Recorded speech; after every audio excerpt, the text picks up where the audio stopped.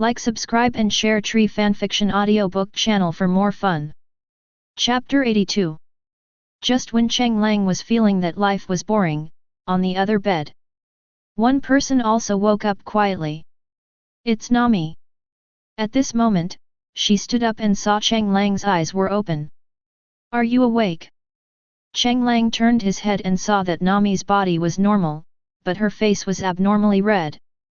It seems that the plot is developing as usual, but there is no battle that causes the clothes to be destroyed. Is Nani still bitten by that insect? What happened? Cheng Lang asked curiously. Nani thought for a moment and briefly recounted what had happened in the past few days. Cheng Lang was found unconscious by me. There was a commotion in the middle. Nani stepped forward and immediately started treating him in the same way as Cheng Lang had done before. First feed milk, then start feeding with MC food. But no matter what he did, Cheng Lang showed no sign of waking up. During this period, Nani suddenly fell ill for some unknown reason. Now the two people on the ship who knew some medical knowledge and were capable of treating the disease were both unconscious. Fortunately, Vivi was still there. She had some sailing experience and the ability to judge whether there was an island based on the environment. Finally, everyone rushed out to sea and arrived at Magnetic Drum Island. Nani didn't know what happened afterwards. After all, her consciousness was completely cut off after Luffy said he had discovered the island. It was obvious that her situation was also very urgent. As for hanging on with milk and food, Luffy fed all the milk to Cheng Lang. The food is easy to say. After all, although the food made with the furnace is not as filling as the original MC food, it is enough. After sorting out the causes and consequences, Cheng Lang also shook his head with a smile. It was a close call. Yes, the doctor here said that you are constantly overdrawing your physical strength. If you continue like this, you might die. Me? Cheng Lang was surprised. He was complaining about Nani. After all, it had been more than 10 days since he had listened to Nami's stories, not just 7 days. If it weren't for Cheng Lang's MC food, Nani would have died. But after thinking about it, Cheng Lang seemed to understand a little bit. It must be related to the Hell Gate. The size of Hell in MC is comparable to that of the main world, which means that Cheng Lang directly created the world in a sense, but his abilities are not that strong, which led to his physical overdraft, which is equivalent to overusing the ability of the fruit. And it's still continuing to deduct. There was nothing unusual at first. I guess it was because my EMC value started to decrease after my physical strength was drained. The EMC value was drained and began to drain his physical strength again. This also explains why I look so skinny now. It's really fate's guidance. Cheng Lang looked at Chopper, half of his body exposed. If he were here, he would probably be able to solve Nami's problem. After all, Nami's problem is more of a poison than a disease, which eventually turned into a disease. If there was milk at the beginning, Nani probably wouldn't have gotten sick, and Chopper might not have been able to get on the ship. After all, Cheng Lang was not sure whether the island behind the small garden was Magnetic Drum Island. In the original work, Luffy and his crew happened to pass by Drum Island on their way to Alabasta and went to see a doctor. Now, as luck would have it, he fainted, which actually led to this encounter. All I can say is that Luffy and his crew are probably bound together by some kind of strong luck, and no matter how much they change, they probably can't be torn apart. Thinking of this, Cheng Lang no longer thought about those things. He lay quietly in bed. What a disaster! Nani finally asked the question hidden in her heart out of curiosity. By the way, what did you do on the ship? Hey? What's wrong? That's the one, a swirling light curtain within the pitch-black stone. That, the Hell Gate. Hell? Nani was surprised, and then her expression became strange. Are you a demon from hell? Hearing this, Cheng Lang couldn't help but laugh out loud.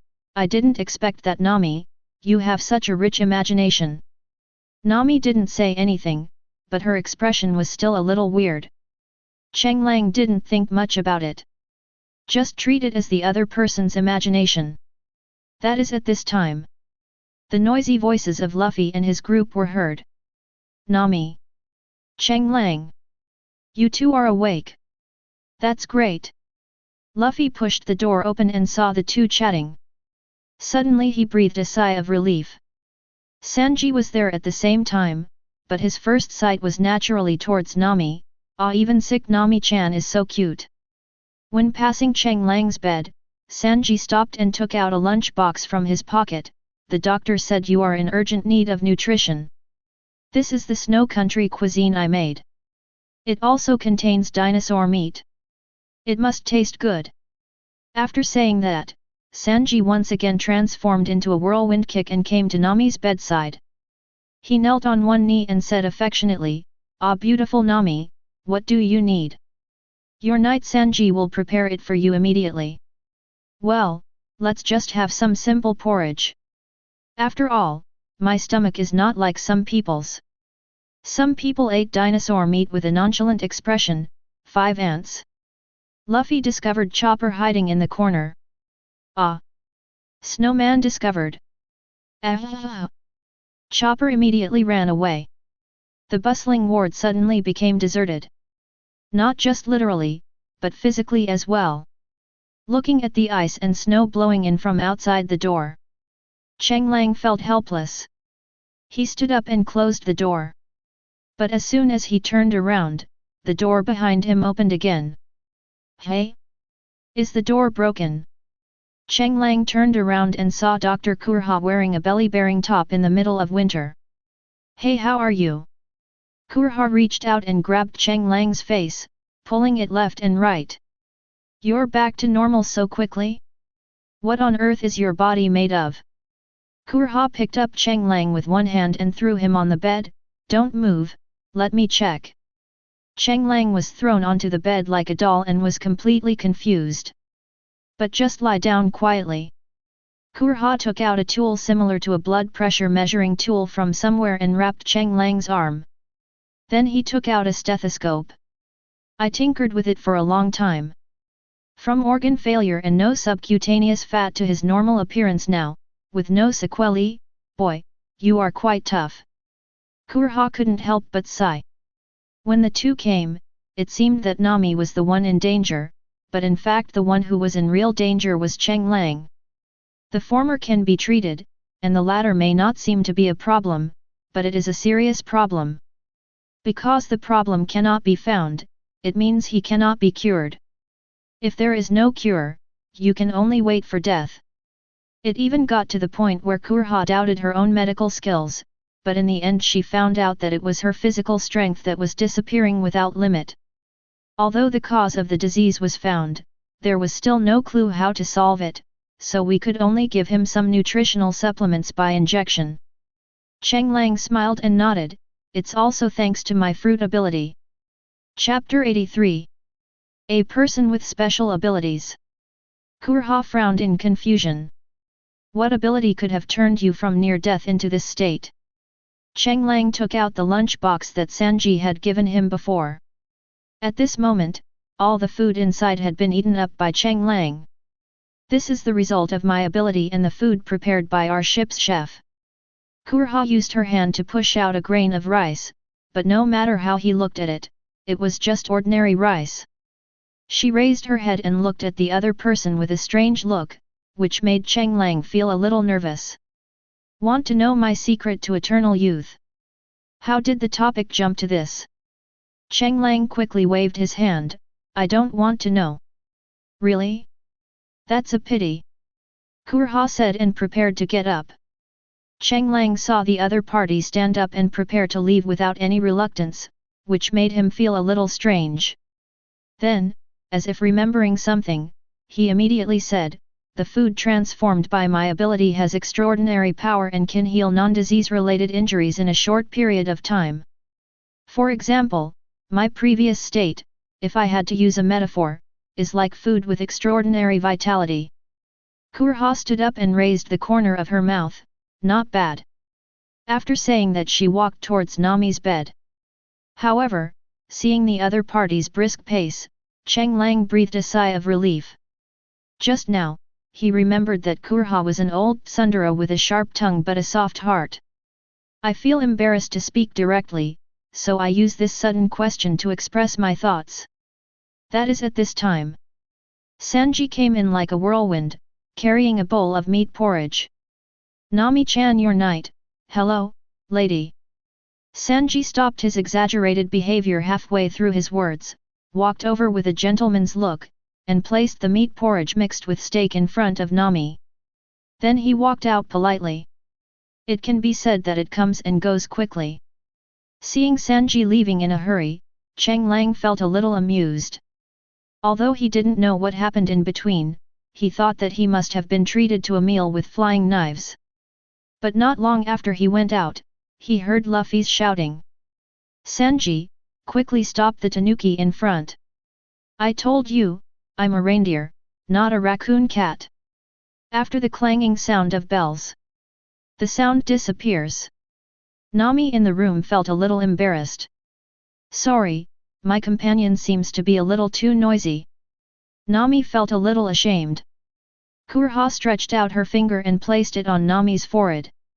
Your body temperature is only 38 degrees Celsius.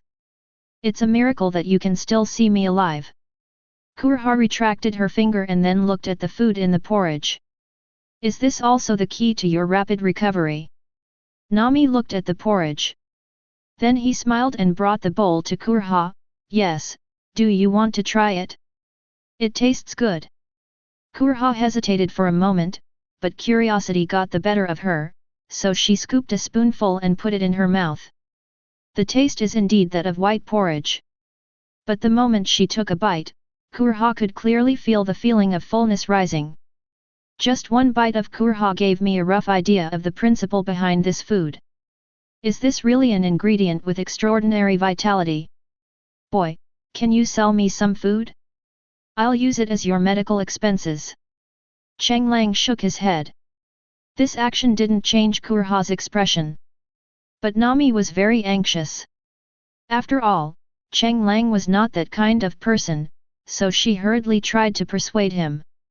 Cheng Lang said, I don't think there's enough meat right now, but I can provide you with more special props that should be able to achieve a similar effect. Now Cheng Lang has no EMC value at all. Moreover, Cheng Lang prefers to give sustainable development rather than ingredients that will be used up. After all, it is better to teach a man to fish than to teach him to fish. Cool, ha ha ha, kid, you're exactly what I want.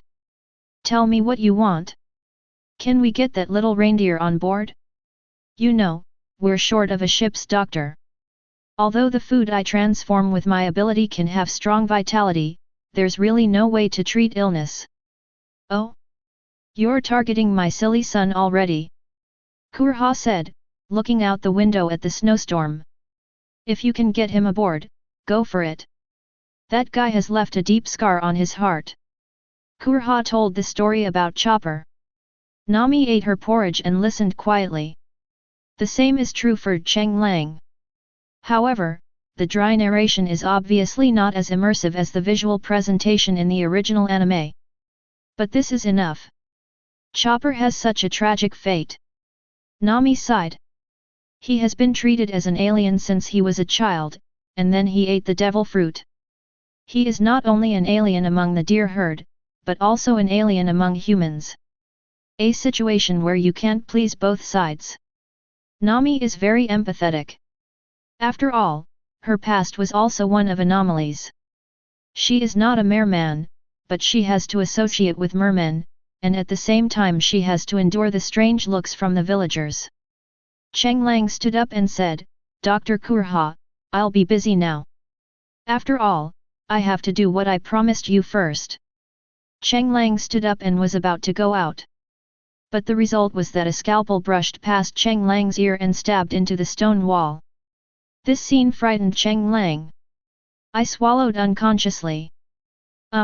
What happened? You can't leave now. As a patient, you can only be discharged from the hospital after I say you are well. Kurha said as if it was a matter of course. This left Cheng Lang speechless. Cheng Lang pointed at himself. I'm full of energy now, it doesn't look like I'm sick at all. This is different. As a doctor, I need to determine why you're suddenly losing so much strength. If I don't figure this out, you can't leave. Cheng Lang was stunned, then smiled and waved his hands. I have a clue about this, and it's not a disease, it's a problem with my ability. Because my ability was activated, my physical strength was infinitely drained. But it's fine now, it should be because my ability has stopped working. Kurha hesitated for a moment. After all, no matter how you looked at it, Cheng Lang looked lively and energetic now. Finally she waved her hand and let him go. She turned to look at Nami, but Nami's face was no longer flushed. Kurha frowned and continued to measure the temperature. 36.8, the temperature is normal. Kurha looked at the food in the other person's bowl, which was almost empty. Nami smiled and shook the bowl. Doctor, I. Before she could finish her words, Kurha lifted up Nami's clothes, exposing her abdomen. Nami exclaimed, and then tried to cover herself, but she also saw the purple-black corpse-like lines on her abdomen. Although your body temperature has returned to normal, your illness isn't cured. Kurha watched the visibly fading purple-black mark and muttered to herself, your immune system is actively eliminating the lesion. What a powerful ability! Chapter 84. As soon as Cheng Lang walked out of the room, he felt the biting cold wind. I looked at the cotton coat on my body and felt that it had no effect at all. Take out the torch and put it in your hand. The temperature around has risen a lot. Although the torch does not feel hot to the touch, it does not mean that it has no temperature. When the torch is inserted into the ice surface, it can melt the ice, which obviously means that it has temperature. Keep the torch and move forward. Arrived outside the fortress. There is endless white snow, and snowflakes are falling from the sky. Cheng Lang took out a shovel. He started shoveling the snow directly under his feet. Boom! The shovel broke. All the snow on the ground disappeared in an instant, revealing the land. The fortress was 3 meters above the ground. Wow, the snow is so deep. Cheng Lang didn't care much and collected all the snowballs that fell on the ground. All were then sold to the conversion table. Snowballs are synthesized into snow blocks, and the price of snow blocks is 1 EMC. Even after selling all the snow blocks, the EMC value is only 3,200. Although it is not much, it is better than nothing. Sell snowballs directly?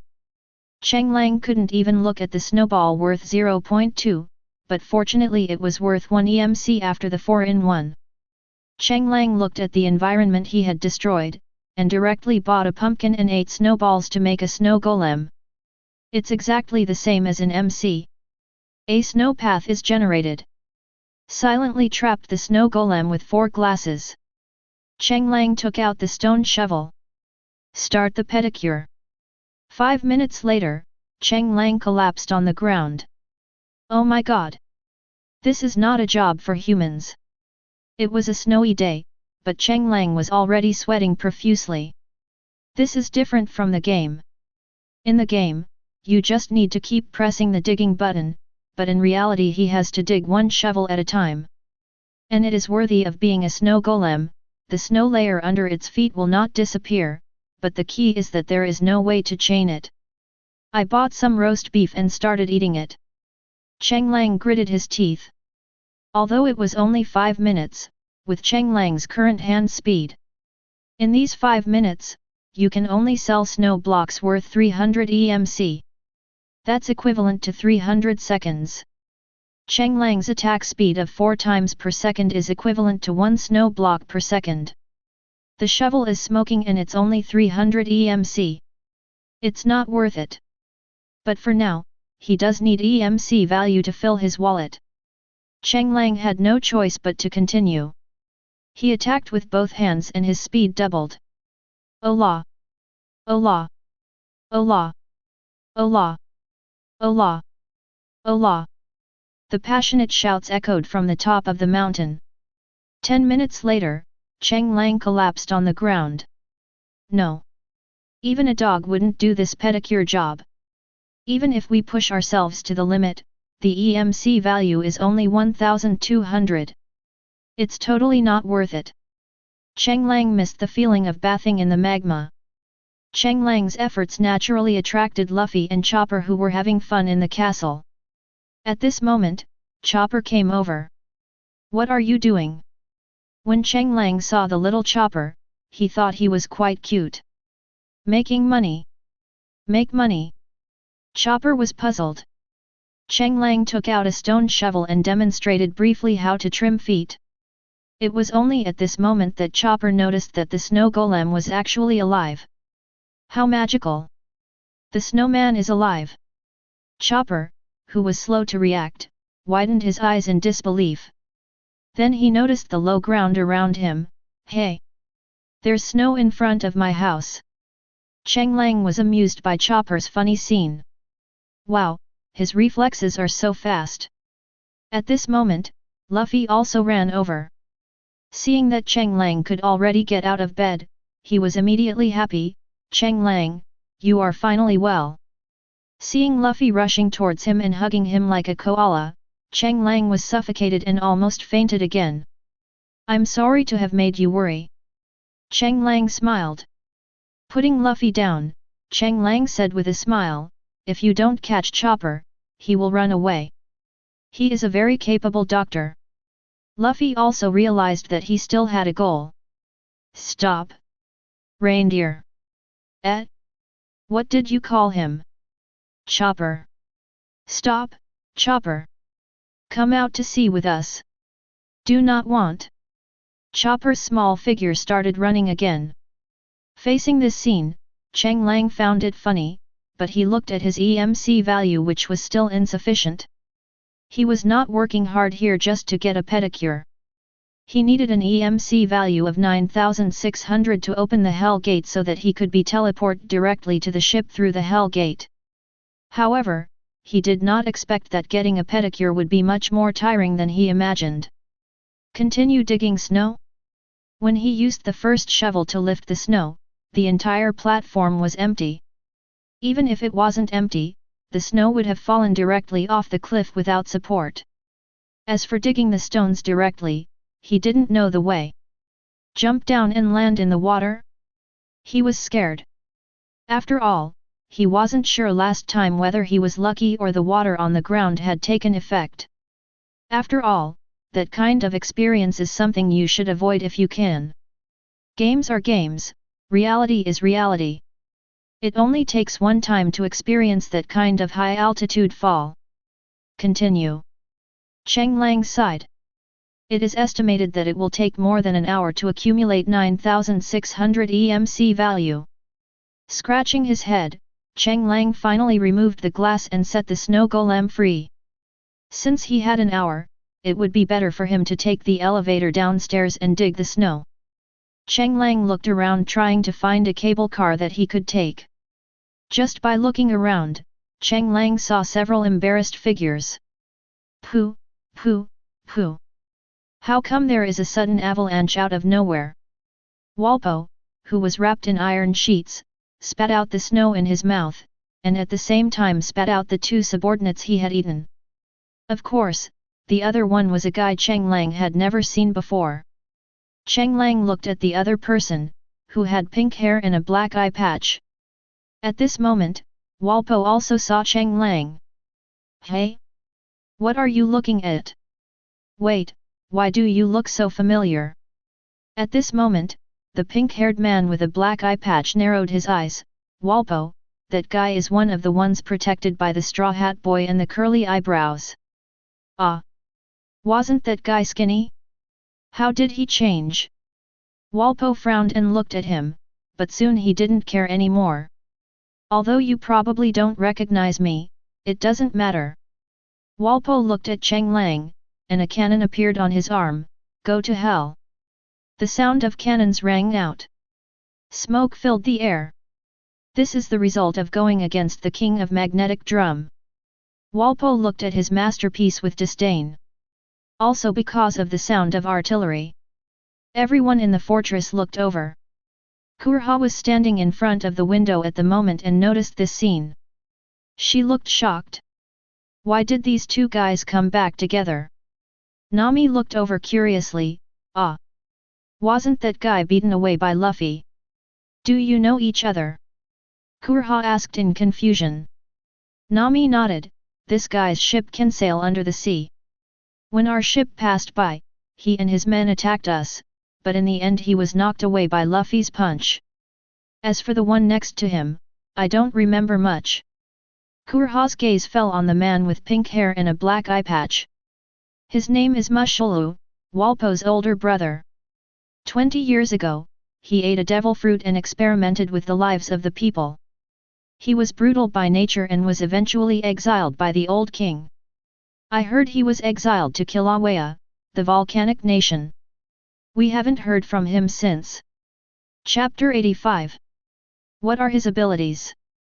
Nami asked curiously. The user of the fungus fun fruit, 20 years ago, he used his ability to generate highly poisonous and hallucinogenic mushrooms that spread and killed people in several towns. Now, 20 years have passed, and it's hard to imagine what he is capable of now. Kurha stood up and picked up the scattered weapons beside her. Nami wanted to stop it, but when she thought about Luffy, Sanji, and Cheng Lang being there, and Cheng Lang had milk, she thought that hallucinations and poisons should not be a big problem. She simply let the situation develop. She looked out the window. The smoke cleared. Cheng Lang appeared there safely. There was just an extra shield in front of him. What a great fruit ability, and you wasted it like this. Cheng Lang retracted his shield. At this moment, he remembered who the man he had never seen was. Movie 9. The Mystery of Chopper's Life Experience. The background setting is the time period after the end of Enforcement Island and before encountering Brook. It can be regarded as the animation team's second creation of Chopper's story, and the other party is Walpole's brother. Honestly, this plot is outrageous. After all, Walpole is the younger brother. If his brother follows him back to the country, what will be the result? You know, there is only one king. Wouldn't the two brothers have to compete with each other? When Cheng Lang first saw this movie, he was stunned and thought it was a remake. But these guys are here, so what happened to the other guys? Did they not meet each other as in the original novel, or was there something else going on? Cheng Lang calmed his thoughts. Looking at Walpole, the diamond sword in his hand had already cut out. Walpole's face flushed red at the mockery. All right. I'll show you my latest ability. It's actually from materials I got from your ship. In an instant, steam gushed out from Walpole's body and his body expanded quietly. Walpole Factory. The steam disappears. The square-shaped Walpole appeared in front of him. Cheng Lang rubbed his eyes. Not my friend? A giant MC wooden house man? It's not over yet. I saw him eating the two subordinates beside him. Walpole Factory. Combination. After bursts of steam came out. A combined man wearing full-body MC wood textured armor walked out of the wooden door. Hiss. I'm super. Cheng Lang was stunned by the scene. Wahahaha. Are you shocked by my miraculous ability? Don't be fooled by the fact that this armor is made of wood. It's even harder than steel. All damage inflicted on him will be negated. Cheng Lang stared at the scene in a daze. That is at this time. Chopper changed into a deer form and walked out. Walpole.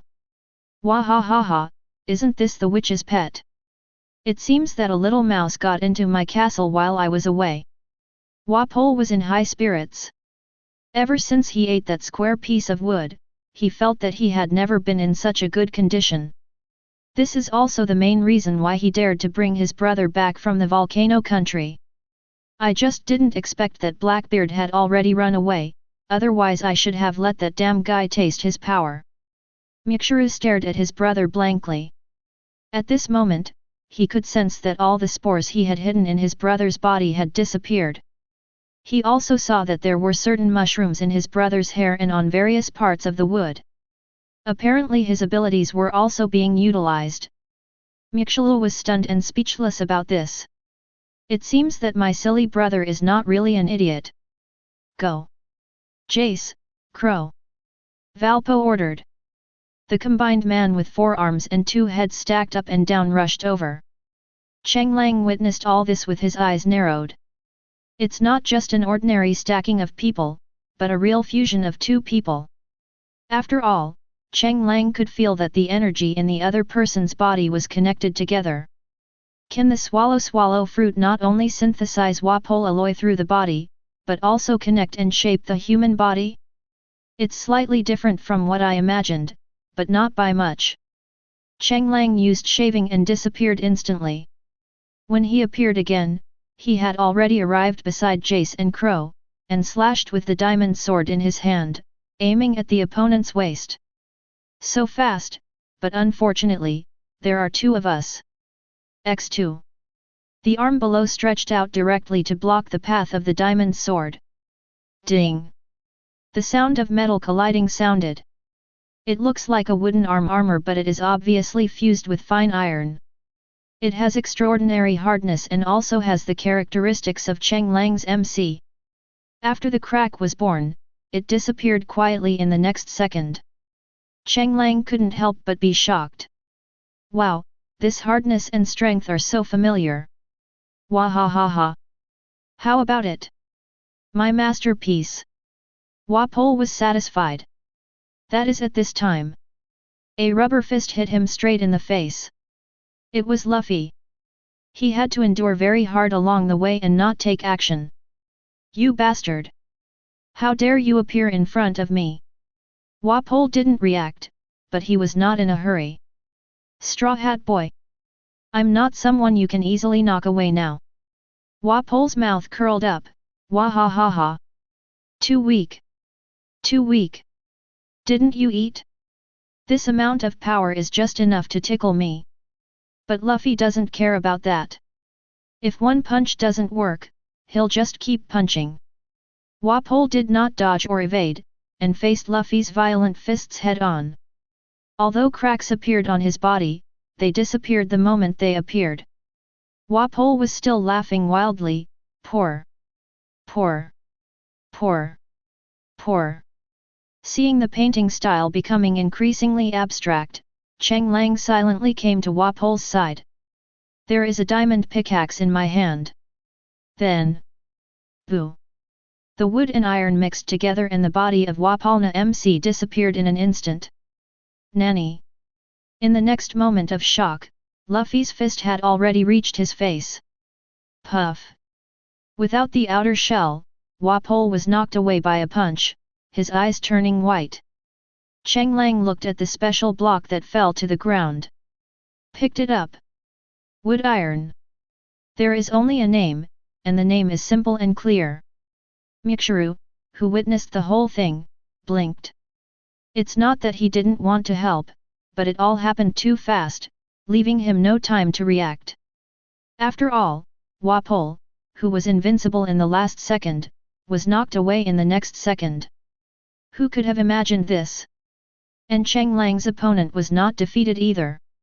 Cheng Lang came to Wapol while enduring the attacks of 4 wooden hammers, then took out a pickaxe and dug Wapol out. How can this help Muzi Yulu? This idiot Wapol! Mixelu shook his head helplessly. However, the corners of his mouth curled up, and countless spores quietly emanated from his body. Hallucinogenic spores. Although it is a little wilted in the low-temperature environment, it is enough. Chapter 86. The guy with the straw hat, come here quickly, that guy has released some kind of spores. Chopper started to remind the moment he noticed the hallucinogenic spores. And the corners of Mixelu's mouth turned up. It's too late. I have been releasing spores since the beginning. Now you should see a colorful world in front of your eyes, right? Oh, sorry, if you are hit by my hallucinogenic spores, you will even be deprived of your hearing. Mushilu and Wapol laughed at the same time. However, he did not stand there and serve as a target for the enemy to shoot at like Wapol. At this moment, white mushrooms emerged from the ground, heading straight towards Luffy. At this moment, Luffy's eyes turned into circles. Wow! Cheng Lang, look, there's a little guy. Luffy exclaimed as he pointed at the empty space on the ground. But the next moment he laughed happily, hey! Do you want to play with me too? White mushrooms quietly climbed up Luffy's body. Looking at Luffy, who was having hallucinations like Chimizu and was still being controlled, Cheng Lang was speechless. But he had no way to provide support. This combined being was different from Wapol and could not be dug out with a pickaxe. And their reactions are indeed fast, or rather, they have two pairs of eyes and their attention is twice as fast as normal.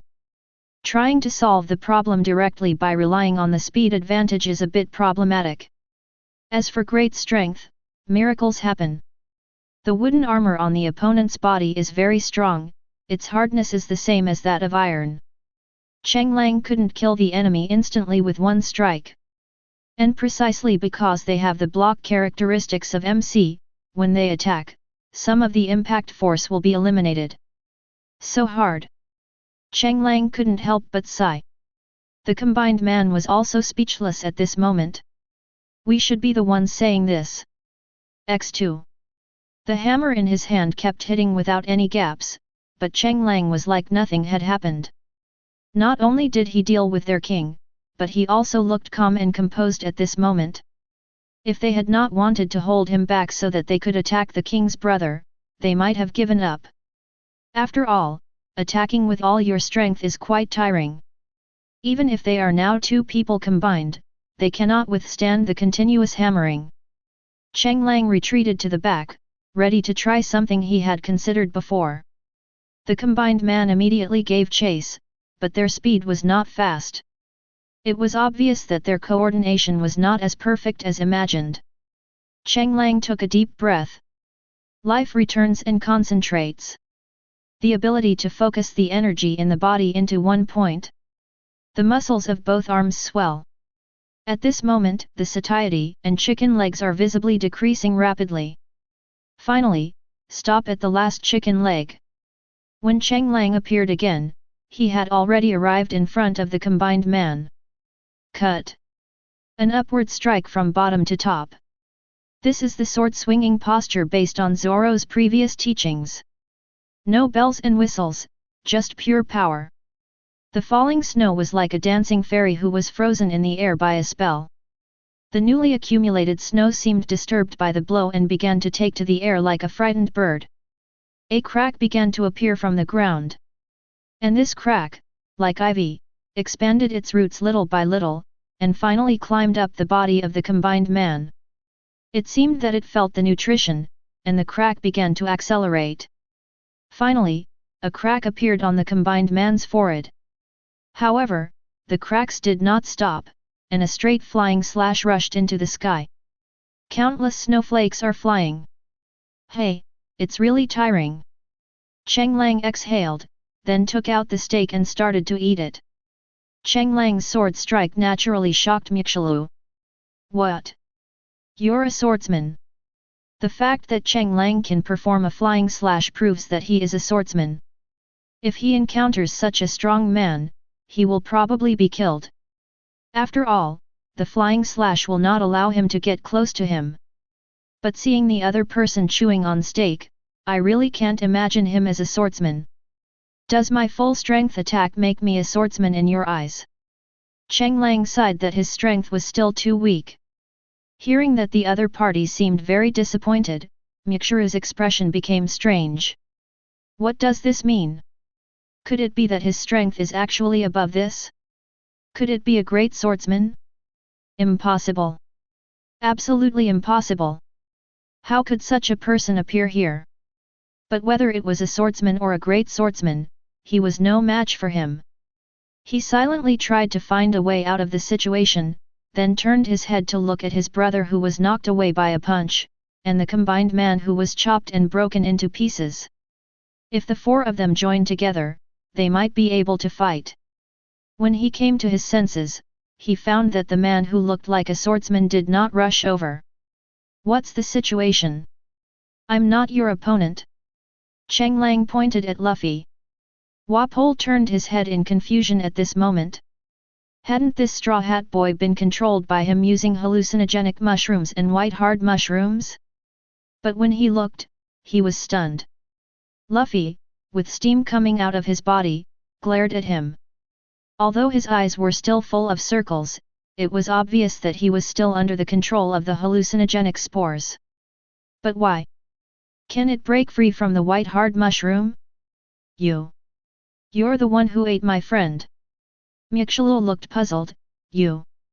As soon as he opened his mouth, Luffy appeared in front of him in the next moment, and a steaming bazooka had reached his chest. Rubber jet bazooka. Mushura didn't even feel any pain after being hit. The powerful impact force knocked him unconscious. However, the powerful impact force did not stop, and it blew him out of the mountain and flew towards the sky. Finally it turned into a star and disappeared into the sky. Cheng Lang watched this scene, and then looked at the combined man who was hit by his full-strength attack. As expected of someone from the One Piece world, they're incredibly strong. They're still alive after being chopped up like that. And that guy flying away, well, judging by his speed, he probably can't get off the island. But going this high, I wonder if he'll die. Cheng Lang looked at the map. At this moment, the magnetic drum kingdom had been lit up, and the flying Mushula was flying quickly on the map. And in that direction, Zoro and Usopp were there. I don't know what I'm doing. Damn bastard! Give me back my friend! Luffy was still going crazy at this moment. Cheng Lang took out the milk, shaved his head and came to Luffy and pushed the milk bucket towards him. If you continue to let this guy go crazy, who knows what he will be seen as. Don't use a rocket launcher on him when the time comes. And a bucket of milk was drunk. Luffy's circle eyes also returned to normal. Saw Cheng Lang here. He was very angry. Cheng Lang, didn't you see that guy? He ate the little friend I just made. He even stepped on a few of them to death. It's so abominable. That's an illusion. Hallucination. Do you think there are still villains now? Luffy looked around blankly and found that it was all white. The colorful world and the little people he had seen before were gone. Cheng Lang and Luffy resolved the battle. Wapol, who was lying there pretending to be dead, had quietly started to move on the tracks. Inside the armory, Wapol chuckled wickedly, "You're all a bunch of lowly people. Have you completely forgotten how the king secured his throne?"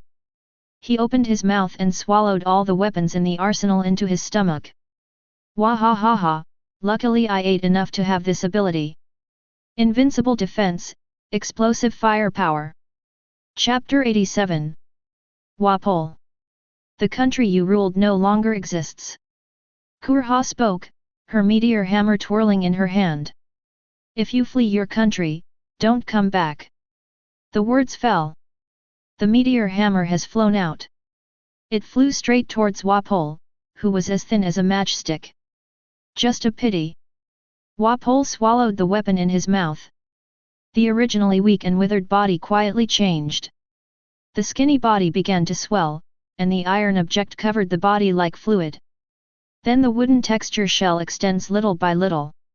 This wood is truly amazing. It can even regenerate. Wahahaha, today I will rule Drum Island once again. Let everyone know that their king is back. An iron barrel emerged from Wapol's head. A red light was brewing in the barrel of the skull. Remember this cannon? I used it to defeat all the opposition. Wahaha. Wapol lowered his head and aimed the cannon at Kurha. Die. Damn witch. Don't hurt me, Dr. Doriel. Blue wave ball. A childish voice sounded. Wapol was a little confused, and then he saw a small raccoon cat standing in front of him. But the next moment, not only did the raccoon cat become bigger, but he also saw the other party clapping its arms in an exaggerated way. Strengthen your wrist. Engraved hoof cross. The powerful blow instantly lifted Wapol up from his lowered head. Humph, this attack power is. Carved hoof colorful falling cherry blossoms. Countless hoof shadows flashed. Wapol's neck was hit hard countless times in a row, and little cracks quietly appeared all over Wapol's body. No. How is this possible? Amidst Wapol's unwilling roar, the metallic wood and iron around him shattered instantly. Wapol was also instantly beaten back to his original form, turning into a withered and skinny strip. He didn't lose consciousness, but he couldn't believe the changes in his body. Why? Who told you to turn your body into wood? A voice came from outside the weapons room door. The person who came was naturally Cheng Lang. It's fine to use wood to make armor. Why don't you think of wrapping the body? It's normal to be broken when encountering high-frequency attacks. Cheng Lang shook his head. He had to admit that Wapol's idea was good. The wooden and iron armor he made not only had the properties of armor, but also the properties of a block. Moreover, it could not be dug. Before reaching a certain strength, this wooden and iron armor could be said to be very strong. High-frequency attacks cannot break the cracked wooden and iron armor. Of course, if the power limit is exceeded, this thing is as good as nothing. After all, this kind of armor has no durability, it is purely a property of the block. Wapol directly turned his body into blocks, which made it lose the properties of armor. Pure blocks can indeed offset and absorb the impact force, but when faced with continuous attacks, even if he used his physical strength to repair it, it was of no avail. It has to be said that the swallow fruit gave him more guesses about the MC blocks. At this moment, Luffy, who had just arrived, looked at Chopper in surprise. Sugui. Chopper, please be my partner. Chopper, who had been entangled for a long time, now had a complicated expression and turned back into his small appearance. I am a monster, and I have a blue nose. So what? Not only are you powerful, you can also transform. You even know medical skills. Super amazing. Luffy praised directly without any reservation. Chopper, who was praised, made his hands into wavy shapes. Asshole, even if you praise me, I won't be happy. So become my partner. Luffy still persevered. Seeing Luffy like this, Kurha sighed and shook her head. There was no way she could let her silly son go with you guys like this. He left the armory silently. What followed was a chase battle in which Chopper and Luffy scored twice. Cheng Lang came to Wapol.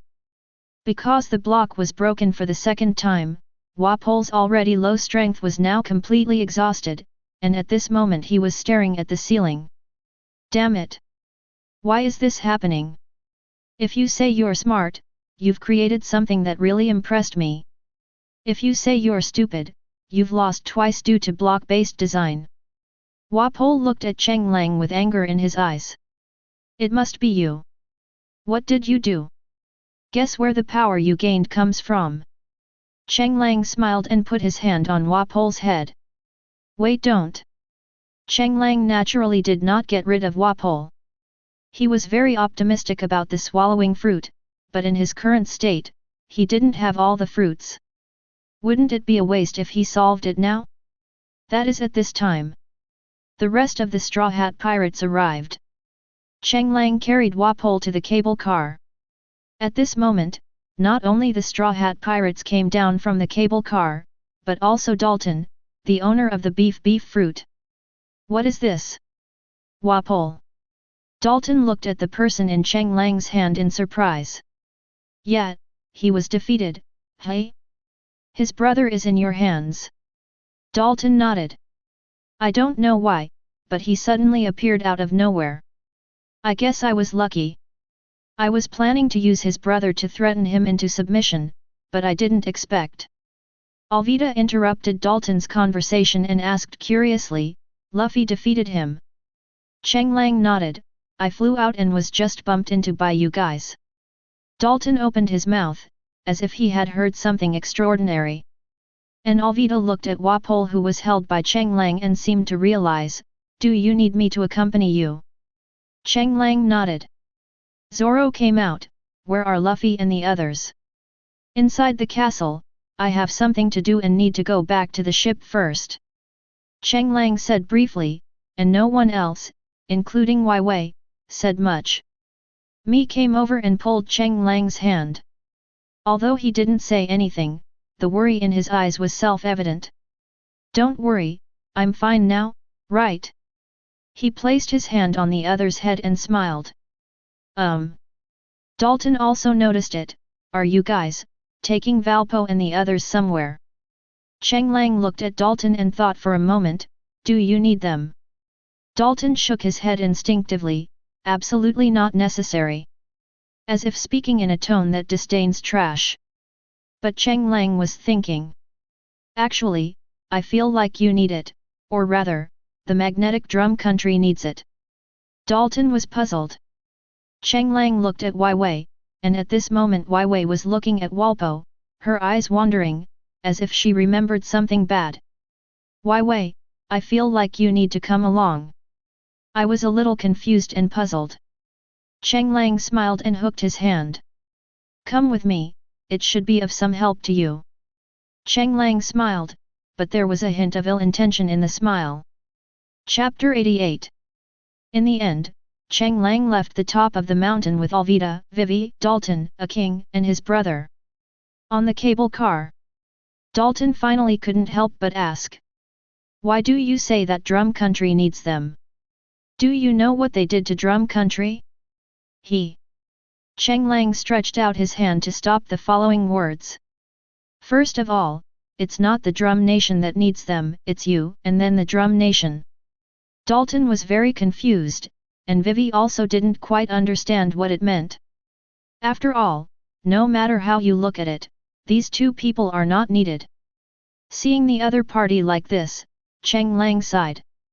"It's strange to say, they have been oppressed to this extent, why don't these people know how to resist?" Cheng Lang pointed at Walpole. "When faced with danger, the king's first thought is to escape. Do you think such a king is necessary?" "No." Cheng Lang nodded. "If that's the case, why didn't these villagers dare to attack you when you were attacked? You should have guns, right? They dared to attack pirates, but they didn't dare to attack them, who were already pirates. Is it because he was once the king?" Wai Wei was surprised. How did Cheng Lang know all this? Was he actually awake at the time? Dalton hesitated for a moment, then sighed and seemed to want to say something several times, but in the end he said nothing. Seeing this, Wai Wei explained to Cheng Lang thoughtfully, "Because Walpo is the king of a member state in name only, he has the protection of the world government. If anything goes wrong with Walpo, those who try to take the throne will be considered criminals and a bounty will be offered. If Walpo dies, the member state will be removed from the world government and will become a non-member state. In this way, the Drum Nation, a winter island with no production, will be completely unable to recover. Without membership, its already struggling citizens will lose access to food imports, potentially leading to mass starvation." Wai Wei talked about the current situation of the Magnetic Drum Kingdom. Dalton nodded helplessly and then began to describe the current situation of Magnetic Drum Island. Because it is a winter island, the population of the Magnetic Drum Kingdom is sparse, which means they only need to pay a relatively small amount of heavenly gold. As a major medical country, Magnetic Drum Island once had the world's most advanced medical technology. Of course, the population has been increasing due to this cutting-edge achievement, and everything is developing in a positive direction. But since Walpole came to power, because of his lack of knowledge and his disdain for medical scholars, few people in the country respected him, especially the top doctors, who looked down on Walpole. Then Dr. 20 appeared, and at the same time, Walpole used his methods to thoroughly purge the country. The once prosperous Magnetic Drum Kingdom was now depleted in population because of Walpole's violence, and people could even die from a headache or fever. With a smaller population, less gold will be handed over from heaven. For Walpole, this was a wise choice. Not only did he pay less gold, but he also made it impossible for people in the country to resist him. After all, the environment of Winter Island makes it easy to get sick, and once you get sick you must seek help from Wapol.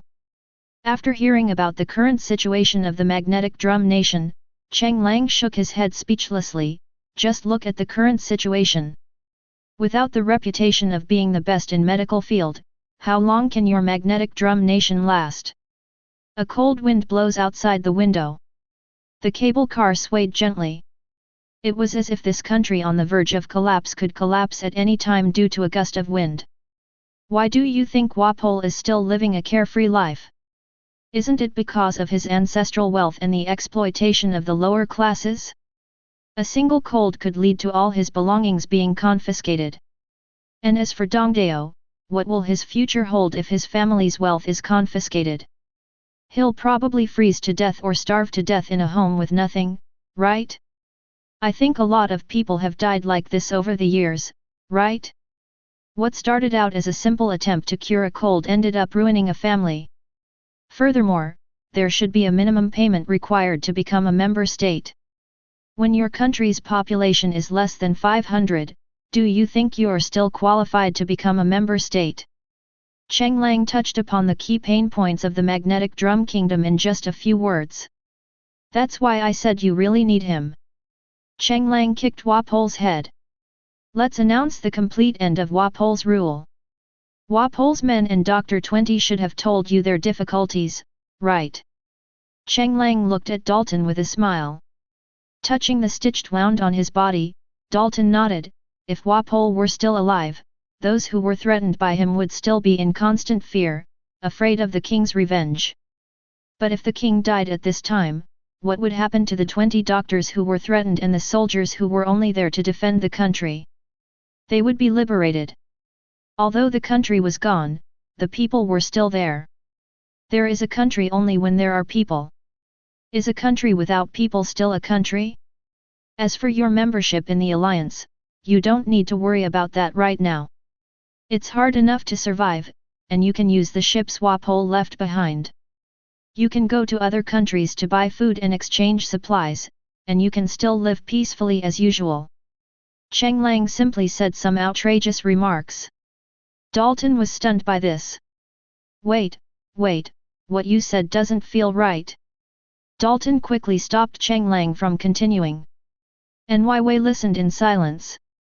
The change of dynasties is a normal development of the times. Fortunately, your enemies are not outsiders, but internal ones. They are the same people no matter how hard you fight. If they were outsiders, you would lose your country and everyone would be enslaved or even killed. Wei's expression became more and more strange as she listened. Dalton seemed to have noticed another meaning in Cheng Lang's words. You mean for me to be king? Although his political sense was not very sharp, Dalton still had some awareness after being reminded so many times. Cheng Lang spread his hands. Is what I said so unclear? Dalton was stunned for a while, then sighed, I am not suitable. I was once one of the evildoers. Then you are even more aware of the plight of the Magnetic Drum Nation. If you don't stand up, are you going to wait until everyone is starving to death before you stand up? What will happen to the people who die then? Only those who have come from the bottom of society can better understand the hardships of those at the bottom. You used to protect the country, but now you choose to protect the people. This proves that you already know what is most important to the country. As the saying goes, water can carry a boat, but it can also overturn it. If you support the people, then the people will support you. Every era has things that people of each era should do. The responsibility of this era has already fallen on you. If you choose to escape, someone else will naturally take over, but the cost will be great. Cheng Lang looked at Dalton with a smile, waiting for his answer. Chapter 89. Wei, a Royal Orthodox. Her Royal Highness the Princess has lived among princes and nobles since childhood. Sitting in the cable car at the moment, listening to Cheng Lang's treasonous words, her mood was like a roller coaster. Countless thoughts exploded in her mind, making her unable to understand and even doubt herself. Just as Cheng Lang said, water can carry a boat and it can overturn it. These words were like a huge wave hitting her heart.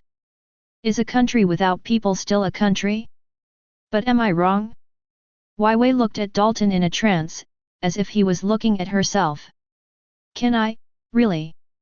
Cheng Lang sighed, if you want to watch the people of Magnetic Drum Country continue to live in dire straits, then just ignore what I said.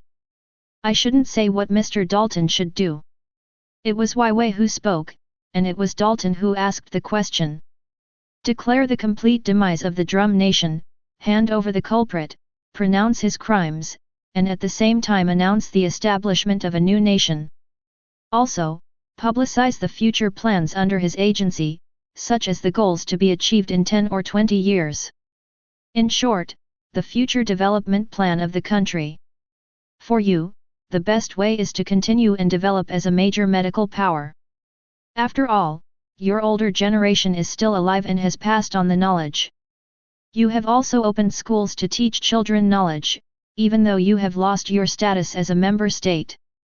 But when your medical level returns to its former state, you will naturally be able to continue to be a so-called member state. As for the pirate problem, your guards should still have a large number of manpower. Of course, the best solution is to build a port. Of course, I don't need to worry about this. Your country has been established for so long, so you should deal with pirates in the same way as before. However, I can provide a little help. Cheng Lang explained his thoughts with a smile. After hearing this, Dalton's confusion about the future was dispelled. Are you, really a pirate? It's hard to imagine that someone like you would go out to sea as a pirate. Dalton couldn't help but say this. For Dalton and his friend, who had been taught to be loyal to the country and the king since childhood, Cheng Lang's words were enough. Seeing Dalton like this, Cheng Lang sighed. The biggest problem in the world of One Piece is actually the monopoly of knowledge and the isolation of the island. There is no such thing as going to school for the lower class. Being able to recognize one's own name and understand the newspaper is enough. Anything more does not exist. Even the nobles probably only know a limited amount of things. This is actually the so-called policy of keeping the people ignorant. Monopolize knowledge at the top. Alvida crossed her legs and looked at Cheng Lang with bright eyes. And you're still saying you're not a noble? No, you're not a noble. You're probably the heir of some great nation, right? Cheng Lang was called out, and in the end he just sighed helplessly, well, you are right. I am the successor of a distant country. For details, please search the standard answer on AI. A distant country? What country is that? A country that pursues equality for all, where is it? Cheng Lang briefly described the red thought. A country where everyone is equal and full of red ideas. Wei listened to this dully, with even more confusion in her eyes. After all, as a member of the aristocratic group, the education she received told her so. This was a betrayal of her class. Well, what do you mean by means of production? Dalton wondered. The means of production, in a nutshell, is land. Let's say you're a lumberjack and you own a piece of land and it's covered with trees, those are your means of production as a lumberjack. But now these means of production should all belong to the king. The land you plant and the trees you cut down actually belong to the king. Dalton understood, is that what you mean? That's really a wonderful system, communism. Dalton was seriously burning with the fire of ideals. Seeing this, Cheng Lang patted the other person's shoulder. So the first thing you need to do is declare the demise of the Magnetic Drum Kingdom. You need to become the next king. Of course, you can also claim to be the leader of the new era system. Cheng Lang smiled. And Dalton nodded immediately. But Wei was full of confusion at this moment. Witnessing this rising star, she was speechless, feeling as if she spoke she would be condemned to the pillar of shame. The cable car reached its end. Cheng Lang walked down. Dalton, you should go and call the villagers and pass on the news. Alvida, which direction is our ship heading? Alvida led the way. Cheng Lang's first stop was naturally the ship. He tinkered around in the melee warehouse for a long time and exchanged a lot of EMC points. At this time, Cheng Lang came out with a backpack full of fruits. Let's go, Dalton should be about ready. Wei followed along the whole time without saying a word. Cheng Lang noticed that she seemed to be hesitant to speak, but he did not speak up. Instead, he quietly waited for the opportunity to come. Alvida naturally witnessed the whole thing.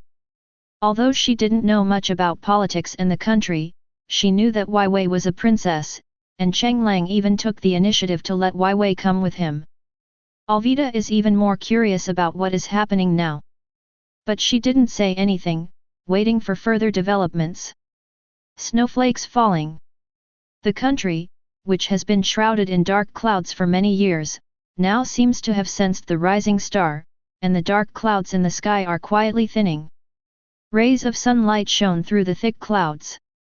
When Cheng Lang and his group arrived in the town, people from several surrounding villages and towns gathered together. At this moment, on a temporary platform, Dalton was standing there. After seeing Cheng Lang and his group arrive, his resolute look at this moment was completely different from before. Cheng Lang smiled and sent Walpo onto the stage. The moment everyone noticed Valpo, they began to talk. Some were terrified, some were angry, and of course most were numb. Under such a rule, their bottom line has been broken countless times, making them numb. Even if Dalton said on the stage that Walper had successfully restored his country, they would probably just agree helplessly and endure it silently. Only this time, everything was different. Walpo stood on a makeshift wooden platform, his eyes fixed on everyone.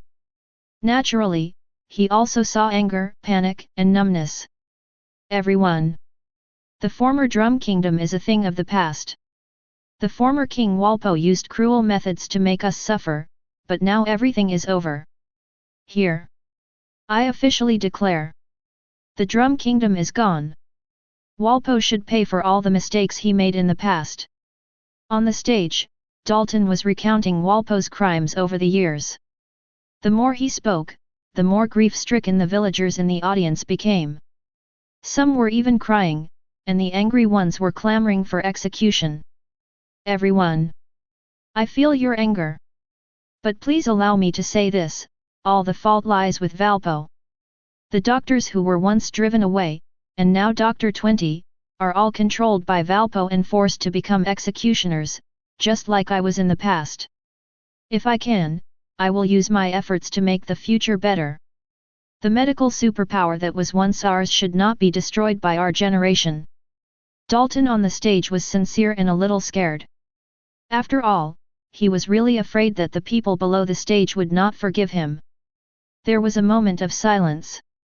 Then a laugh broke the silent atmosphere. Mr. Dalton, what are you talking about? If it weren't for you, many of us would have died. And whether it was Dr. 20 or those King's Guards, were they willing to do this? Yes. That's right. It's not Mr. Dalton who's wrong, it's Valpo. We all see Mr. Dalton's efforts. My son is a member of the Guard. He came home and cried to me about the difficulties he had faced over the years. So Mr. Dalton, please don't apologize. The one who should apologize is Valpo. Yes. It was Walpo who apologized. Not Mr. Dalton. The words of forgiveness and comfort made Dalton's tears flow uncontrollably. It was at this moment that the sunlight completely penetrated the clouds and fell on the earth. Chapter 90. In the end, Valpo was executed, including his brother. The Tuntun fruit and the Junjun fruit also appeared among Cheng Lang's fruits. Cheng Lang was surprised by this. I didn't expect that I would get them all. One is the Tuntun fruit transformed from a watermelon, and the other is the Junjun fruit transformed from a cha-cha fruit. The conversion price of the two is the same as the explosion fruit, which is 80 million. Seeing the price, Cheng Lang felt a headache. A little troublesome. Unless he is going to the small garden. Otherwise it would be too difficult to get them all together. But then Cheng Lang thought of the netherworld. He didn't know whether there were monsters spawning in the netherworld. If there were monsters, then he wouldn't have to worry about the EMC value. He silently put away the 2 devil fruits. It was just a hand on Cheng Lang's shoulder. It's Alvida. As expected. What's wrong? Cheng Lang tilted his head and looked at Alvida, who was sticking to him. I'm quite curious. You obviously have this ability, why don't you just get rid of that stinky woman? What woman to solve? Still pretending, that foul-mouthed woman. You mean Mr. Five's partner? What? You can't bear it and want to be gentle with women. Alvida looked at Cheng Lang teasingly.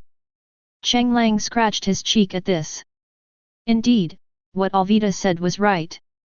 The reason why he didn't deal with that woman was also influenced by this aspect. After all, young people living in modern times have been taught this way since childhood: respect the elderly and love the young, give priority to ladies, and so on. I was right. Alvida pinched Cheng Lang's face. Should I say you are cruel and ruthless, or should I say you are kind? You're angry. Hey? Why would I be angry? Alvida was puzzled, but then she smiled and shook her head. If you were that kind of ruthless person, maybe I would be angry. Alvida smiled at Cheng Lang, and then she touched Cheng Lang's cheek with her lipstick-coated lips. Perhaps it is your personality that gave me beauty and a perfect figure. Why should I be angry? Cheng Lang touched his face, then looked at Alvida with a strange expression as she waved goodbye and walked away. Am I being teased? That is at this time. Joba came galloping from afar on a sled. Luffy was standing on it. Hey, Cheng Lang, get in the car. We are going out to sea. Although he was shouting, Luffy had already stretched out his arms to stop Cheng Lang, Alvida, and Vivi. Hey, hey, hey. It's not like we don't have. Before he could finish his words, the retracted arm pulled him onto the sled. Ah ha ha ha, sorry. Luffy laughed dryly. Then he was shot in the head by 3 people. Luffy, I'm so sorry. Aboard the Mary. Luffy began to formally introduce Chopper. This is our new crew, let's have a party for our new crew. Cheng Lang immediately interrupted, we can have a banquet, but do we have enough food? Suddenly the atmosphere on the boat fell silent. Seeing this, Cheng Lang sighed, don't look at me, I can't get much meat now because of overuse of my ability. Luffy looked disappointed. Not only him, but Usopp as well. Cheng Lang was very confused, that's not right. I remember putting at least 3 months' worth of fruit and more than a month's worth of food in the box. Oh, and you guys go fishing frequently, plus the dinosaurs you caught in the garden. There shouldn't be a problem with food shortage, right? Hollow Luffy was sweating and looking away without making any whistle sound. Of course, there is also Usopp who is his accomplice. Sanji walked over, sighed, and shook his head, saying, with you gone, the fishing rod can't regenerate.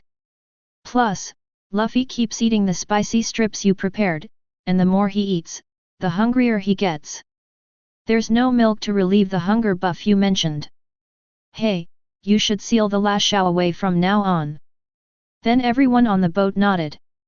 Although pickled spicy strips are quite delicious and not only stimulate the appetite but also satisfy cravings, the property of making you hungrier the more you eat is really not good. Hey! Why? This isn't fair. Luffy immediately jumped up and retorted. Then they were suppressed by the entire ship. I'm so sorry. Cheng Lang rubbed his brows. His EMC value at the moment was not even 10,000. Compared with the previous million, he really didn't feel safe now. By the way, where's Gugu? Has he laid any eggs these days? Cheng Lang thought of Gugu, who could be sold for quick money. But when Cheng Lang saw Gugu, he was shocked. No? Did you abuse Gugu? Cheng Lang looked at Gugu, who looked like he was about to die, and was full of confusion.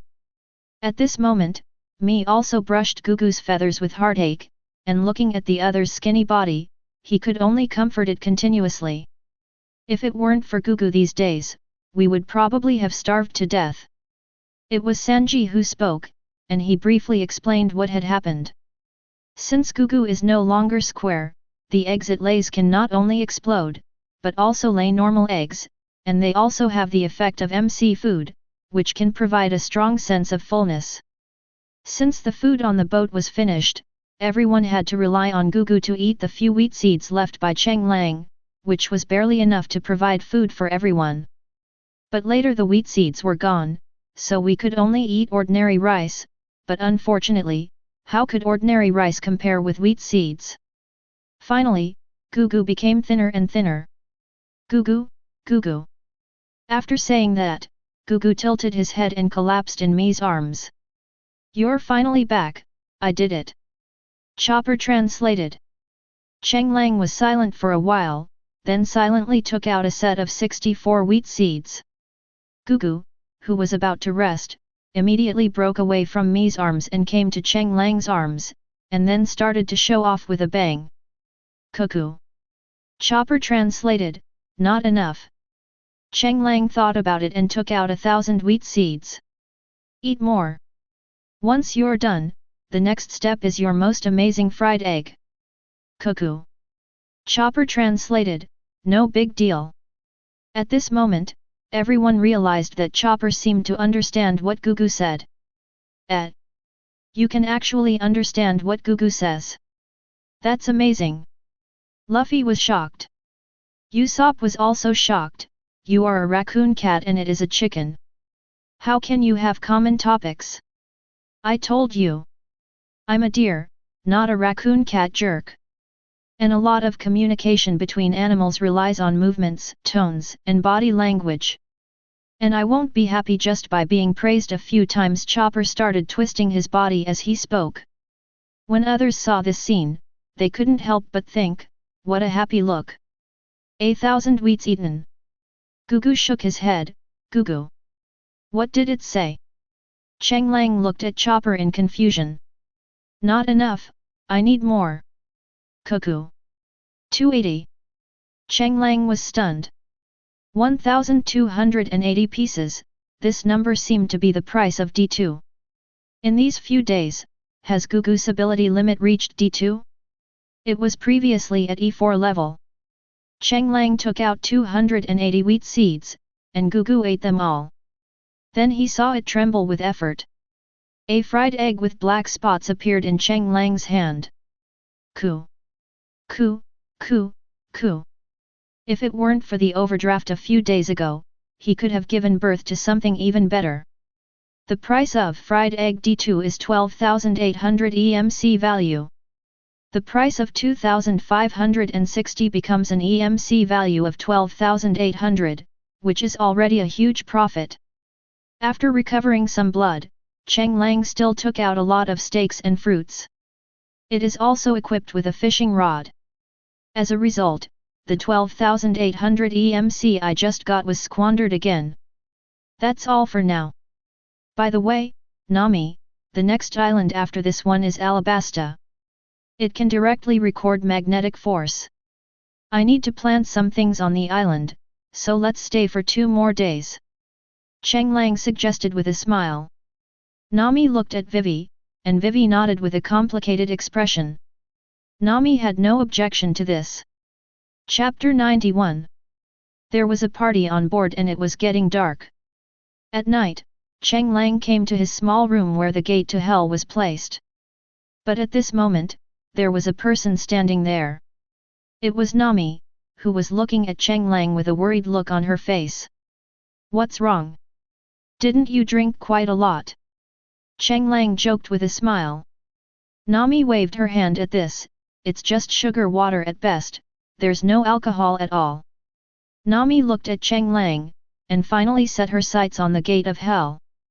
Although this was created by your ability, I advise you not to go. At least wait until tomorrow and go with your companions.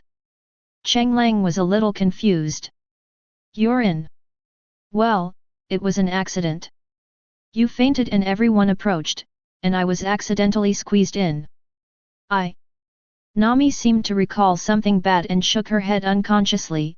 There are souls wailing in there. It's the real wailing from hell. If we want to go, at least Luffy and the others have to come with us. Cheng Lang tilted his head in confusion. Is hell dangerous? In fact, it is just the opposite. It is much safer than the main world. Of course, the premise is not to attack the pigmen. As long as you don't act rashly, you will basically not die. As for the wailing of the undead, it should be the cry of evil spirits, right? Don't worry, don't forget, this is made by me, I know it very well. If you're worried, well, you've been there before, so you should know that if you want to come back, you just need to go through the door, right? This is the rope. If you find any danger, just pull the rope and pull me back.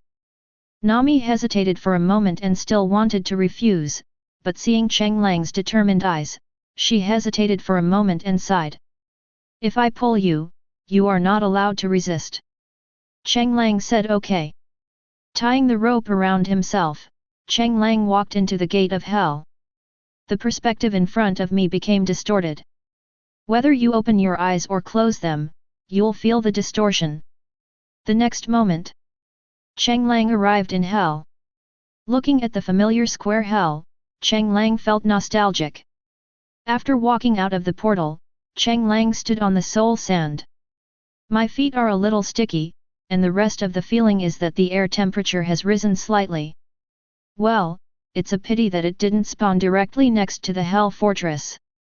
Cheng Lang sighed. Then Cheng Lang looked around in confusion, but saw neither the evil spirit nor the pigmen. But it's normal to think about it, because the first thing you see is soul sand, and as we all know, soul sand does not spawn monsters. The only use of soul sand is to grow nether wart and create wither. At this moment, Nami also teleported over. But her condition was not good and her expression was very painful.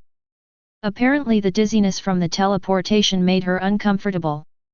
But she still opened her eyes and saw Cheng Lang standing on the land that frightened her. Why are you so calm? Cheng Lang tilted his head in confusion. What's wrong?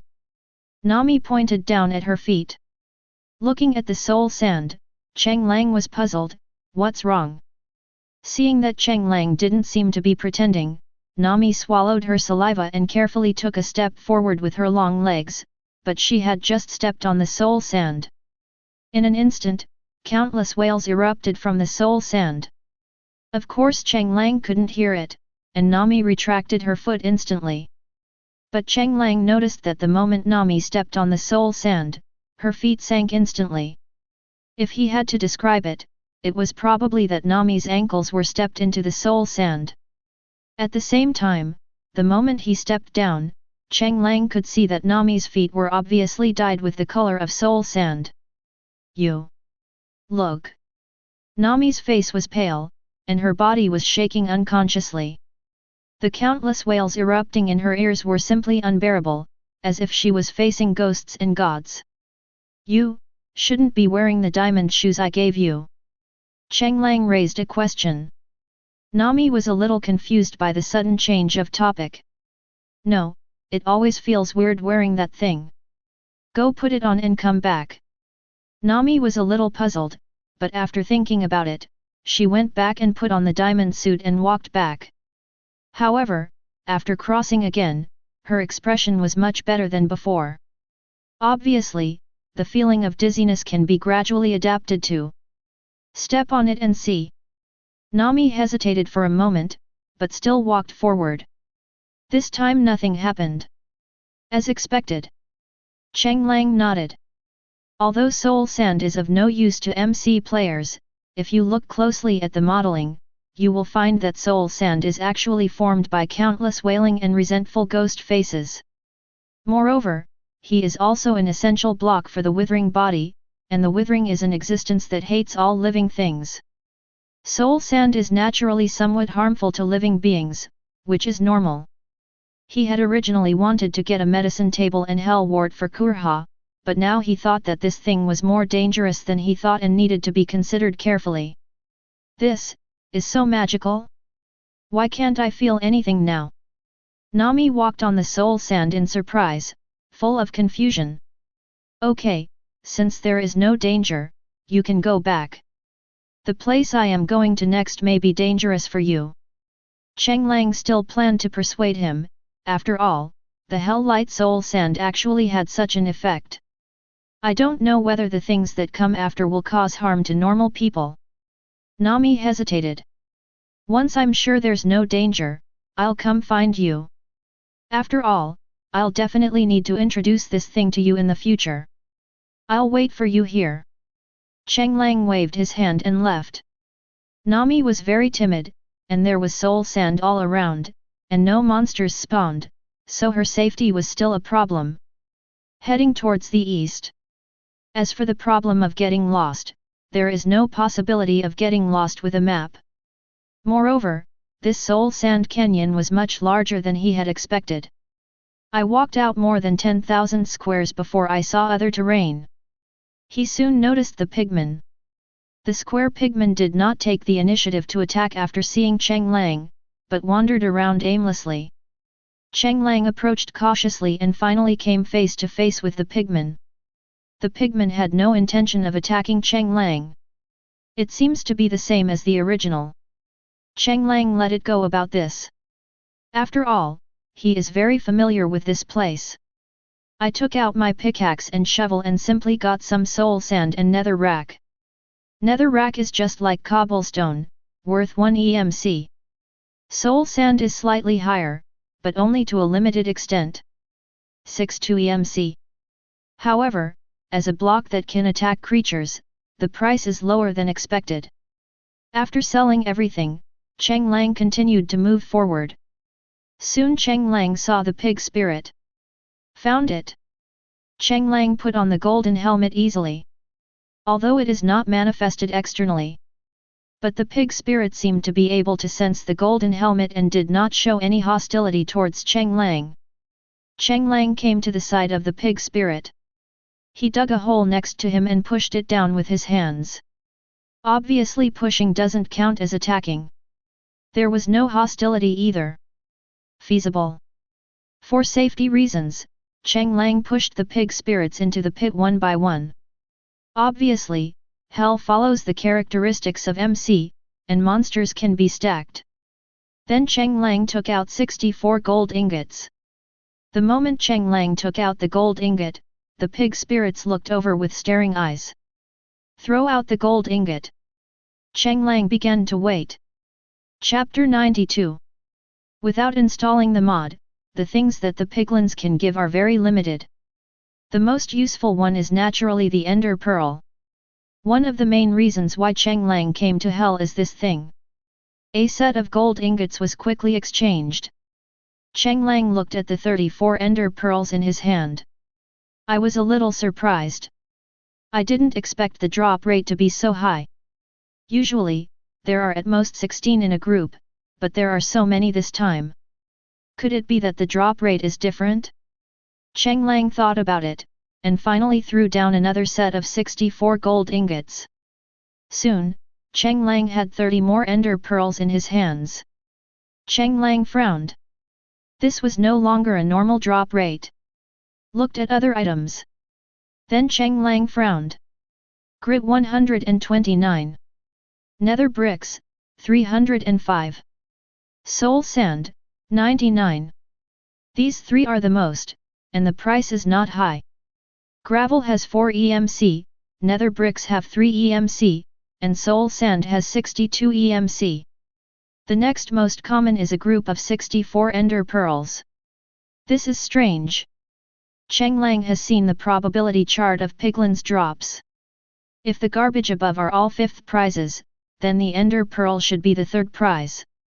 But looking at the current drop rate, the Ender Pearl has become the 4th prize. Obsidian and Soul Sand Gravel, these should be the same. But only 3 have been revealed now. Then there are the wires and iron pellets, also 5 in total. 10 leathers. A potion of fire resistance. That's all. It seems the drop rate has indeed been adjusted, but it's still not a bad deal. But why is the drop rate of ender pearls so high? Cheng Lang was puzzled, but he changed everything except the ender pearl into EMC values. Then it was exchanged for gold ingots. In the end, Cheng Lang harvested 84 ender pearls. Cheng Lang happily accepted it, and that was when he did. A shiny object attracted Cheng Lang's attention. Crying Obsidian X1. The moment Cheng Lang picked it up, he saw the shocking EMC value. The selling price is 100,000.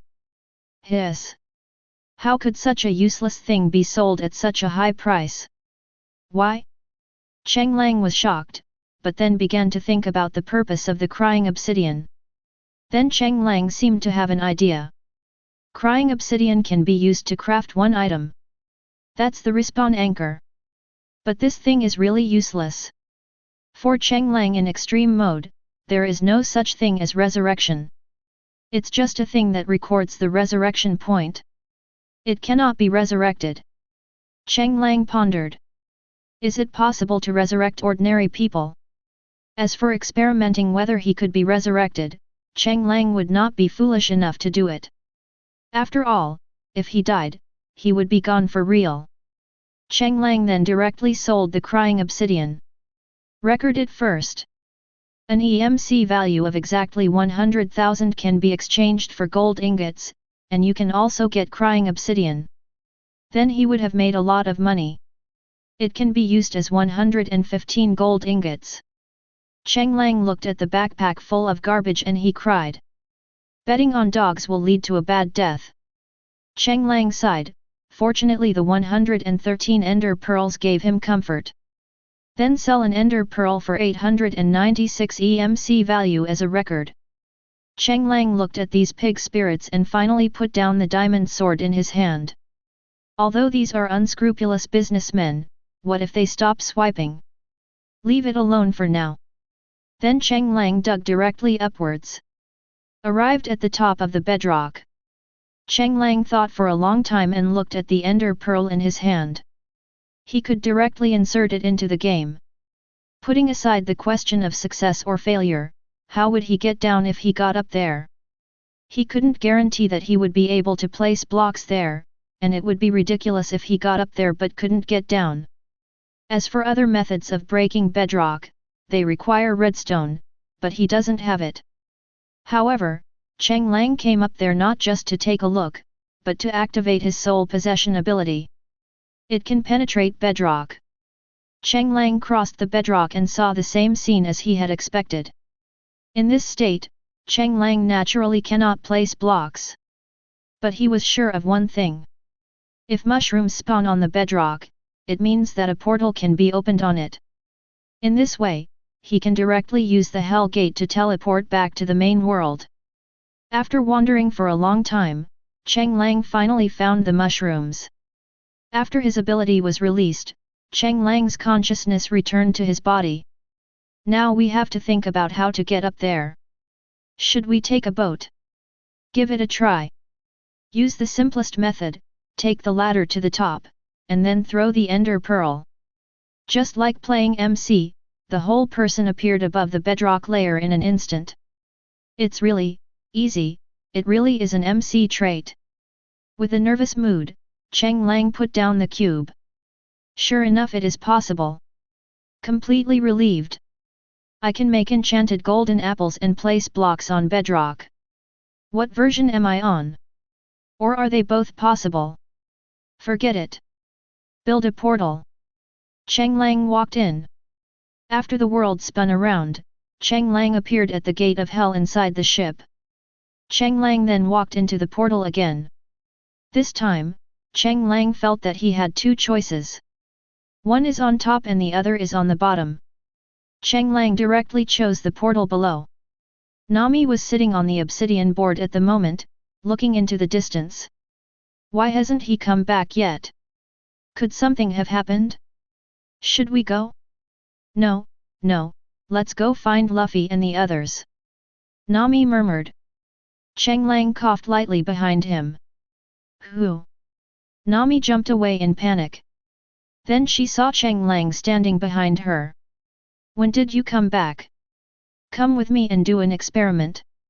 Nami was confused, but followed anyway.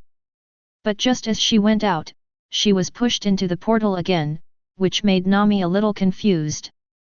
But when I came out, there was nothing in sight. All I could see were black and grey stones. This. Is it really possible? At this moment, Cheng Lang was gradually becoming familiar with his abilities. After being teleported in, a map will form in his mind with portal marks on the map. Just like choosing a map in a game, he can go directly to the portal he wants to go to through the portal. And if nothing unexpected happens, your choices will also affect others. Even some mysterious intervention let him know that he could set the coordinates of all the portals.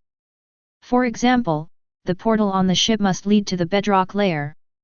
The Soul Sand Canyon can also be teleported to the portal on the ship, but it is impossible to go back because it is a one-way portal. But Cheng Lang can choose the landing point of the portal. But there are still restrictions. You must be teleported to hell before you can choose to teleport to reality. Simply put, the portal cannot be used to teleport directly within the One Piece world, it must pass through hell. Isn't it a bit like the mirror space of the mirror fruit? Cheng Lang touched his chin and thought. And Nami walked up. The original hellish heat had disappeared, and it was neither hot nor cold. Here it is. The uppermost level of hell, there's nothing here. Chapter 93. Nothing at all. Nami looked around. There was no sun or moon in the sky. The sky in the distance was even grayer. The surroundings were eerily quiet. For some reason, Nami felt fear. There is nothing in this vast space. If I am left here, won't I die alone? Let's go. Cheng Lang called out to Nami, who was in a trance. Nami finally reacted. Okay. Let's go back. This place is too weird. When Nami returned to the Mary, her depressed mood gradually improved. Cheng Lang, I suggest you seal this thing up. No one went here before because of you, but now you know Luffy's character well. He has been curious about this thing for quite a while. Hey? What are you doing? Are you going in again? Nami was puzzled as she watched Cheng Lang turning around and preparing to return to the portal. Isn't it over? Don't worry, I will seal it, but I need to continue testing something in hell now, so you can go to sleep first. Nami thought about it and nodded. After Nami left, Cheng Lang sealed the door with wood. Nami was right to worry. Hell was just as he thought, which meant that zombie pigmen might walk out of the gate of hell. He was not sure what it would be like when this thing came into contact with ordinary people. After all, the name Zhu Sandeo was not fake. If it was a normal attack, it would be fine, but if it was an attack on health, it would be quite terrifying to think about. It is equivalent to directly attacking the source of life. Return to Soul Sand Valley again. Cheng Lang thought about it for a moment, then took out a shovel and prepared to start repairing it. It is directly wrapped in soul sand. From now on, this will be the place where people who enter without permission can pass through. Without Cheng Lang's equipment, a normal person would definitely not be able to withstand it. However, considering that there might be a large number of people, he deliberately left some standing space near the portal. That is, there is a circle of cobblestones around the portal. Give the companions who accidentally broke in that day a chance to buffer. After doing all this, Cheng Lang left the square box he built with soul sand.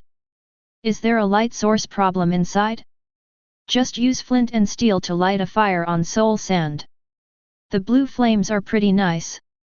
Soon Cheng Lang left the Soul Sand Canyon, and the pigmen that had refreshed before were still there. It seems that there is a gap between this and the game. The pigmen that appear won't disappear. This is a bit troublesome. Once the war starts, it may attract the attention of the pig people forever. That is at this moment, if the baby cries. Cheng Lang frowned, the sound was so strange, and then Cheng Lang saw the evil spirit appear in his sight. It was at this moment that the evil spirit spat out a fireball. The speed is much faster than in the game. In the blink of an eye, they arrived at where Cheng Lang was standing. There have been some changes indeed. Let's see if we can fight back. Cheng Lang adjusted his stance and knocked back the evil spirit's fireball. The evil spirit was hit by the flying firebomb and died instantly. Cheng Lang arrived at the item drop point. I really don't have any experience. Cheng Lang was not surprised by this. Currently, he gains experience by changing the plot and killing real-life MC creatures such as cows, sheep, and chickens. Cheng Lang could understand the former as he was changing the world, but for the latter, Cheng Lang wondered if it was due to intelligence. After all, although cows, sheep, and chickens in the real world were still stupid, they already had some intelligence. Gugu was the best example, as he could understand human language before eating the devil fruit. And hell was just as he imagined it. In other words, everything here was transformed by his power. Pick up a gas tier. Looked at the price. 789 EMC value. Speaking of which, the Soul Sand Canyon terrain should spawn a large number of ghasts, little black, and skeleton archers. Why aren't they spawning? Looking back, there was nothing on the Soul Sand, neither Xiao He, skeletons, nor evil spirits. It's really strange. There is no soul soil underneath, and the ground is extremely flat. Does it mean that this is not the Soul Sand Canyon? Cheng Lang wondered. Could it be that the souls in the Soul Sand noticed the Hell Gate and approached it? Or was it an attraction to the living? How is it possible that Soul Sand has this effect? Cheng Lang then frowned, because he thought of something.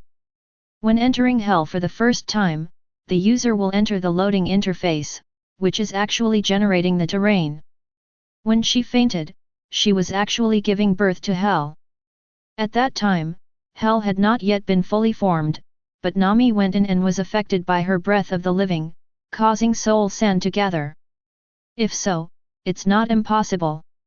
Although it is not a Soul Sand Valley, it is attracted by Nami's soul. Finally, such a spectacle was formed. Forget it, I won't think about that anymore. Not spawning monsters is a good thing for me anyway. Cheng Lang focused his attention on the pigmen. Although no experience is dropped, the dropped items are still dropped properly. Although the items cannot be refreshed, the monsters will still refresh as usual. The pigmen tower can be built. I just don't know how to solve the refresh problem. Cheng Lang decided not to commit suicide in the bottom of Hell. He didn't want to be besieged by hundreds of pigmen. I found the lava blocks quickly and just dug one out. I looked at the magma block worth 15 EMC. The price is a little bit expensive but not unacceptable. Arriving at the bedrock layer, Cheng Lang began to build blocks and soon reached the top floor of 255. Now he has no redstone and can't make an execution device, so he can only do some simple death by falling. However, magma blocks are required for filtering and refreshing. Fortunately, Cheng Lang had obtained it before, but when he stepped on the lava block, he regretted it and forgot that he could not sneak to avoid damage. Lay the upper and lower bricks and place them. Although it is a bit troublesome, it can still be used. As for turtle eggs to attract pigmen, there is no need, since Cheng Lang doesn't have it anyway, but Cheng Lang can use his own body to attract monsters. The pigmen tower was soon built, and pigmen appeared during this period. Fortunately, he ignored Cheng Lang. Looking at the circular platform built with 3 layers of lava blocks, it is now full of pigmen. It seems that the refresh mechanism is not limited by the CPU. But the degree of density is a bit scary. I had wanted to make a multi-layer structure, but 3 layers seemed to be enough. Came to the hang-up point. He took out a snowball and threw it directly at him. In an instant, Cheng Lang felt countless fierce eyes staring at him. Pig squeals erupted. It's like shouting. Brothers! Stand shoulder to shoulder. Because of the trapdoor, the pigs didn't suspect anything and fell to the ground like dumplings. Xiaochen Fenglang had already prepared the funnel and 3-layer stacked boxes. Chapter 94. This efficiency is pretty good, hey? Why doesn't it refresh? Cheng Lang looked at the suddenly empty hell rock, a little confused. How long has he been offline? Only half an hour. What's the situation? Cheng Lang was puzzled. Did it detect that I was off the line? Cheng Lang was speechless. But then Cheng Lang went down and came back, and found that there was still no pigment on the hell rock. Scratched his head. After leaving hell and coming back, I found that there was still no sign of monsters or respawning on the hell rock. What's happening here? Confused, Cheng Lang went to the hell layer, and then he knew the reason. The hell layer that originally had only a few hundred pigmen was now densely packed with pigmen all over the mountains. Cheng Lang was shocked, and he finally understood why. The monster spawn limit has been reached. He was killing monsters above, and the ones below didn't stop either. Even the amount of brushing Cheng Lang did on the top would be the same as that on the bottom. Fortunately, these pigmen did not show any hostility towards him. Otherwise, if this crowd rushed over, Cheng Lang would probably be hacked to death. He swallowed his saliva, very puzzled as to why this happened. Wasn't the reason he went to the bedrock layer to avoid the monsters respawning below? It seems that it is not a good thing if monsters are not refreshed. Forget it, forget about this for now. In the end, Cheng Lang gave up. Although the pigment tower was good, it came at a price. Go and see what you have gained first. Cheng Lang looked at the spoils in the box. Full to the brim. There is rotten flesh, gold ingots, gold nuggets, and a golden sword. The value of rotten meat is 3 EMC points. Although it is not much, it is a large amount. Gold nuggets are worth 45 EMC, which is no less than rotten meat. Also, the price of the golden sword fluctuates greatly, depending on its durability. Most of the items in the box are occupied by golden swords. Then Cheng Lang took out an enchanted golden sword. The reason I took it out is because the enchantment on this golden sword is very good, it is the enchantment of Plunder 1. There are quite a few enchanted golden swords here, and Cheng Lang sorted them out. There is only one piece of enchanted loot 1. Sharp 1x21. Repel 1x22. Flame additional 1x6. Durable 1x3. And these prices are surprisingly high. The cheapest golden sword with the sharpness 1 enchantment is worth over 2100 EMC. Then the prices increased based on durability. Although these durability can be repaired with iron felt, the durability of the golden sword is the lowest among all weapons, only 33. You should know that the durability of the wooden sword is 60. Store all of these enchanted weapons. All others were sold to become EMC. Soon Cheng Lang's EMC value directly exceeded 130 million. This is just the result of hanging up for half an hour. If he could hang up indefinitely, Cheng Lang simply couldn't imagine what the scene would be like. Do I have to build a monster spawning tower in hell? That would be a lot of work. Cheng Lang felt a headache. Although Cheng Lang is not a player of electricity generation, he still knows how to make vacant domains, which is a bit troublesome. The main problem, of course, is the lack of redstone. Without this thing, Cheng Lang can only consider the option of hollowing out.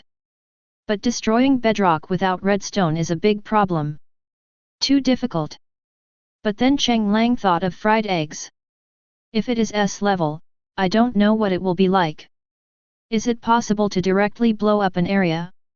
If so, it would save him a lot of trouble. Of course there are simple ways. It is to directly transform the hell environment. After all, the reason for building a monster tower on the bedrock layer is simply to focus on the efficiency of monster spawning. But now the efficiency of monster spawning in hell seems to be quite fast. The only problem is that the transformation is rather troublesome. What? Seeing that his EMC value already reached 130 million. In fact, it is enough for a short time. It's definitely not about giving up because you're too tired. Absolutely not. Returning to the area where the soul sand was, it was surprising that there were still no monsters spawning here, and even the pigmen didn't come near. If they really want to build a monster spawning tower in hell in the future, this place can be used as a place to hang out. However, what needs to be solved is the refresh problem of evil spirits. Cheng Lang felt a headache when he thought about having to dig it out manually bit by bit. Never mind, never mind.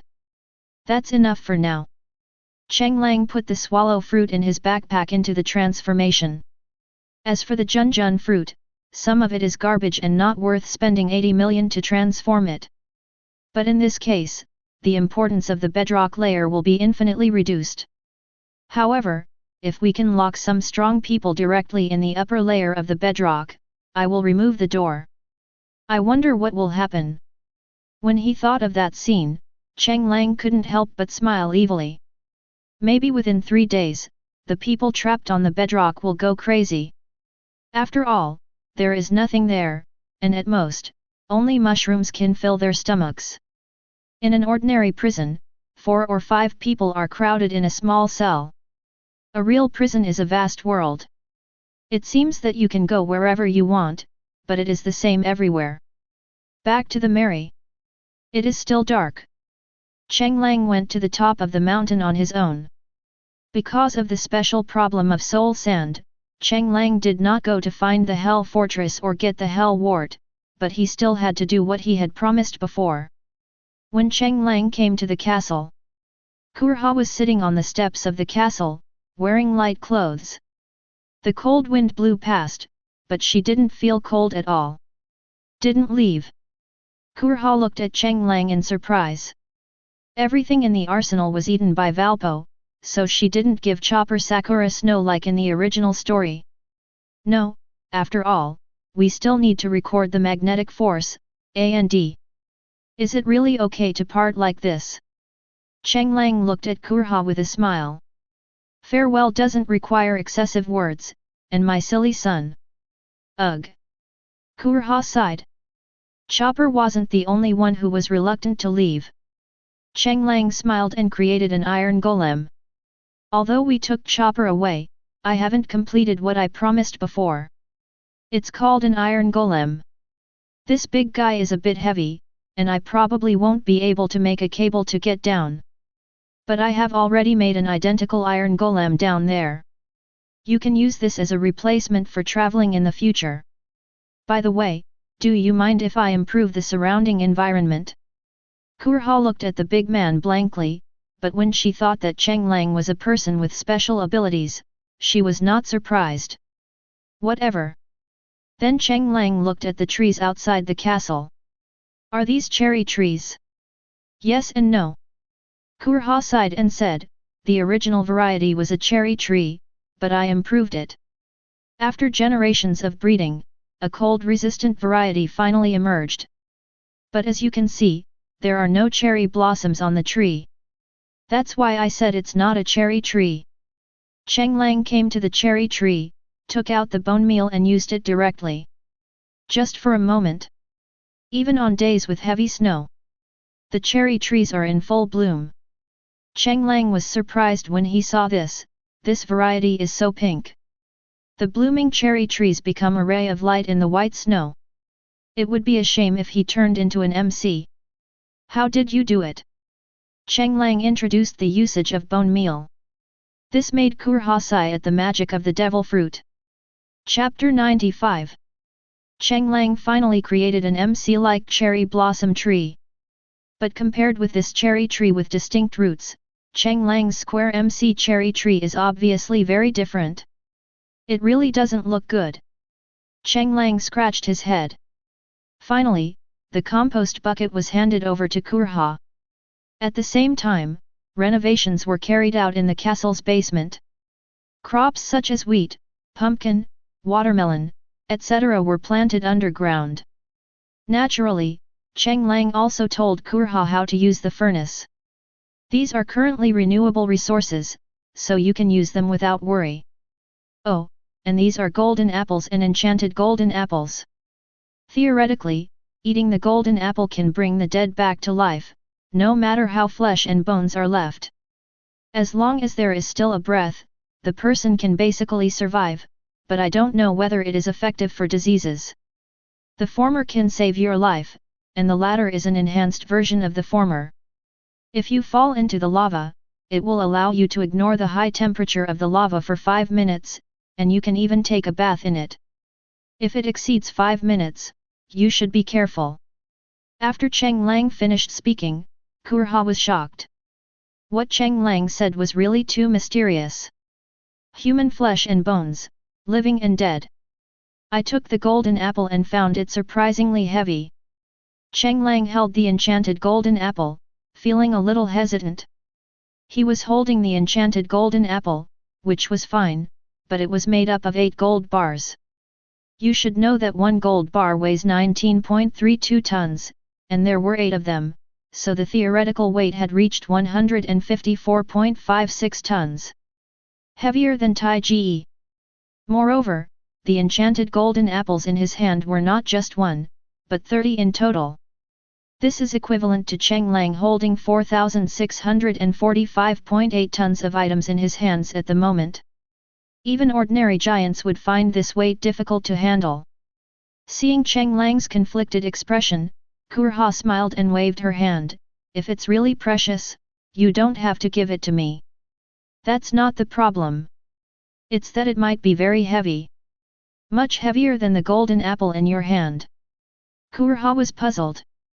Then Cheng Lang thought about it and placed the enchanted golden apple on the wooden block.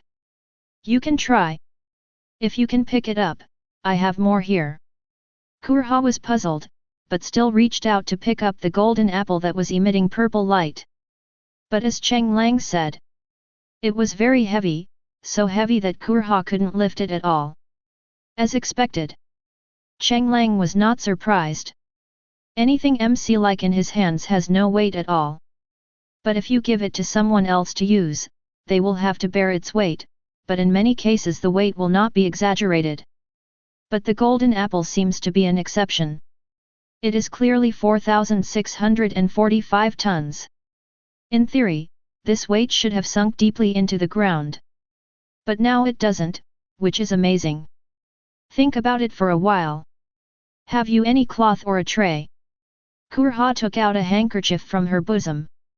Is this okay? Let me try. Cheng Lang wrapped the enchanted golden apple with cloth. Try lifting it up. Kurha was puzzled, but then she grabbed the hem of the handkerchief and lifted it up easily. Kurha was very puzzled. She put down her handkerchief and reached out to pick up the enchanted golden apple. However, this time it did not move at all, as if embedded in the handkerchief. But Cheng Lang was not surprised by this, as this was a characteristic he had known for a long time. Sized objects will not crush anything due to their weight, but if you touch them directly, you will definitely feel their weight, and you will only feel the weight of one object. For example, Cheng Lang threw 1,000 wheat seeds on the ground. In theory, this object should be the total weight of 1,000 wheats, but in fact, picking it up only requires the weight of picking up one wheat seed. But if you feed seeds to Gugu, the seeds in your hand will disappear briefly. Then it will reappear after the operation is completed. Until the number of seeds disappears. If there is something you cannot lift, you can lift it from the items at the bottom to avoid the weight. Just like Kurha's current situation, she can pick up the enchanted golden apple through a handkerchief, but not with her hands. There is a certain degree of similarity with Tai Ge's judgment. Wherever the iron golem walks, the ground will sink, but it will not actually crush the ground. However, when it encounters something weight-related, its weight will be reflected, such as when boarding a boat. Unscientific, but very MC. It's really a magical fruit. Don't be fooled by the fact that there's only one, but there are actually 30 enchanted golden apples. The one in your hand is 64. That should be enough. Kurha looked at the glittering golden apples and found it hard to imagine that there were 64 of them. If you want, you can take one out from there. Just think about taking one out and you can do it. You can also think about stacking it in. Kurha did as she was told, and then like magic the golden apple turned into two and then put back. It's really a magical ability. Okay, I still have to go to town. Cheng Lang was about to say goodbye. After doing all this, the sky was already bright. Wait, do you have anything like gunpowder? Cheng Lang knew what Kurha was thinking. After all, there had been significant changes because of his own changes. Wait a minute, let me see. Of course he had gunpowder, which he got from Usopp. Then Cheng Lang took out the fireworks. This thing should meet your requirements. Cheng Lang said as he placed one on the ground. There was a whoosh sound, and a small explosion occurred in the sky. Just barely enough. By the way, how many days will you be leaving? Probably after the magnetic recording is finished. So there's only a day and a half left. Cheng Lang was silent for a moment, but still said, but I suggest you go meet Chopper. Saying goodbye in silence is not a good option. After saying that, Cheng Lang left. Without the farewell of blooming cherry blossoms, let's just say goodbye properly. Cheng Lang's next stop is a busy town. At this moment, Dalton has become the new king. But at this moment the new king was sighing. What happened? See Cheng Lang's arrival. Dalton seemed to have found a savior. I've been thinking about it all night, and it's too difficult to achieve what you described. Because of the Blackbeard pirates, many towns have been destroyed.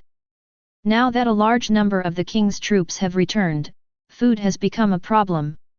It may not be able to sustain for long, and if we want to open a school, we need to build a classroom. There are too many things to do, but there is not much treasure on the ship of Wapol. That guy was probably in a hurry to return home because he had no food reserves. And the most important thing is that we are running low on ammunition. If we encounter pirates, we will be out of ammunition and food within 3 or 4 waves. Dalton began to complain bitterly. Cheng Lang had anticipated this. It is not easy to run a country. The original novel never describes it, but the Diva movie has a clear description. Because of the pirates looting, the villagers can only starve. The situation in Dongdao will only get worse. Don't worry, now that I'm here, I will definitely help you solve this problem. Cheng Lang smiled. And Dalton was surprised.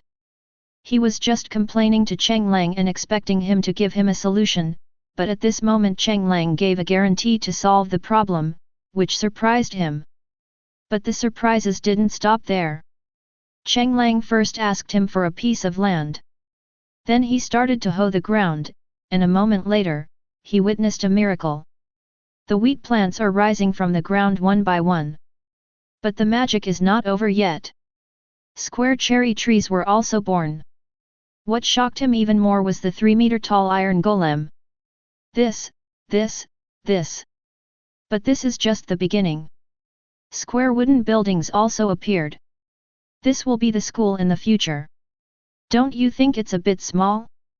Should we expand it a little bit? Cheng Lang touched his chin and admired his masterpiece. At this moment, Dalton stared blankly, rubbed his eyes, and wondered if he was hallucinating.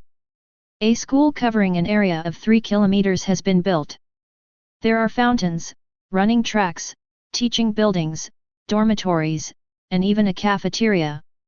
Although it was an architectural style I had never seen before, I saw that the words Grade 1 and Grade 2, Grade 1 were written on the door of each room.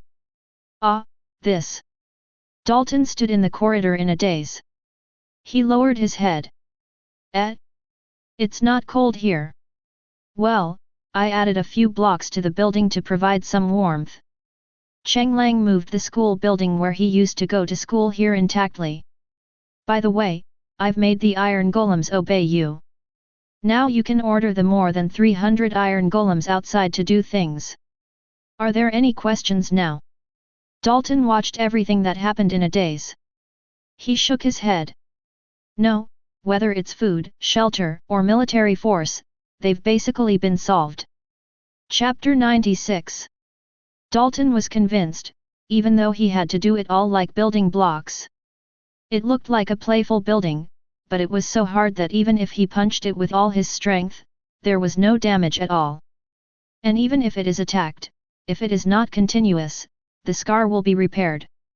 Just don't be too hard. And on this piece of land, with the fluorite and lava blocks installed by Cheng Lang, there is no need to worry about the temperature. There will also be no snow on the ground. The cherry trees planted in a regular pattern are square, but they are surrounded by pure white snow. This touch of pink is simply too beautiful. By the way, Dalton, I installed a second backup plan underground. Cheng Lang pulled Dalton to the school cafeteria, and Cheng Lang came to the hidden tunnel. There's wheat, pumpkins, watermelons, and some fruit trees in here. I told you, you need to break the leaves of these fruit trees to get the fruit. There are also some emergency supplies I put in the box in advance. Cheng Lang pointed at the iron cap on the photo frame. This is iron armor. Just slap it on your body.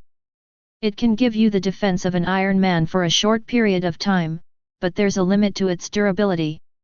This is the iron sword, a weapon. This is the farm tool, such as a shovel, hoe, and pickaxe. You just saw the effects. And here are some seeds. If you accidentally destroy those viable plants that day, you can. Cheng Lang told him everything about the underground shelter. Finally arrived at the bottom level. This is a portal. The destination is a world without anything. If something overwhelming happens that day, you can go straight in. However, if you want to prevent the enemy from pursuing you, you must use the bucket in this box to destroy the light curtain of the portal. This way, the enemy can't pursue you. I will check in there regularly. As Cheng Lang finished speaking, countless experience balls appeared on Dalton's body. Cheng Lang was directly shocked. Of course, I wasn't surprised by the amount given, but I was puzzled that I had done so much before and nothing had changed. But just by talking about the portal, I gained so much experience. In other words, will there be fate-changing events in the future because of the portal? Don't think about those things. After all, they are things of the future.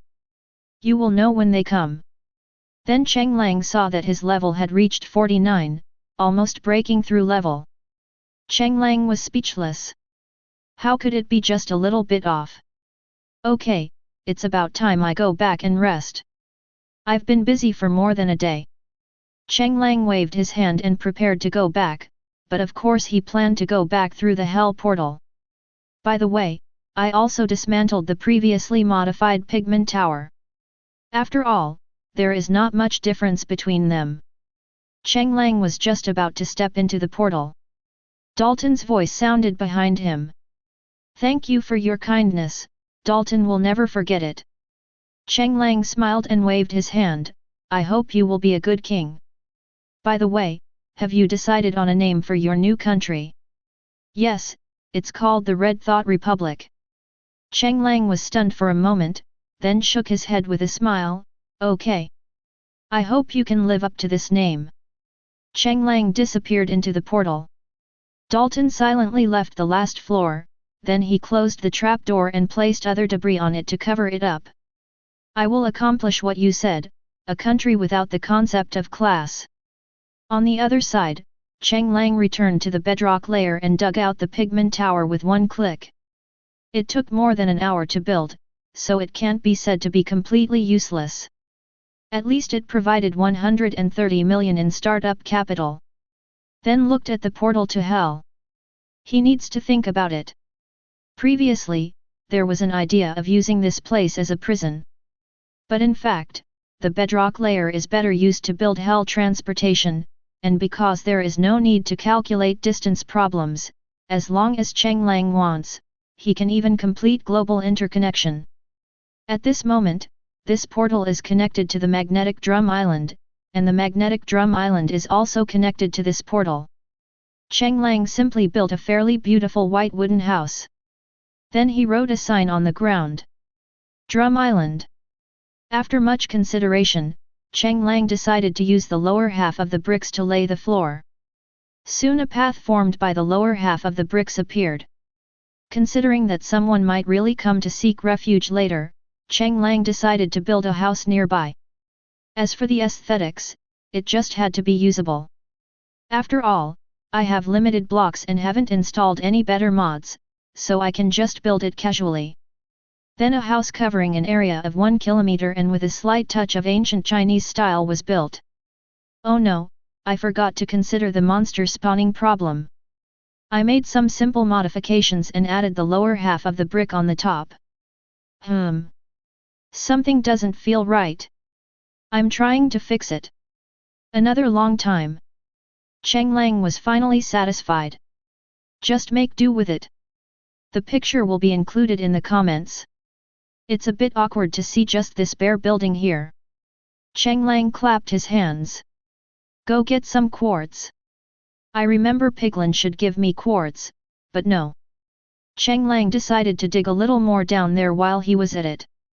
He built a portal and went straight back to the boat, then returned to the Soul Sand Canyon. After digging it up skillfully, he saw the densely packed zombie pigmen scurrying all over the mountain. Hiss! Are there more? Cheng Lang even developed trypophobia after watching it. But he still endured it and dug a piece of quartz from the side, then ran back immediately. But as soon as he reached the soul sand, Cheng Lang looked back at the pigmen. Is it my illusion that these pigmen are gathering here? Looking into the distance, he found that the pigman in the distance was indeed moving towards him little by little. But when you squint, you find that these pig people have not crossed the line, and they will not enter the range of soul sand even in a crowded place.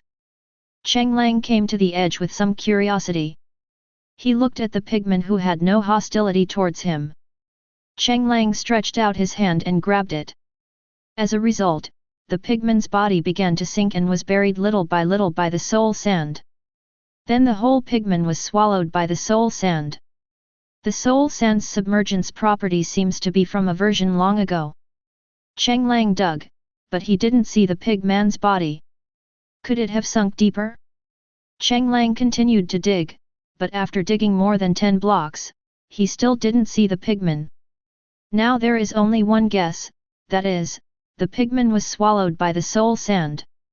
Thinking of this, Cheng Lang felt a chill.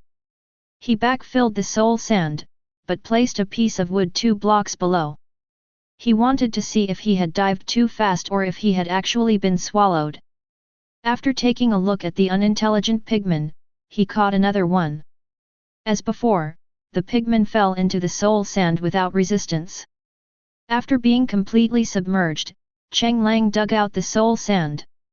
There was no pigman below at the moment, so he continued digging and saw the wooden blocks he had placed. Chapter 97. The pigman disappeared. Completely disappeared into the soul sand. This shocked Cheng Lang. At the same time, this also indirectly illustrates one thing. There is a reason why there are no monsters.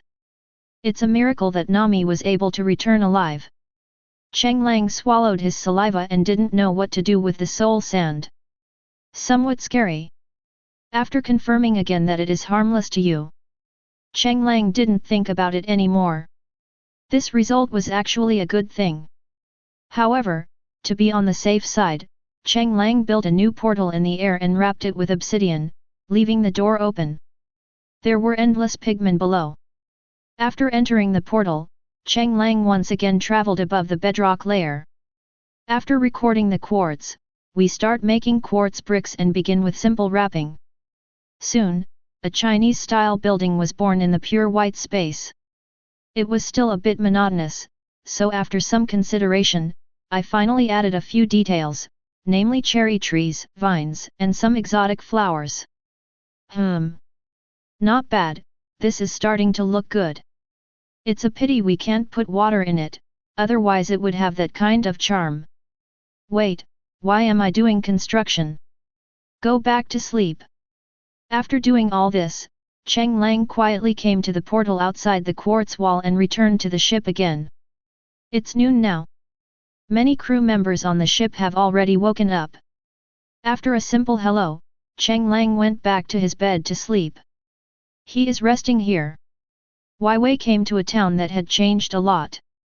After seeing the school that appeared overnight and the iron golem standing guard.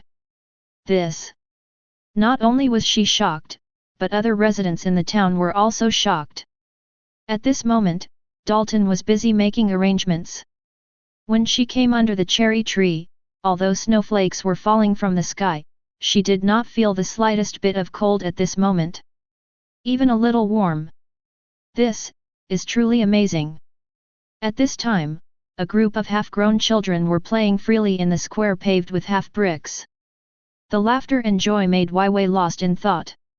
And then Dalton passed through the square with Dr. 20. This will be our school in the future and the foundation of our Red Ideological Republic.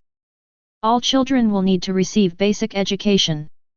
It's not just about learning to read, you need to learn more. Besides medicine, you need to learn other things, such as ideological and moral courses, and science. Cheng Lang said that technology is the first factor in production. Children are our future, so you must do your best to pass on your medical skills.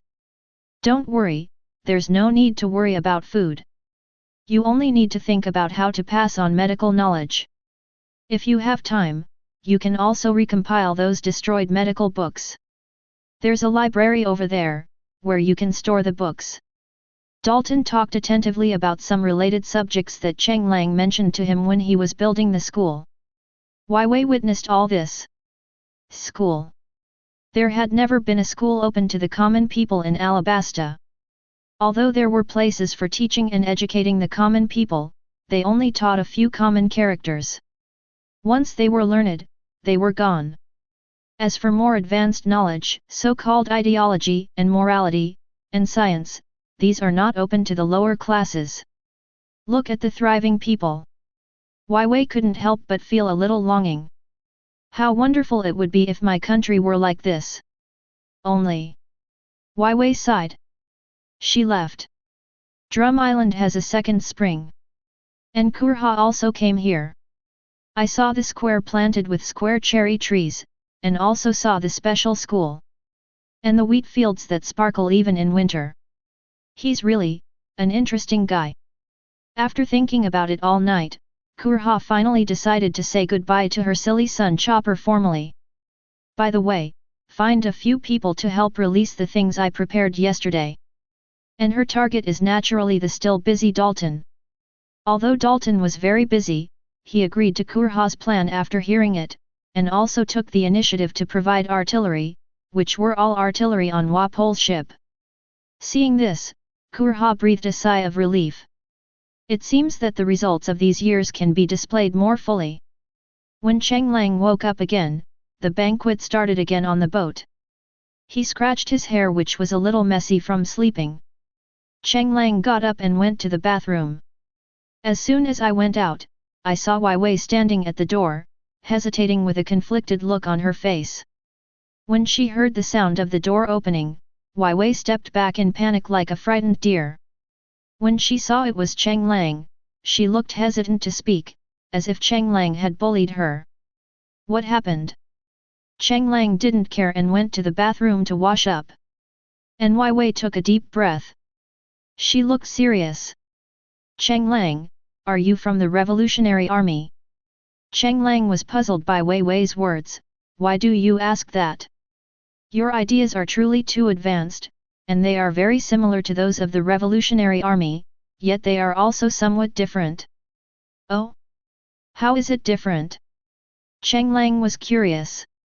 After coming to this world, Cheng Lang had actually been paying attention to the news about the Revolutionary Army, but he had not seen any relevant reports. But this is normal. As the world government's public enemy number one, how could the Revolutionary Army publish their ideas in newspapers? The Revolutionary Army advocates freedom and equality, liberating slaves, and eliminating the world's aristocracy. And yours is slightly different, even more advanced. It seems to be a construction after world equality. Wai Wei told him everything she had learned that day. Cheng Lang thought about it and nodded. Just as he expected. What the Revolutionary Army did was actually to resist this action. The resistance of the long oppressed, as for subsequent construction, may have begun, but with the social system of one piece, there is still a long way to go for further development. Of course, the prerequisite is that the Revolutionary Army succeeds in resisting the world government. If it succeeds, it will be qualified to consider the follow-up. But the subsequent content is difficult to implement. The world is not connected, it is made up of countless islands. And because it is made up of countless islands, it is difficult to use power together.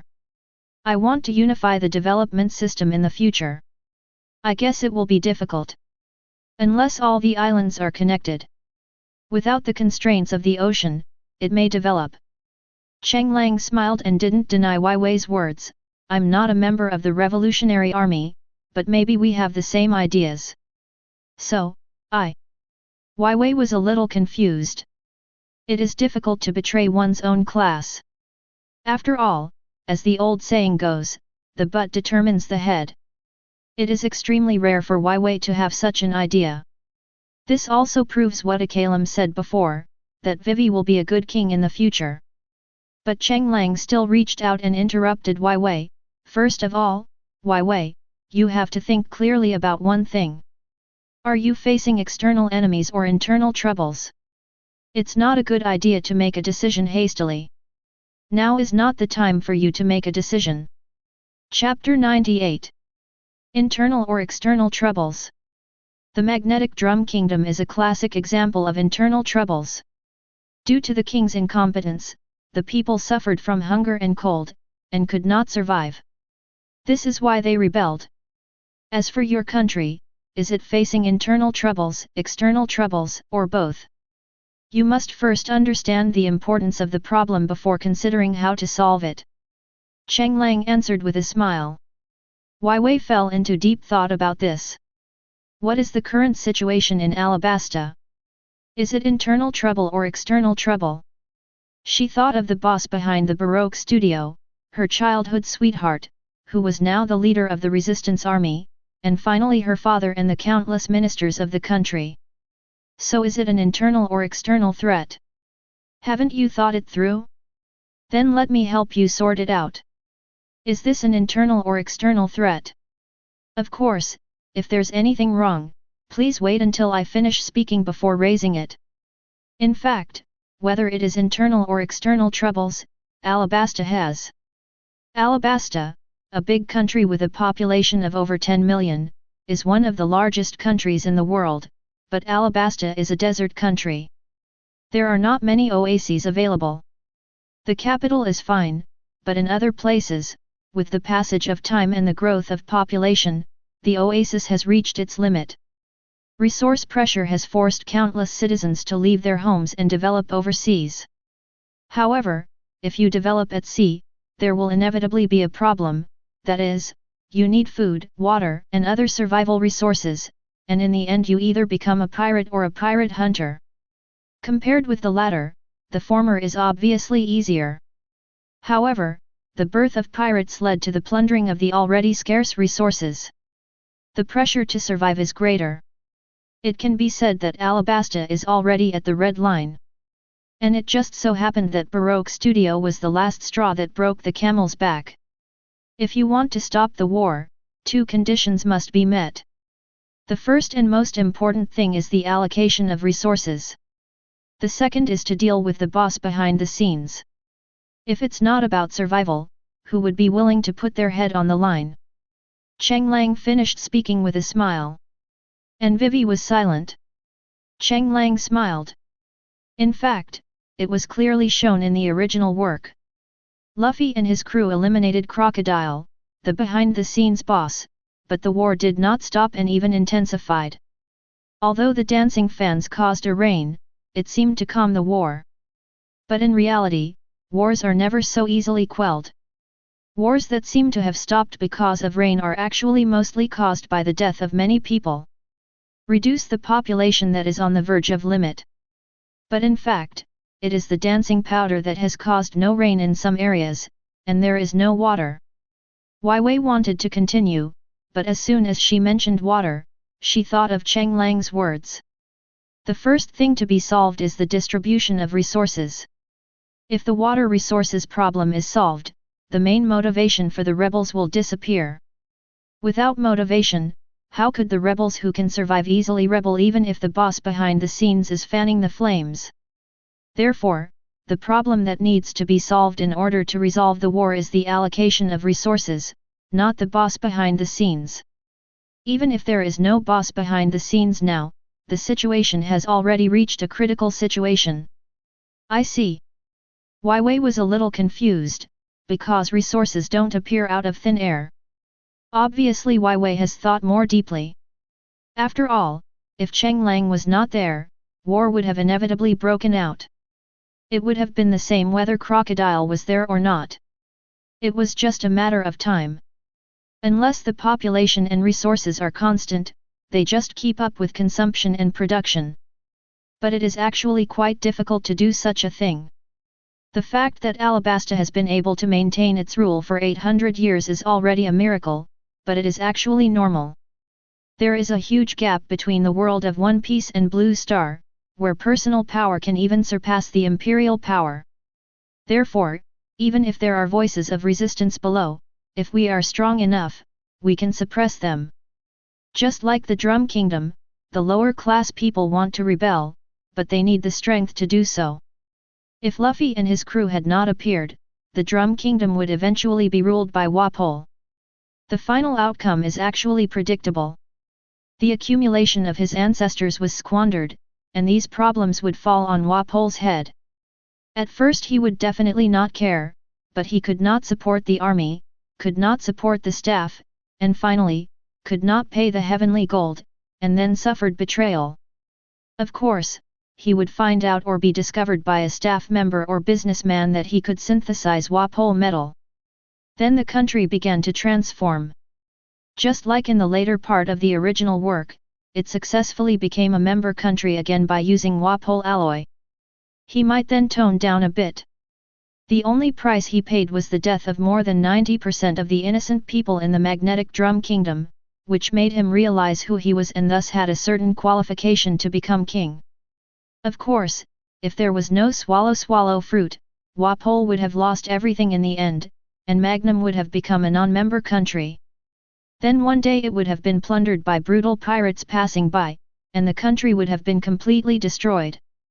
In the end, Magnum Island would have become a mediocre winter island without any characteristics or even a population. Don't worry. After telling you so much, do you think I won't help? Cheng Lang wiped his face and smiled at Wai Wei's conflicted expression. Wai Wei was relieved about this. The ability displayed by Cheng Lang made her, who was not yet the king's successor, feel the horror of his power. Especially the infinite water. This is a godsend for a desert country. Really, thank you, Cheng Lang. Although I don't have much money at the moment, but if... Before Wai Wei could finish her words, Cheng Lang took out a gold ingot and shook it in his hand. I'm not interested in money. Wai Wei opened her mouth, but was speechless for a moment. Cheng Lang looked at Wai Wei's dull expression with satisfaction. He felt very pleased. After all, he had seen someone say this on TV before. Now that he could say it out loud, it felt quite special. Invisible pretense is the most deadly. Then how can I thank you, if you need? Vivi lowered her head with red cheeks, and unconsciously showed her body. Cheng Lang rolled his eyes upon seeing this. Are you using this to test cotters? Which cotter can withstand such a test? Cheng Lang interrupted the spell directly. Do you think I want Dalton and the others' things? Wai Wei was stunned. It seemed that was the case. Until now, she had never seen Cheng Lang ask for anything. Then she realized her previous gaffe, and her cheeks suddenly flushed. Sorry. I'll go calm down by myself. Vivi ran away. Seeing this, Cheng Lang sighed. What? Why don't you accept it? She's the future queen of Alabasta. If you want, you can even be king in the future. The speaker was Alvida, who was tasting the fruit wine at the door. "You're here." "Alas! If I let her continue, I can't guarantee that I can refuse." Cheng Lang sighed. Who hasn't dreamed of winning over the female characters in One Piece while watching it? Chapter 99. So why did you refuse? Alvita was puzzled. To be honest, with the ability Cheng Lang has demonstrated, if it were her, it wouldn't be an exaggeration to just go after him right now. "I'm not someone who wants to repay a favor." After saying this, Cheng Lang left. Alvita was left with a bit of contemplation, then she smiled and shook the fruit wine in her glass. The bright red fruit wine emits a pink glow under the sunlight. Indeed, if he was someone who was seeking repayment for a favor, how could he be so upright? On the deck, Cheng Lang joined. The banquet became more lively. At this moment, Luffy was teaching Chopper the dance of sticking chopsticks in the nose. Looking at him holding a winnowing wheel, he was jumping with a funny look on his face. Chopper learned curiously. Then Usopp joined in. Finally, Cheng Lang jumped up as well. In an atmosphere of laughter and joy. With the help of Luffy, Usopp, and Cheng Lang, me shyly joined in. "That's right, that's how it should be." Usopp gave an affirmative look. Luffy couldn't stop laughing. Cheng Lang was clapping and cheering. Gugu watched all this happen, picked up the chopsticks with its wings, and tried to join in. Then he was discovered by Luffy. It was a little difficult at first, but with great effort, it worked like a miracle. "Cuckoo." Chopper translated, "No. It's too big to fit in." "Don't worry.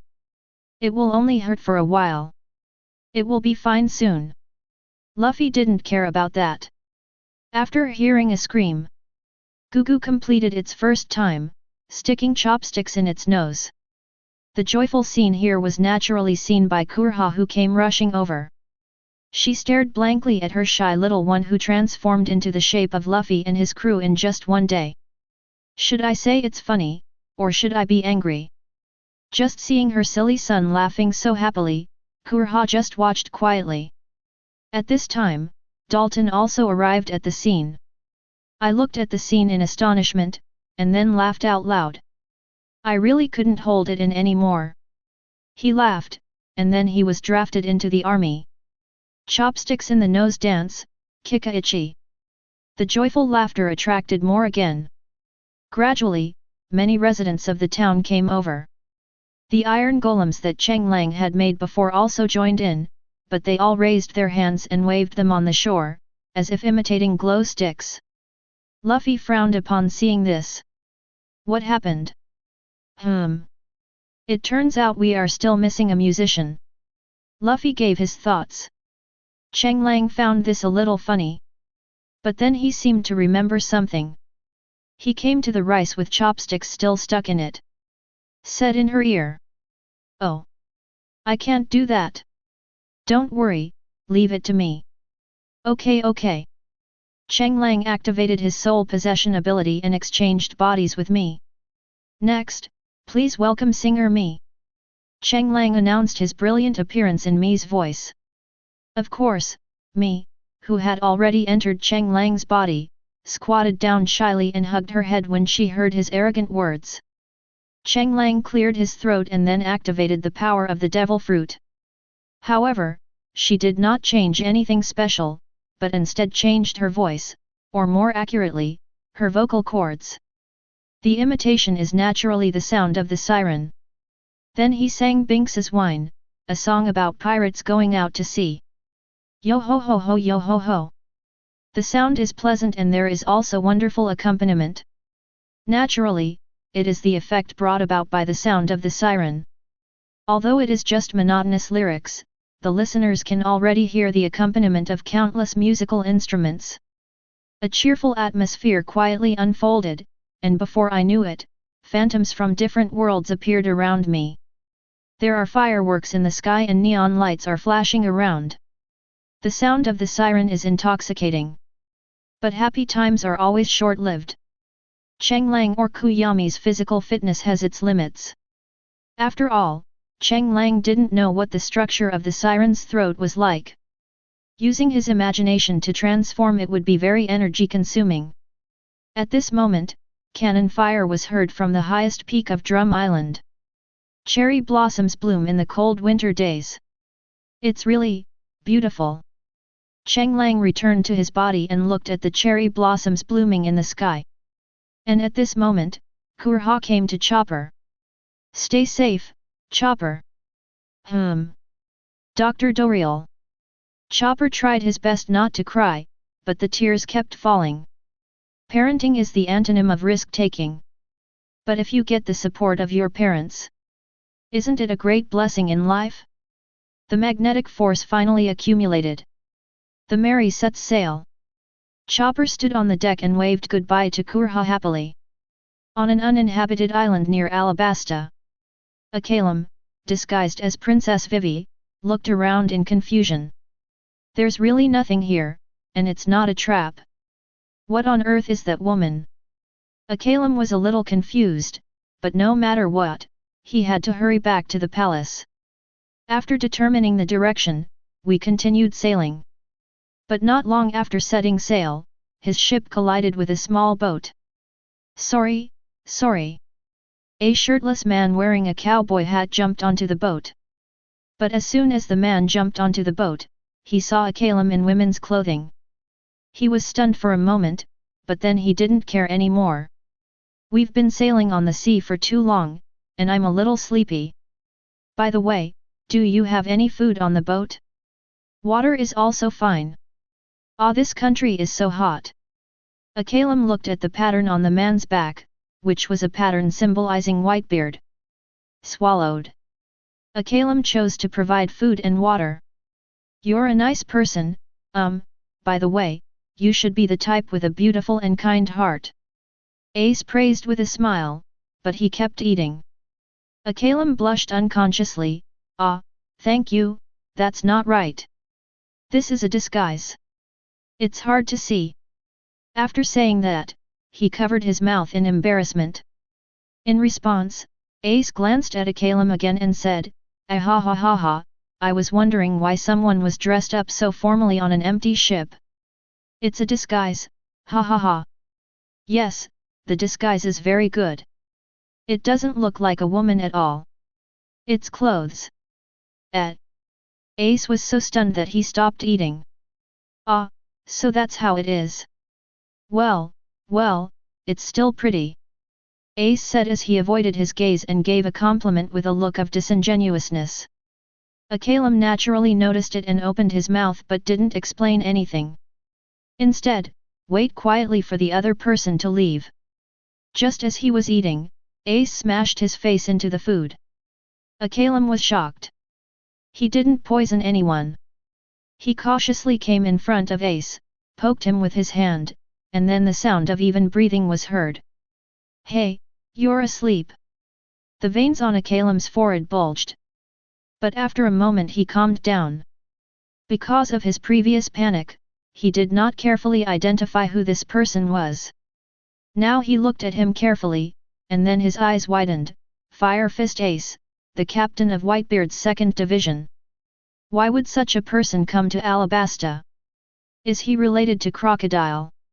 If it was Whitebeard. Akainu felt powerless when he thought of the 4 emperors coveting of Alabasta. After all, he is recognized as the strongest man on the sea. Take the opportunity to deal with Ace? In the end, Akainu did not take action. After all, he knew very well what the consequences would be if he took action against Whitebeard's family. This is something Alabasta cannot bear. Chapter 100. At the same time, Mr. Tu Feng Clay received a call from Mr. Zero. Go to Whiskey Mountain and deal with all those who have betrayed you. Got it, Zero-chan. The person on the other end of the phone was silent for a moment, as if he wanted to say something but hesitated. But he finally sighed and hung up without saying anything else. Yoji, the slave of the way of the Shemale, finally have another mission. Let's go. Destination, Whiskey Town. The sun is shining. The Swan began its voyage. Drum Island. The third day after the Straw Hat Pirates left, a man wearing a hood and windproof glasses landed on the island. Doesn't the intelligence say that this place is ruled brutally? The man took out a den mushy. Brew brew. Gajia. The phone was picked up. Hey, the situation here seems to be different from the information you gave me. The person on the other end of the phone frowned, and then the sound of papers being flipped through could be heard. Mushulu, the Fire Nation prison escapee, the first heir of the former Drum Nation, was expelled for massacring his fellow citizens and was rescued by his younger brother Wapol 5 days ago. Intelligence from informants indicates that they should have already arrived in the Magnetic Drum Kingdom, and based on their personalities, there's a chance Mushulu will assassinate his brother Wapol and become the new king of the Magnetic Drum Kingdom. Wait, there is new intelligence update. After a few beeps, the person on the other end seemed to be in shock. Hello? What's the news? Why are you suddenly silent? The cold wind blew and the man shivered. Not only him, but the den mushy in his hand also trembled because of the cold. Damn, this awful weather. Forget it, let's just take a look and get some information. The man set out to investigate. But when he reached the town, he was shocked. What is this? Wheat that can grow in the middle of winter. No, why are the ears of wheat so big? The man felt the ears of wheat, unbelievable. This ear of wheat is actually 3 or 4 times the size of a normal wheat. And each fruit is plump. He reached out and tried to take it off, but heard a loud crash. 1 meter square of wheat was directly crushed. The next moment, a wheat appeared in his hand. What's the situation? That is at this time. The villagers guarding the farmland seemed to have noticed something unusual and came over immediately. I haven't seen this face before. Why are you here? The villagers immediately became alert. At the same time, an iron golem approached quietly. The sidelong glances from left and right stared at him, and the 3-meter-high oppressive feeling made the man raise his hands. I'm from the Revolutionary Army. We've received some information saying that a tyrant might appear here, so. When the villagers heard that they were the Revolutionary Army, their expressions became strange and they looked them up and down. Seeing the other person like this, it doesn't seem like it. Come with me later. As the villagers spoke, they picked up the green seeds on the ground and buried them in the farmland. Gone. The villagers came with a suspicious man. In front of Dalton. Then the villagers began to give a brief introduction. Are you from the Revolutionary Army? My name is Sabo, and I'm currently in charge of the Grand Line. Your country should be ruled by Walpo and his brother Mushulu. Are they killing each other? Sabo asked doubtfully. Dalton looked at the boy with a noticeable scar over his left eye. After thinking for a moment, he said, You're late. I can't tell you the story, but now the Drum Kingdom has been destroyed, Wapol and his brother have disappeared, and now, there is no king. Here the results. Sabo smiled and nodded. In that case, we can provide you with some stable roots that will allow you to quickly restore economic and food stability. Dalton was silent for a moment, then nodded, we do need some new roots, but don't worry, although you are all non-member countries, the quality and safety are guaranteed. We can give you certain discounts in the early stage. But after you become rich, you will need to provide some help to other countries. Sabo responded with a smile. Dalton breathed a sigh of relief after hearing Sabo's sincere words. Although he didn't know why, he could feel a strange kindness from the other person's eyes and tone, just like that Straw Hat boy. Can. Seeing Dalton agree, Sabo was relieved. By the way, what is this? Is this the new variety of cold-resistant wheat you cultivated? Can you sell us some? Don't worry, it won't be much. We'll just use it for some research. After all, many winter islands need crops like this. Sabo tried to persuade. It's just that Dalton's expression is very strange. This puzzled Sabo. That is at this time. The den mushi in his arms rang. Hello? Is this Sabo?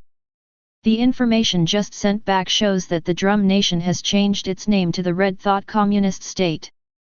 The current king is Mr. Dalton, and he has contacted us.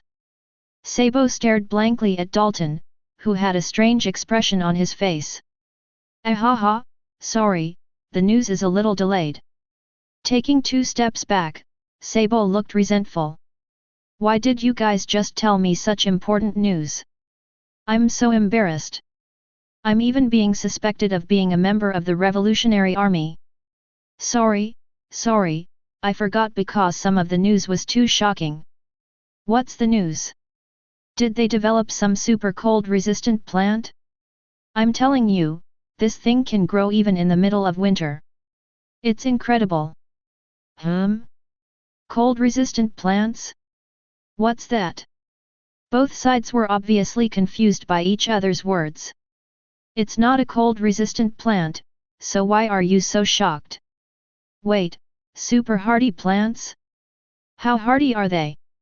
Both sides say different things. I asked first. You talk about cold resistant plants first. The female voice on the phone seemed to ask angrily. Seeing this, Sabo sighed and told about what he had seen about wheat. The female voice on the phone was surprised. Hey! No wonder they said they don't need help. Now let's talk about your side of the story. Kurla explained what Red Thought was. After a while. You mean this idea came from the Straw Hat Luffy and his crew? Sabo was surprised. A pirate actually has such thoughts. Are they, really pirates? Who said it wasn't? The villager standing next to Dalton nodded in agreement. Dalton looked at Sabo in silence. Sorry, I didn't mean to belittle them, but, this is a bit too. It goes against common sense, doesn't it? Dalton said the following words. In this great pirate era, pirates are evil. It is impossible not to be shocked to hear the red ideology from the mouths of pirates. To be honest, if Cheng Lang had not told him the story in person, he even doubted its authenticity. If possible, I really want to meet a man who can have such thoughts. Sabo sighed. Then he stroked his hat.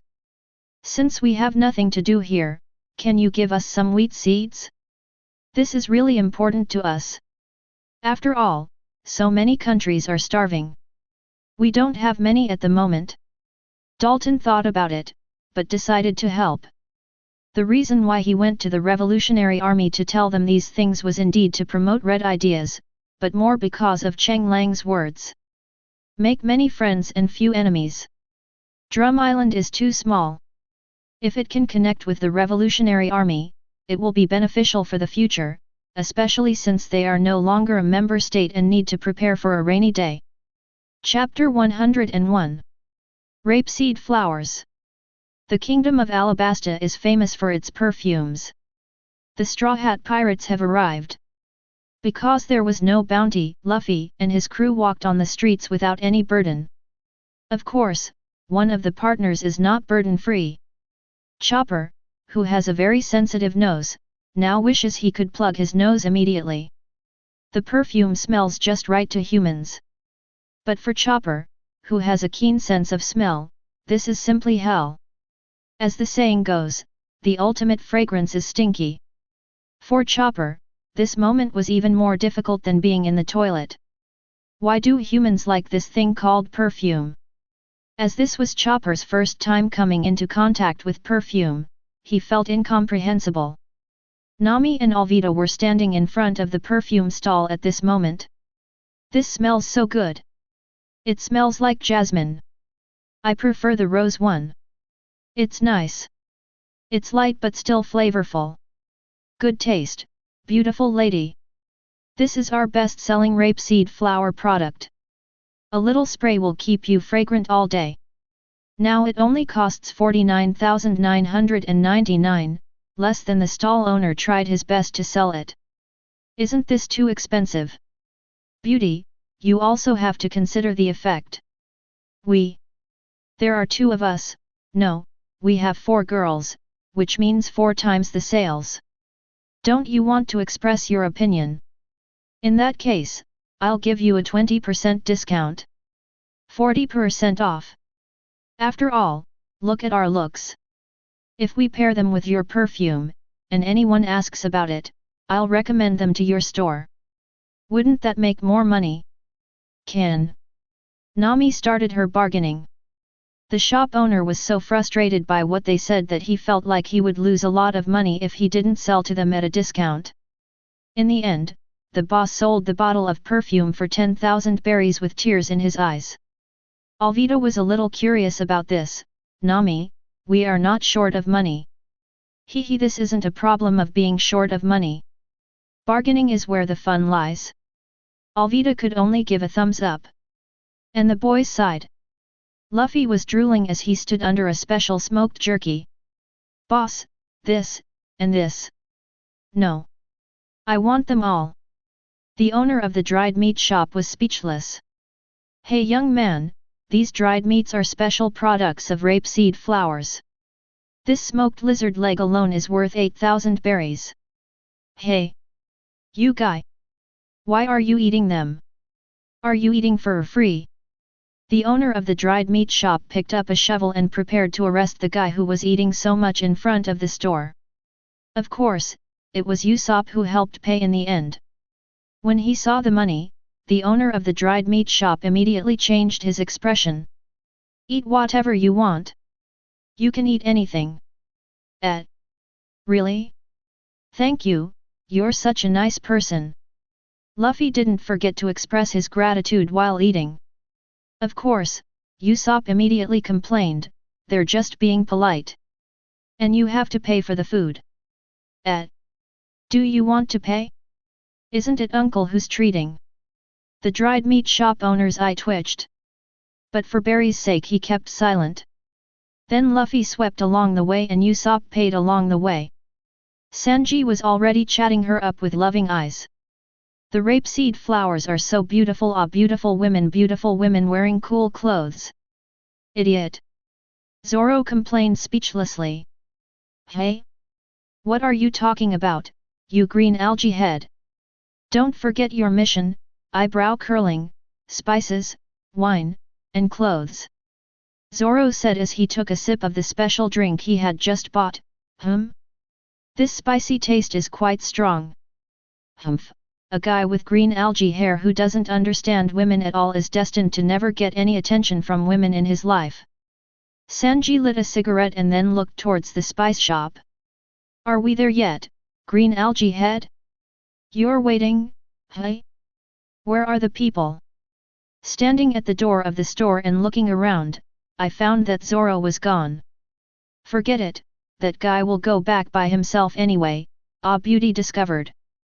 On the other side, Zoro stood in the middle of the road, looking around. This eyebrow curler, is he lost? He's really a worry, hey? Aromatherapy shop, something similar, right? I have no choice but to do it for you. Zoro walked in confidently. But Cheng Lang did not go to the rapeseed flowers at this moment. After all, someone had to stay on the ship. Originally, this task was to be given to Soran, but Cheng Lang took it on his own initiative, and he naturally had his own purpose. He needed to conduct experiments on board. Pair this with this, then pair this with this, I don't understand it at all. At this moment, Cheng Lang was looking at the things on the alchemy table and scratching his head. During his days on the ship, Cheng Lang naturally did not do nothing. He went to Hell and found the Netherworld Fortress. Then I found the Netherward and made an alchemy table. Of course, during this time he created the Eye of Ender.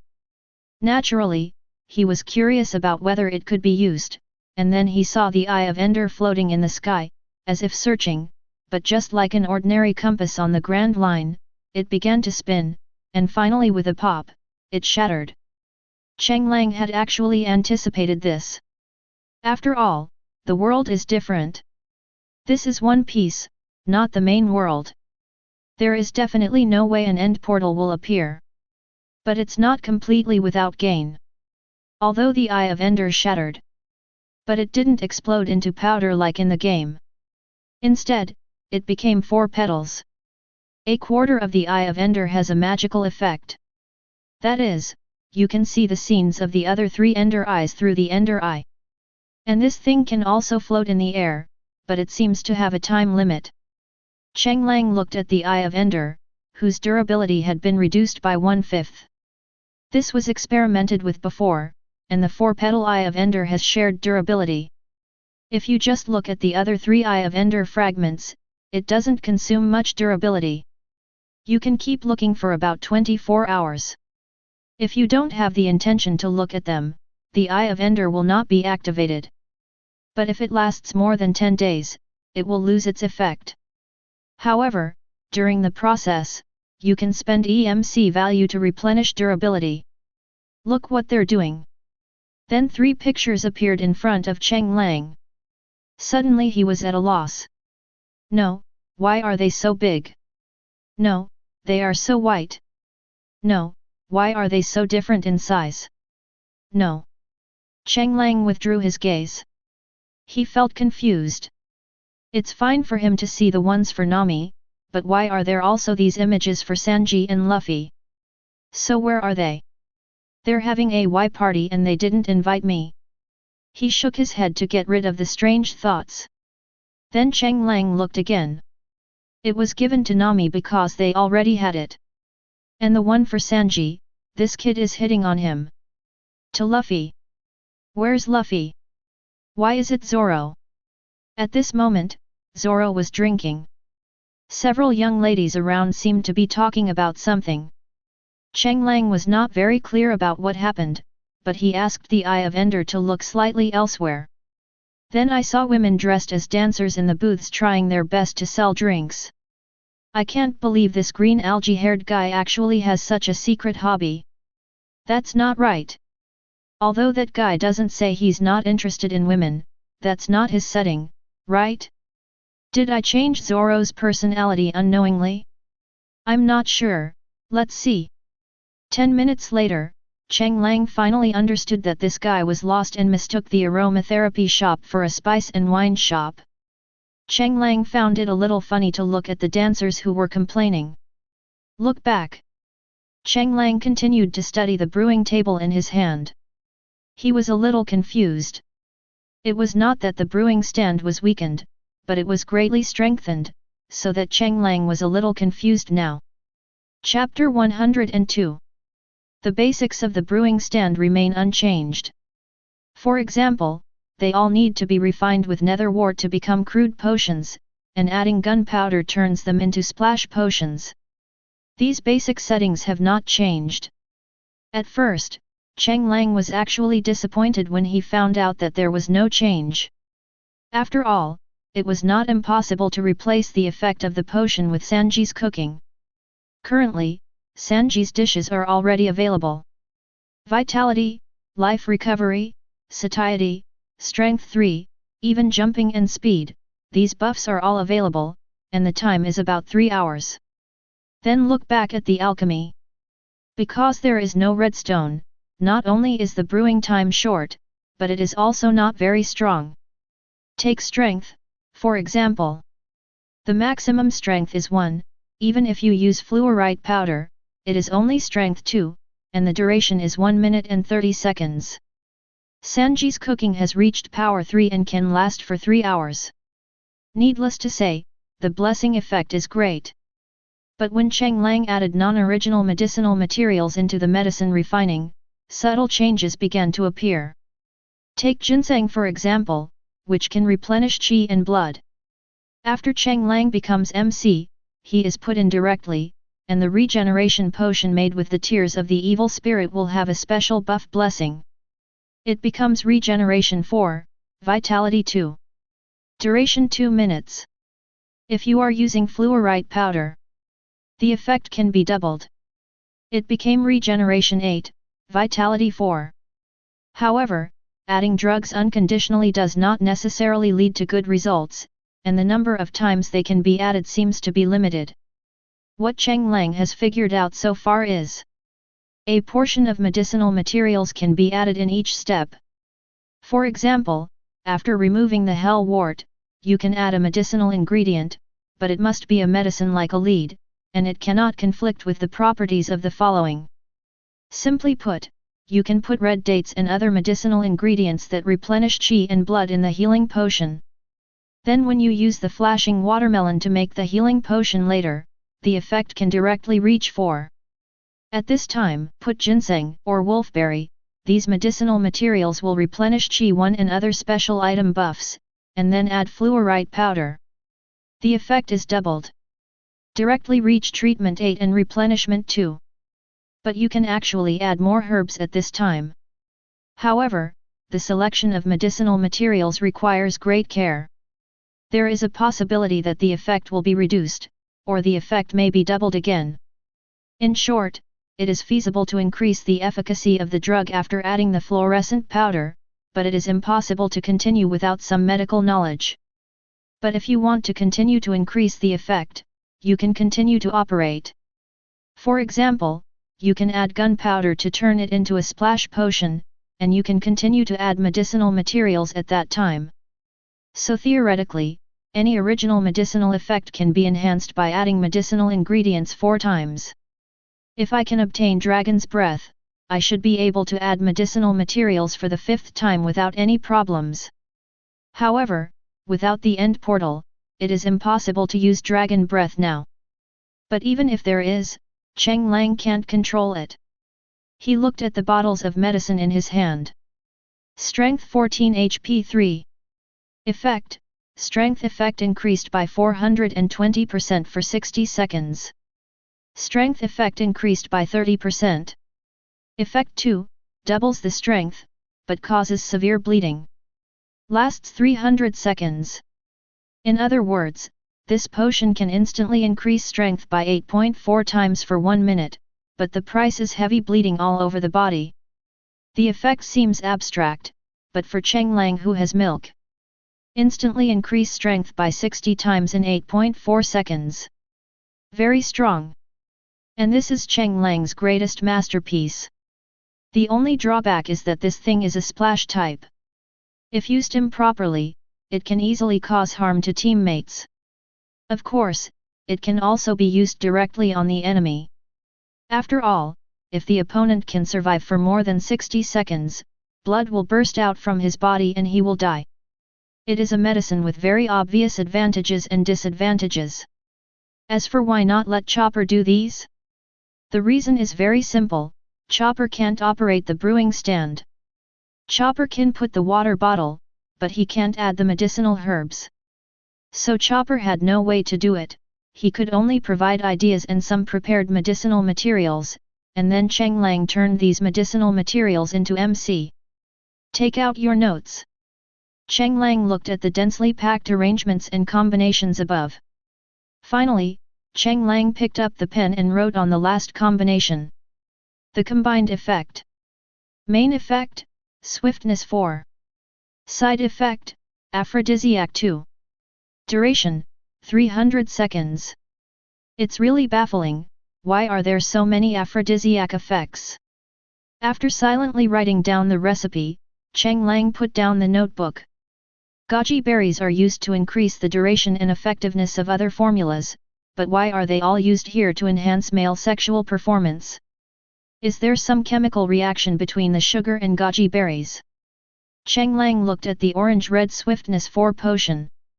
To be honest, Cheng Lang and Chopper did the most to develop this swift potion, for no other reason than Cheng Lang wanted to achieve an urgent effect. But no matter how I experiment, for some reason, it always ends up having an aphrodisiac effect or some other negative effects. Anyway, there is no urgency effect. The reason why he wanted an urgent effect was simple: he planned to transform Hell. But the scope of the vacant domain needs to be large. Cheng Lang has studied it. The monster spawning range is similar to that in the game, but the number of monsters spawned is at least in the millions. Although the range is similar to the game, the number of monsters spawned has increased, which directly expands the monster spawning range in disguise. So according to Cheng Lang's estimate, He needs to dig out an area of 50 kilometers in length and width. That's equivalent to 595 million basketball courts, about half the size of Shanghai. This workload is a huge undertaking even with chain mining. This is also the reason why he wants to be urgent. With Cheng Lang's current speed, if he exerts all his strength, digging in seconds is just the basics. The manuscript must disappear the moment it touches the hell rock. This is what Cheng Lang wants. Otherwise, it would be too troublesome to complete this vacant domain. Is it really true that we can only do it bit by bit? Cheng Lang sighed. But he could never forget the record of 130 million in half an hour. Forget about that, let's continue. Cheng Lang began his experiment again. And soon, Nani and her group were the first to return to the ship. At this moment they brought back a lot of things in big and small bags. Wow, didn't you give the clothes task to Sanji? Why did you buy so many? Cheng Lang looked at the lump on Chopper's back. Somewhat emotional. Nani was very proud. I got a 10% discount on all these clothes. How can I not take this opportunity to buy more? Besides, the weather on the island may be even more extreme. I need to prepare more clothes to cope with it. Cheng Lang also nodded. Indeed, clothes are the problem. So far, he has only 5 sets of clothes to rotate through. But when he saw the clothes in the package, he was speechless. So, these are all your girls' clothes. Don't worry, there's definitely one for you. This is the one. Cheng Lang looked at the small package in his hand. There is only 1 set of summer clothes, 1 set of autumn clothes, and 2 sets of winter clothes. 4 sets of clothes. After looking at the women's clothing package that was twice as tall as his own. Hiss. Forget it, as long as it's enough. These are for Luffy and his friends. Divide them when they come back. After taking a few more packages, Cheng Lang quietly took them to the boys' dormitory and placed them on their respective beds. Chapter 103. After doing all this, I saw Chopper hiding in the snow house. This was opened up by Cheng Lang as a summer escape. At this moment, Chopper was lying on the snow. Hey, finally alive. Everyone said not to go. Cheng Lang teased with a smile. When Xiao Ba saw that the person coming was Cheng Lang, he thought for a moment and replied, actually, apart from the fact that it's a little pungent, it's still okay. The world outside is more fun than I imagined. Seeing Chopper's serious look, Cheng Lang stopped teasing him and threw away the notebook. Chopper picked it up and looked at it. Is that really the case? Guessed. Well, somewhat. What's the pattern? Tell me about it. Cheng Lang asked curiously. Chopper pointed to the bottom of the notebook. The herbs here are more effective in accelerating the circulation of qi and blood, and also in increasing blood pressure. It can be said that most of them are auxiliary medicines. But it seems that the effects are almost the same. Then there are side effects. The common feature of these herbs is that they are toxic to a certain extent, but they can stimulate the medicinal properties, or they can be used as a prescription to fight poison with poison. The top ones are for replenishing qi and blood and promoting digestion, and most of them are classified into the vitality category. Even some main herbs that are supposed to be used together to detoxify or cure diseases have not yet exerted their effects, or may even have no effect, or even weakened their effects. So one thing is certain, auxiliary herbs can be effective, because the materials you add to change their properties are actually the main herbs, which means they take over the main herbs. Chopper spoke eloquently. Cheng Lang nodded when he heard it. So these are the most useful herbs. Chopper circled them in his notebook. Cheng Lang looked and found that they were all medicinal herbs with the most obvious effects, just as he had guessed. These medicinal herbs are all tonics, such as ginseng and wolfberry. The effects of these were surprisingly good. The other herbs did not work as well as they should. Obviously, emphasization only allows these medicinal herbs to retain one attribute. Ah, the snow is still comfortable. Chopper sighed unconsciously, and then he began to feel sleepy. Cheng Lang stopped bothering the other party. Come onto the deck. By then Sanji will have returned. Also big and small packages. I bought a lot of different spices and special ingredients, and of course more cool and revealing clothes. For example, dancers' clothes. Ah, I really want to see them wearing these clothes, they must be beautiful. Cheng Lang sighed and shook his head when he saw this. I guess it's not as good as you think. Nami found some discounted clothes, so you'll probably have to put these in the bottom of your closet. Sanji was disappointed. Speaking of Zoro. The words fell. Then, Zoro walked out from the corner of the port. There are also large and small bags at this moment. Curly eyebrows came back first. It seems that even lost people know how to go home. I should be saying this to you. You. Why do you smell like women's rouge? Could it be that you ran to that kind of place? Sanji's nose twitched and he was immediately furious. He completed the task by resisting the temptation of chatting up beautiful women. Zoro rolled his eyes at Sanji and said, "Are you a dog? These are the ingredients, clothes, and spices I bought." Sanji was originally very angry, but when he saw the package thrown by Zoro, his anger disappeared by a large margin. Even though he's lost, this guy is still very honest. As soon as I opened the package, immediately stunned. Food-wise it was okay. But clothes and spices. They were dancers' costumes and exotic-style women's clothing. In short, they were all extremely revealing clothes. He even smelled a unique feminine scent from them. Obviously, many of these clothes had just been changed. As for spices, they are not spices at all, they are simply aromatherapy, and some of them have special effects. You green algae-haired guy, and you said you didn't go to that kind of store. At this moment, Sanji turned into a demon, mumbling. As for Zoro, he was a little confused. What kind of store? The two started arguing. That is at this time. Luffy and Usopp also returned. But at this moment, Luffy has grown a lot bigger. Usopp also had a lot of bags on him. But Usopp's is more normal, all of them are hardware tools. The only ones left are Waiwei and me. I don't know if their trip will be successful. Cheng Lang took out another Eye of Ender. Then Cheng Lang saw the two of them still flying in the sky. It's still flying, but it should be here soon. Cheng Lang said with a smile. Vivi and me naturally headed to Katlia, the rebel base. Vivi plans to meet Kosa and then make a decision.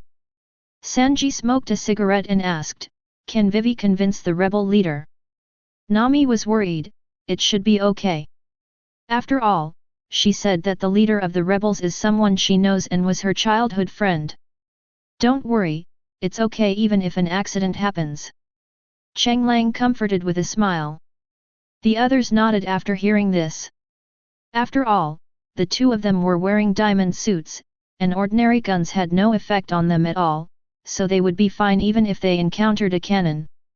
And the most important thing is that Cheng Lang also gave them the Ender Pearl. If something goes wrong, they can just throw it on the ground and Cheng Lang will appear, and then they can escape safely. Ender Pearls function the same as in the game. Can teleport, no matter how far away. But there is a slight difference. The Ender Pearl is thrown by the user and teleports instantly when it lands on the ground. But for now, it is only effective for Cheng Lang alone. Cheng Lang also teleported when other people were thrown out. Hope everything goes well. That is at this time. Usopp exclaimed, "Look over there.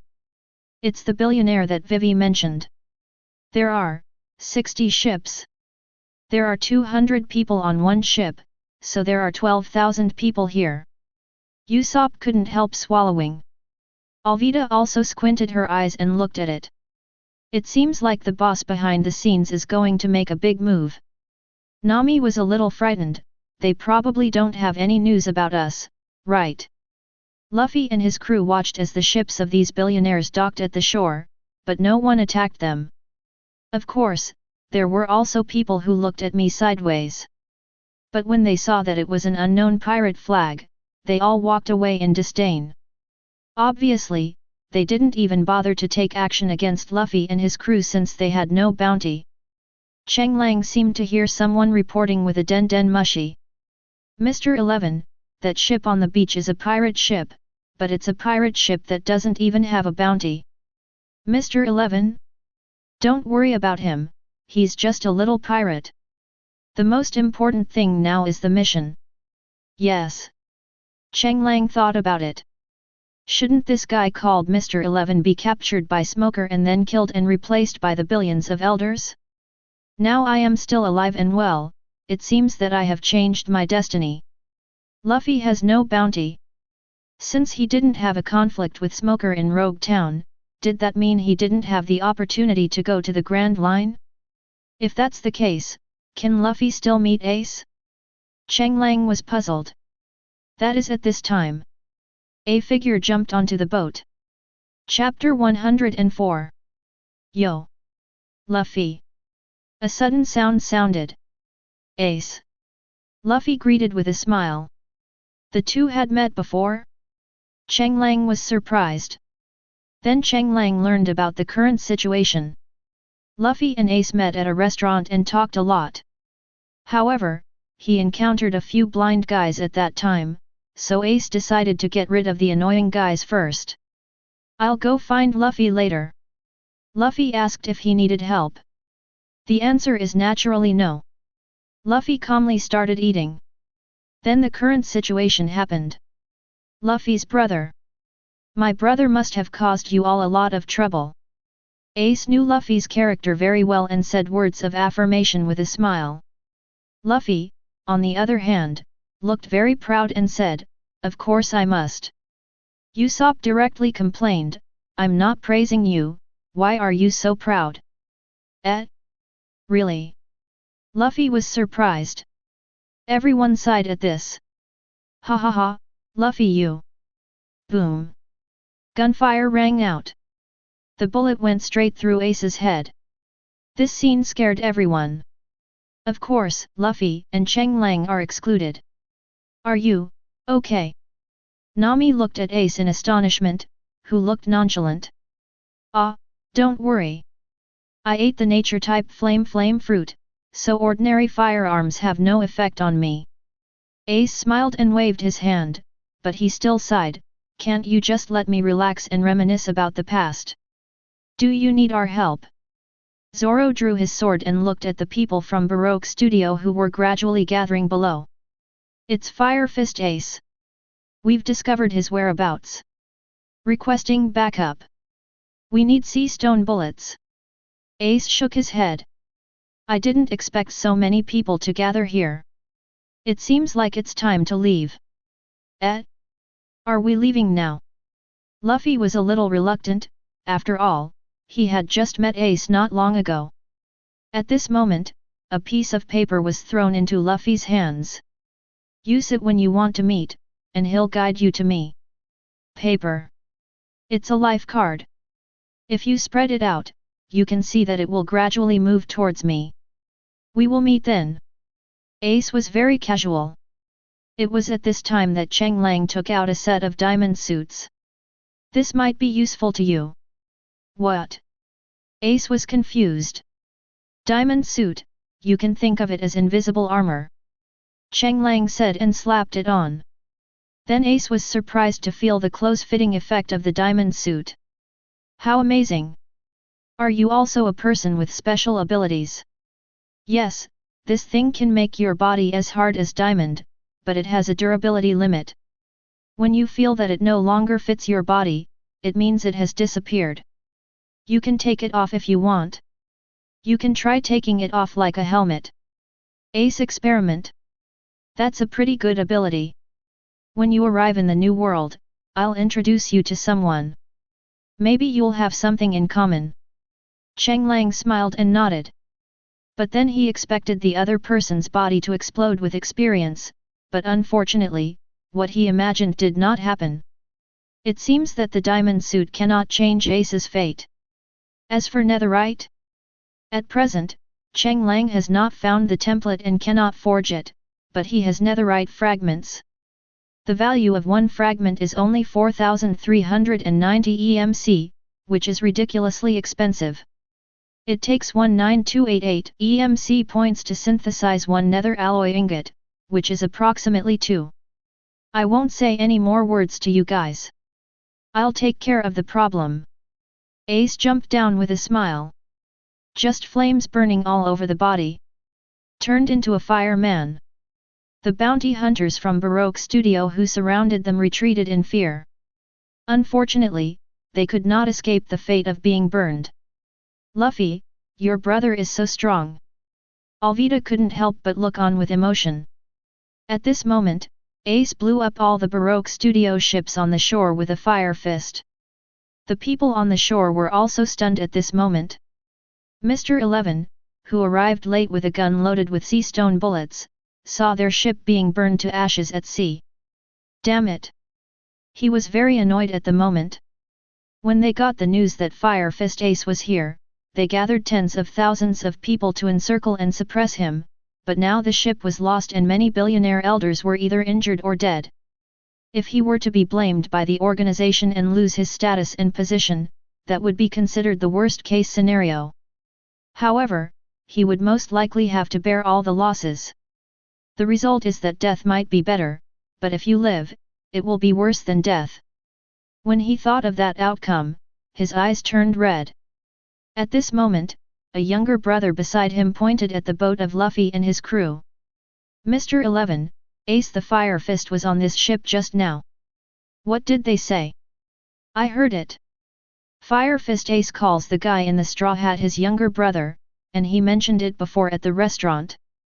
Ha ha ha. There's always a way out. Go ahead.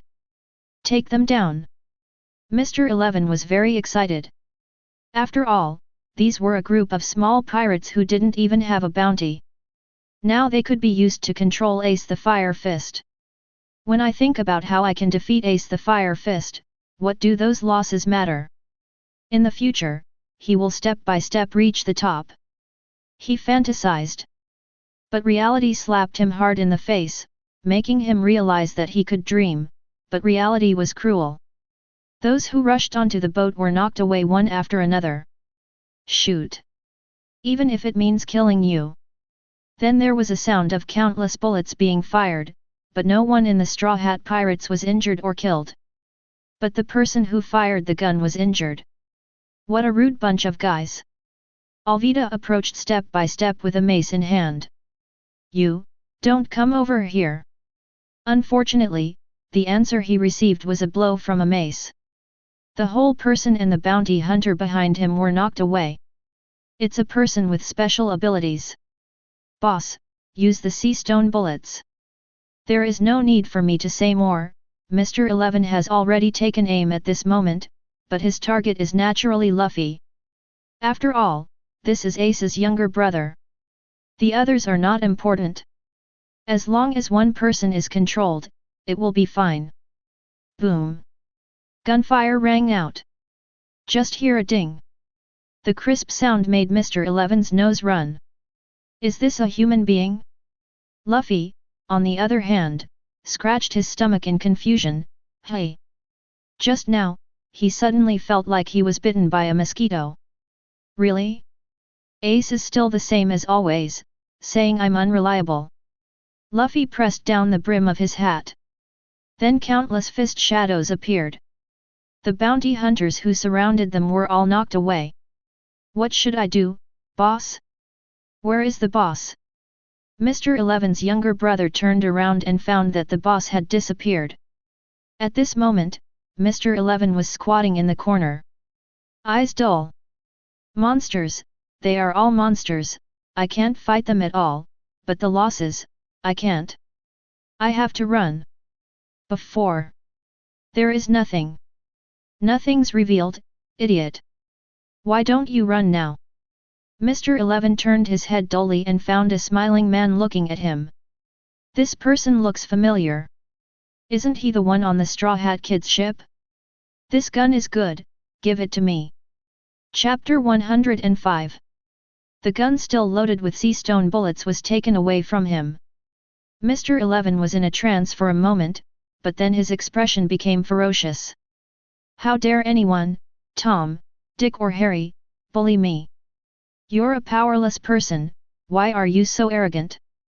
Mr. 11 drew out the sharp 50 caliber Hwazhu sword from his waist, raised his hand and chopped Cheng Lang's neck.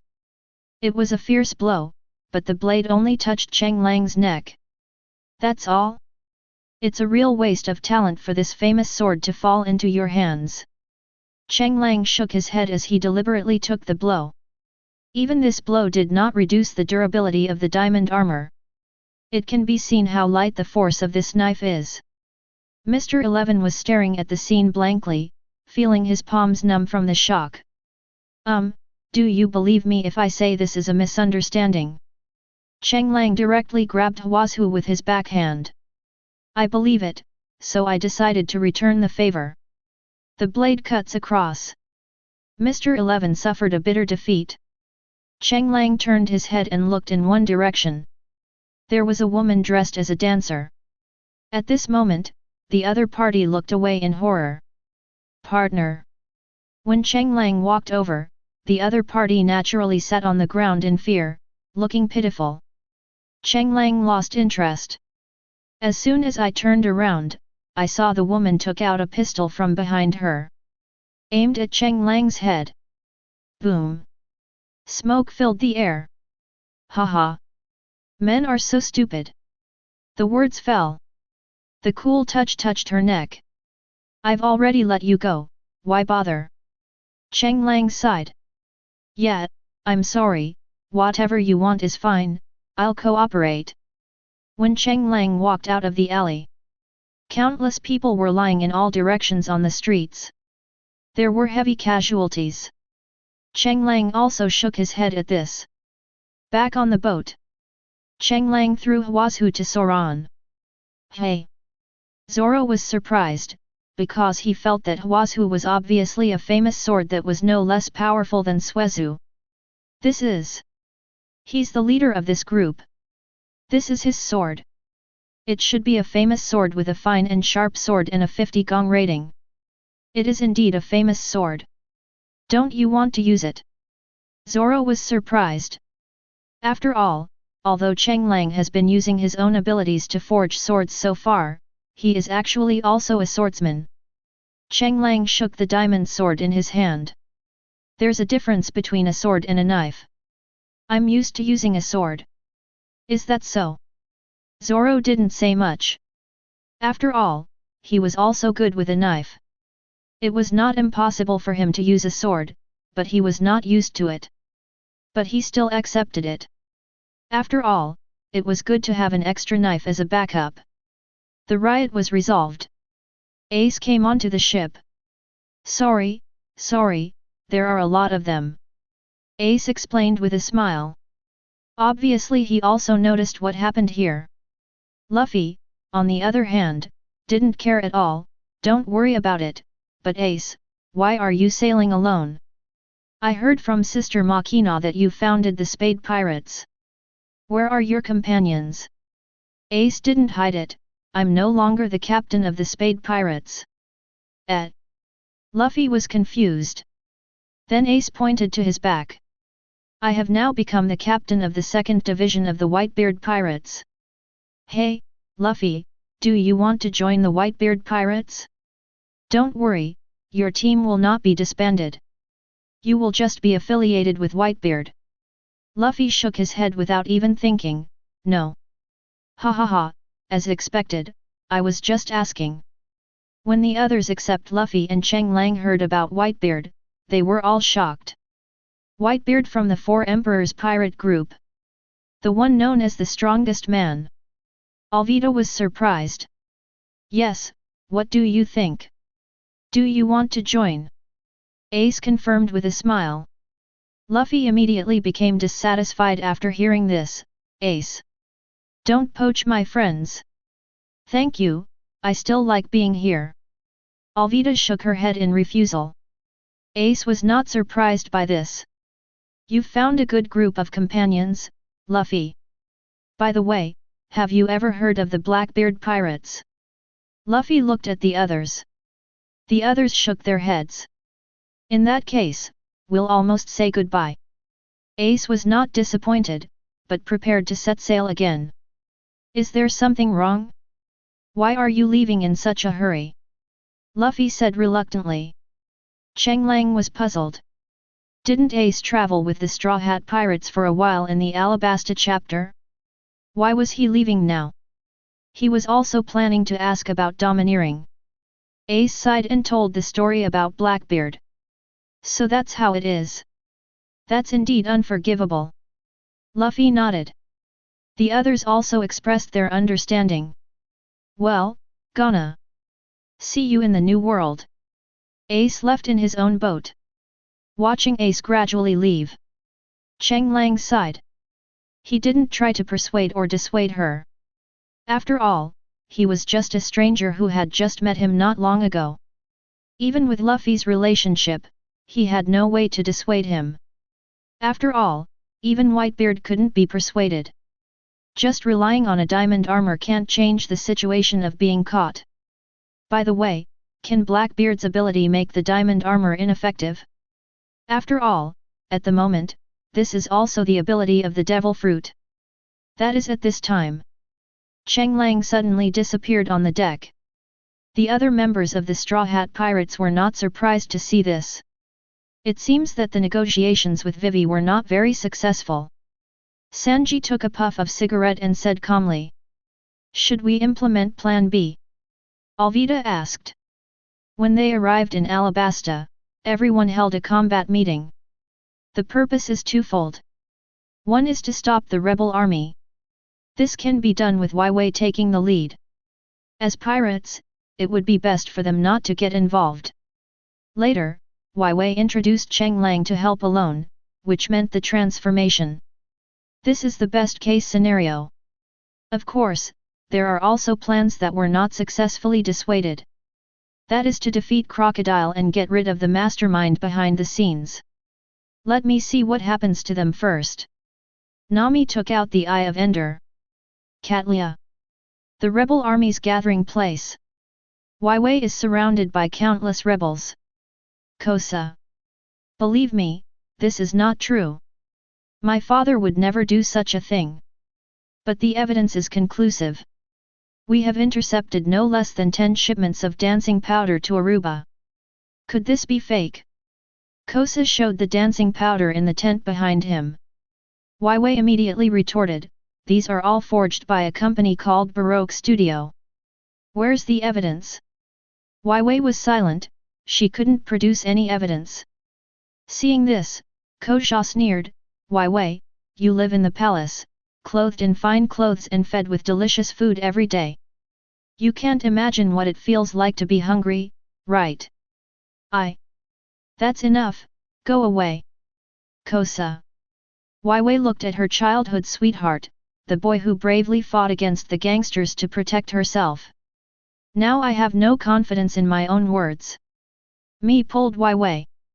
If I told you I could change the environment so everyone could have access to water and food, would you stop, Kosa? If everyone has enough food to eat and water to drink, why would we rebel, Your Highness? The person next to Kosa spoke. He was once a member of the Shasha group and is now Kosa's right-hand man. Kaibi, Your Highness, let's go. We can still control the news now. If more people hear it, it will be difficult for both you and Kosa. However, the more you don't want something to happen, the more likely it will happen. A man with the words Baroque Studio tattooed on his arm directly spread the news that Princess Vivi was here. Chapter 106. Princess Vivi's appearance in the rebel camp is a big deal. For those who lost their fathers, mothers, and children due to water depletion, no matter whether Wai had oppressed them, their anger towards the royal family made them unable to think. Those who can stay near Kosa's tent are naturally his confidants. The current situation is clearly beyond Kosa's expectations. Kaibi's face also looked very ugly at this moment. He knew very well what was going to happen next. Wai Wei's expression also changed slightly at this moment. At this moment, Koyami seemed to have noticed the sudden solemn atmosphere around him. She was already socially anxious and wanted to leave immediately. Pulled at Wai Wei's clothes. At this moment, the wings behind her have been spread out, and if she finds something wrong, she is ready to take off. Wai Wei looked at Kosa and gritted her teeth. Kosa, believe me, I can change the current situation, just give me some time. That is at this time. There was a gunshot. A direct hit on Vivi's head. The man who fired the gun shouted loudly at this moment, "Ha ha ha, Princess Vivi of Alabasta was shot in the head by me." His shouting seemed to start the crowd's celebration. Countless people were cheering loudly. The expressions of the people around Kosa changed instantly. Kosa took 2 steps forward and hugged the fallen Wai Wei, looking nervous. However, the expected red and white screen did not appear. Wai Wei just crawled on the ground. Kosa, there's a traitor within the rebel army. Is it really a coincidence that you've always been able to discover and intercept the dancing powder? If my father really did use dancing powder to control rainfall, he would have so many ways to do it. Why would you discover it so easily? Wai Wei, you don't make a sound. This is the power brought by my partner. Take me to your tent. Kosa's expression was complicated. He looked at KB. As Korsha's right-hand man, KB naturally understood Korsha's intentions. He shouted directly, "Alabasta's Princess Vivi." She secretly came to assassinate Korsha's leader. Fortunately, she was stopped. Come and reward me. Soon, the person who fired the shot came forward to take credit. You did a good job. Chief Kosa is in the tent and will reward you. Kaibi smiled and patted the man's shoulder as if to say you did a good job. The man was terrified. It's what I should do. From your voice, are you the one who shouted that he saw Wai Wei earlier? KB was curious. The man's eyes flickered, but when he thought of the current situation, his vigilance quietly relaxed. I was lucky to see it, and this is what I deserve. Well done, go get your reward. As KB said this, he took the gun from the other person's hand. This is the rule when meeting the leader. When the man saw the gun left his body, he was a little flustered and wanted to ask for it back. But KB urged him, you know the rules, go quickly, you are a great hero. Hey! Hey hey, then I'll go. KB watched the other person disappear into the tent. His admiring expression also quietly disappeared. The people patrolling around are all carefully arranged and are all confidants. This person clearly wasn't. He sneaked in. He had a lot of thoughts at once. He heard what Vivi and Kosha said.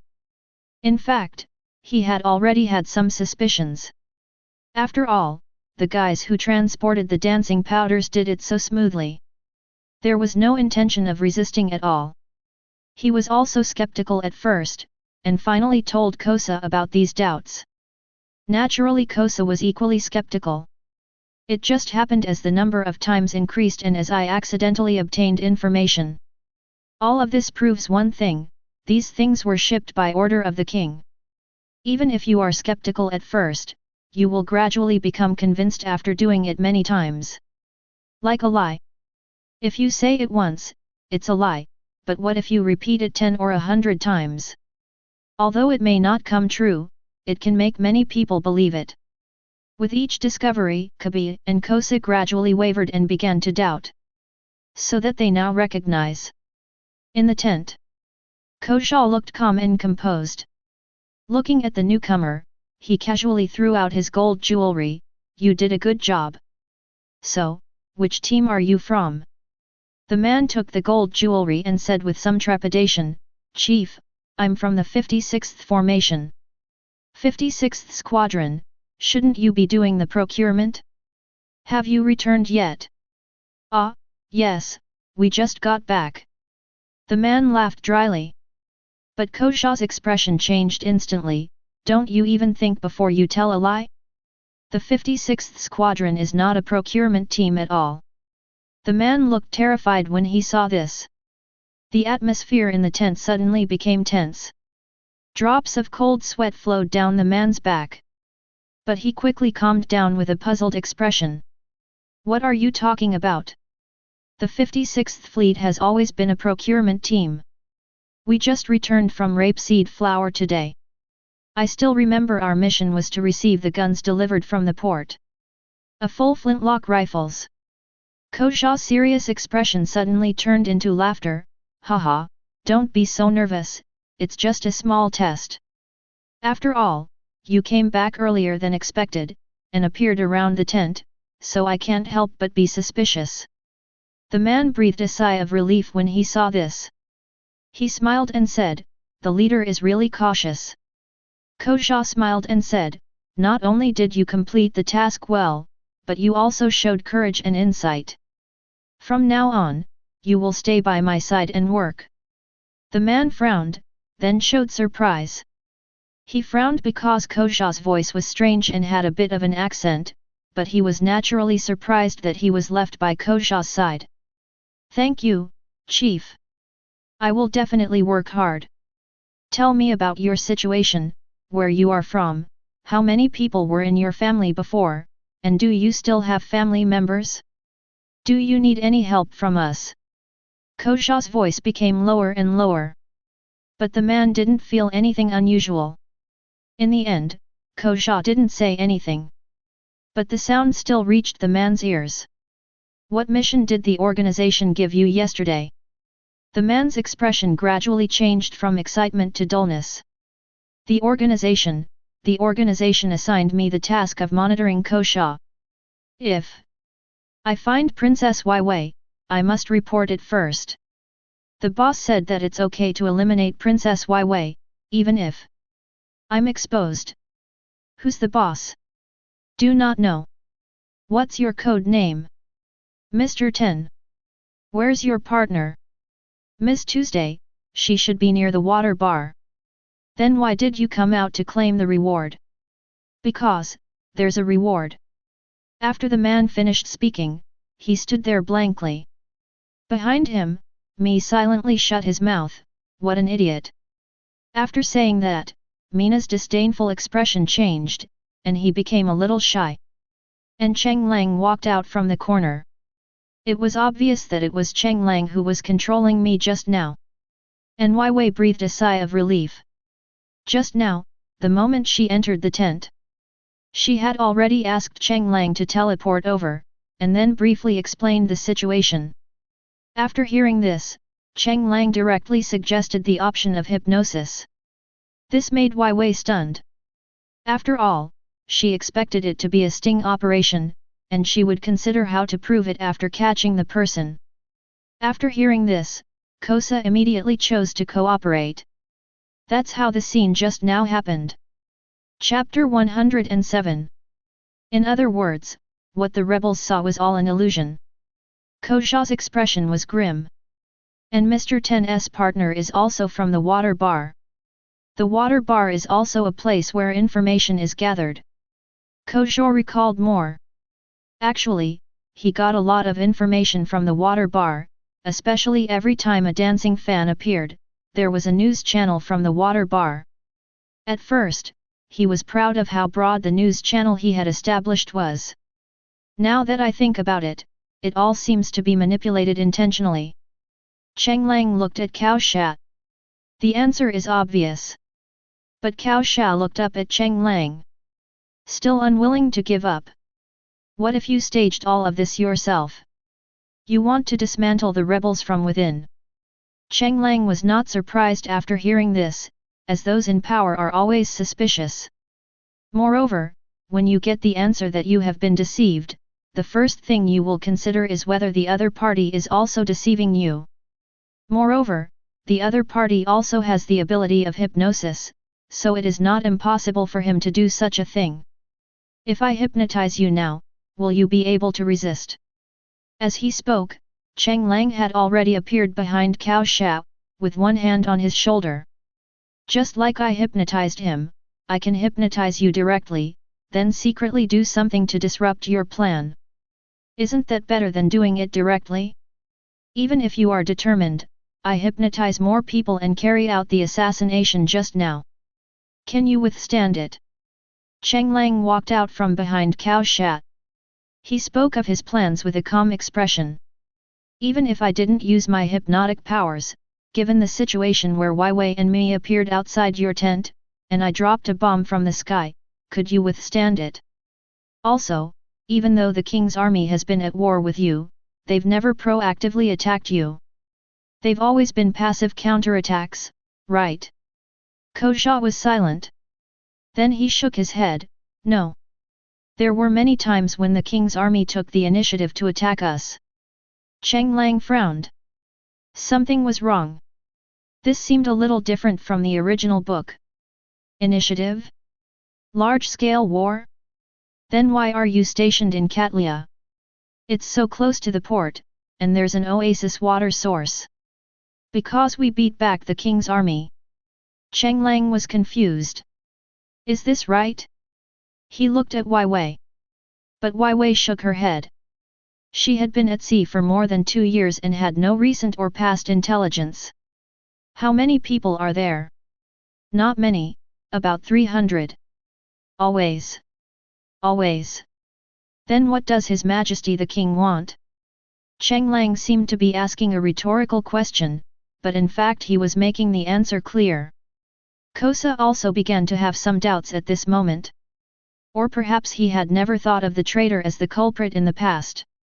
But ever since Cheng Lang found out the traitor, it was made clear that the intelligence and resources he obtained were arranged for him by someone with ulterior motives. What about the king's army? Could they also be traitors? I never thought about it in the past. I just thought that the king's army discovered them and drove them away, and they won the battle. It was because of the victory that the team was able to expand little by little. So much so that it has reached the current size of 700,000 people.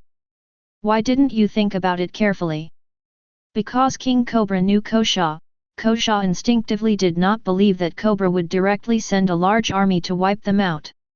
After all, he was just resisting with those who couldn't survive. Cheng Lang saw Kozha's expression gradually becoming confused, so he didn't say anything, but gave him enough time. So this guy called Mr. Zero is the mastermind behind this. Correct. Who is it? Why do you do this? Wai Wei hesitated for a moment, but finally said the name, Crocodile. 7 warlords of the sea? Why would he do this? Isn't he a legal pirate approved by the world government? Now he has opened a casino in Rainy Land and is making a fortune every day. Kosa was a little puzzled. After all, with Crocodile's current power, it is not an exaggeration to say that he is a local emperor. He was dressed in fine clothes and fed with delicious food, and even the king could not do anything to him. Of course, the most important thing is that Crocodile has been fighting pirates whenever he has nothing to do over the years and has become a hero. Even Kozha admires such people. Wai Wei looked at Kozha and said, I've been missing for the past 2 years, you should know. Kozha nodded. I joined the Baroque studio, and it was only after joining that I heard the news. The main focus of the Baroque studio is to establish an Utopia project. Utopia. The Utopia plan, in simple terms, is a free country that doesn't need a navy and isn't afraid of pirate threats. That sounds good. Kozha commented. Their target is Alabasta, and you are pawns, used to consume the king's army's discarded pieces. You should have information, such as the billion elders or something like that, right? Cheng Lang asked with a smile. Kosa frowned and shook his head. Are you so out of touch with the news? There are nearly 60, modified above, ships in rapeseed now. There are also such patterns on them. Cheng Lang said as he walked to the man who was still hypnotized and lifted up his sleeves. At this moment, a skull pierced by 2 rapiers and a pattern with a pair of purple wings as the background appeared on the arm. Every undercover agent in the rebel army or the royal army has this tattoo. The purpose is, if nothing else, to avoid their own people during the war, and to ensure they are not forgotten when it comes to rewarding merit in the future.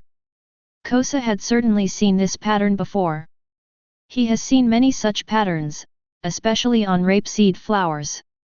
But they are fighting pirates. This prevented him from delving further into the matter. Now it all comes together. I'm going to arrest all these people now. Kosa stood up.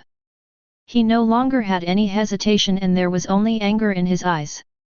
Were they, the resistance army, a joke from beginning to end? We must never let them accomplish what they want so easily. Cheng Lang naturally grabbed him with one hand. Why are you so impatient? If you suddenly rush out and say this is all a setup, a scam, how many people will believe you? Put another way, if you go out and announce it now, what do you think the spies hiding in the team will do? This.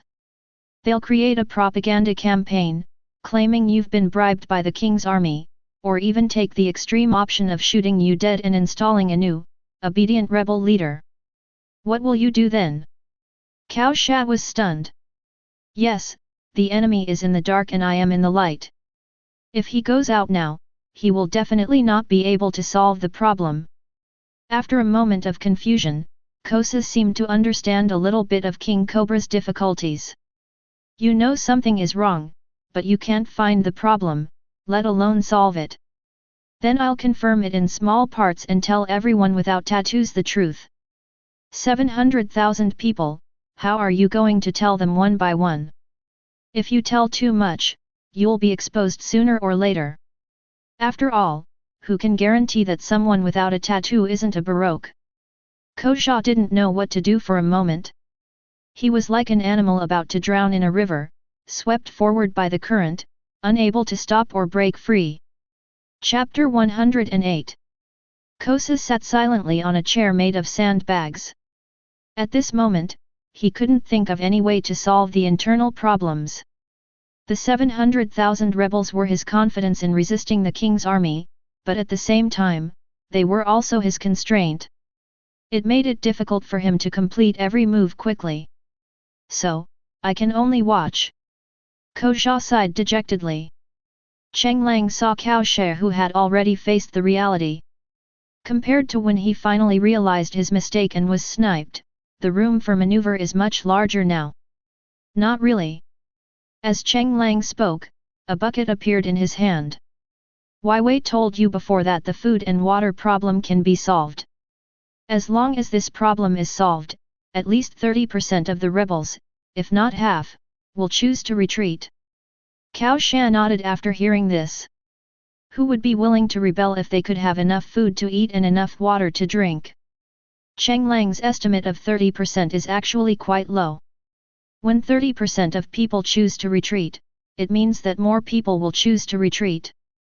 And the trend of retreat will spread indefinitely among the rebels. The reason they have not retreated now is entirely because they have a chance to survive by joining the rebels. If any new way of survival emerges, it would be considered a lot if only 70,000 of the 700,000 troops were left. Cheng Lang dug out a 2x2 grid on the ground, and infinite water was born. See for yourself, this is the source of water that never dies. Cheng Lang smiled as he introduced his abilities. Kosa was puzzled and then reached out to scoop up the water. Take a sip. Cool and quench your thirst. This.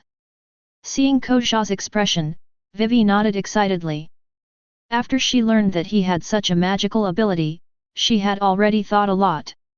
Even this water source alone is enough to solve Alabastus' predicament. Kosa seemed to understand. But it's too late. Kosa looked at Mr. Ten. He had already reported it before. If nothing unexpected happens, the traitors in the royal army and the rebel army will probably receive new instructions. When their opinions align, even I will find it difficult to prevent a war. At this moment, Wei fell silent for a moment, as if she had made a final decision.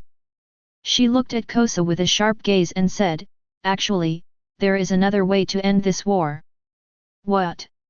"I joined the resistance." "Hey!" Kosa stared at Wei in disbelief as she said this. Seeing Koja's surprised expression, Vivi remained expressionless. It's undeniable that crocodile is the cause of the current situation, but this is also the drawback of Alabastus' years of rule. Koja didn't quite understand what Wei was saying. You're a princess. Look at what you're saying. Alabasta, despite being a country with a large population, has never improved. Every year, pirates attack it, breaking up countless families. Because of this, many people have become pirates themselves. This situation has become the norm, but does that mean it's right? Wei's expression was painful. Only when you really reach the bottom, you will realize one thing: after 800 years of rule, the top leaders of Alabasta have long been corrupt. So what if there is a wise monarch? Is it really true that a country needs the help of the 7 warlords of the sea to be stable in some sense? Why can Baroque Studio, an organization that only uses the slogan of Utopia, attract so many followers? Aren't all these caused by the corruption of Alabasta? Now there are people in the country who can mobilize the king's army. I think they are very dissatisfied with their current position. Then I will change their position. Wei's eyes were firm. Kosa looked at Wei now, and his rage was overflowing, although he did not show it. But he realized that some things seemed very different from what he had imagined. Aren't you here to dissuade me from starting a war? Wei shook her head. I just want to tell you that my partners have the ability to ensure that the people have enough food to eat and good water to drink. Stopping the war is what I want, but it's not what I want. Listening to contradictory words. But Koja seemed to understand. Wei still wants to stop the war, but she seems to realize that there is no way to solve the fundamental problem without going to war. So now. Kosa swallowed his saliva. He already had some guesses. Announce that Vivi will give up her right to inherit the throne of Alabasta and join the rebels, turning the rebels into a regular army. Eliminate the aristocracy. Vivi looked at Kosa seriously. The reason is that the king is controlled by the nobles. The nobles have been causing trouble for years. His Majesty is old and has abdicated the throne in favor of a wiser person. Koja opened his mouth and asked, "Are you sure you're not having a conflict with your father?" Wei looked at Koja strangely. Am I the kind of person who chooses to sacrifice countless people just because of a conflict? No. Koja nodded. Then Wei expressed her thoughts. Of course, these thoughts and plans were what Cheng Lang once said to Dalton. That is red thought. No aristocracy, no class, or perhaps this is the Utopia plan. Kosa stared at the scene blankly. So you are not going to become the new king? Wei shook her head. If I continue to be king, then what's the point of rebellion? Then Wei looked at Kosa seriously and said, Kosa, become the new king and lead the people towards a world of equality and freedom. Kosa was somewhat doubting his life at this moment. No, are you the traitor or am I the traitor? Wait a moment, I'm a little confused. Wei didn't continue to comfort him, she looked at Cheng Lang. There was a questioning look in his eyes. Seeing this, Cheng Lang gave a thumbs up. Well said. Vivi felt a little shy about this. After a while, Koja looked at Wei with a strange expression. I feel a little sympathetic to King Cobra now. Wei gave a playful smile and stuck out her tongue. I'm sure father will forgive me. And if it can make the country better, I'm sure he'll understand. After all, he's probably had enough of feeling powerless these past few years. Cao Sha stood up, looked at Wei, and nodded seriously. Wei, think carefully. Once the arrow is shot, there is no turning back. Once it gets out, it will be a huge blow to the dignity of the royal family. Wei's eyes were firm. I have been thinking about this for a long time. Koja came to Mr. Ten, who was still hypnotized. He looked at Cheng Lang. Is he still useful to you? Cheng Lang shook his head. Koja punched the other person in the face. The strong blow directly awakened the will. What? Then countless hypnotized memories flooded into my mind. For a moment his face turned pale. I wanted to slap myself in the face right now. At first, he wanted to take advantage of the situation and leave after doing all this, but everything happened too quickly. KB's declaration caused him to be noticed, so naturally he had no choice but to stand out. But when he heard that it was a reward for him, some little thoughts suddenly came to his mind. The result is the current situation. Chapter 109. When Kosha brought Vivi to the front of the stage, the rebels were stunned. Especially what Kosa said later brought the emotions of these rebels to a climax. Everyone. Princess Weiwei has always been on the side of our resistance army. It is because of Princess Weiwei that we can obtain guns and sufficient water. I'm sure you're all confused by what just happened. We staged that scene solely to uncover the traitor. And he. The traitor among the nobles. They've long known Princess Vivi is hiding among the rebels. And they've been exposed. This is the hallmark of their organization. It's a symbol of the kingdom's nobility. I'm sure many of you have already been won over, or drawn in by their ideals. If utopia really existed, why would they be so secretive? Why wouldn't they dare reveal it openly? Because they were the lackeys of the princes and nobles. They were just scammers using the utopia scheme as a pretext. Her Royal Highness the Princess has long known their plan. She also realizes that the future will be even darker. Kosha looked at Weiwei beside him. Vivi also walked to the front of the stage and picked up the loudspeaker. Den Den Mushi, I hereby officially declare that I will join the resistance and give up the throne of Alabasta. The corrupt kingdom must be destroyed. A new order will be born. The aristocracy will disappear. In the future, everyone is equal, and the future belongs to the people. Just a few words, but they left all the rebels present confused. Hey! Is that so? It turns out that our resistance army is not a union of rural villagers, nor is it a group of poor people who can't survive and are huddled together for warmth. So we are fighting to overthrow corruption? Everyone is equal in the future. The future belongs to the people. One sentence ignited the fire of will in everyone present. The future is equal for everyone. It belongs to the people.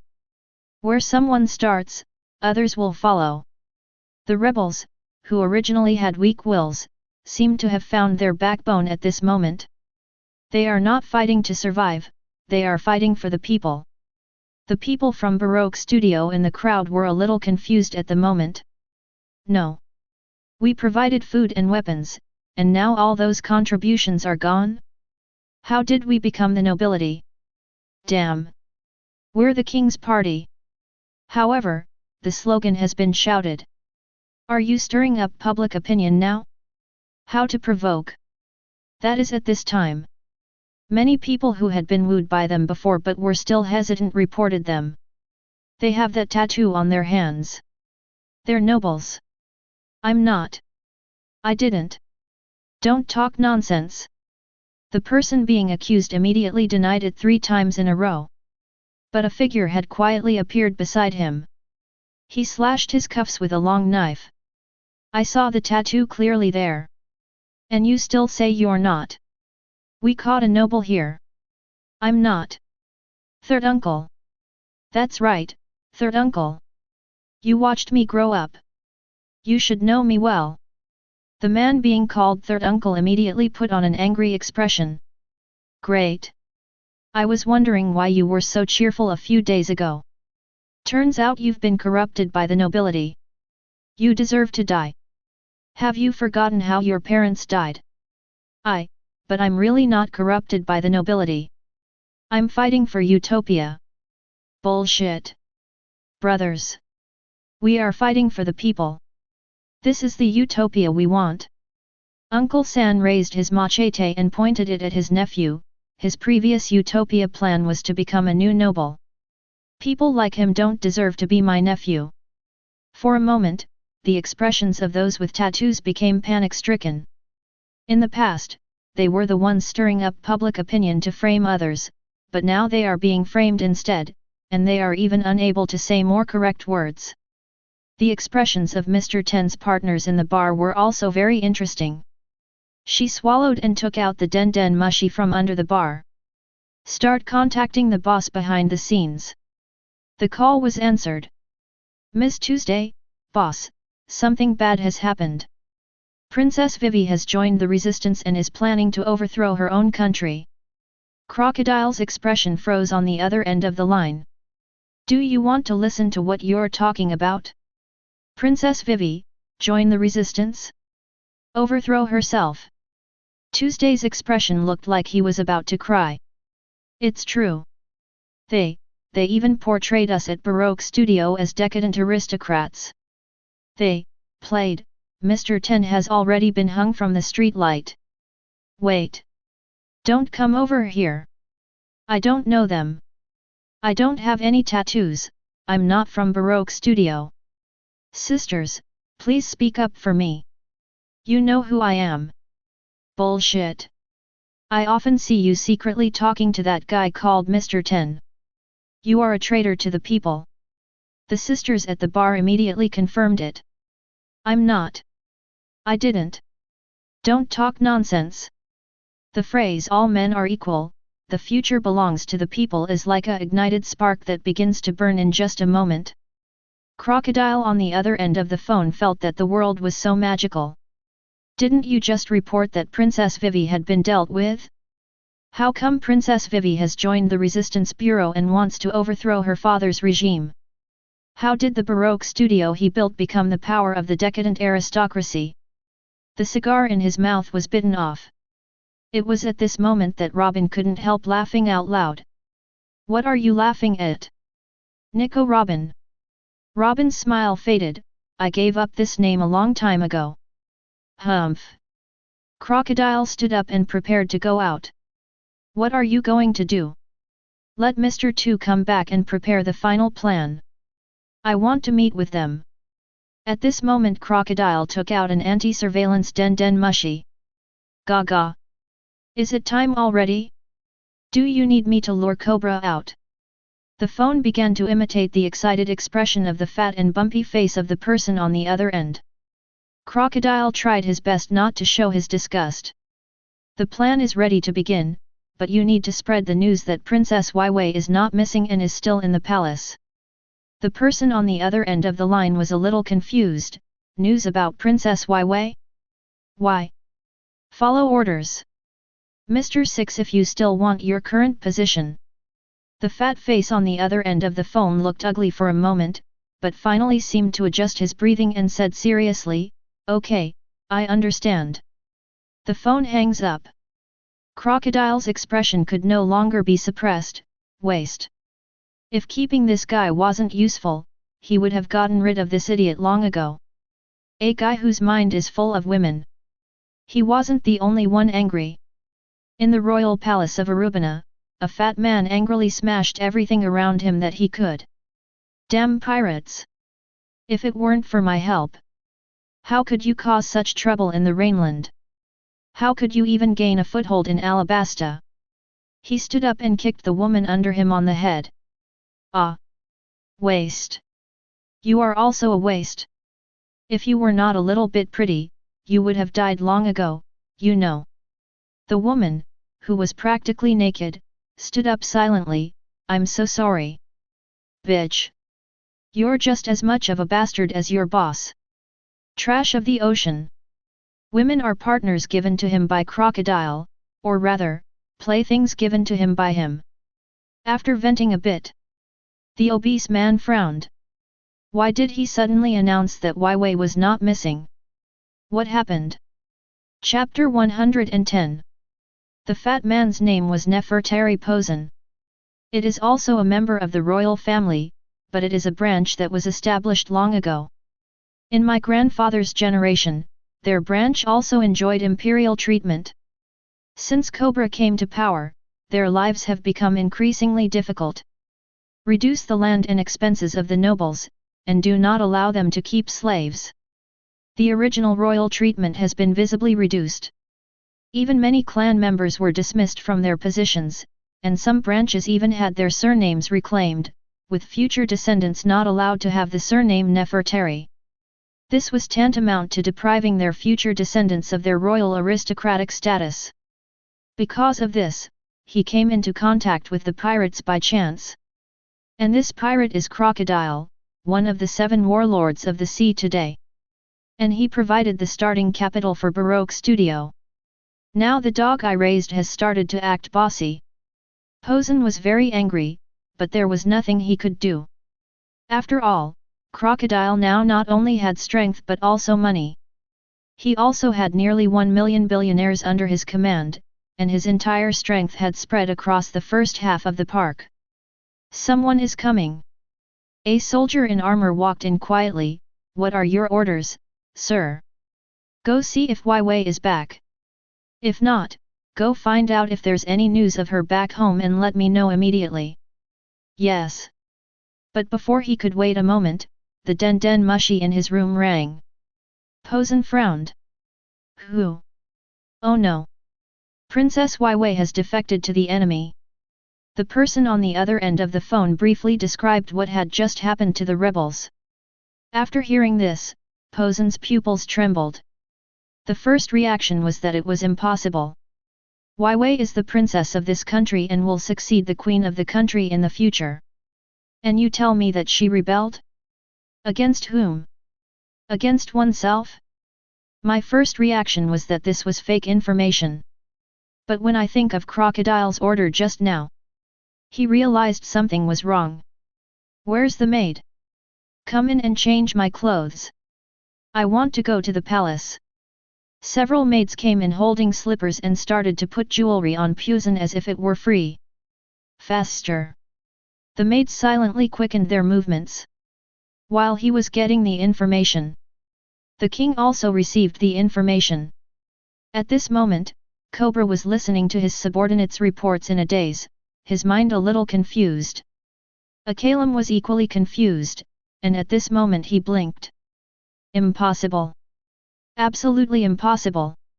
How could Her Royal Highness the Princess join the rebels? Akainu didn't believe it at all. After all, weren't they away for 2 or 3 years just to find the real culprit behind the scenes and prevent the war from happening? Her Royal Highness the Princess would never start a war. Cobra was sitting on the throne, rubbing his brows. He felt unfamiliar with his daughter. How could that caring little girl change? But then he started thinking. So she pushed this Baroque studio onto the nobles? She said I was coerced and deceived by the nobles. Cobra repeated this sentence. Then his expression became strange and complicated. Finally turned into a sigh. It seems that I, as a king, have disappointed Vivi. Cobra shook his head helplessly. Akainu immediately retorted, Your Majesty, you are a wise ruler, and we all know that. But the people don't know. If I were a wise ruler, how could there be 700,000 rebels? Akainu immediately retorted, This is all Crocodile's fault. He is the one who caused all this. Cobra shook his head. Akainu, walk with me. Akainu was silent, and finally just sighed and followed His Majesty the King. The two walked all the way and finally arrived at the courtyard. This was once Vivi's mother's favorite courtyard, and it was also where the two fell in love. If Didi were still alive and knew the current situation, would she be relieved or upset? Akainu hesitated for a moment, and finally he shook his head, I don't know. You have become more tactful. If Didi were here, he might bring his belongings to support Vivi. Cobra couldn't help but sigh. Akainu remained silent and did not refute. If it were Her Royal Highness the Princess, she would really do so. It was the princess's character that changed King Cobra. Old. It was at this time that Posen came over in a hurry. Your Majesty, Wei has joined the rebels. We should send an army to rescue her. She is in danger now. When Cobra saw Posen, he shook his head and said, This is her choice. Seeing Cobra like this, Posen's forehead suddenly became bulging with veins. Cobra. What are you talking about? Are you just going to let your daughter act like this? She's undermining the royal family. I respect her choice. It's unreasonable. It's absolutely unreasonable. Cobra. You're going to regret this. Posen cursed and left. Cobra watched the other party leave. Akainu was puzzled, are we just going to let him go like this? When have you ever seen his plans succeed? Akainu was stunned for a moment, then nodded with a smile. Then a piece of news leaked out from the palace. Ordered the hunt for Princess Vivi. And Cobra did not block this news. Let it spread out. At this point, the morale within the king's army began to waver. After all, who doesn't know that the king loves his daughter the most? But now he has been ordered to hunt down Princess Vivi? And when they learned that the king's army was hunting down Princess Vivi, Crocodile was shocked. Is this the order from that idiot? How is this any different from the king giving orders to his soldiers to arrest them? Crazy? Then when he learned that it was Posen who gave the order, his eyes went dark. Stupid. Idiot. I'm not afraid of the calculations of smart people, but I'm afraid of the sudden inspiration of stupid people. At this moment, Crocodile regretted cooperating with this pig. Now, the rebels have become a regular army. Standing at the highest point of morality, the reputation of the king's army and his Baroque studio will become synonymous with rebels and aristocrats. It has the exact opposite meaning to the slogan Utopia. Crocodile could imagine the expressions of his subordinates who came here for their ideals. Can my theory still convince these subordinates? Crocodile was a little confused. After all, he has not forgotten his identity, a pirate. The pirates are the bosses of a Utopia project, which is a minus point in itself, and now they have become a decadent aristocratic class. Just thinking about this gave him a headache. He felt it was difficult as he had been manipulating public opinion and stirring up confrontation. There is no solution to this trick. The only way to crack it was blocked by teammates. So now we can only use the last resort. Force. But in this way, all the personal image and efforts he has painstakingly built over the years will be wasted. Damn it! Chapter 111. Once a spark is ignited, the momentum of the prairie fire is unstoppable. This sentence means that everyone is equal in the future and the future belongs to the people. Just like what Cheng Lang had heard in history before. What kind of prince will Xiang Ning? For the people in this world, this sentence is no less than the opening of the Great Pirate Era by One Piece. Its power was so great that even Wei Wei and Cheng Lang could not have predicted it. At this moment, Koxia was also a little overwhelmed. Because of this sentence, the 700,000 rebels not only became more solid. Even more people are getting involved. In less than half a day, the number of people had almost reached 1 million. This is the growth rate. It's unimaginable.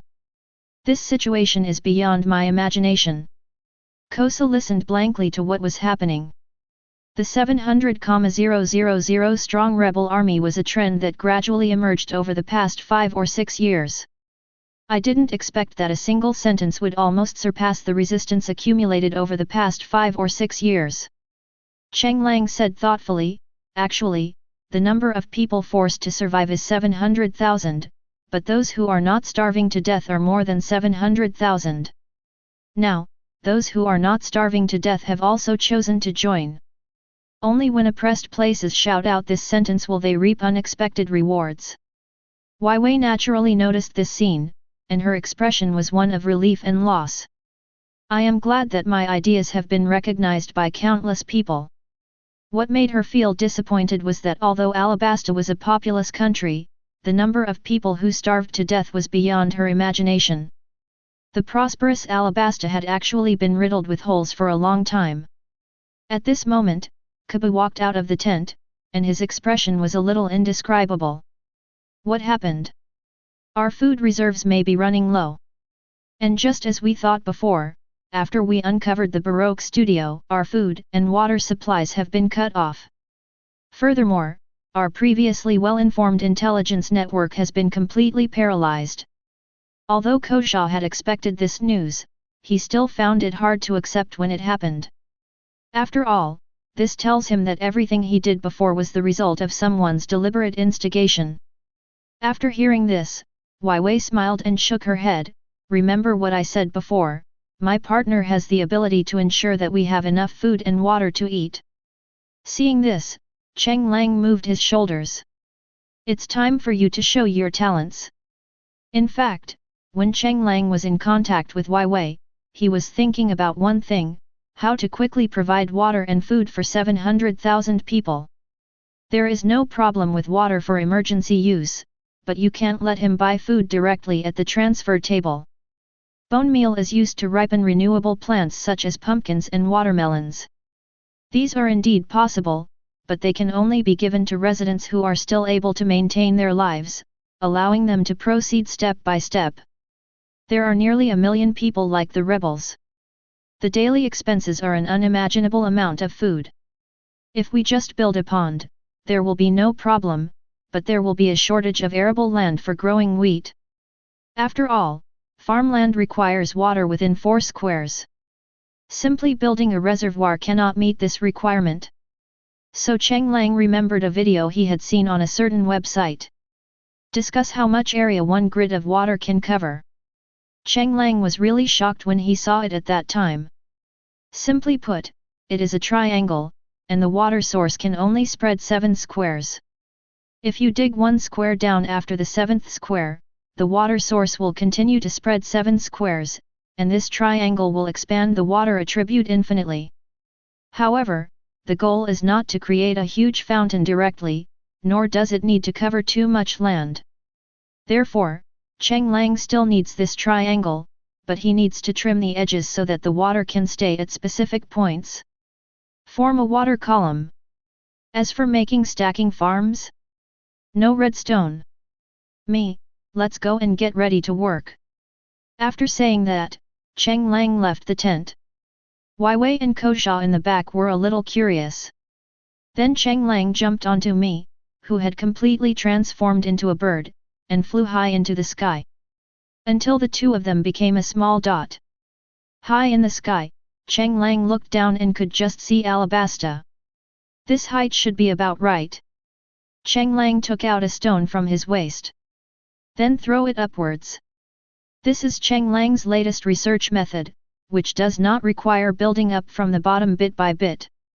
Holding lava in one hand and a bucket of water in the other. Aim at the small stone and release it instantly. Lava turns into obsidian. The water has not changed. Obsidian is fixed directly in the air during the process of being transformed from magma. After collecting the water, Cheng Lang jumped on and started his construction. Me stood on the platform only when it was big enough, and watched Cheng Lang work quietly. After simply making a hollow pyramid edge, Cheng Lang took a look and saw that this was the shape in the video, and the rest was Cheng Lang's modification. The water flows through the cobblestones to form a U shape. This way the water won't overflow. Cheng Lang then began to replicate the building, stacking it one on top of the other until it reached a height of 20 meters from the ground. Naturally, Cheng Lang's actions attracted a lot of people's attention. At the same time, I also saw the pyramid-like structure above the sky. Some were apprehensive. After all, what could possibly be built in the sky out of thin air? Those afraid of it falling naturally hid far away, while those who were curious watched intently, sighing with emotion. Finally, a hollow pyramid appeared in the sky, with small pyramids inside. The people who witnessed the whole thing swallowed their saliva unconsciously. If this thing falls down, won't the whole city be destroyed? Half a day had passed before all the work was done. Cheng Lang wiped the sweat from his forehead. It's finally done. Cheng Lang reached the top and saw a grid of water pouring up. Then the MC's water began to spread. It flows little by little along the channel designed by Cheng Lang. It only took less than a minute. This single grid of water covered the entire Katlia. Soon, water fell from the sky. It flowed into a hole that Cheng Lang had dug in advance. And under the pit is the underground farm dug by Cheng Lang. This allows farms to be stacked in multiple layers without destroying buildings. The reason why it was built underground was also to avoid blocking the sunlight. After all, although the hollow pyramid is hollow, it cannot withstand a large number of people.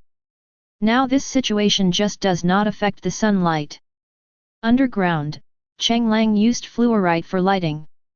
A 4-tier stacked farm was constructed. The top layer is wheat. The second underground floor is watermelon. The 3 underground floors are filled with different kinds of fruit trees. The bottom layer is a pond, where fish can be raised in the future. Half a day. The city has changed dramatically. It has transformed from a desert city into a city with inexhaustible water resources, and at the same time, it has also gained a beautiful spectacle. That is the city surrounded by water. Cheng Lang wrapped the edges with water. Of course there is an exit. There are 4 openings respectively in the east, west, south and north. The height of the water wall is only 3 or 4 meters. It does not affect the sunlight and has a certain aesthetic value. Chapter 112. When Cheng Lang came back, Kosha hurried forward and pointed at the hollow pyramid in the sky. Are you sure this won't fall off? Seeing the other party's nervous look, Cheng Lang shook his head with amusement and did not explain. Instead, he built 2 blocks directly on the spot and then removed the blocks below. Try and see if you can get it on the ground. Kosha didn't hesitate and reached out to hug the 1-meter square block. Then no matter how hard he tried, even his face turned purple, the cube was still floating 1 meter above the ground. A big man who was over 2 meters and 5 inches tall walked over. I'll try. He jumped up whole body. Then stand there quietly. Then, not believing it, he walked down and started to exert force with a weightlifting posture. As a result, the ground collapsed under his feet, but the block was still floating in the air 1 meter above the ground without moving. How amazing! Kosha couldn't help but sigh. Cheng Lang stretched himself and said, you should have seen it underground. Kosha nodded. Today, Katlia has exceeded his imagination, especially the wheat, a lot of it has grown in such a short time.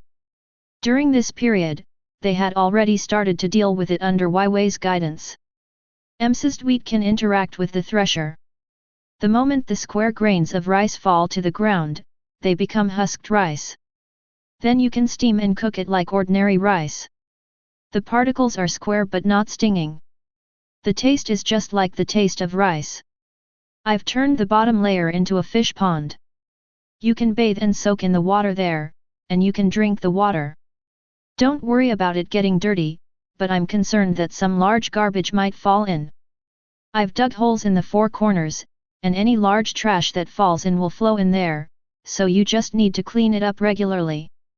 Also, be careful not to trample on the wheat fields. If you damage the land by trampling, use a hoe.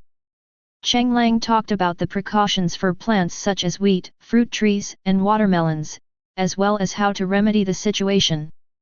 Kosa listened and nodded frequently.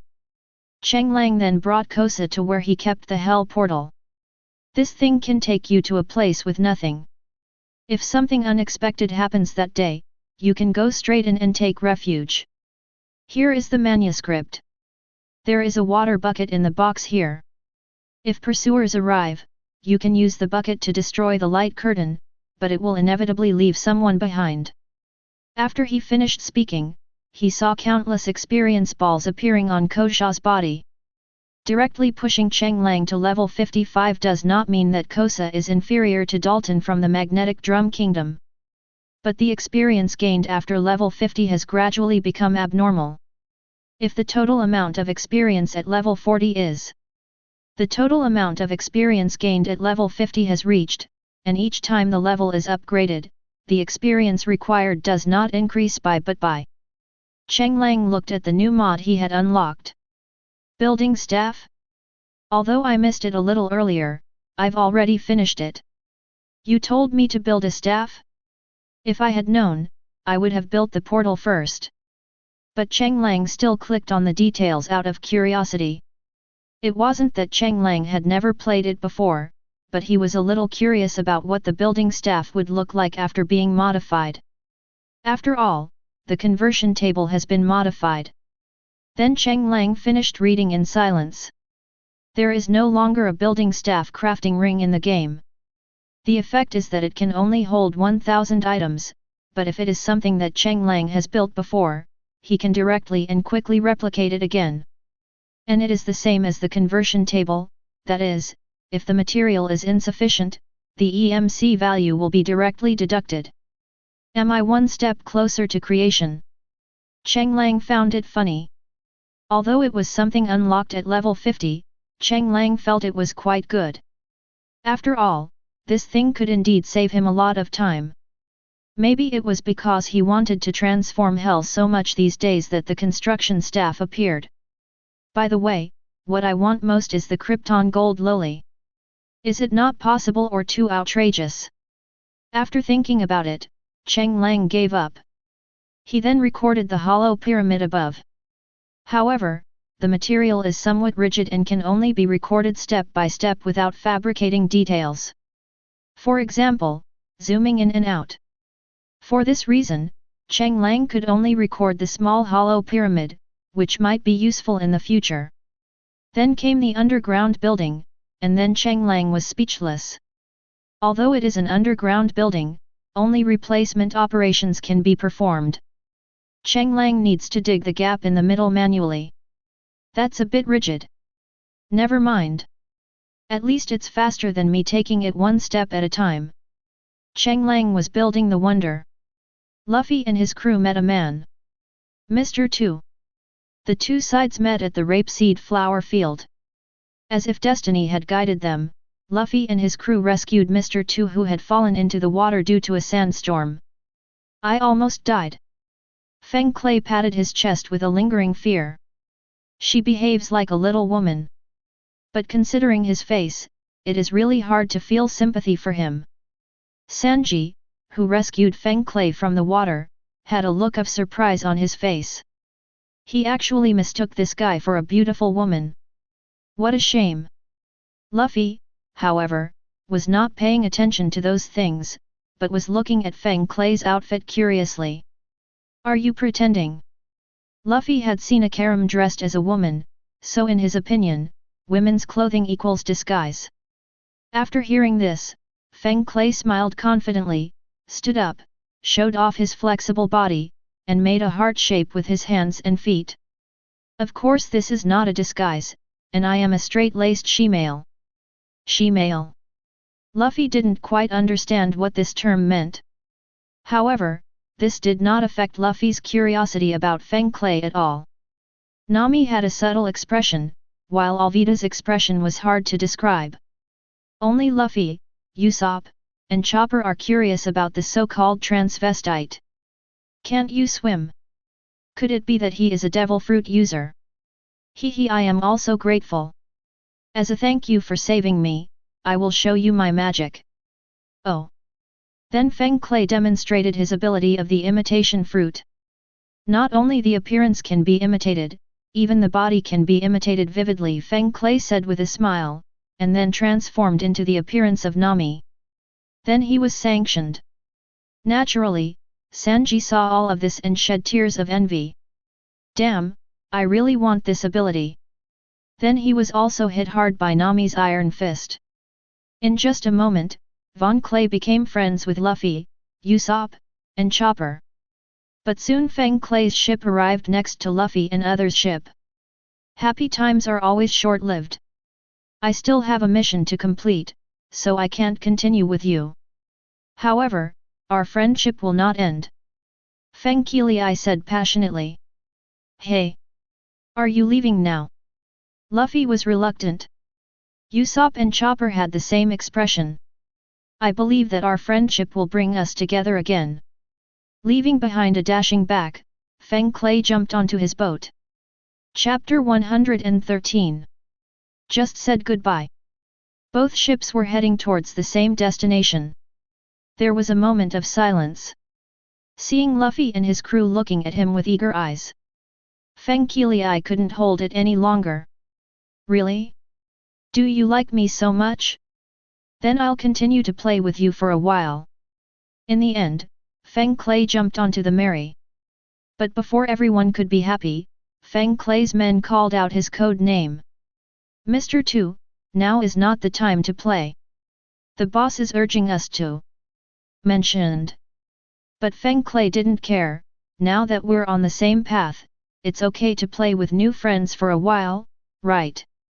That's okay. But Feng Qilai didn't notice. Luffy and his crew's expressions turned strange. Mr. Tu. Isn't this someone from Baroque Studio? Even Luffy's expression became conflicted at this moment. When Feng Clay turned around, he saw the constipated expressions of everyone on the Mary. What happened? He was a little puzzled. Luffy finally spoke hesitantly, "Are you from Baroque Studio?" "Oh? You know? Well, as pirates, have you ever been hunted? Don't worry, I know you are kind and I won't attack you." Feng Clay raised his head, indicating that he was a true transvestite and took friendship very seriously.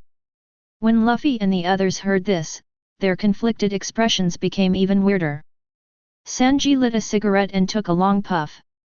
Luffy, who was called, had an even more conflicted expression at this moment. Feng Clay also noticed the unusual atmosphere and was a little confused. What happened? You are Wai Wei's enemy.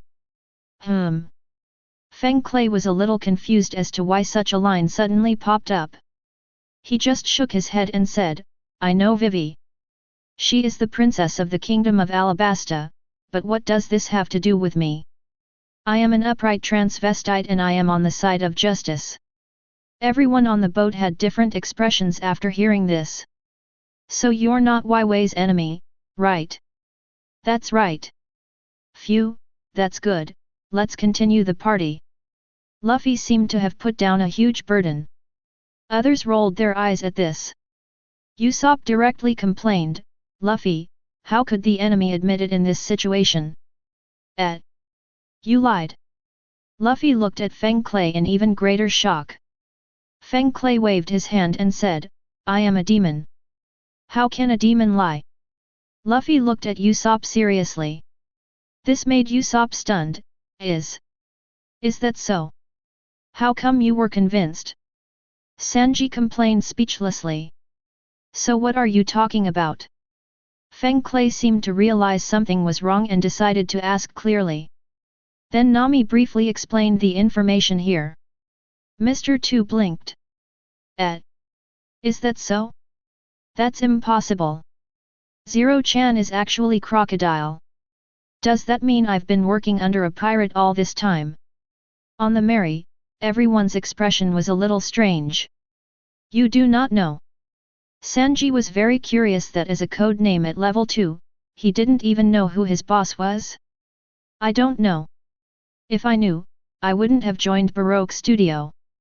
After all, the reason I joined Baroque is because the utopia they promote is very much in line with my appetite. A free country where I can promote my own transvestite ways.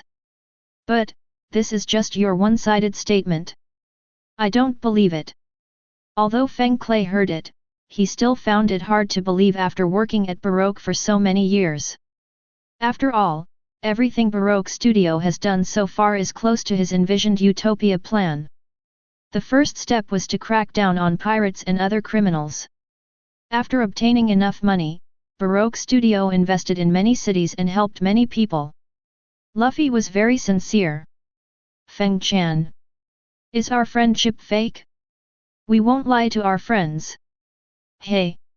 Feng Clay looked back at Luffy in disbelief. In just less than an hour, why could he trust his enemy so much? What if I really am the unforgivable villain they say I am? Feng Qilai was shocked, but he still turned his head away resolutely. "No, I won't just listen to your one-sided story. I want to meet Zero-chan. If it is really what you said, I will make a break. This is the agreement between human and demon." With that he jumped back into his boat. Full speed ahead. Finally, Feng Clay sailed away quickly and left the group's sight. Zoro silently put down his hand on the knife. Alvida was puzzled. You can definitely keep him. After all, judging by the situation, if he were to be confronted directly, it wouldn't be a pleasant experience. Luffy turned back with a determined look on his face. Feng Chan said this is the agreement between the she-males. You're not a she-male. Sanji complained unhappily. But a deal is a deal. Seeing this, others shook their heads helplessly. Do we need to call Cheng Lang back? Nami suggested silently. Because of Luffy's personality, there are actually very few people on the ship who can make decisions, and the one who can often make suggestions is naturally Cheng Lang. This also made Nami want Cheng Lang to come back and ask him how to continue in this situation. After all, we saw the two sides talking in the fragments of the Eye of Ender before. It seems that some agreement has been reached and everything seems to be going well. However, to be on the safe side, Luffy and his crew decided to go to the Rainy Land, which is Crocodile's base camp, to be fully prepared. Speaking of which, what's the situation over there now? Alvida asked curiously. Nami took out the Eye of Ender and looked. Then I saw Wei promoting on the stage. The audience responded one after another. It seems, Vivi has been recognized by the rebels. Nami was a little uncertain. Alvida took the Eye of Ender, and then her expression became strange. Aren't they going to disband the resistance? Why does it seem like Wei has become the leader of the resistance? Sanji also looked at it, then nodded in agreement. So, they were instigated to rebel. Zoro asked the key question. There was silence on the boat for a moment. When the meeting was held, didn't Vivi always say that she wanted to meet with Kosa and stop the war? Why does it feel like I was brainwashed after going there and became the leader of the resistance? Could it be someone with abilities? Thinking of this, everyone wanted to call Cheng Lang back first and ask him clearly. If he was brainwashed, they could come back to resolve the brainwashing situation. So we have to let Cheng Lang come back now. Usopp wondered. But Luffy gave the answer. No need. I'm going to go beat Crocodile. Chapter 114. Below the Rainland Casino. All Mr. 1 to 4 are gathered. Robin is Mr. 0's partner that everyone has seen. Currently chairing the meeting. It's just slightly different from the original. Robin looks at the 7 people with different expressions. Although she laughed at Crocodile before. But when she was about to take over this mess, she felt a little tired. In the original novel, as the opening, she was just a chess piece to attract others. Leave everything else to Crocodile. He will tell us about the next plan. But now that the other party was engaged in a war of public opinion, he chose to lay down his arms and let Robin, who had been acting as a guide, speak out the true concept of Baroque studio first. However, as Robin who often observes people, at this moment, she was sure that even if she told everyone all her plans, it might not have any effect. Mr. 2 looked suspicious. Although Mr. 3 looked calm, the way he looked around did not seem like his calm demeanor. Next came Mr. 4's partner, Ms. Christmas, the chatterbox little old lady. She was unusually silent at this moment, but her behavior seemed a little anxious. The only ones who remained stable were Mr. 1 and his partner Ms. Xuangzi. However, the two of them had actually already guessed about the boss behind the scenes, which was why they were so calm. Everyone, you should have some idea of the main purpose of hastily gathering everyone today. It's about our Baroque studio's entire plan for Utopia, A&D. Robin hadn't finished yet. Mr. Tu Fengkele interrupted. Ms. Chuan Sunday, it's already this late, and you're still here to explain? When will Zero-chan be able to meet us? Robin looked at Mr. Tu in surprise. She spread her hands and said, my job is to tell you all about the Utopia plan. As for when the boss will show up, that's up to him to decide.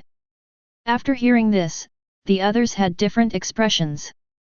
Baroque Studio was once a righteous organization under the name of Utopia, an organization that liberated the first half of the Grand Line from pirates. Even if it had to kill people, it was for more people. But ever since Vivi tied Baroque Studios to the old nobles of Alabasta, even after they heard it, they felt that the morale of the entire organization was wavering. Of course, it is okay for Mr. Zero to come out at this time to stabilize everyone's morale. But after arriving at the Rainy Land, everyone had some guesses in their minds. After all, who is the biggest force in the Rainland? Crocodile. A pirate, even if he is one of the 7 warlords of the sea, even if he is recruited, is still a pirate after all, and there are many different opinions as to why he was able to gain a foothold in the Rainland. Especially the casino, which is also a place for many nobles to entertain themselves. Robin saw that the atmosphere in the venue had stabilized a little. She began to talk about the whole plan of Utopia. In fact, it is based on this original foundation, and has been expanded to include the idea of establishing a country in the Grand Line without having to care about the world government or the navy, and has also launched weapons that can destroy an island with one strike. With such weapons and military power, without the world government and navy, and without the fear of the 4 emperors' threats, Utopia can truly become Utopia. 7 people listened. Expressions vary. Mr. Two's eyes widened. Naturally, he didn't believe that there was such power. Mr. 3 took a sip of coffee and exhaled deeply, as if he had made a decision. Mr. 4 and his partner, the old lady, all had strange expressions on their faces. Seeing this, Robin breathed a sigh of relief. At least the 7 people present did not raise any objections. Although they might not agree, not objecting was already the best situation at the moment. As for what happens next, she doesn't need to worry about it. After all, she did everything she could. Crocodile, who was observing all this behind the scenes, also breathed a sigh of relief. At least it proves that his Utopia plan has not been opposed or caused any other trouble. After all, he was very panicked when the Baroque studio was labeled as aristocratic. After all, if it is put before the words that everyone is equal and the future belongs to the people, he actually doesn't mind exposing his cooperation with the nobles. But public opinion happened to appear on the rebels. And it's getting worse. The chess piece that he had raised had turned into a man-eating tiger. Out of your control. The most incomprehensible thing is that although he has clearly cut off the enemy's food and water sources through his own means, the resistance army is still growing, and in just a few days, it has gradually gathered more than 3 million people. This number has reached 1/3 of the population of Alabasta. On and on. His plan was not only aborted, but also died in the womb. And the longer he delays, the more likely the Baroque studio he founded will turn against him. After all, among the billionaire elders, some are pursuing profit, but more are pursuing the Utopia plan. Without the cornerstone, the building will collapse, as is the case with Baroque Studio today. Many of his grassroots employees, the billionaires, have defected. This trend is even spreading rapidly. Of the million-strong force, there may be less than 300,000 left now. If we exclude those who appear to be in agreement but are actually at odds with each other, there may be less than 100,000, or even less. This is just a matter of days. The exaggerated speed made him feel a little uneasy. That's why he didn't show up on his own initiative. He really had no idea what to do. Amidst the silence, Crocodile finally chose to show up and meet. But his appearance did not surprise everyone present. But he was not excited, just strangely silent. Robin witnessed the whole scene, and her expression did not change. But I couldn't help but sigh in my heart. How many days had it been since Weiwei appeared? Only 3 days at most, right? This situation has occurred in just 3 days.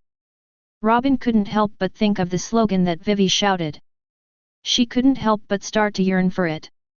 After all, what was she looking forward to living in the dark world? A world that can accommodate yourself. Having wandered from the age of 8 to now, what choice would she make if a world that could accommodate her could appear? Maybe, there really is no second choice. Exploring the truth of history is her obsession, the obsession that keeps her alive. Because if she didn't have this obsession, she wouldn't understand why O'Hara was destroyed, and she wouldn't understand why she needed to work hard to survive. But now she sees a second way, the way of letting go. But such a world will never succeed. Because the world government would never allow such a country to be established, just like labeling the Revolutionary Army as traitors. Chapter 115. The Utopia project was successfully launched. But what Crocodile didn't know was, in a moment, only 3 teams of his subordinates were left. Mr. 2 left quietly. What no one knows disappears. However, the important task assigned to him, the task of provoking the war, that is, impersonating King Cobra, disappeared. But even without his participation, the war was about to begin. The number of 3 million people already made the nobles tremble. Because the king's army only had 300,000 soldiers, and that was 3 days ago. Now, due to the increase in numbers, the families of the king's army have also joined the resistance army, resulting in the fact that it is not certain whether the king's army has 300,000 troops now.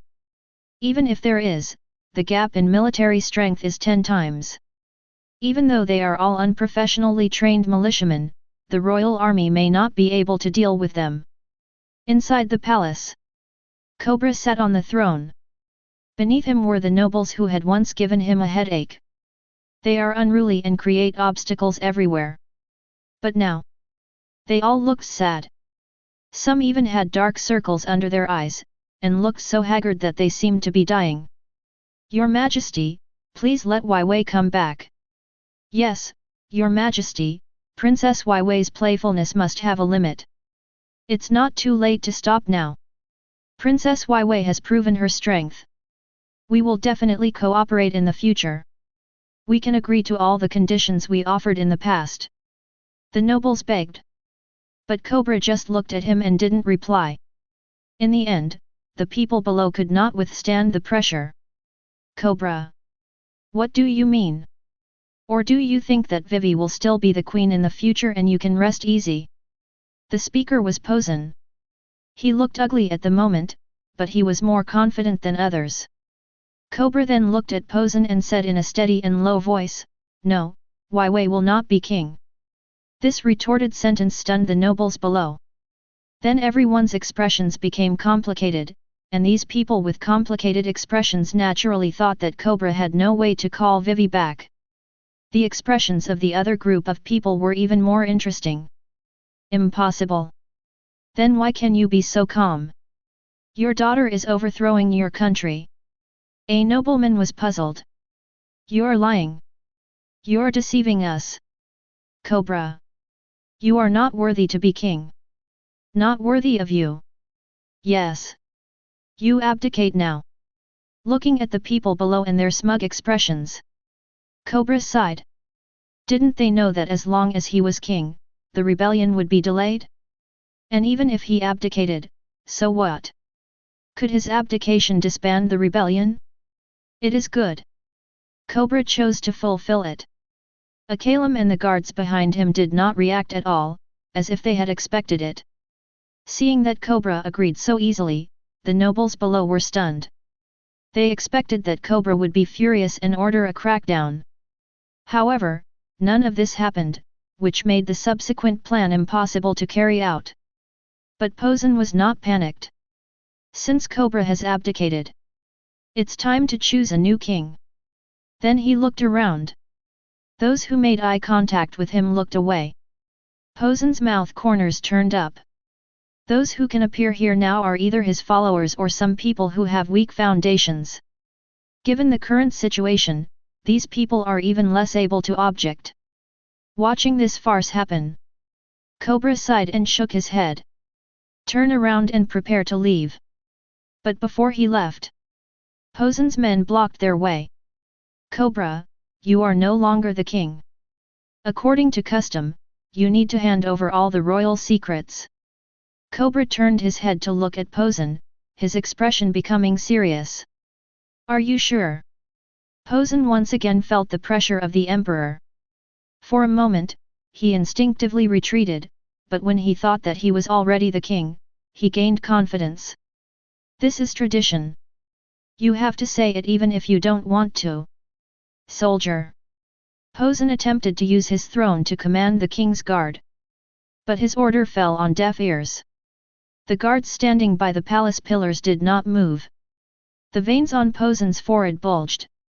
I'm the king now. The leader of the guard, Akainu, said in a cold voice, Sir Posen, although you have been recognized, the succession ceremony has not yet been completed. You cannot command us yet. Posen looked at Akainu with a sinister look in his eyes. Just wait until I become the king. You will see what happens to you. Said something harsh.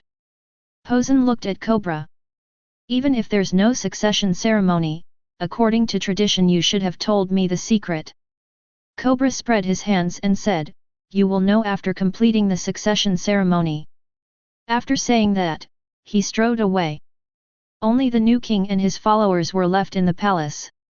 As for the guards, they all followed out at this moment.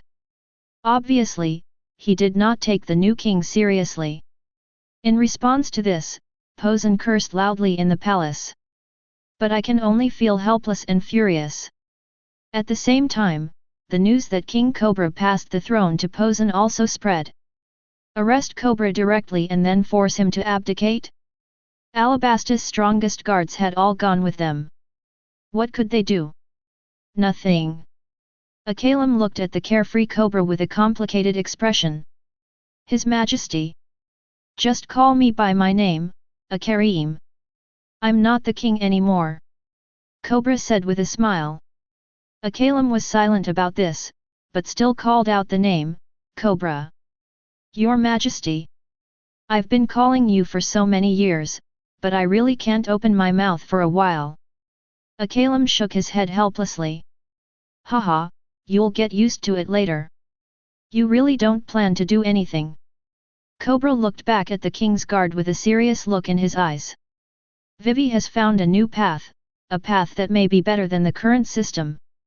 For you, there may be unimaginable changes, but with my trust in Vivi and you will still serve Alabasta in the future, protecting the country, not the king.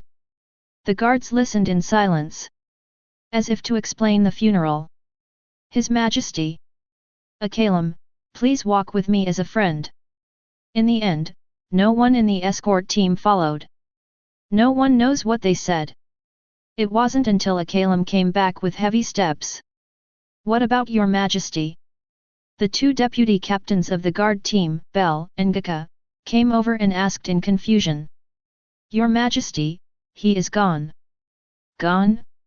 Where did he go? He's in danger now.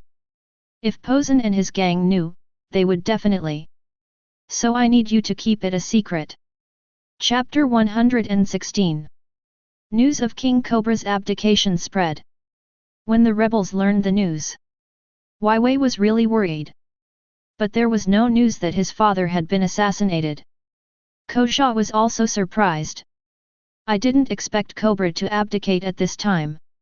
Isn't this a further blow to the king's army?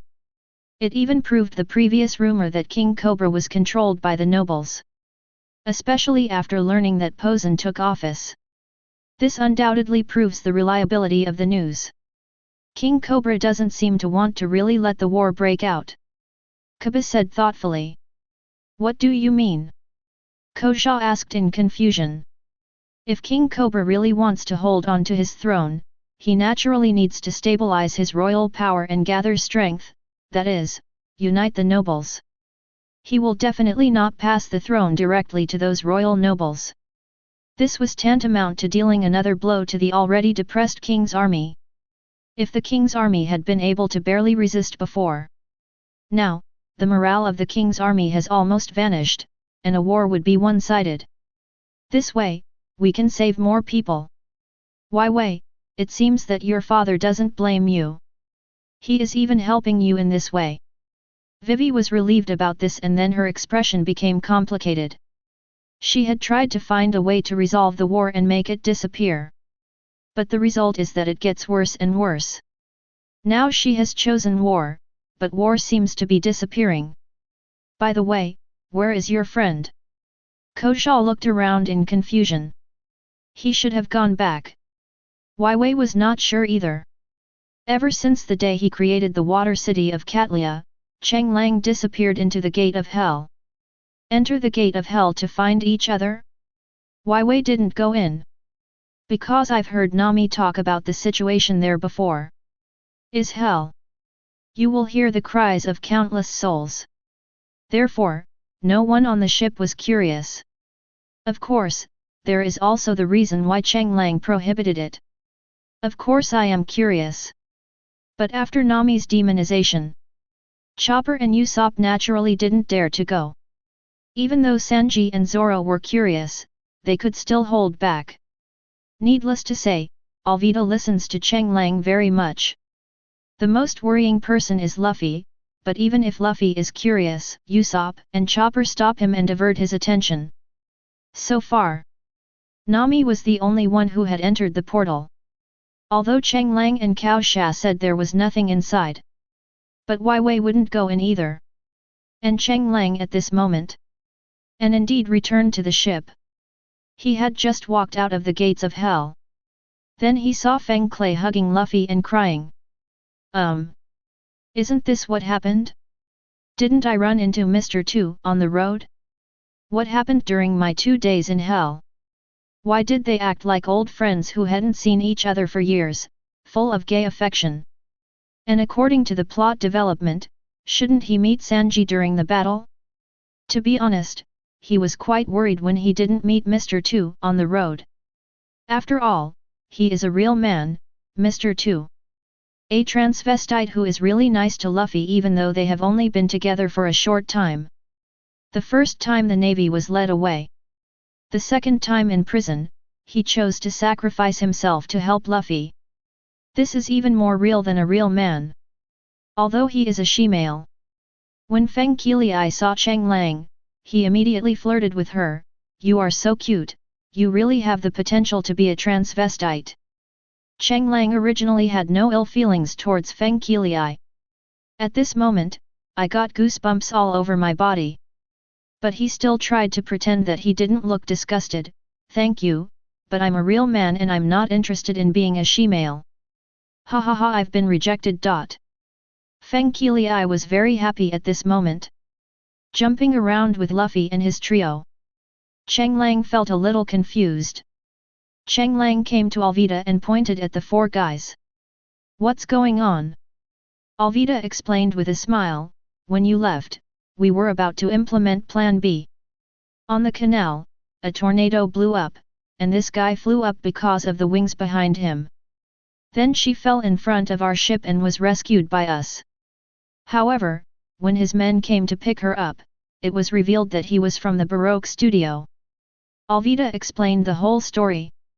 And Von Clay learned that the boss was Crocodile and their Utopia plan.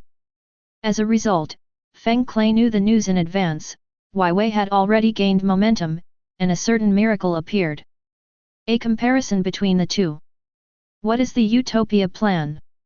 Which one is more practical and which one is more grand? It all becomes clear at once. It wasn't just Von Clay who rebelled. Many billionaires in Baroque also encountered misfortunes.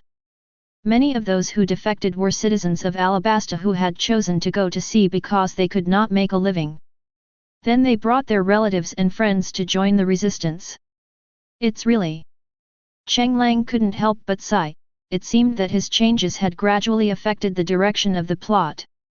If the plot continues to develop in this way, I'm afraid Crocodile will almost become a lonely man. The promotion of an idea almost led to the dissolution of the Baroque studio, which had been operating for many years. This was something Cheng Lang had not expected. What Wei said is simply horrifying.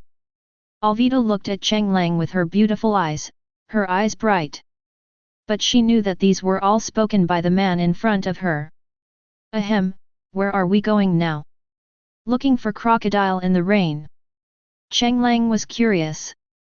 That is at this time. Nami came over with a map. Cheng Lang, you're back just in time. This is the information given by Mr. 2, Now Mr. Von Clay. Crocodile is preparing to start a war. He plans to let Von Clay pretend to be King Cobra, and then provoke the rebels on the periphery, and then use the fake king's army to engage in small-scale battles. Then, have Feng Kelei impersonate Kosa and go to Arubina to declare war on the king's army. By the way, Cheng Lang, you don't know Feng Jiang's abilities yet, right? Luffy was about to introduce with a smile. I also have to perform well in front of my future partners, he said and threw a coquettish glance at Cheng Lang again. Goosebumps rose up. Cheng Lang felt like his eyes needed to be washed. It was only when Feng Clay turned into Alvida and winked at her. Cheng Lang didn't feel disgusted at all. When Cheng Lang realized this, he felt guilty. It seems that I can't get rid of the problem of letting my values be influenced by my physical appearance. Wait, you invited him on board. Cheng Lang caught the blind spot. Luffy smiled and nodded, yeah. Feng Chan is amazing. Not only can he transform into someone else's appearance, he's also a she-male. Hiss, not bad. Cheng Lang gave his evaluation. I am recognized. Feng Clay was also very happy. Chapter 117. There were laughter and joy on the merry. Cheng Lang also stretched involuntarily. He has been extremely busy in hell these past 2 days. Although you already have a building staff, you still need to do the excavation work yourself. The progress of the vacant domain has only reached 1/3 of the progress. However, with only 1/3 of the progress completed, the results are already remarkable. I looked at my EMC value. It has reached about 300 million. Although the Junjun fruit is of little use, Cheng Lang converted it anyway since it contained a lot of EMC. Before there was sufficient EMC value, Cheng Lang had a lot of thoughts about the vacant domain. When the EMC value is high enough, he loses motivation. Speaking of which, should I get an enchantment table? Cheng Lang pondered.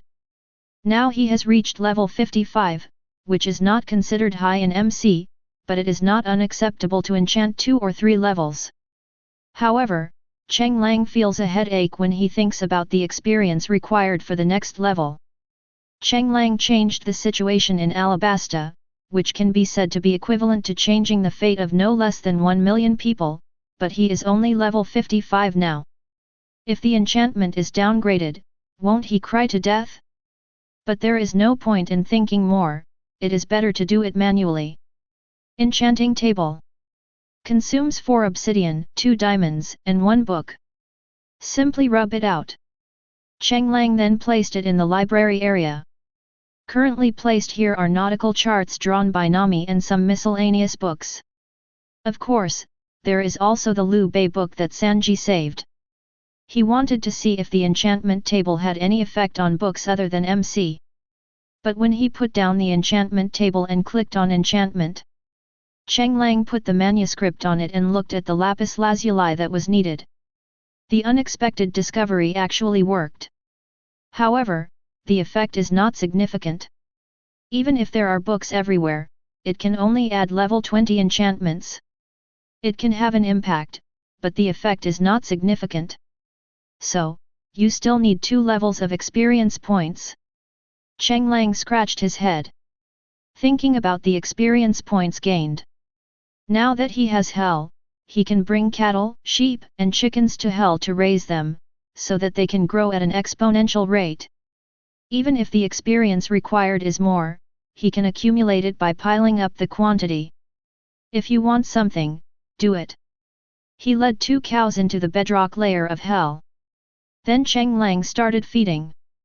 When they reached the 4th calf, Cheng Lang took out the diamond sword and aimed it at the 2 calves that had been raised by wheat.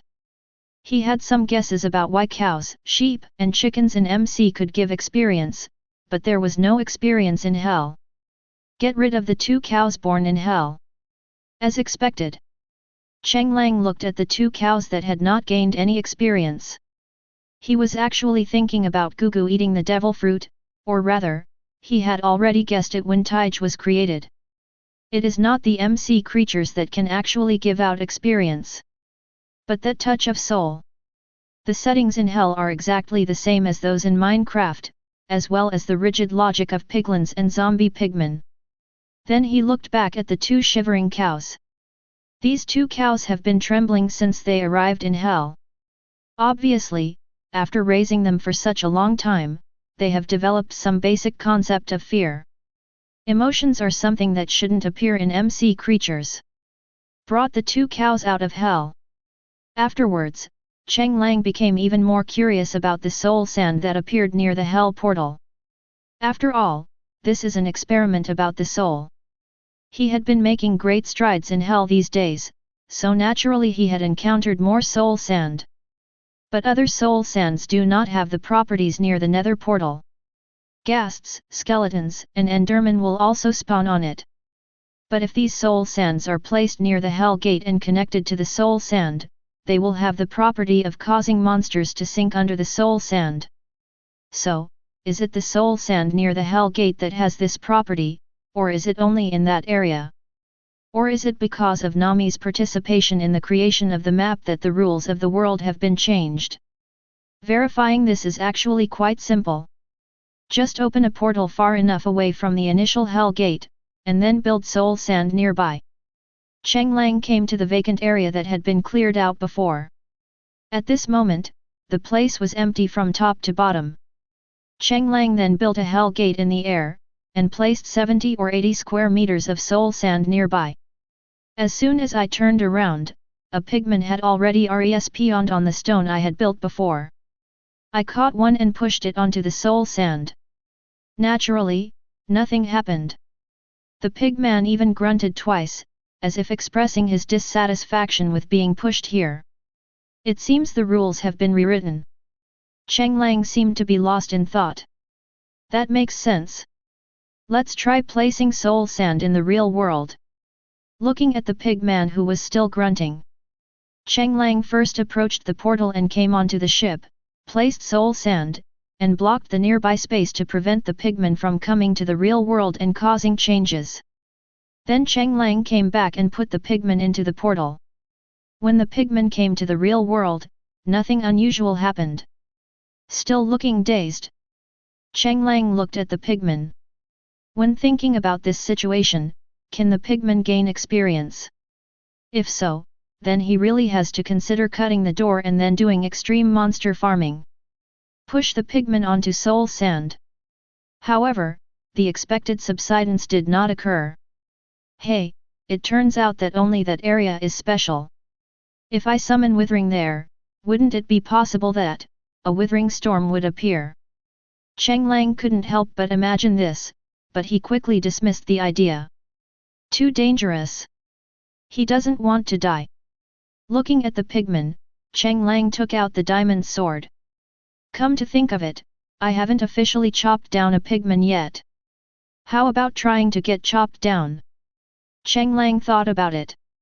In fact, he had a bold guess about MC creatures. That is, monsters will attack the source of life. You should know that in MC, even if you are wearing a netherite suit, you will still be chopped and lose blood. The pigman is holding a golden sword, which theoretically makes it impossible for it to cut netherite. Forget it. We'll know after we give it a try. At worst, I have diamond armor, so 3 slashes won't kill me. Cheng Lang decided to give it a try. He swung the diamond sword in his hand and hit the pigman's head directly. The characteristics are the same as in MC, the pigman was knocked back.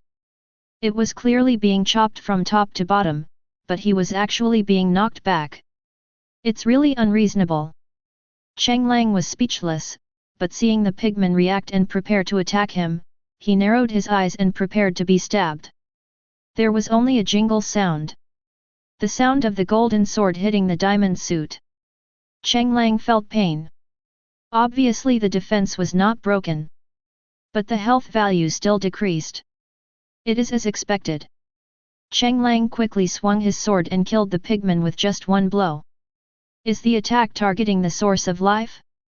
Even if it doesn't break the defense. Doesn't Tai Ge also have this characteristic? If this hits the nature element, Can it also directly cause true damage? Back to Hell's Gate. Then cleaned up the soul sand. Although this soul sand does not seem to have the ability to sink pigmen, there is no guarantee that it does not have the ability to devour normal people. After all, he hasn't tried it yet, and this is on a ship. It would be very difficult if something went wrong. Cheng Lang returned and directly demolished the gate to hell. Then the road to the future was also demolished, but during the demolition process, the pigmen fell to the ground one after another and turned into rotten meat and gold nuggets. Although there is no item refresh mechanism in hell, it will always exist as long as you don't pick it up. The upper equation wave of the bedrock is directly and roughly covered with the lower half of the bricks. Cheng Lang installed a funnel under the half brick. Any pigman who falls will die. This is also what he plans to create as an alternative monster spawning tower in vacant areas in the future.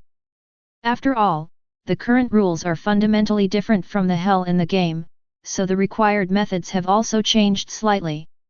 Chapter 118. Alabasta. The sky is clear. The breeze is gentle. The three forces of the rebels, the king's army, and Baroque have reached a critical point. Whichever party moves first will be dealt with by the other two major forces. As a result, no force had the intention to take the first step. After all, in the eyes of the rebels, the king's army and Baroque are in the same group, and there are also many rebels who surrendered. It is difficult to ensure that these people will not turn against them at the moment of war. The king's army naturally knew better that they did not have Baroque as a partner. If we talk about hatred, the king's army would rather attack Baroque's people directly. After all, it was their disruption that led to the rebels. However, their superior is the new king, although the succession ceremony has not yet been completed. But the new king had an ambiguous attitude towards Baroque's forces. It seems like he hates it but also wants to cooperate. As for Baroque, the only remaining members are naturally diehards, but their leader is also waiting at this moment, waiting for the two sides to start fighting first. It was just the fuse that started the war. That is, Mr. 2 is missing. The veins on Crocodile's forehead bulged. At this moment, he had a den mushi in his hand. Opposite the den mushi was the long face of Feng Clay. Zero-chan, that's not right, Crocodile. We used to get along very well in the past, but now we are incompatible and we have parted ways. So you joined the Straw Hat Pirates, became an unknown pirate, and gave up the future that was about to be in your grasp. No, which one is better, the future you described or what Vivi-chan is doing now? I can tell the difference. And joining the Straw Hat Pirates isn't just a rash idea, it's friendship. Friendship, you know. Looking at the annoying face in den mushi, Crocodile could hardly suppress his anger. If it were any other time, he might have directly ordered the mobilization of all the forces of Baroque Studio to eliminate the other party. But now, the limited resources we already have are being dispersed to deal with Mr. 2?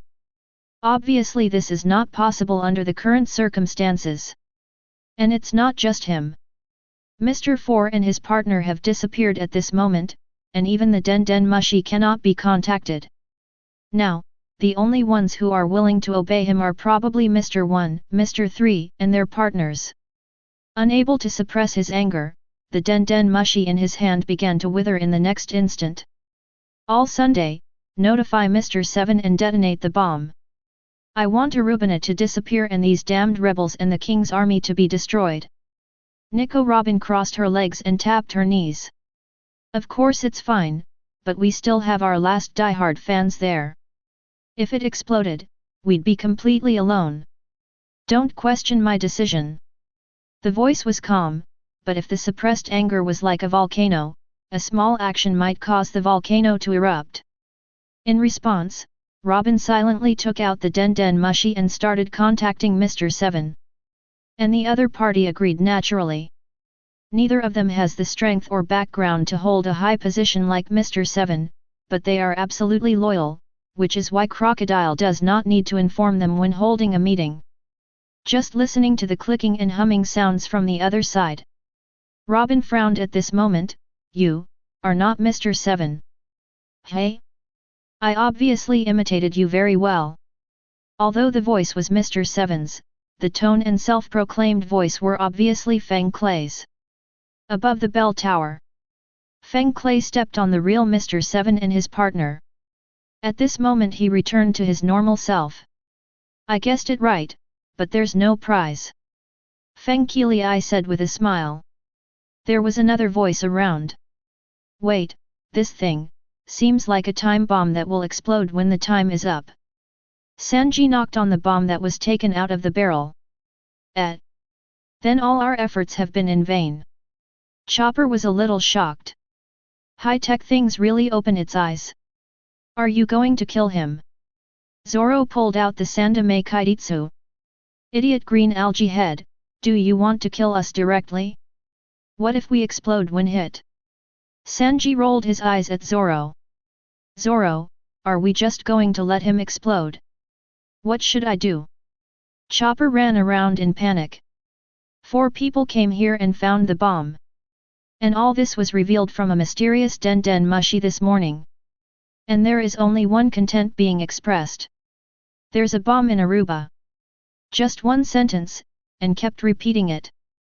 No matter how they asked where the other party's bomb was, the other party would only say this one sentence. Apparently, an animal similar to a parrot was repeating this sentence. That's why the 3-member bomb-finding squad came into being. Chopper is responsible for finding the bomb using his sense of smell, Sanji is responsible for thinking about how to prevent the explosion, and Von Clay is responsible for obtaining information through imitation. As for why Soran is here, don't ask, the answer is that I got lost and got here. If Cheng Lang were here, there should be a way. Sanji thought. At present, the thing Sanji least understood in the entire pirate group was Cheng Lang's ability. He is so omnipotent that it doesn't seem like he only has one devil fruit ability. What he can't understand the most is that he can copy devil fruits, which is beyond his cognition. If there is anyone who can do it now, it might be him. Chopper seemed to realize it as well, and he took out the ender pearl from the small bag on his back. Do you want to use it? The other side. Luffy's team is naturally the one that defeated Crocodile's team. Members should have been Luffy, Cheng Lang, and Zoro. But now there are only 2 people left. But everyone knows it. Luffy is a man who never follows plans. It also disappeared at this moment. Now Cheng Lang was standing alone on the street, feeling a little confused. No, it was just a blink of an eye. Zoro disappeared, that's fine, but how come Luffy is gone too? Does this guy really like to make battles more difficult? The reason why Cheng Lang chose to follow Luffy was naturally to prevent this guy from increasing the strength of his teammates. Just like the operation of the Arlong pirates in the original work. Moreover, there are almost no members of the Straw Hat Pirates who can use Haki now, so when facing Crocodile, they can only use water attribute attacks. Cheng Lang has infinite water, so he followed him. At this moment, a Den Den Mushi in his arms started to ring. Cheng Lang picked up the phone. I saw a turtle car driving across the desert at 10 o'clock. It must be Crocodile. Usopp was standing on Mi's back, looking at the entire Aruba. At this distance, do you need to use the ultimate weapon? Wait. That's Luffy. Isn't he with you?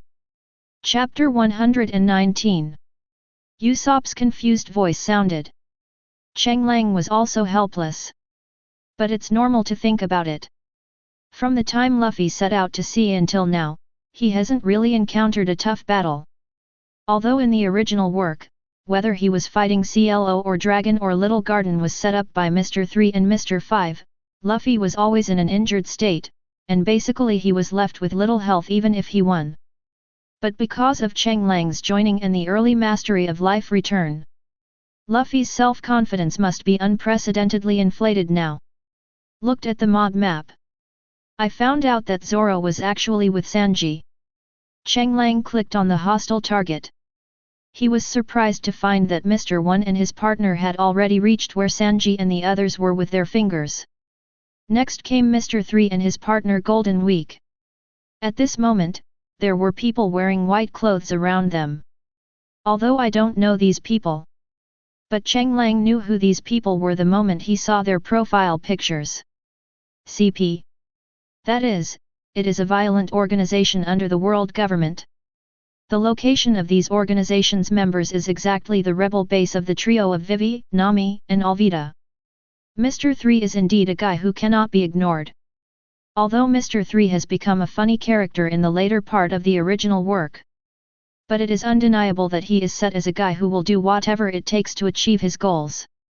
It is because of this character that he was promoted to Mr. 3, and he is also an extremely loyal person. Even if he is being hunted by the organization, he will find a way to return to the organization to prove himself. If Crocodile did not have no sympathy for those who have failed, perhaps Mr. 3's loyalty would not be inferior to Mr. 1. I actually contacted the CP organization. Cheng Lang was mumbling to himself. Usopp, on the other hand, was a little confused. What are you talking about? Luffy and Crocodile are fighting. Cheng Lang calmly replied, just keep an eye on it. If you feel something is wrong, use your slingshot to launch the Ender Pearl over. Remember to use your ability. After hearing this, Usopp hung up the phone and watched quietly. Cheng Lang casually summoned 5 iron golems. Go in that direction and meet up with people named Nami, Vivi, and Alvida. Then obey their orders and protect them. Quickly. Although Taiji was just created, his basic IQ is fine. And with his size and appearance, he would definitely be recognized as soon as he saw him. After receiving the order, the 5 iron golems started running away with a clang. It seemed like it was the first time he saw an iron golem run. Then Cheng Lang naturally planned to go to another place. There, a person has been waiting for a long time. I've been waiting there for a long time. Revolutionary Army. Sabo. He was just about to get closer. The world around me changed. Cheng Lang appeared inside the bell tower. This left him stunned and puzzled. Then Cheng Lang noticed the situation around him. Zoro is fighting Mr. 1. No time for him to care. Judging from the current situation, Zoro and Mr. 1 are currently in a delicate stalemate. Zoro has not yet reached the level of being able to cut through iron. Although he can cause damage to a real Iron Man, it is not fatal. Mr. 1 was also a little worried. Because he found that Zoro was tougher than him, he used his ability to hit him and hit his body, and sparks flew. This is simply unbelievable. You have to know that the other party has admitted that he or she is incompetent. And of course Sanji couldn't point to both hands. As for Fengkele, he was fighting with his 2 fingers. Sanji and Chopper were naturally not idle either. Mr. 7 and Father's Day, who were captured earlier, are now teaming up to fight Sanji. The reason why these two can fight back and forth is not because Sanji is weak, but because the opponent seems to know that Sanji does not hit women, and is circling around Father's Day. It is hard to imagine that this is a serious battle. As for Chopper, his eyes were filled with tears at this moment. Cheng Lang. They launched a sneak attack earlier. That woman who could produce thorns all over her body was covered in poison. Feng Qiliai was poisoned. Then they untied Mr. 7's partner. These 2 people accelerated the time of the bomb. Now, there are 3 minutes left before the bomb explodes. Although he was very flustered, Chopper still managed to explain the whole process. Cheng Lang just looked at the bomb and put his hand on it. It's a pity that it can't be put directly into the inventory. It seems that items that are too large cannot be put directly into the backpack. Of course, it may also be because the other party is starting up. Cheng Lang, you have a way, right? Chopper asked tentatively. If they were not so close, he might really die. Piece of cake. Cheng Lang quickly built a large hell gate. He held the bomb in one hand and pushed it inside. Naturally, Mr. 1 and his partner noticed. However, it was Mr. 7 who attacked first. After all, they were the ones holding guns with both hands. There was only a ding sound as the bullet was blocked by the diamond armor. It's true. Mr. 7 had a headache. Feng Clay was the only one present who didn't have this ability, the others' bodies were all terribly hard. The gun in his hand couldn't be fired at all. Then, while he was distracted, his weakness was exploited and he was kicked away. Father's Day was also in a panic at this moment. He immediately flew in front of Mr. 7 to prevent him from taking advantage of the opportunity to attack. But Sanji stopped at this moment. Really? I'm not a child, are you playing eagle and chicken with me? As for why not pursue the victory? Since the other party had already rolled his eyes, there was no need for him to press on. If you have time to complain, go help that she-male. He looks a little dead, Cheng Lang complained. At this moment, there were bruises under Feng Clay's eyes, and his lips were even a little black. Mr. 2, I know your abilities better than anyone else, so I have made all the preparations from the beginning. You only have less than 10 minutes left to live. If you continue to exercise vigorously, you may die before the explosion. His fingers have turned on hedgehog mode at this moment, and every strand of hair stands up, with drops of purple liquid left on the tips of the purple-black hair. This is the poison she prepared. Cheng Lang naturally noticed it but felt curious. In the original book, this woman was defeated by Nani. It doesn't look very strong. However, now might be the time when she is fully prepared. After all, in the original work, Nani is at best a woman who is slightly stronger than an ordinary woman. This aroused her sadistic nature, which is why she didn't take action immediately. This led to the fight becoming more like a playful one, and she even took the initiative to accept the attack. Carrying the huge bomb, Cheng Lang approached the portal and glanced at Zoro. Because of the diamond armor, Zoro was not injured at the moment, but perhaps because he was not injured, he did not use his ghost energy immediately, but planned to use the other party's characteristics to comprehend the ability to cut iron. As for Chopper, he has now received the milk he gave him. There is no need to worry about Feng Clay being poisoned. Chapter 120. Cheng Lang walked into the portal. The bomb also disappeared into the portal. Come to think of it, I haven't tested the bomb in hell yet, so I don't know if the bomb without MC will have a different power. The bomb was thrown into the vacant area that was previously being prepared for digging. Then Cheng Lang threw out ender pearls continuously when the explosion was about to happen. Avoid the explosion. In hell, a huge explosion suddenly rose up. Watching the mushroom cloud rise, Cheng Lang sighed. It is as expected. This time bomb is extremely powerful. If it were in the real world, it could destroy at least half of Aruba. But in hell with block characteristics, ordinary explosions have a limit on how much they can destroy blocks. When the aftermath of the explosion disappeared, Cheng Lang walked over and blasted a deep pit of about 30 square blocks. It seems the block's self-repair function can also protect against explosions. It's the same problem as the egg explosion. When developing the vacant domain, Cheng Lang thought about using fried eggs, so he asked Gugu for a few E1 fried eggs. As a result, the explosion range seemed large, but the damage caused was not as great as TNT. At that time, Cheng Lang suspected that it was because hell was too hot, causing the fried egg E1 to be cooked, resulting in a decrease in power. Also because the speed is not enough to open the chain block directly, there is no need to continue. Now, the power of this time bomb is strong enough, but there is still no large-scale collapse, which is enough to prove that there is no MC explosion. The destructive ability of the blocks is similar to that of the mining blocks, and will be offset by the self-repair of the blocks. When the power is not enough to destroy the blocks instantly, even a large explosion will not cause lasting damage. Cheng Lang walked back to the real world. Thanks to the milk, Feng Kele became energetic again, even full of energy. Obviously, he not only drank milk to detoxify, but was also probably fed MC-like food, which was Sanji's cooking. Not only does it increase vitality, but it also increases strength. See, the situation here is resolved. Cheng Lang came to Chopper's side. Chopper, help me check on my body. I'm going to go check on Vivi. I feel something is wrong over there. Cheng Lang has been paying attention to the mini-map since the battle began. Luffy is still fighting with Crocodile, and he has not been teleported there, which means that everything over there is normal.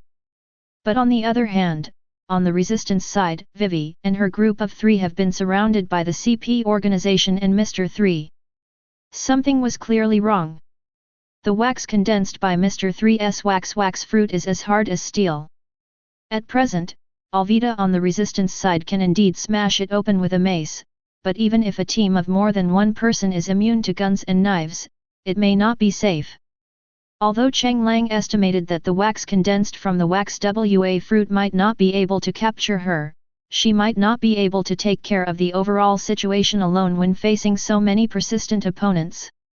Chopper immediately transformed into deer form. Cheng Lang just lay down on it. He then used his ability, Spirit Possession. This ability can not only actively control the wandering of souls, but also directly select targets.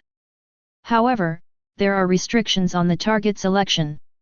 It cannot be a human, but it can be the MC's creation, a creature created by him. It's like switching characters in a game. After Cheng Lang selected his target, his consciousness came to Taiji the next moment. At this moment, Taiji and the other 3 were standing blankly among the crowd of rebels. They were surrounded. Among these people, there are real rebels, Baroque, and of course CP organizations. Obviously they were skeptical about these iron lumps. Are you still late? Looking into the distance, I see Vivi and Nami being made into candles. Although Alvida was fighting alone and not injured, she looked very embarrassed. As for the rest of the resistance, Kosa was lying on the ground, his life or death unknown. Former members of the Sand group also fell to the ground. And they are surrounded by CP organizations. The top leaders of the resistance were wiped out. In the distance, the king's army had already started a battle, and the rebel army was tied down and unable to return to support. It can be described as internal and external troubles. Target, the person with the hair combed into a 3, charge. Cheng Lang's voice resounded directly in the iron golem's head. The 5 iron golems that were still standing there confusedly focused their eyes on Mr. 3, who was laughing wildly. Clang clang clang. The person standing in front of the iron golem had no ability to resist and was directly knocked away. The movements of the iron golem controlled by Cheng Lang are completely different from the other 4. Not only is it fast, but it also has certain character movements. Those 2 straight iron hands can be bent, as if they had elbows and wrists. The same goes for the legs. And after being possessed, Cheng Lang seemed to sense the difference between Taiji and the one in the game. Although he had previously spoken and given orders in the form of a spirit possession. But he didn't know if it was an illusion, he felt as if he was gradually aware of his mouth, and even felt as if he could breathe. Of course, if Cheng Lang had a third-person perspective, he would be able to see that although Taiji was still square, the position of his 3-part and 5-eye facial features had gradually begun to change. In other words, the face looks more human-like. Core area. Mr. 3 looked at his masterpiece with satisfaction. My plan is foolproof. Although I couldn't hit that woman, it didn't matter at all. His wax fruit can gradually turn a person into a candle from the inside out. As long as he could turn Vivi into a candle, his mission would be accomplished. Now all we need to do is delay a little bit. And he couldn't imagine himself failing. There are people from the CP organization around us, even if the rebel army comes to support us. There is no way to rush in a short time. And what if I come back? He has already wiped out the top leaders of the resistance army, and now the resistance army is in disarray. Hey? Why is there a strange sound? Mr. Three Gardino asked in confusion. And Schwanzhuri, carrying her small school bag, walked away silently. Those big white guys are coming. Gardino turned his head and saw a big man rushing towards him. No matter whether they were from Baroque or CP, they were all knocked away equally. He was shocked. These big white guys had been standing on the periphery without making any movement since they came to the resistance. He was really scared at that time. But he asked someone to test it, and since there was no movement when he attacked Weiwei and others, he felt relieved. But what is the situation now? However, as soon as he thought about it, the wax in his hand began to gather and turn into a 3-meter-thick wax wall. If it weren't for the lack of time, he could have condensed it even thicker. But then he was shocked to find that the 3-meter-thick wax wall he had condensed was cracking inch by inch. My wax is as strong as steel. How is this possible? Click click click. The wax wall shattered. The iron golem controlled by Cheng Lang rushed in. Target Gardino. What's possible or impossible? Just talk to my full-risk semi-trailer. Chapter 121. At this moment, Tai Ji spoke, and the voice that came out was naturally Cheng Lang's voice. Alvida, who was being besieged by the CP organization, breathed a sigh of relief. It's too slow. Weiwei and the others are in this state. Light a candle, and it will burn. Aren't you afraid that they will be ignited and melted? Although Alvida was complaining, she didn't slow down her movements. With Tai Ji's help, the CP people around him were lifted up one after another. Tai Ji has two ways of attacking, smashing down or attacking upwards. Alvida took out magnesium powder and carbon powder from the extra-dimensional pocket on her chest. He wiped his hand on the mace and it started to burn. The candle burst into flames the moment it came into contact with fire. Viviana, who had been completely reduced to wax figures, came to life. So hot, so hot. Nami immediately rushed out of the flames and took off her clothes. Put out the fire immediately. The same is true for Vivi. Although there were burns of different levels, at least the person was fine. I just heard Cheng Lang's voice. Where is he? Nami immediately wanted to use water to cool him down. Cheng Lang greeted him with Tai Ji's body. Here it is. Ah! Why didn't you come in person? Nami was stunned for a moment before she reacted. Over there Sanji, where's the ender pearl I gave you? Didn't it work? At this point, Nami complained angrily, of course I used it right away, but you didn't teleport here. Is this thing time sensitive? Cheng Lang was puzzled. Then he realized that this was because he was in hell. Two different dimensions, the ender pearl cannot pull him back from hell. Looked at the small map. I found that Luffy was still fighting Crocodile. He was a little worried. We'll discuss this later. Leave the rest to them. Contact Usopp later. He has more ender pearls. If necessary, let him use them on you. Hey wait! Before Nami could say that their snail Den Den Mushi had also turned into wax, Cheng Lang had already left Tai Ji's body. Alvida carries a mace. Watching my best friend equally lift up the people from the CP organization. Moreover, the person who was lifted high became motionless after landing, and it was unknown whether he was alive or dead. The black of betrayal. The moment Cheng Lang left Tai Ji, the Tai Ji he controlled was painted with black dye all over his body. Nami was horrified. The reason why Mr. 3 and a large number of CP organizations were able to arrive here was all thanks to the help of this inconspicuous little loli. The paint in her hands seemed to have hypnotic power and was irresistible. Especially after she painted their bodies yellow-green, the loyal rebels retreated in a friendly manner. This is also the reason why the base camp was breached so easily. It was only a short while, and Taij did not do anything to betray him. It even tilted its head in a human-like puzzled manner. What is wrong? The voice was spoken very slowly, but it was Cheng Lang's. You didn't leave. Alvida was surprised. The creator is gone. Then you can actually speak. Nami was shocked. Everyone on the Iron Golem ship knew it. From Ziluabia village to Magnetic Drum Island, Cheng Lang created no less than 1,000, but none of these 1,000 could speak, and they could only understand basic commands. And Golden Week seemed to realize that his paint hypnosis was not working. She silently picked up her small school bag and prepared to leave quietly. But, a hand was placed on her head. Is it too late for me to say sorry now? Little lowly Huang Jianzhou's eyes were filled with tears. And Alvida smiled and said, "What do you think? I'm sorry, could you please not hit me too hard? I'm afraid of pain." I'm sorry." During the Golden Week, he squatted with his head in his hands, looking pitiful. As for Mr. 3 at this moment, although he could hear Golden Week's screams, he was in a state of dejection. "Although I didn't die, I felt worse than death." Obviously, he didn't have any serious injuries on his body. After all, before being knocked away, he had already used his ability to put on the candle armor. Although it was very hasty, it was no problem to offset most of the damage. But why now?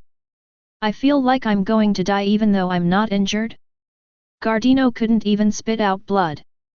And now he understood why those people from the CP organization lay motionless on the ground after being knocked away. What kind of weird ability is this? Above the sky.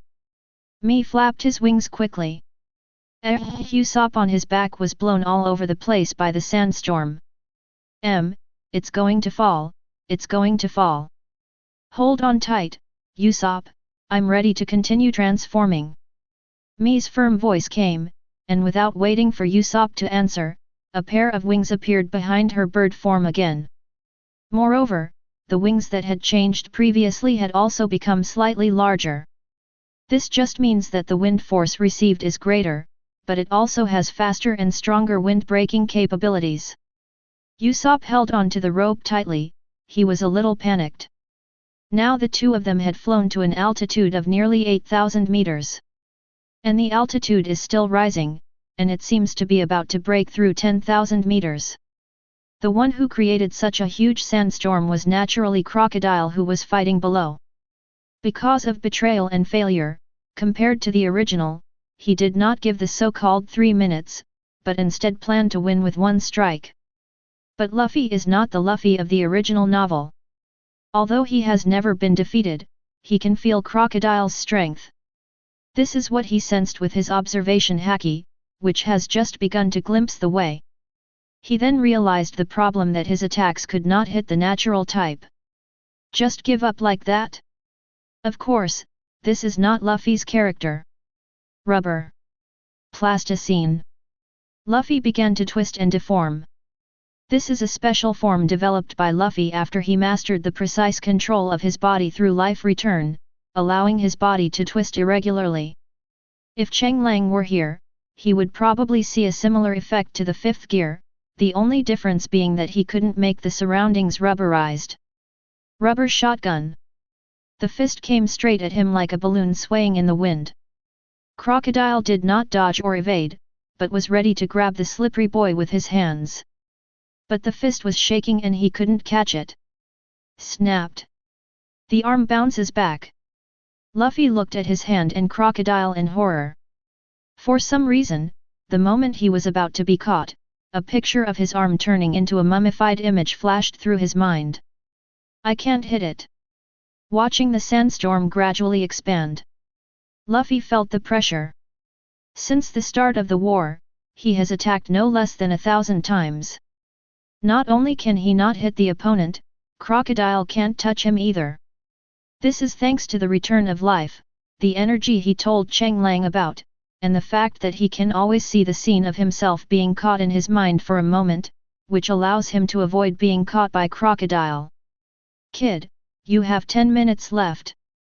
If you don't defeat me within 10 minutes, this sandstorm will sweep across Alubana. Both the rebels and the king's army will be buried by this storm, and your companions in the sky are almost unable to hold on. Crocodile, whose body was covered with sand, had a solemn look in his eyes. He did not underestimate the straw hat boy in front of him. The dust he released, spinning at high speed, should be enough to cut flesh. But the body of this boy in front of him was not only soft but also unusually hard. With his observation haki, even if he hit the opponent with the iron hook, he would not cause any damage. He could only do it by using his withering ability. It's just that the other party doesn't know whether it's because of his quick reaction or because he has the ability to observe. Always able to avoid a fatal blow. In the end, Crocodile chose to use his abilities to consume enemies indiscriminately on a large scale. Force the other party into confusion. After all, the condition for using observation haki is calmness. Chapter 122. The increasingly severe sandstorm has indeed increased Luffy's psychological burden. But Luffy was not worried that the sandstorm would cause a devastating blow to Alpala. After all, he believed that his partner was capable of solving the problem. The added psychological burden naturally comes from the two people flying in the sky. So I really have to master that thing called haki to defeat you. Luffy's eyes were serious. These days, Cheng Lang has been talking about one thing. That is the matter of the natural system's immunity to attacks. Just like Luffy is immune to attacks, Alvida's ability can make her immune to attacks and slashes. In addition to the above, the nature system can even be immune to explosion damage. Crocodile raised his brows. From the other party's tone, it seemed that he didn't understand. Then, was the evasive ability that was like the observation haki really just a quick reaction? There is no mutual induction when the seeing and hearing colors collide with each other. However, if the predicted scene does not match reality, it means that the opponent has also mastered the observation haki. It is not impossible to dodge by relying on reaction ability alone, but the reaction speed of the attacker will need to increase several times. I'm just a kid who just arrived at the Grand Line. Are you from the North Sea? Luffy didn't hide it. I'm from the East China Sea. East Sea? The weakest sea. Crocodile was a little confused. If it was the North Sea, the most chaotic sea, Crocodile would not be surprised, but in the East Sea, few people knew about haki, let alone those who could practice it. Luffy dodged Crocodile's sand blade attack. He was a little worried. As a person who doesn't like to listen well, Hulun only listened to the general idea of what Cheng Lang said about dominance. After all, he did not realize the importance of so-called domineering. It was just a means to become stronger. He thought he was very strong now, but after coming into contact with the natural system, he finally understood. As the saying goes, people may not understand what they are taught by others, but things can make them learn. Luffy is a typical example of this situation. Of course, this kind of person is more suitable for breakthroughs and mastery in battle, and teaching in a step-by-step manner is not suitable for Luffy.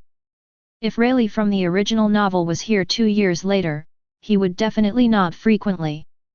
Ever since he was defeated by Teacher Kai with 1 stick of Ryuo, 2 sticks of Bakon, and 3 sticks of Awakening, the label of mediocre teacher has been pinned on his head.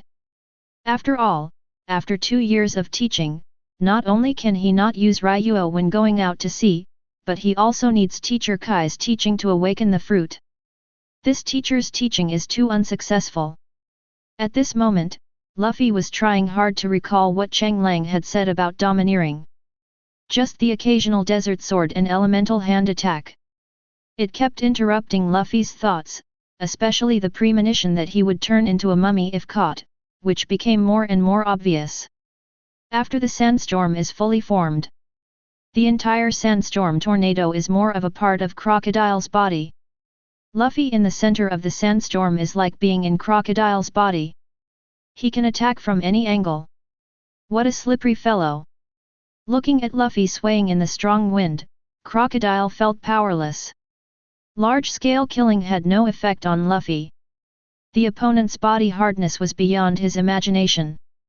Condensing strength into a desert sword could indeed cause damage, but the problem was that it took time to condense, and aiming was even more of a problem. Luffy always manages to dodge at a weird angle. After all, he was a human being in the last second, and collapsed into a faceless body in the next second, or he suddenly rose up and just used the gap between his legs to avoid the slash. Whatever. Haki said it's similar to chi, so let's see how it goes.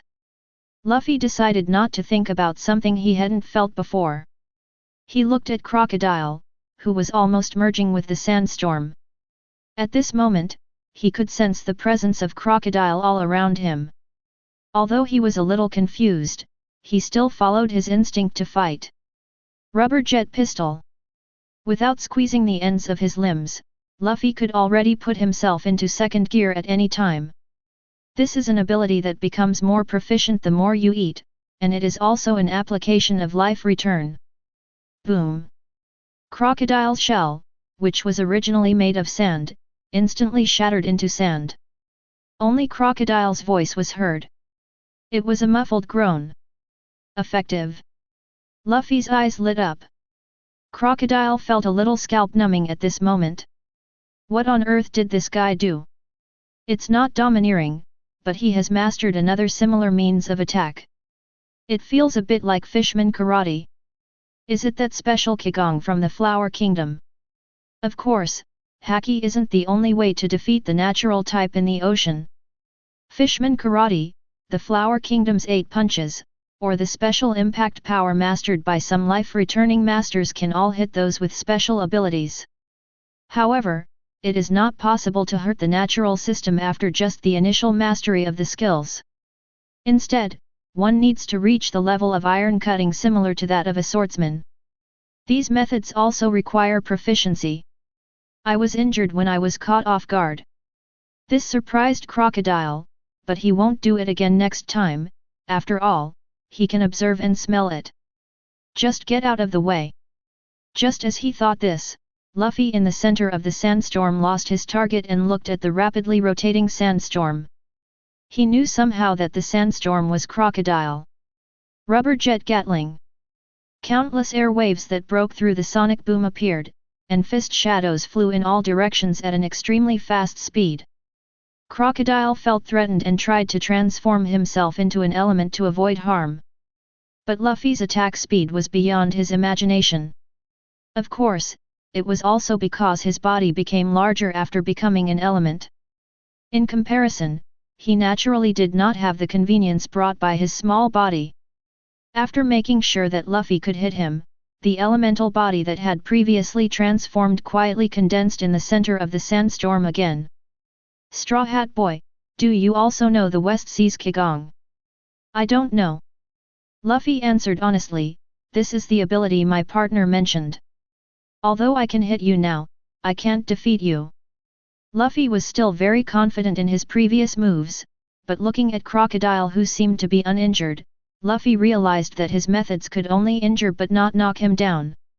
Recalling the previous feel, Luffy's eyes became more determined.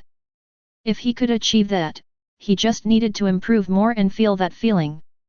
Luffy found the trick and his eyes gradually became firm. The surrounding atmosphere also quietly changed. I can feel that the other party is using me as a touchstone.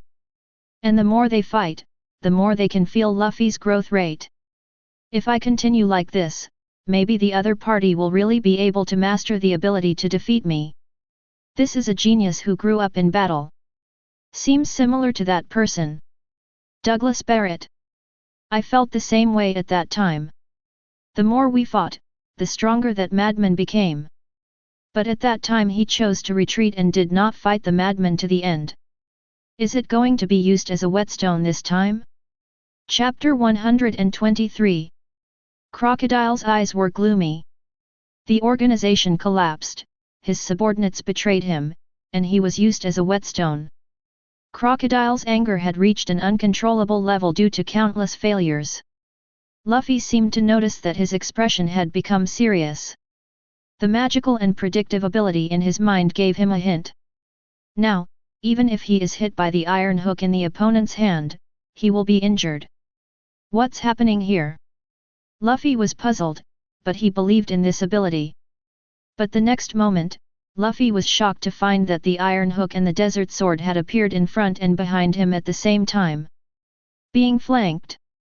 If it were before, Luffy would dodge the desert sword and then take the hook head on. After all, the iron hook did not pose a threat to him. But this time the sense of danger was strong. Luffy finally chose to dodge the hook and was hit in the back by the desert sword. Although the diamond suit reduced damage, Luffy was still injured. What have you done? Luffy looked at Crocodile in confusion. This is the domineering aura you are talking about. Haven't you seen it?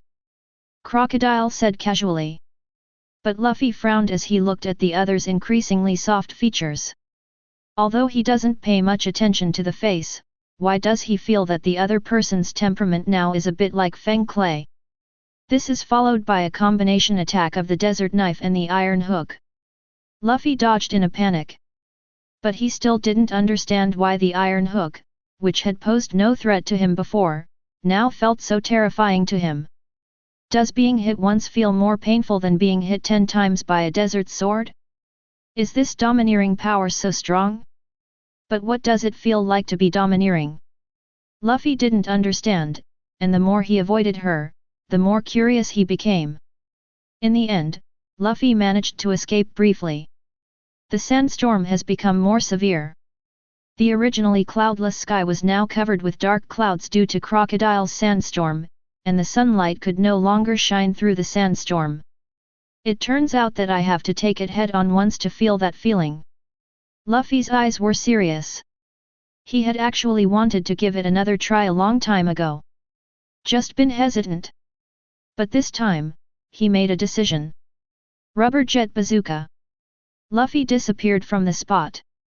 Only a little white steam remained on the ground. Wind pressure swept across. Crocodile was not surprised. He had already seen in his observation haki that Luffy would appear in front of him. If you underestimate me, you will pay the price in blood. The domineering aura is wrapped around the iron hook. If you use the perspective of observation, you can naturally see that the pitch-black domineering aura has wrapped around it. The hook was unstoppable, and while it opened up Luffy's strongest attack at the moment, the hook did not stop. It continued to move forward, determined to pierce Luffy through. However, the tip of the hook only pierced Luffy's chest and could not move forward an inch. The soft nature of the rubber and its strangely hard texture prevented even an attack with armament haki from penetrating it. Seeing this, Crocodile frowned and changed from stabbing to slashing. A faint line of blood appeared on Luffy's body, from his chest to his waist and abdomen. What are your bodies made of, man? Why is it so soft and hard at the same time? Crocodile could feel that the other party did not have any domineering hardened defense. It's pure physical strength. But even if Barrett was hit by himself, he would never take it so easily, and it was just a blood mark, just a scratch on the skin. This terrifying defensive ability. Is this what the animal type Kaido is like? Or did this guy inherit Big Mom's iron skin? Or is this guy the child of the two of them who was left behind? It's no wonder Crocodile thought so. What he did just now was not only the armament haki, but also the use of Ryuo technique. But why is the guy in front of him not only fine, but even seems to have only suffered minor injuries? But in fact, blood was oozing from the corner of Luffy's mouth. The armed color Ryuo is internal destruction. Luffy was inevitably injured. But he is very satisfied with the current results. Saikui, if it weren't for my partner's power, I would have been pierced by you now. Luffy frankly acknowledged the other party's strength. After all, he was not fighting alone. What do you mean? Luffy looked at Crocodile with serious eyes. He could feel that the other party had been intentionally controlling the power, and only in the last moment did he burst out with the power that made him feel threatened by death. Luffy reached out and took off the diamond hat on his head. Then removed the diamond sets one by one. The moment it was taken off, the gravel hitting his body instantly caused countless blood marks on Luffy's body. Crocodile looked at this scene in confusion. In his observation haki, Luffy was terribly vulnerable at the moment, and he could kill him with one blow at any time. Next. I won't lose. Luffy's eyes were solemn. It was not that he looked down on his opponent, but only by experiencing that domineering power personally could he master it quickly. This is his battle. Using the power of your companions is certainly possible, but if you don't master Haki in the future, you might encounter an even tougher opponent than the one you are facing right now. What will you do then? Will you continue to rely on the power of your companions? As the captain, Luffy doesn't care about matters big or small. But he must have the power to protect everyone. With his firm determination, Luffy unconsciously released his unique domineering aura. Crocodile's eyes gradually became solemn. The threat posed by the Straw Hat Boy now exceeded his initial feeling. Black and red lightning exploded at the intersection of the two people's domineering auras. If Cheng Lang or anyone else were present, they would have noticed that Crocodile's body was undergoing amazing changes. It seems to be developing towards femininity little by little. But the two people present no longer cared about those things. Rubber jet whip. Desert sword. The domineering aura wrapped in pitch-black lightning collided. Let the whole sandstorm be filled with lightning and thunder. Thunder also erupted in the sky due to the collision between the two. Usopp shuddered unconsciously. Is it thundering? At this moment, the two of them were already 10,000 meters above the sky. The sandstorm's tendency to expand has disappeared. Me was circling. I feel something is wrong. This sandstorm seems to be changing the sky. Usopp also nodded. At first the sandstorm was only a little bigger, but it seemed to have reached a certain threshold, and the two people 10,000 meters above the sky could feel it particularly clearly. The clouds around are gathering.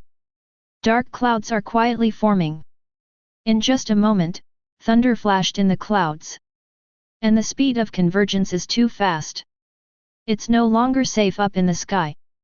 This sandstorm really has the potential to destroy Alpala. Usopp stared blankly at the gathering, swirling dark clouds. Even above the clouds, he could feel the strong wind. What would happen if he was directly below, facing this power? Aruba being swept by strong winds might be no worse than being bombarded by a bomb. So this is what Brother Cheng Lang meant when he said that the natural system represents natural disasters. Me seemed to understand the horror of the natural system that Cheng Lang mentioned. Chapter 124. Usopp narrowed his eyes and looked at the two people who were still fighting in the center of the storm. Just a blink of an eye. Luffy was already covered in blood. Oh no, Luffy's diamond suit must have run out of durability. Hey! What should we do? Me exclaimed. She can fly in the sandstorm without getting hurt, all thanks to the diamond suit given by Cheng Lang, which makes her immune to the damage caused by sand and gravel hitting her body. Otherwise, how could the two of them fly in the sandstorm? Usopp thought for a moment, and finally took out a completely black egg from his bag. This is fried egg B1. This is also the result of Gugu's hard work these days. The amount of fried eggs that Gugu makes is determined by the amount of wheat, but he can also hold back from making fried eggs after eating, and B1 is the limit he can reach at present. Usopp didn't know its power, but he knew the power of D4. One bomb could instantly kill a giant sea king that was a kilometer long. This is still an explosion on the outside, not on the inside. It is no exaggeration to say that B1 can destroy the entire Aruba. Do you want to shoot? Luffy is still down there. I can detonate the explosive egg in advance, and the power will be very strong afterwards, so you have to fly quickly. Usopp took out the ender pearl before shooting. He bit his finger, smeared his blood on it, then wrapped his hair around it and blew on the ender pearl. Aimed at the eye of the storm. The slingshot was stretched to its limit. A distance of 10,000 meters. You want to shoot the ender pearl quickly and hit it accurately. The difficulty can be imagined. Take a deep breath and focus your mind. Snapped. The slingshot shot the ender pearl out at a slow speed. After flying 100 meters, it began to sway due to the interference of the strong wind and the water vapor in the clouds, and seemed to be caught by the strong wind. Burst! But in the next moment, with the help of Usopp's ability, the first explosion was caused by the air he blew. Clouds for ender pearls to break through. The second explosion is caused by hair. Let the ender pearl accelerate again and break through the strong wind. The third explosion, powered by Usopp's blood, rushed directly to the ground. Luffy and Crocodile, who are fighting below, have entered the final stage. At this moment, Luffy's body was covered with scars. It's not just the damage caused by the sand hitting the body, but also the scars deep enough to see the bones. Of course, the most serious injury was in the waist and abdomen, where there was a penetrating wound. Fortunately, Luffy's life was restored and the bleeding was stopped in time, otherwise he would have been lying on the ground. You are indeed very strong, but why don't you use your full strength? Luffy was still smiling, as if he had the advantage. On the other hand, Crocodile. There were no obvious injuries on his body at the moment, but blood was oozing from the corner of his mouth, and the hand that could extract water was slightly deformed. What do you know, kid? Crocodile's eyes were also filled with fighting spirit. He hadn't experienced a head-on battle for a long time. The last time was when he fought Barrett. But this time, he didn't want to escape. The passion he felt in the battle was unprecedented. Luffy, who clearly doesn't have a single piece of good flesh on his body, is still full of energy at this moment. The body also has an extraordinary ability to recover. Like an animal. If you don't show your true strength, you might lose next time. Luffy was still smiling, but the aura around him was rising steadily. Lao Shan naturally felt it. He just looked up at the sky. The rain is coming. If he continues like this, he will lose. This is also the disadvantage of his ability. When the power of the sandstorm reaches a threshold, his ability will be weakened indefinitely. After that, even if Luffy doesn't use Haki, he will be at a disadvantage. There will be no fairness at all. Unfortunately, there is not enough time. What time? Luffy was puzzled. Crocodile's gaze stayed on Luffy. Straw Hat Boy, let's save this battle for later. You are still too immature right now. After Crocodile finished speaking, his body turned into sand and merged into the sandstorm. This made Luffy stunned, and then he turned his head to look in one direction. He instantly reached out to try and catch the fleeing guy. Unfortunately, he missed, or was scratched by the sand in the sandstorm, which prevented him from extending further. Damn it! Luffy was very angry. Then he lowered his head and prepared to look for the diamond suit he had dropped. If he put it on, he would be able to pass through the sandstorm. Now his body can no longer withstand the ravages of these sandstorms. But no matter how hard he looked, he couldn't find the diamond set he had dropped. Ah! This is troublesome. That is at this time. An ender pearl hit Luffy right next to him. Cheng Lang instantly appeared in the center of the sandstorm, and then he immediately summoned a stone wall. But when he looked around, he didn't see Lao Shan. Hey? Luffy, you defeated him. This was Cheng Lang's first reaction. But then he saw Crocodile's head moving away little by little. What's the situation? Cheng Lang was a little confused. Then I saw Luffy's condition.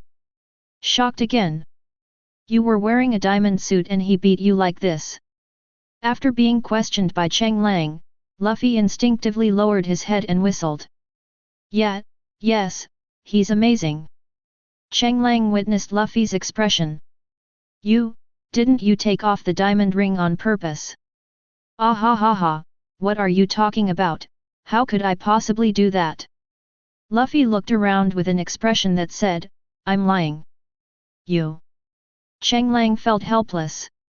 Then the cooked beef was taken out. Eat it and recover first. Seeing that Cheng Lang did not blame him, Luffy breathed a sigh of relief. Luffy finally stopped after eating no less than 30 pieces. At this time, the bloodstains and penetrating wounds on his body began to recover in a very short time. This is not only the effect of MC food, but also the result of Luffy's own physique and control. At this moment, the den mushi in Cheng Lang's arms rang. "Cheng Lang, I'm going to release B1, get ready." The voice is Usopp's voice. Cheng Lang wasn't surprised after hearing this. "Let it go, leave it to me from now on." Cheng Lang looked at Luffy and said, "As punishment for throwing away my diamond ring, I will talk to Sanji and cut off your food for a day." I'm going to starve to death." Luffy was horrified. Luffy tried to beg for mercy, but unfortunately, Cheng Lang simply wrapped him in obsidian. He then wrapped himself in obsidian. Naturally, to be on the safe side, he wrapped it in 3 layers of obsidian. Although obsidian is immune to explosions, that is MC's TNT, and the explosion of the fried egg is non-MC in nature. So it's similar to mining. It just happens to be a chance for Cheng Lang to test the strength of obsidian. Thinking. An explosion sounded that could be heard even through the obsidian and reached Cheng Lang's ears. Not only him, but everyone in Aruba noticed the huge mushroom cloud that penetrated the sky and the earth. Chapter 125. A dazzling white light flashed in the sky. The violent explosion should have caused strong winds and huge waves. Destroy everything within the range of its explosion. Just when the explosion contrasts with the sandstorm that permeates the sky and the earth. The energies are cancelling each other out. The sandstorm, which was covered with dark clouds and yellow sand, suddenly expanded like a fire dragon roaring in the sky. Gorgeous flames burned in the sky. Like the sun rising at dawn. The dark clouds that had originally gathered were blown away. A red mushroom cloud stood in the sky. Above the sky. The power of this explosion is smaller than I thought.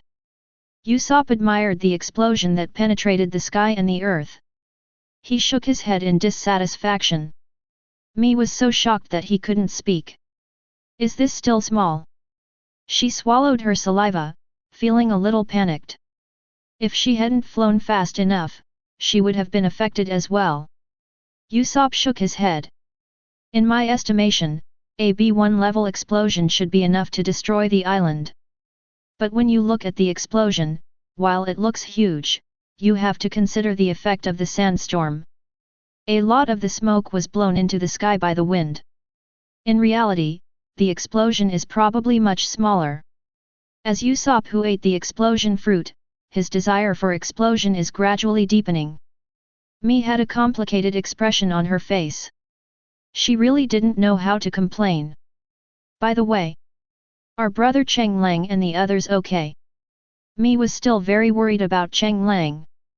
After all, with such a powerful force, even if it was detonated in the air, could Cheng Lang, who was down there, withstand it? Usopp also came back to his senses from the explosion and took out his phone snail. Fortunately, the explosion did not interrupt the snail's signal. The call was connected. Sure enough, this isn't powerful enough. Usopp complained. Cheng Lang inside the obsidian was a little confused. Isn't the power very small? Mi couldn't stand it any longer and said, Brother Cheng Lang, don't listen to Usopp. With this kind of power, the explosion cloud has reached 10,000 meters in the sky. Usopp shook his head in denial. Mi, let's be realistic. The mushroom cloud rose to 10,000 meters, but that doesn't mean the explosion was that powerful. It was mostly just the force of the sandstorm. The actual power wasn't that great. But its power directly blew away the sandstorm. Cheng Lang listened to the confrontation between the two. Cheng Lang actually had some guesses. In fact, you can roughly guess it from the vibration feeling under your feet. The power is probably about the same as the time bomb before Crocodile. Dig up the obsidian. As expected, my 3 layers of obsidian are redundant. The outermost layer was not damaged at all, and the sand outside was not even crystallized. B1 was very powerful, but it was not as invincible as expected. Come into Luffy's obsidian. At this moment, Luffy saw Cheng Lang opening the obsidian and looked aggrieved. Cheng Lang. There's no point in pretending to be pitiful. Who would voluntarily drop their armor in the middle of a fight? Cheng Lang ignored it. And Crocodile just flew away. He looked back with a frown on his face. He found that the sandstorm he had condensed was actually blown away. Did they move my time bomb here? The timing is wrong. Crocodile frowned slightly, but then he ignored it. If you fail, you fail. As long as the ultimate goal is achieved, he can accept it. Soon he arrived at the cemetery. Robin was waiting here at the moment, and next to her, Bosun was standing there with a bruised face and a flattering smile. Crocodile frowned as he watched this scene, but he didn't mean to blame Robin. Instead, I wondered, why didn't you just solve it? When the king's army was forced to take over by Sen, he did not act according to the previous orders, and the other party no longer had a reason to exist. Bosun shuddered all over. He said anxiously, "Boss, that's not the case. It's not that I don't want to follow orders, but I've only been in office for so short a time. The king's army doesn't listen to me, and the guards even dare to contradict me directly. What can I do?" Crocodile's expression softened. He immediately came forward and said, "Although Cobra didn't tell me all the secrets, I still found out through some means that there was a big secret in the mausoleum. But after that, I'm not very clear." Bosun hurriedly expressed his opinion, trying to prove his usefulness. Crocodile just stretched out a hand and placed it on Bosun's shoulder. "Very good, since you have made your own contribution, it is time to pay the price for your work over the years." Ability activated. The originally obese Bosun turned into a mummy in just an instant. How heartless! After all, he was the one who told you the news, wasn't he? Crocodile glanced at Robin without saying a word. Robin shrugged. He just cleared the way ahead. The tomb was opened. The two walked quietly in the secret place of Alabasta. Although it is underground, the mausoleum does not feel dark at all, and is even unusually bright. Robin looked at the direction where the light came from. It's hard to imagine that this mausoleum was built 800 years ago.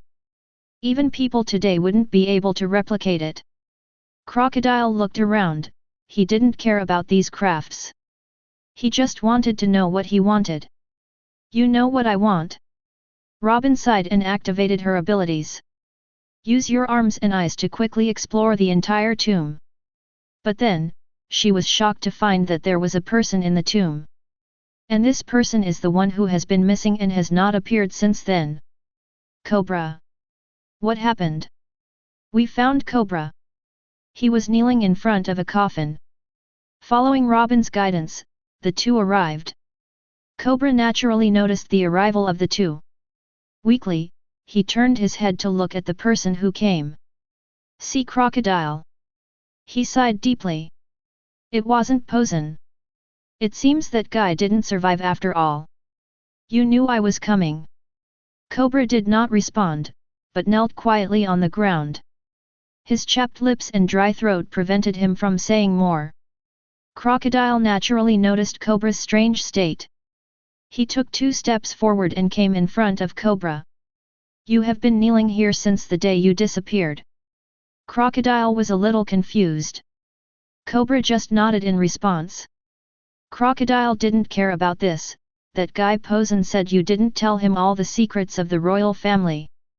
You happen to be here. Tell him, or you will die."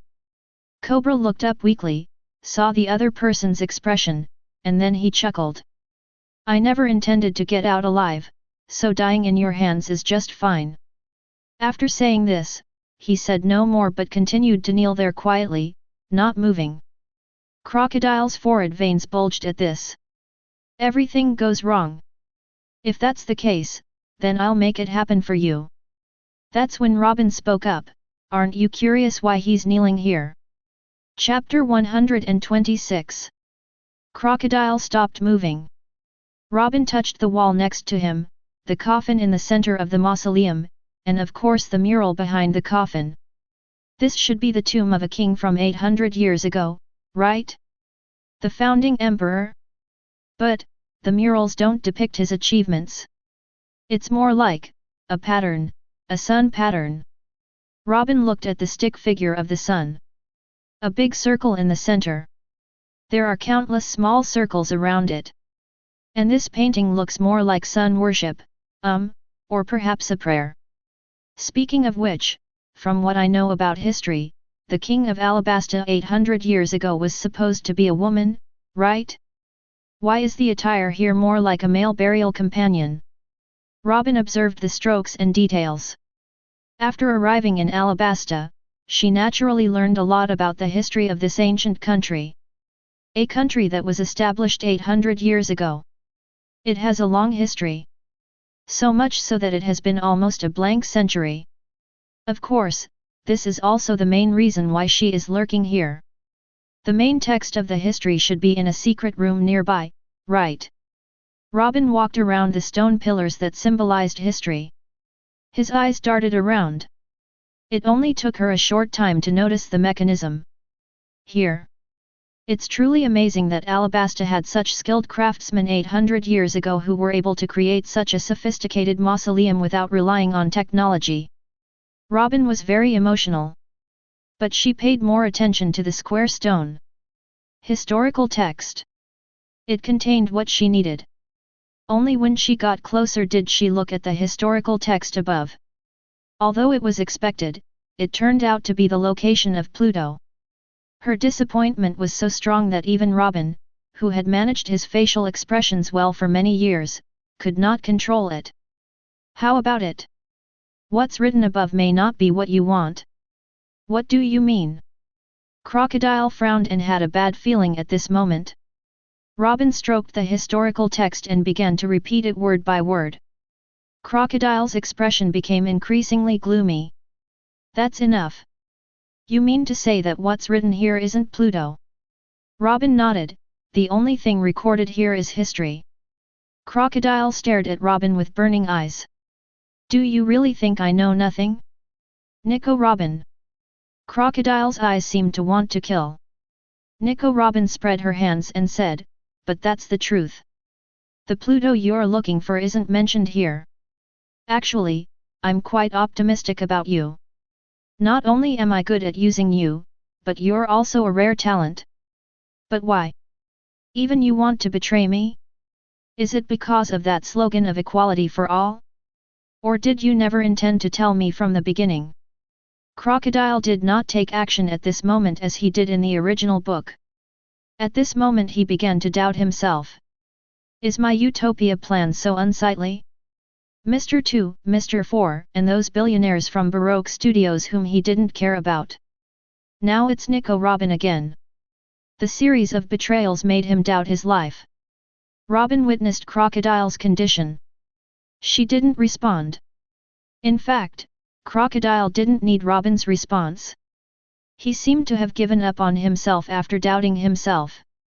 But these are no longer important. The betrayer must die. At this moment, Nico Robin's body turned into petals and began to disappear bit by bit. Humph!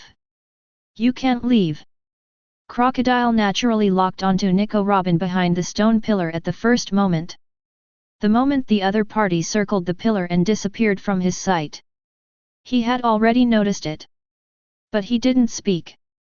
But wait quietly. In fact, he was also giving himself a chance.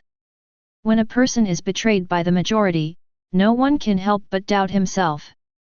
So he wanted to confirm a known answer. Robin was caught up in just a moment. Her expression was serious as she turned back and folded her hands in front of her. The second round of flowers blooms. One hand appeared at the neck of Crocodile who was chasing him, and the other hand had already taken out a glass filled with water from her arms. But it was Crocodile who caught the full glass of water, not Nico Robin's hand. What gives you the courage to make my ability ineffective with just a little water? Crocodile looked at Robin angrily as if he was humiliated. Robin watched all this in amazement. Do you know why I'm willing to stay in the underground water space of Yuan even though my weakness is water? Because even if that kind of water comes to me, I can be completely dried up by the wind. Crocodile finished speaking. The glass filled with water turned into powder in an instant. As for the water in the glass, it had been sucked dry long ago. Robin felt despair. She just sighed and let go silently. She looked behind Crocodile, where the main text of history was located. She just closed her eyes. Is my obsession for so many years just a weapon? History, after all, is just history and shouldn't be recorded? Crocodile is not the only one who is in doubt, and Cobra is not the only one who is determined to die. Robin has both.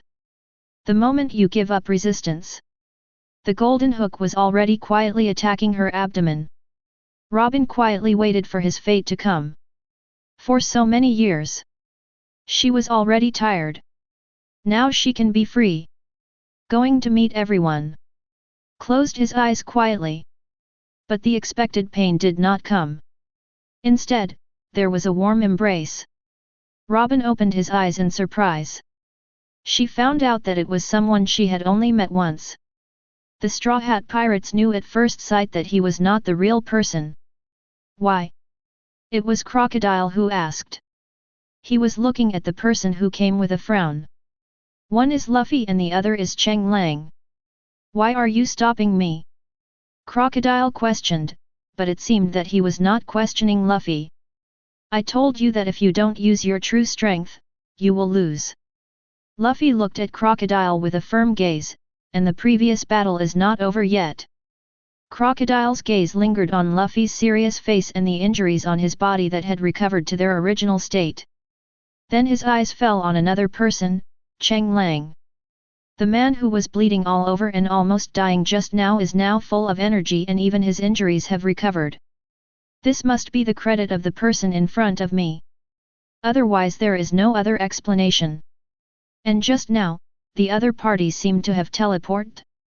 This is different from those that are too fast to be captured by the naked eye.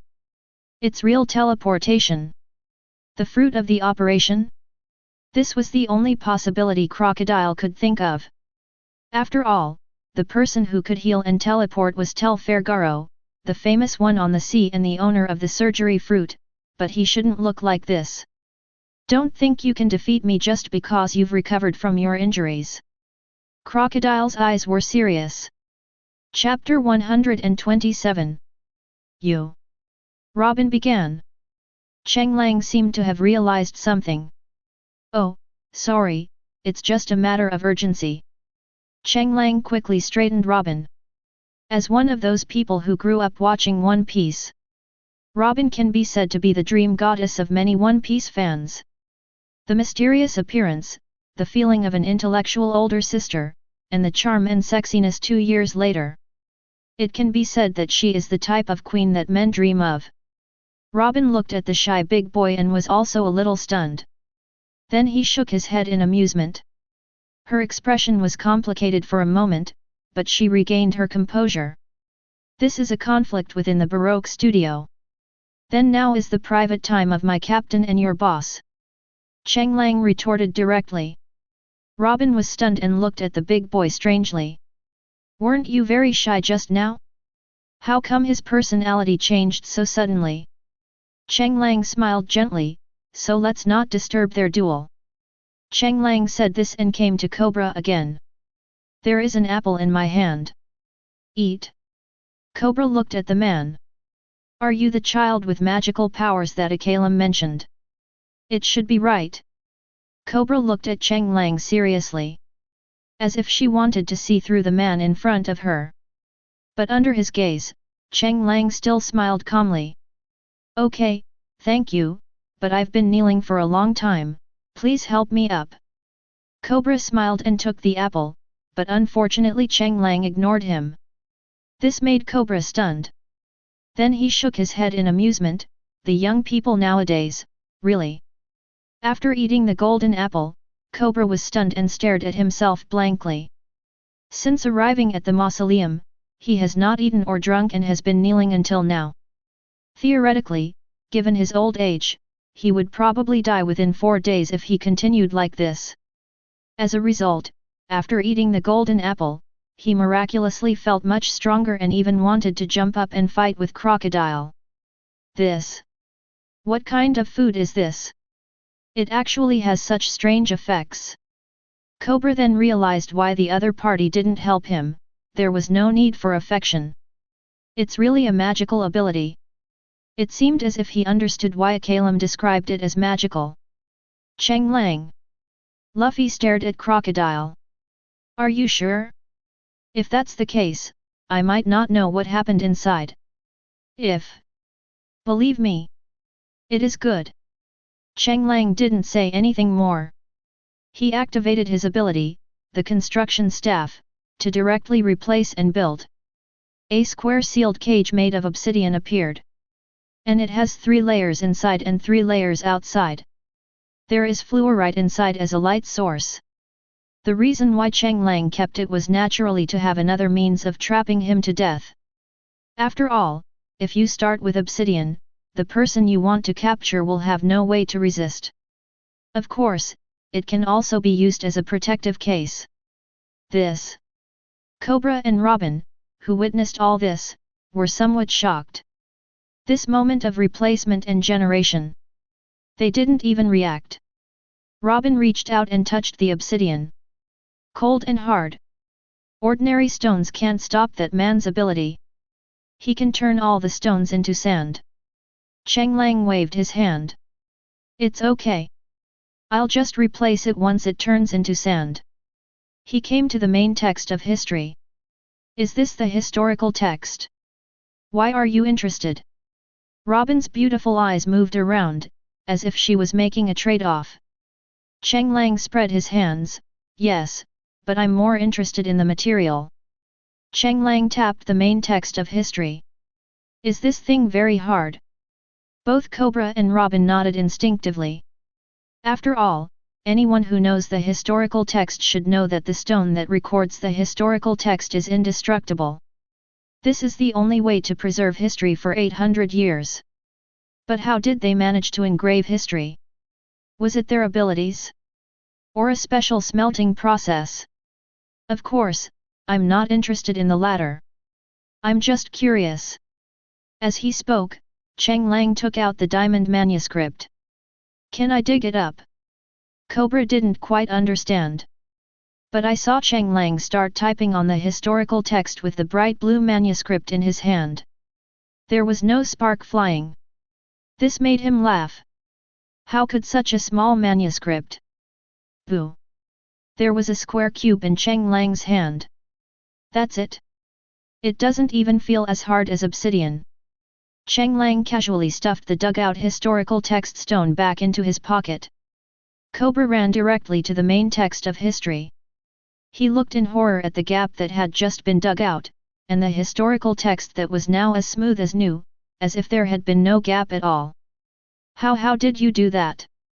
Cobra was shocked. The historical text is the most powerful stone known to date. Dynamite cannot destroy it, time cannot erode it. It can be said that almost nothing can undermine the historical text. But the power Cheng Lang displayed just now was beyond his imagination. He can dig it out, which means that with Cheng Lang's ability he can destroy the historical text. And it seems very easy. Robin was also shocked. She was well aware of the solidity of historical texts. You. Don't worry, I didn't really destroy it, I was just curious. But this thing is just a stone made of a special material. The hardness seems very strong, but it's actually just average. Cheng Lang naturally saw the name. Just 2 words. Black stone. No effect. Valueless. Conversion? Conversion value 2. That is the same value as a stone. Although Cheng Lang can convert real objects into MC objects. However, it will be converted according to the original properties of the feature. For example, the medicinal herbs given by Chopper. The higher the value required to convert these things, the stronger the effect of the things, at least they have a good effect in MC. But the conversion value is only 2, which means that this thing is worth the same as a stone. It might be hard, But so what? Are the blocks created by Cheng Lang not hard? Especially obsidian, Cheng Lang feels that this thing is much stronger than black stone. Not only is it tough, it can also open a portal to hell. In fact, Cheng Lang was still wondering at the beginning whether this thing would have the same properties as bedrock. If so, then Cheng Lang would have to consider converting it directly and using it as a weapon. After all, it's just the historical text. As for how to use it as a weapon? Directly connecting with blocks, in simple terms, is connecting with fences. As blocks connected to the historical text, the weight of the historical text naturally determines the weight. So when the time comes, Cheng Lang will use the fence as a wooden handle and hit people with the historical text. That kind of picture. Just imagining it feels exciting. Chapter 128. Robin looked at Cheng Lang, who looked indifferent. She opened her mouth. Nothing was said in the end. Cobra was looking at the restored historical text with mixed feelings. The royal family of Alabasta has always mastered several secrets, which are the contents of the historical text. The location of Pluto. And a letter. A letter signed Lily. It is also a letter from Nefertari D. Lily. It is also something that their family needs to inherit from generation to generation. Although many kings in history were not interested in these contents, they have been passed down from generation to generation until now. But he plans to give up this tradition in this generation. After all, the Nefertari clan may not even exist in the future. Wei made her choice, and he must bear the consequences of his choice. Therefore, he chose to kneel in the mausoleum for a long time, which was a love for his daughter and also a kind of atonement for the family's impending loss of inheritance.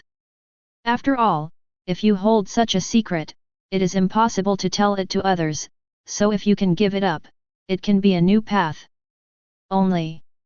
Cobra looked at the silent Robin. I really want to ask why I lied before, but it doesn't feel appropriate to ask since someone is around.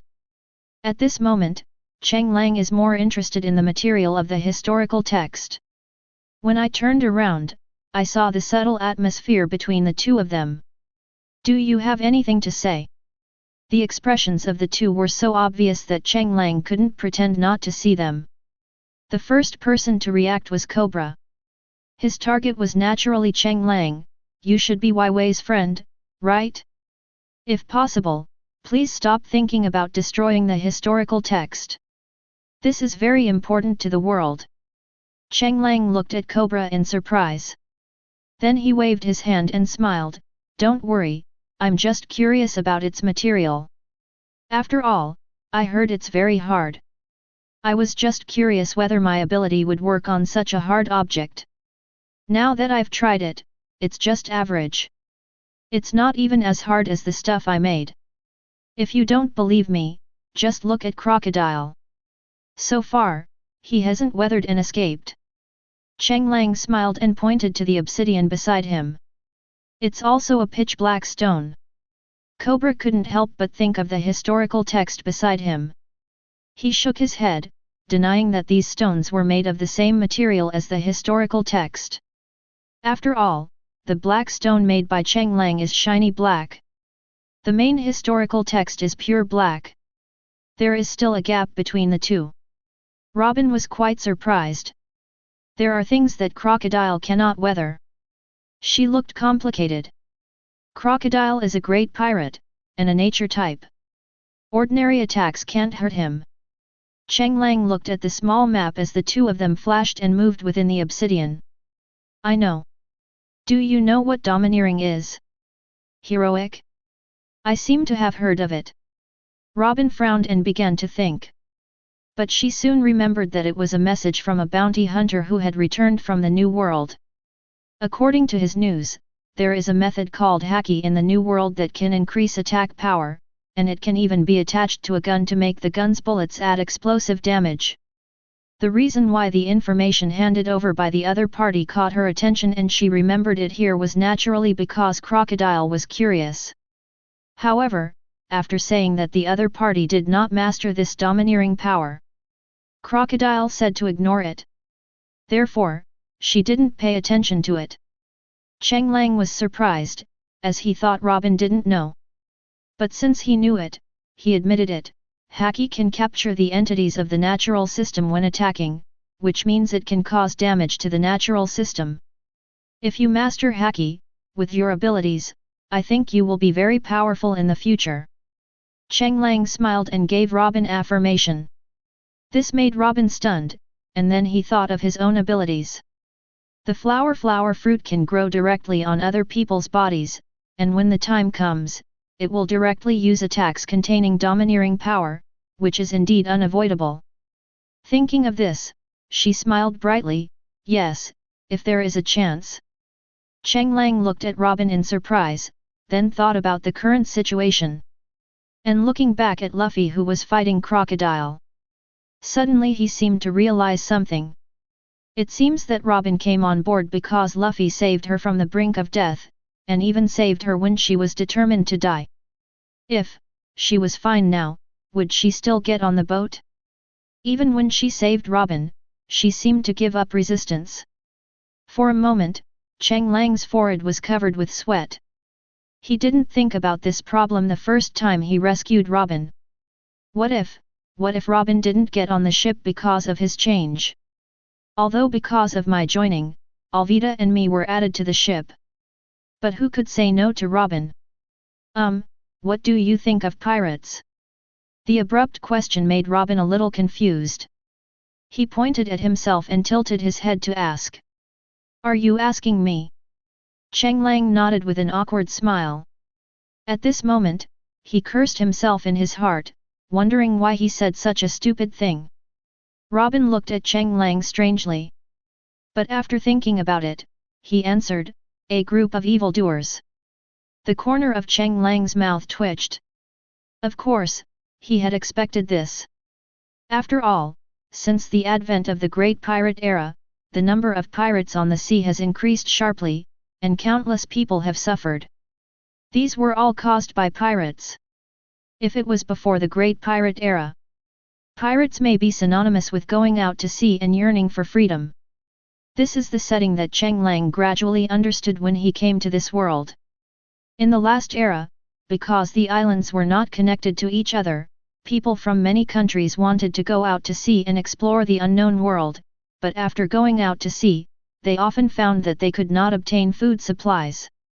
In the end, kind people chose to help to the best of their ability in exchange for food, but they often just grabbed the food and ran away. In the end, they were called pirates, but they no longer engaged in pirate looting. Some people who returned from the sea also glorified their behavior, which led to the romanticism of the last era that going out to sea and becoming a pirate was a dream and freedom. Of course, those are stories from the past era. Cheng Lang scratched his head with a dry laugh. If I told you I'd invite you to board a ship and become a pirate to go on an adventure at sea, would you refuse?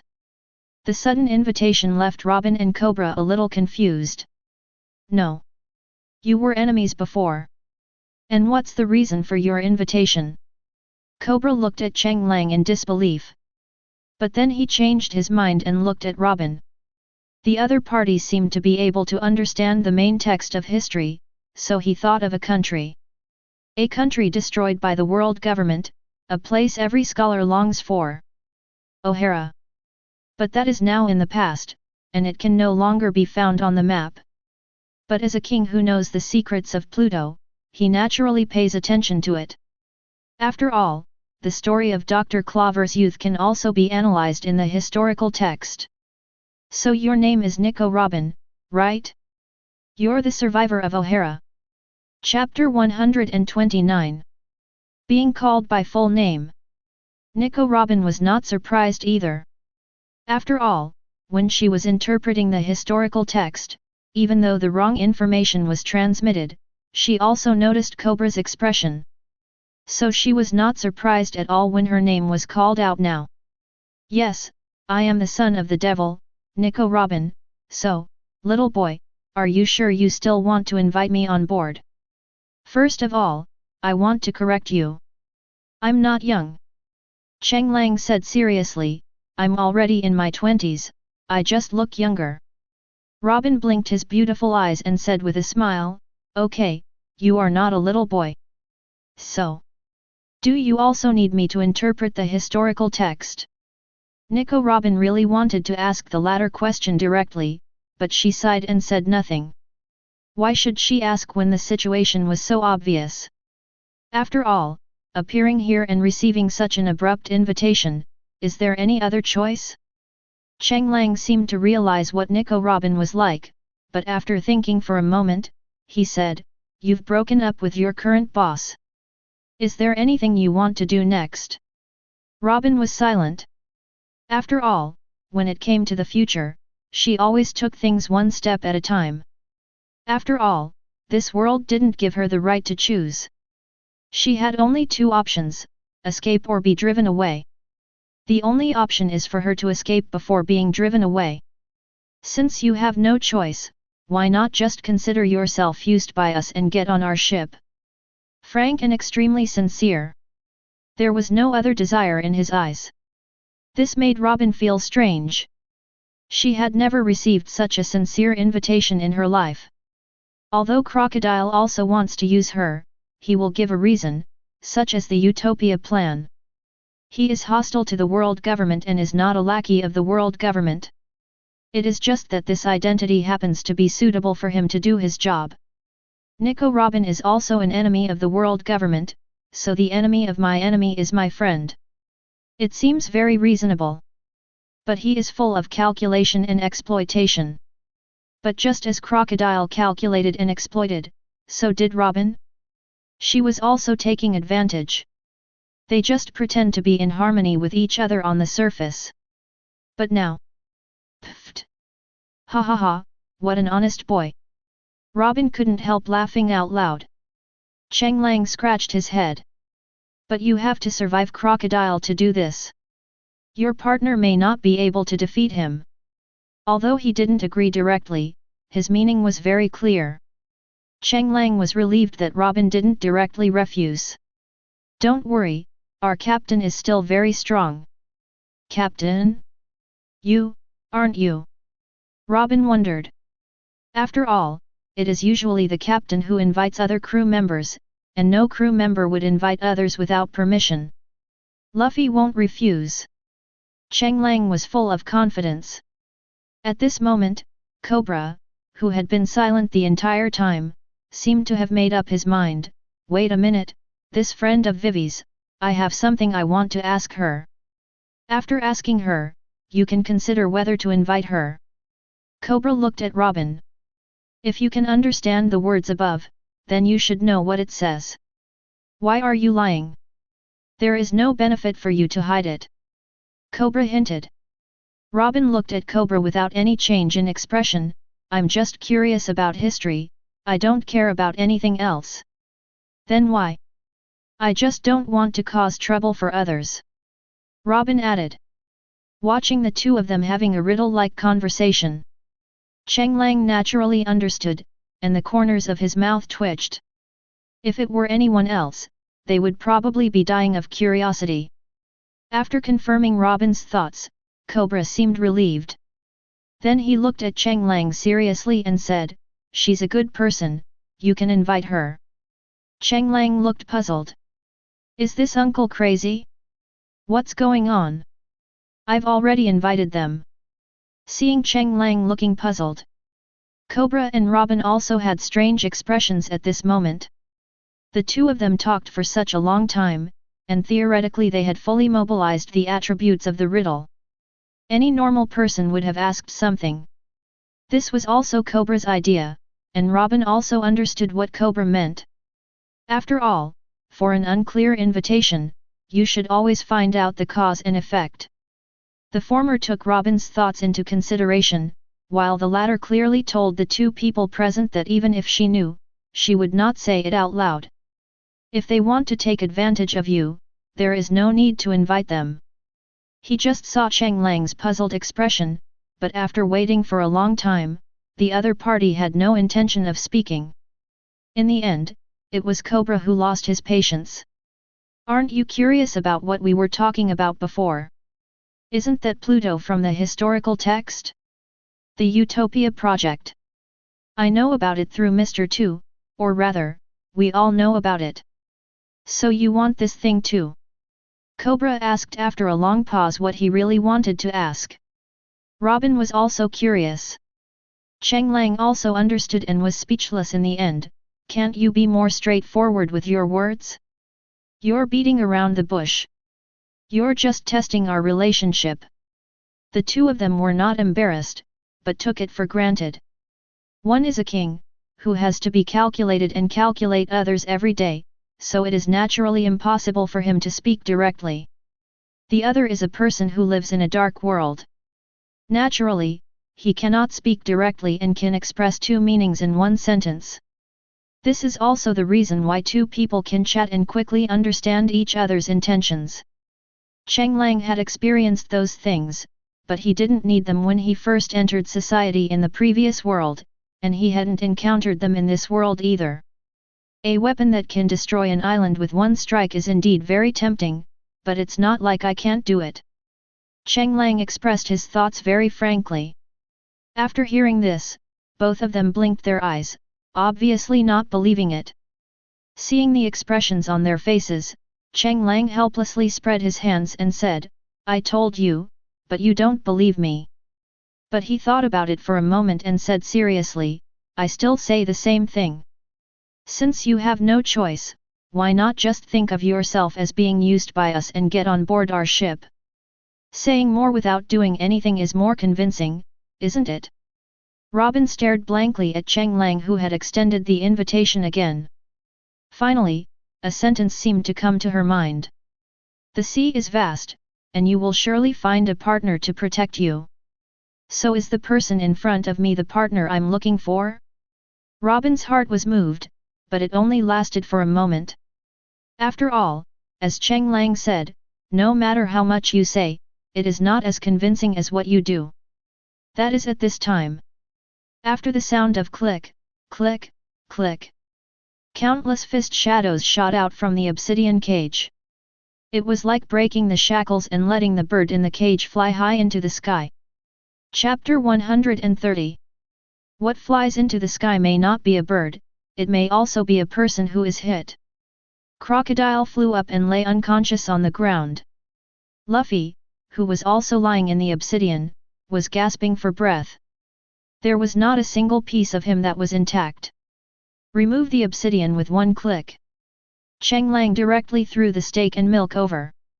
Luffy took it and started eating. Just throw the golden apple? Luffy said it was not as good as steak and milk. Cheng Lang asked why, and Luffy's explanation was simple, he ate more steak and milk and it was more enjoyable. This is why even though Cheng Lang has golden apples, he basically only gives cooked beef and milk. Luffy stood up again and was back to normal, although there were still a lot of blood stains on his clothes. Cheng Lang, give me that golden apple. Cheng Lang was a little surprised. That guy didn't use his full strength until the end. Luffy was very angry. He wanted to fight Crocodile again. Cheng Lang was speechless about this. But in the end he gave her a golden apple. However, when throwing the golden apple, Cheng Lang pointed at Robin, who was standing beside him. Luffy, let me tell you something. Her name is Robin. Since you beat up her boss and she's homeless, I invited her on board. Luffy glanced at Robin and nodded, got it. Luffy then left, heading towards the direction of Crocodile, who was knocked away. Robin was shocked by this. Hey? It's that simple. Cheng Lang spread his hands. Not to mention Robin, Cobra was also speechless at this moment. This is too easy. And Luffy came to Crocodile's side at this moment. I know you are pretending to sleep. Get up and fight me again. Luffy was very angry. In the end, Luffy felt Crocodile's determination. He seemed to see the scene of the two colliding with each other, and even the scene of his impending defeat emerged in his mind.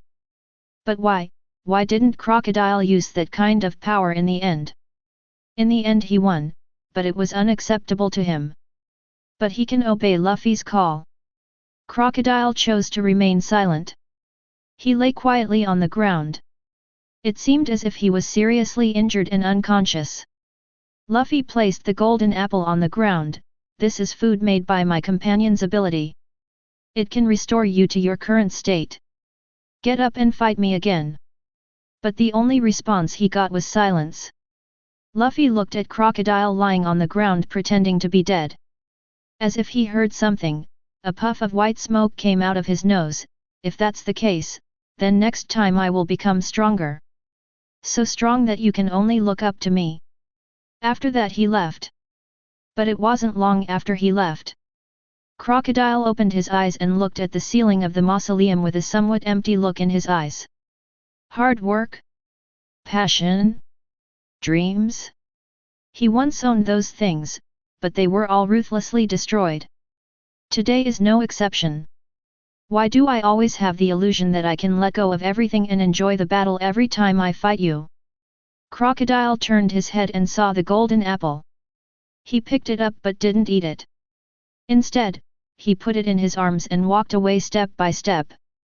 On the other side, Luffy was still unhappy. Cheng Lang was a little confused about this. Aren't you happy even though you won? Cheng Lang asked in confusion. I didn't win. The guy kept refusing. Cheng Lang was a little confused. Crocodile was refusing? Refusing what? What do you mean?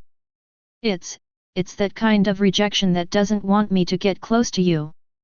Luffy tried hard to express his feelings, but obviously he couldn't do it. He wanted to describe the feeling. Cheng Lang was confused. You and he are enemies, isn't it normal that he doesn't want you to get close? No, it's just, feeling. Luffy's description really left Cheng Lang confused. Seeing that Cheng Lang still didn't understand, Luffy wanted to continue but was interrupted. I saw a group of people in front of the exit. It is a CP organization wearing white clothes. Just for a moment. Confirmed, Cheng Lang, the creator of the miracle, has been found and arrested. Cheng Lang. You're not arresting me? Is that true? On the left is the future Pirate King Luffy, on the right is the Devil's Son Robin, and you want to catch me, the harmless one in the middle? Naturally, these CP organizations dressed in white were happy to get the fall asleep package. Cheng Lang was a little puzzled, so naturally he left one person behind who was still awake. Why did you target me? I didn't do anything. The CP organization had a horrified expression on their faces, and they began to explain tremblingly. The people up there are very curious about the miracle you created in the sky in Katlia, so... Okay, I got it. Cheng Lang punched him directly, letting him enjoy a peaceful sleep. He finally understood and knew why these CP organizations called him the Miracle Maker. Robin was also quite shocked at this moment. After all, when she saw the CP organization, her first reaction was that they were looking for her. She was even betrayed by this group of people. After all, she had been captured by the world government and the navy for many years, and this had become a habit for her. But this is the first time that she has been ignored by the CP organization. At the same time, she looked at Cheng Lang curiously, feeling like she had found a partner. Feeling Robin's strange gaze, Cheng Lang felt itchy all over. I seem to feel that you are thinking about something bad. Robin covered his mouth and laughed, no. After mumbling a few words, Cheng Lang didn't take it to heart. After all, it's just a small episode. The overall situation in Alabasta has been decided. Without the new king, Posen, to preside over the affairs, the old king was also gone. The king's army was leaderless. And Crocodile, the mastermind behind the scenes, is not there either. As for the CP organization, the surviving CP organizations are all looking for Cheng Lang, who cares about internal affairs. The rebels led by Kosa reached the palace in an instant. Those princes and nobles who were still resisting were directly executed. Then they called the names one by one. Nobles who had committed crimes and oppressed the common people were identified one after another. Yet hardly any of the nobles escaped unscathed. Especially the dirty things that were exposed are simply too numerous to list. Even some nobles kept countless slaves in their underground manors. Wei led the resistance forces to clean up. No one survived. In the end, even Wei couldn't remain calm. The things that those nobles who appear to be glamorous on the surface actually do in private are simply incomprehensible. Especially when those former uncles knelt down and begged her, she couldn't even feel any sympathy. During the Great Purge, 9 out of 10 nobles were killed, and some still escaped. In the end, Wei faced all of this and was glad that she had chosen the right path. If he had stopped Kosa and prevented the war from starting, she might never have known the ridiculous things that the princes and nobles had done. Chapter 131 Alabaster Aruba. Inside the former royal palace, Kosa and Cobra. The two met again.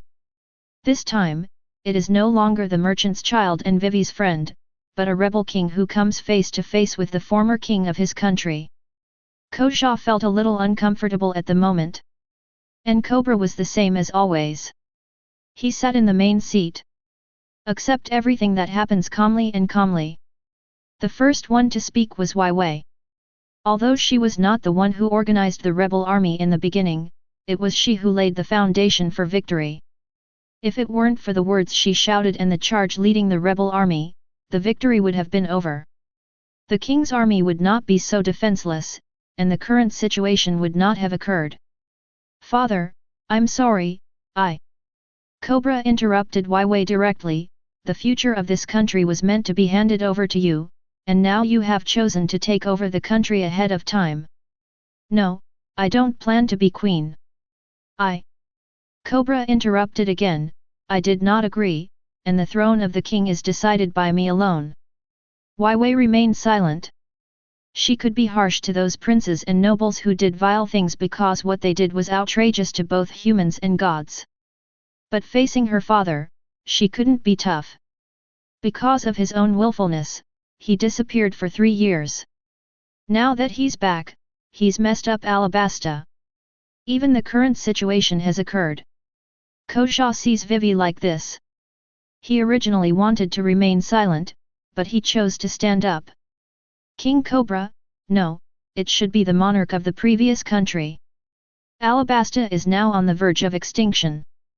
Now all it needs is a slogan.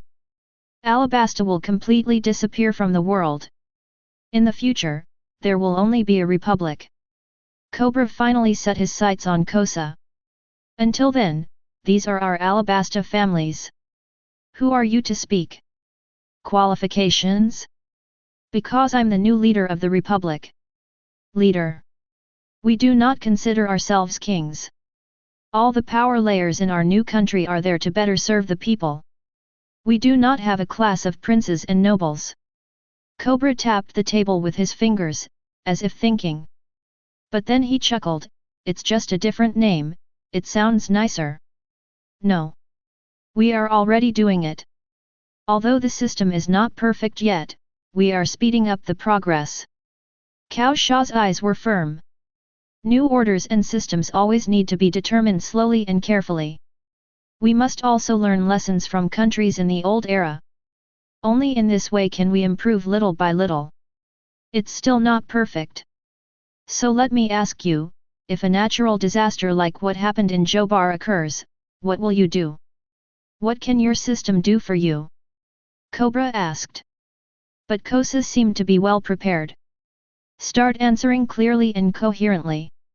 If the situation is urgent and necessary, we can use dancing powder to dig a canal. The people's lives are the top priority. The two began to ask countless questions.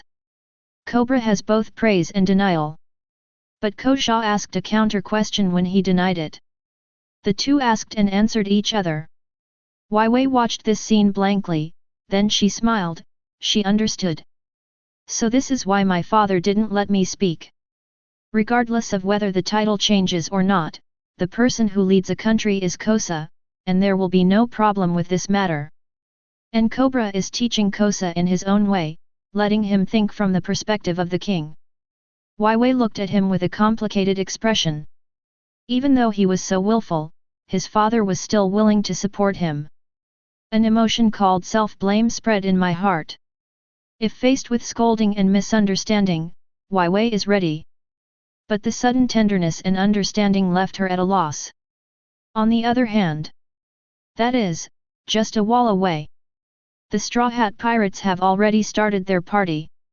The sounds of bells, gongs, and drums filled the cafeteria. Even in the room where Vivi and the others were, Luffy's joyful voice could be heard. Infected by the laughter, Wei's gloomy mood also improved. She began to fidget. And Cobra and Kosa naturally noticed it. The two of them shook their heads in tacit amusement. This place is too small, let's go out and talk. Cobra spoke first. Kosa nodded. The two left. Freed from restraints, Wei immediately stood up and walked towards the restaurant next door. Naturally, we saw Luffy as the leader. He was dancing the chopstick stick in the nose dance at the dining table, followed by Usopp and Chopper. A group of people were clapping and cheering below, and even the guards were so amused that they were slapping their thighs. Hey Vivi, you're here. Now it's time for an imitation show. Luffy puffed out his lips and began to imitate Sanji. Ah, this is the test of love. Then Sanji complained, I wouldn't say that. Then the next one to imitate is Cheng Lang. Then Luffy's body began to deform, becoming square, and finally Luffy turned into a square brick on two thin legs. Hey, hey, hey. That's my ability, it's none of my business. I don't look like that. Ha. The party continues. Cobra and Kosa were walking in the garden. Finally, Kosa couldn't help but ask curiously, Your Majesty, if you choose to accept it, actually. Cobra waved his hand. I'm no longer the king, and even if I choose to accept Wei's ideas, what good will it do? The operation of the country is inseparable from the princes and nobles. When Wei shouted the slogan, I already knew the path she was going to take. Her identity as a princess would only bring her constraints. Instead of letting her find ways to get rid of those guys bit by bit, it would be better to just let go. It doesn't matter whether Alabasta exists or not. A country that has lost the trust of its people has no need to exist. Cobra said it very casually. So much so that Kosa still found it somewhat unbelievable. Okay, enough talking. Next, I'm going to tell you the secrets of Alabasta. I was planning to take these secrets with me into the grave, but after seeing you and that Straw Hat boy, I decided to tell you the secrets. Secret? Kosa was puzzled. Cobra thought for a long time and decided to tell part of the secret. That is the main text of history. So, in the utopia plan of those people at Baroque Studio, Pluto really exists. Kosa was a little shocked. Naturally, he also heard about the Baroque Studio plan from Wei. He didn't take it seriously at first, but now he is shocked after learning about it. How did someone know about this secret Baroque Studio? Cobra sighed, 800 years of this country, the succession of royal families, and the corruption of the nobles.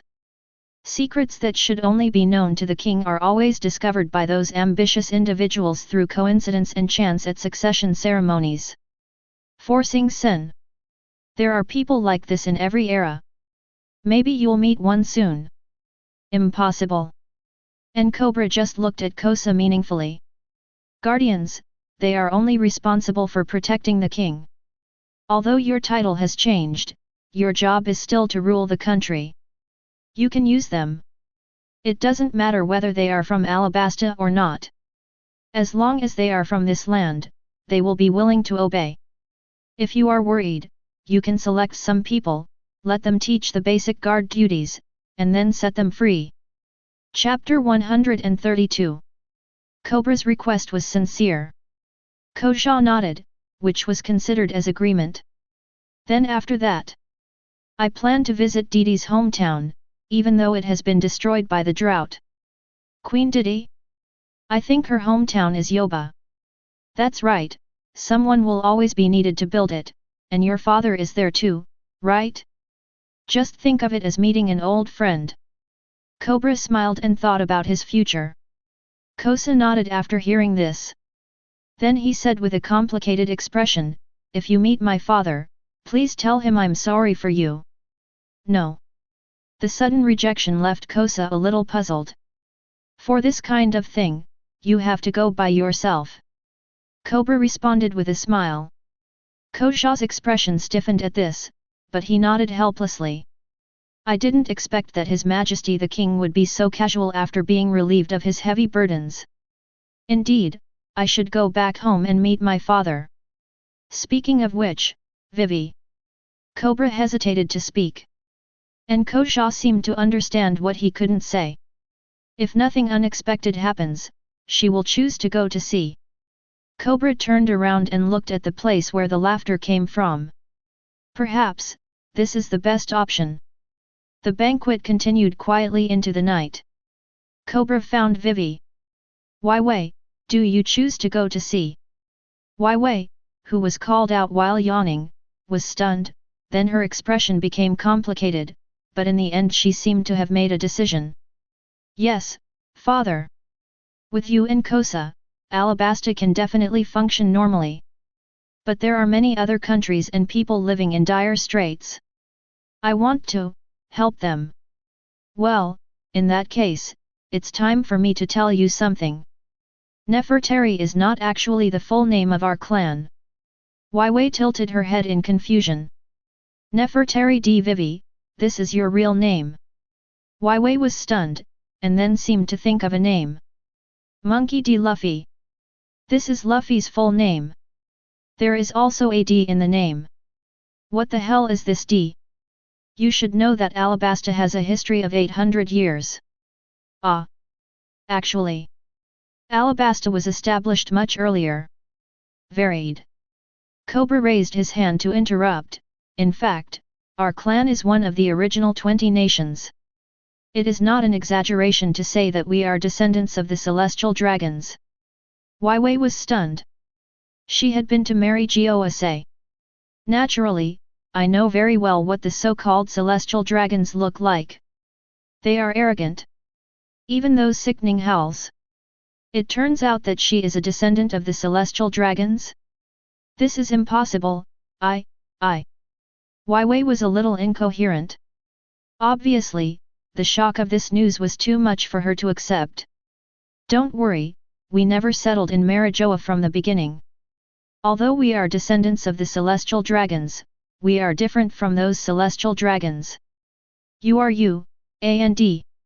When you go out to sea and take the name of D, you will never be able to go to Marijoa again. Cobra explained with a smile. And Wai Wei was even more confused. So what exactly is D? D is a will, and also a thought. But that's not important anymore. You just need to know that D is God's natural enemy. So, are you Nefertari Vivi or Nefertari D Vivi? Wai Wei frowned, although she didn't quite understand why her father suddenly asked this. But the next moment, she had already added D to her name. Seeing his daughter so decisive, he smiled. So what exactly is D? Go sail on the sea with Luffy and the others. Perhaps, when you find it, you will know what D is. Seeing her father being such a riddle-monger, Wai Wei was very puzzled. But after asking again and again, she still didn't get an accurate answer. Really? He even hid it from his own daughter. Cobra rubbed his daughter's head. The road ahead will surely be difficult. No, every day is fun on Luffy's ship. That's good. The conversation between father and daughter was late at night. And there are still two people who haven't slept yet late at night. One is Nico Robin, and the other is the ever-present Captain Sabo of the Revolutionary Army and the Grand Air Land. Second in command of the Revolutionary Army, Sabo, what do you want from me? I want to invite you to join the Revolutionary Army. Nico Robin accident. I'm the second in command of Baroque Studios, and I'm the mastermind behind the destruction of Alabasta. State replacement is what we do. Nico Robin nodded in understanding. Then some confusion, why? To other organizations, you are the son of the devil, but to us, the Revolutionary Army, you are the light of life. Lights. Lights of revolution. Nico Robin was very confused. She suddenly appeared and suddenly said that she was the light of revolution. Sabo also knew that his words were very sudden. He thought about it, and at this moment, a voice appeared beside him. The so-called light of revolution, to put it bluntly, is because you are the only survivor of O'Hara. A blonde girl jumped out from behind Sabo and began to explain, I'm sorry, I didn't mean to bring up your past, but this is the origin of the light. Robin wondered. Then Kurla began to explain. You are the only person in the world who can decipher the true text of history. You are the only one who can decipher the truth that the world government has concealed for 100 years. Moreover, you have been working hard to avoid the world government and to explore the truth of history. For those of us trying to overthrow the world government, you are a beacon of hope. In fact, the organization has been searching for you for a long time. Unfortunately, Sister Robin, you are so good at hiding that you actually work under crocodile, making it even harder for us to find you. So that's how it is. Robin understood. But her expression was complicated, but I read the historical text, and it only records. There is more than one piece of historical text. Only by connecting countless historical texts together can we piece together a complete story. I don't know what the historical text of the country of Alabasta is, but it is definitely not complete. Sabo explained. Robin looked at the two members of the Revolutionary Army. She could sense the sincerity of the two men, and naturally she knew something about the Revolutionary Army, but she had no idea that she was so important to the Revolutionary Army. Her gaze stayed behind the two of them. And Sabo and Kurla seemed to have noticed it as well. They all turned their heads. As a result, I saw a person standing there stealthily. Oh, am I exposed? I'm really not suitable for tracking. Cheng Lang, who was hiding behind a stone pillar, scratched his head and walked out. Chapter 133. Cheng Lang walked out. Sabo's eyes lit up and he looked the other person up and down. And being stared at so directly by Sabo, Cheng Lang couldn't help but shrink back. This look was so aggressive. Why are you staring at me like that? Cheng Lang was a little confused. After all, he is just a small figure who has never even been in the newspaper. As the second in command of the Revolutionary Army and Luffy's sworn brother. Why does it feel like he's more interested in me than Robin? Do you want to join the Revolutionary Army? Your ideas are very suitable for development in the Revolutionary Army. Sabo invited bluntly. Cheng Lang was surprised by this. Are you sure you didn't invite Wei? But me. You have to know that Vivi was the one who shouted that slogan. Sabo shook his head. I've been to Magnetic Drum Country and met Mr. Dalton. He told me your story, and Princess Wei must have been influenced by your ideas. I believe that if you join our Revolutionary Army, you will definitely be able to better utilize your strengths. Robin's beautiful eyes widened. She thought it was Princess Vivi who shouted that sentence. Listening to the conversation between the two, was Princess Vivi inspired by Cheng Lang to say that? This boy in front of me is really... I thought he was a shy but courageous boy, but I didn't expect him to be like this. If this is the case, it's not like she couldn't understand. After all, as someone who can interpret the original text of history, it is not surprising that people with such thoughts want to win me over. It just happened unexpectedly to everyone present. Cheng Lang rejected Sabo's invitation. Why? Sabo was puzzled. After all, no matter how he looked at it, Cheng Lang had no reason to reject Sabo's proposal. After all, people who think like that should have a natural liking for the Revolutionary Army. Cheng Lang explained, I have joined the Straw Hat Pirates. The reason seemed perfunctory, but Cheng Lang said it very seriously. So serious that Sabo could feel the other party's will. He scratched his head, this is really troubling. And Clar was confused. Why did you join the pirate group? People who think like that should be well aware of the nature of pirates. There are many reasons, but the most important one is probably destiny's guidance here. Kurla was a little confused. Not to mention her, other people didn't quite understand it either. Cheng Lang looked at Sabo and said, "Don't you have any special feelings when you see Luffy?" The sudden question left the two women a little confused. But Sabo seemed to understand, and his brows furrowed. The reason why he showed up at night, or even at this time, was because he didn't want to meet Luffy. This feels weird. When he saw Luffy, his heart beat faster and his brain seemed to be splitting apart. This feeling made him feel very bad, but it was not a hostile feeling, which was very strange.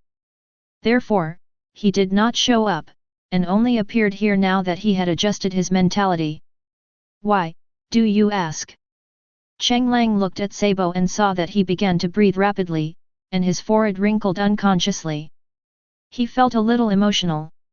He didn't expect that meeting Luffy directly would not stimulate his memory to awaken. How about trying it without milk? By the way, amnesia is not a basic buff. Will it be effective? Or does it mean that Luffy and Sabo need to meet face to face? If you are willing to meet with our captain, I might agree to your request, how about it? Cheng Lang suggested with a smile. However, he was ruthlessly rejected by Sabo. No. The instinctive refusal was so surprising that even Sabo himself was surprised. Not to mention Kurla. The two people's enigmatic questions and answers made Kurla feel a little uneasy. Have you two ever met before? Cheng Lang shook his head, no, but in this case, if you don't want to, I won't force you, but my condition has always been there. Whenever you want to meet Luffy, I will consider your words. Cheng Lang spread his hands. Force the other person to go over? He can't. And if Sabo could recover his memory, he should have been able to do so the first time he saw Luffy. Even if we were to force a meeting now, it would probably be the same as now. Kurla looked at Sabo at this moment and poked him. After all, they were just meeting once. Just looking at Sabo's increasingly bad expression. She looked puzzled. Are you okay? Sabo was dazed, but finally shook his head, I'm fine. Robin naturally noticed the problem. He looked at Sabo and then at Cheng Lang. His expression turned playful. I have the same answer as him. I'm considering when you can meet our captain. Robin's answer made Kurla even more anxious. He poked Sabo beside him again. Sabo was like a piece of wood, motionless. I'm leaving first. He chose to escape. Kurla's eyes widened as she watched this scene in disbelief. Sabo actually chose to retreat. How could this be possible? In the entire time she had known Sabo, she had never seen him choose to retreat. It was just a meeting. He looked at the two of them, then looked at Sabo who had quickened his pace and was about to walk away. Kurla was in a dilemma. The reason they came to Alabasta this time was just for Cheng Lang. Although Robin, the light of revolution, showed up unexpectedly, it should be a double joy. Why is there such a situation? Finally, Kurla took out a note from his arms. This is our phone number. After throwing it down, she followed Sabo's footsteps and left. The moon is high in the sky. All that's left in the courtyard. Two people. Robin looked at Cheng Lang with burning eyes. This made him feel embarrassed. What happened? You know Sabo, the second in command of the Revolutionary Army? From your tone, you seem to be very familiar with him. Really? Ah ha ha ha, you think too much. I just want Sabo to meet Luffy and negotiate with him. I didn't ask those questions. Robin looked at Cheng Lang teasingly. Cheng Lang pretended to look around at the scenery, the moonlight is so beautiful today. Yeah, it's pretty. See topic skipped. Cheng Lang breathed a sigh of relief. In that case, I'm going to go to bed. After all, I have a busy day tomorrow. Cheng Lang smiled and planned to leave step by step. And Robin didn't stop him. Everyone has secrets. If he doesn't want to tell, why should I dig into him? Besides, the secret is actually right in the open, isn't it? Sabo and Luffy, one is the second in command of the Revolutionary Army, the other is a nameless pirate. What is the connection between the two? It seems that the two do not know each other, at least the girl accompanying them is not aware of this relationship. It seems like I've joined a formidable pirate group. Robin held her face with one hand, the evening breeze blew through her hair, and under the moonlight, the corners of her mouth curled up slightly. Chapter 134. The full moon hangs high.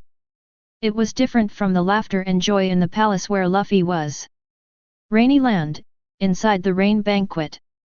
Sitting in the seat that belonged to his boss, Crocodile sat there quietly. Because there was no smoker coming to Alabasta. Even if he was defeated at this moment, no one would know, and there would be no navy to arrest him. Just in contrast to the original, at this moment he just sat there quietly, and the banana crocodile swam quietly outside the bathtub, leaving a trace of ripples. The door is opened. Mr. One walked in. He sat in his seat in silence. Then came his partner, Two Fingers. The two sat down quietly, waiting to be spoken. Are you two the only ones back? Dawes hesitated, but nodded. The organization's punishment for losers is very severe, which can be seen from the way promotions are made. The two naturally had to accept punishment after their failure. Under normal circumstances, they should have defected. After all, if they continued to stay in the organization, they would only be punished. But Dawes still came back. Crocodile breathed a sigh of relief, he still had loyal followers. His eyes fell on Dawes, but the hideous scar on his chest made him confused. Is there anyone in their group who is at the sword master level? Dawes looked down at the scar on his chest and remembered the man who used the three-sword style. He nodded. He's very strong. At first, he didn't have the ability to cut through iron, but I seem to have become his whetstone, and he has mastered this ability. Crocodile was surprised. He thought that Straw Hat Kid was an exception, but he didn't expect that someone in his crew could grow rapidly during battle. Recalling the man who could teleport, he mused. At this moment, the den mushi on the table rang. The transbound crocodile's consciousness was called back. Pick up the phone. The den mushi that can be placed in the middle of the hall usually only rings when something very important happens. But now he has suffered a crushing defeat and all his plans have been shattered. The number of people who can contact this phone number can be counted on one hand. Who? This is the world government. After reporting to the CP department, Robin, the son of the devil, is working under you. Why, are you going to call an army to investigate? No, we are not interested in Nico Robin, but if you cooperate with the CP department to capture Wei and Cheng Lang alive, we will conceal the information. The implication is simple. If Crocodile does not cooperate, they will report the news, and then Crocodile will face the loss of qualification as a 7 warlord of the sea. Wei? Cheng Lang. The person on the other end of the line seemed to be afraid that Crocodile didn't know who they were, so he began to explain. Vivi, the Princess of Alabasta, Cheng Lang, the Maker of Miracles, his appearance is currently unknown, but he is currently a crew member of the Straw Hat Pirates. Crocodile frowned. Reason? You don't need to know the reason, you just need to cooperate. The cigar Crocodile was biting fell to the ground, the atmosphere fell into silence, and there was no response from the other end of the phone either. It became eerily quiet. Roll. After saying this, Crocodile hung up the phone. This surprised Dawes a bit. Was it really appropriate to reject the world government's reputation so bluntly? Especially in today's situation. When Crocodile was defeated, he already knew that his position as one of the 7 warlords of the sea was in jeopardy. Now it's just speeding up the process. Two Fingers looked at the scene in surprise.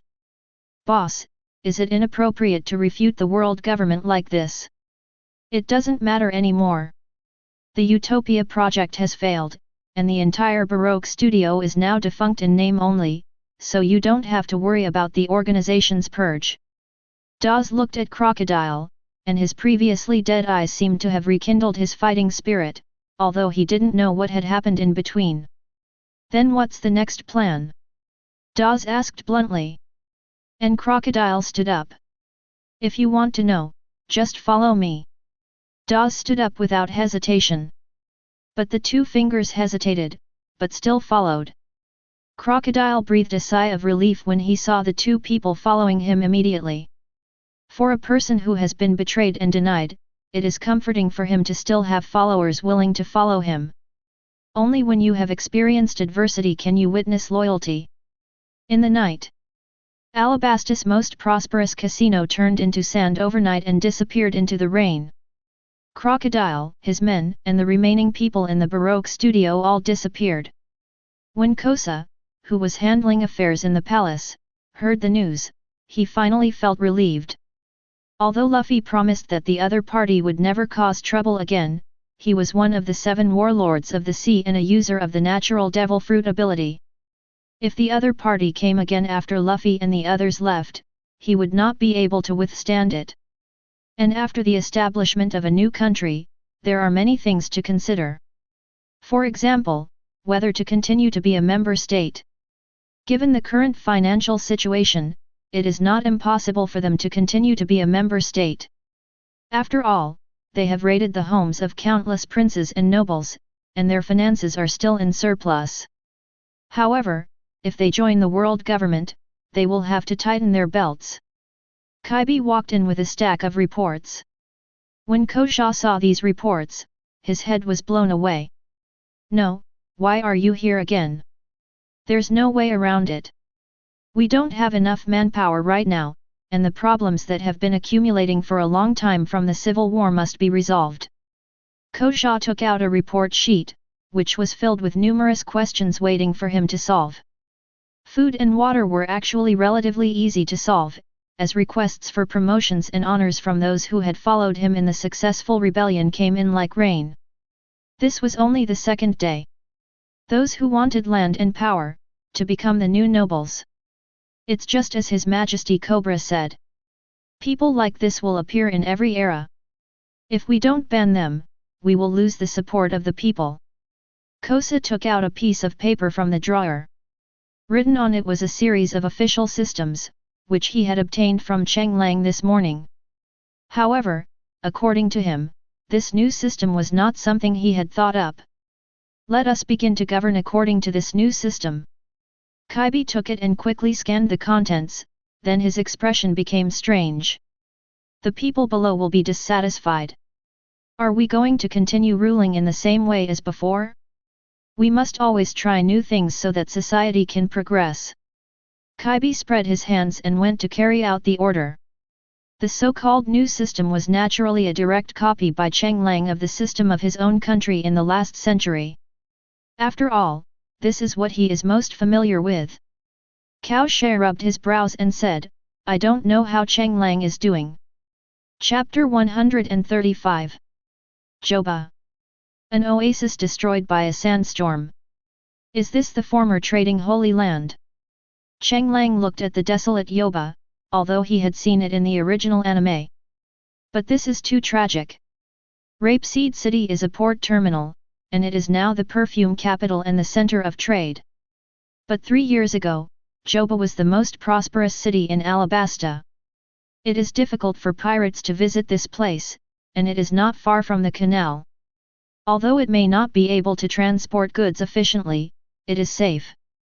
In today's era of pirates, safety is often the first priority. However, Joba was destroyed by a sandstorm. In addition to Crocodile's reputation, pirates did not dare to come openly, so rapeseed flour gradually became an economic and trade center.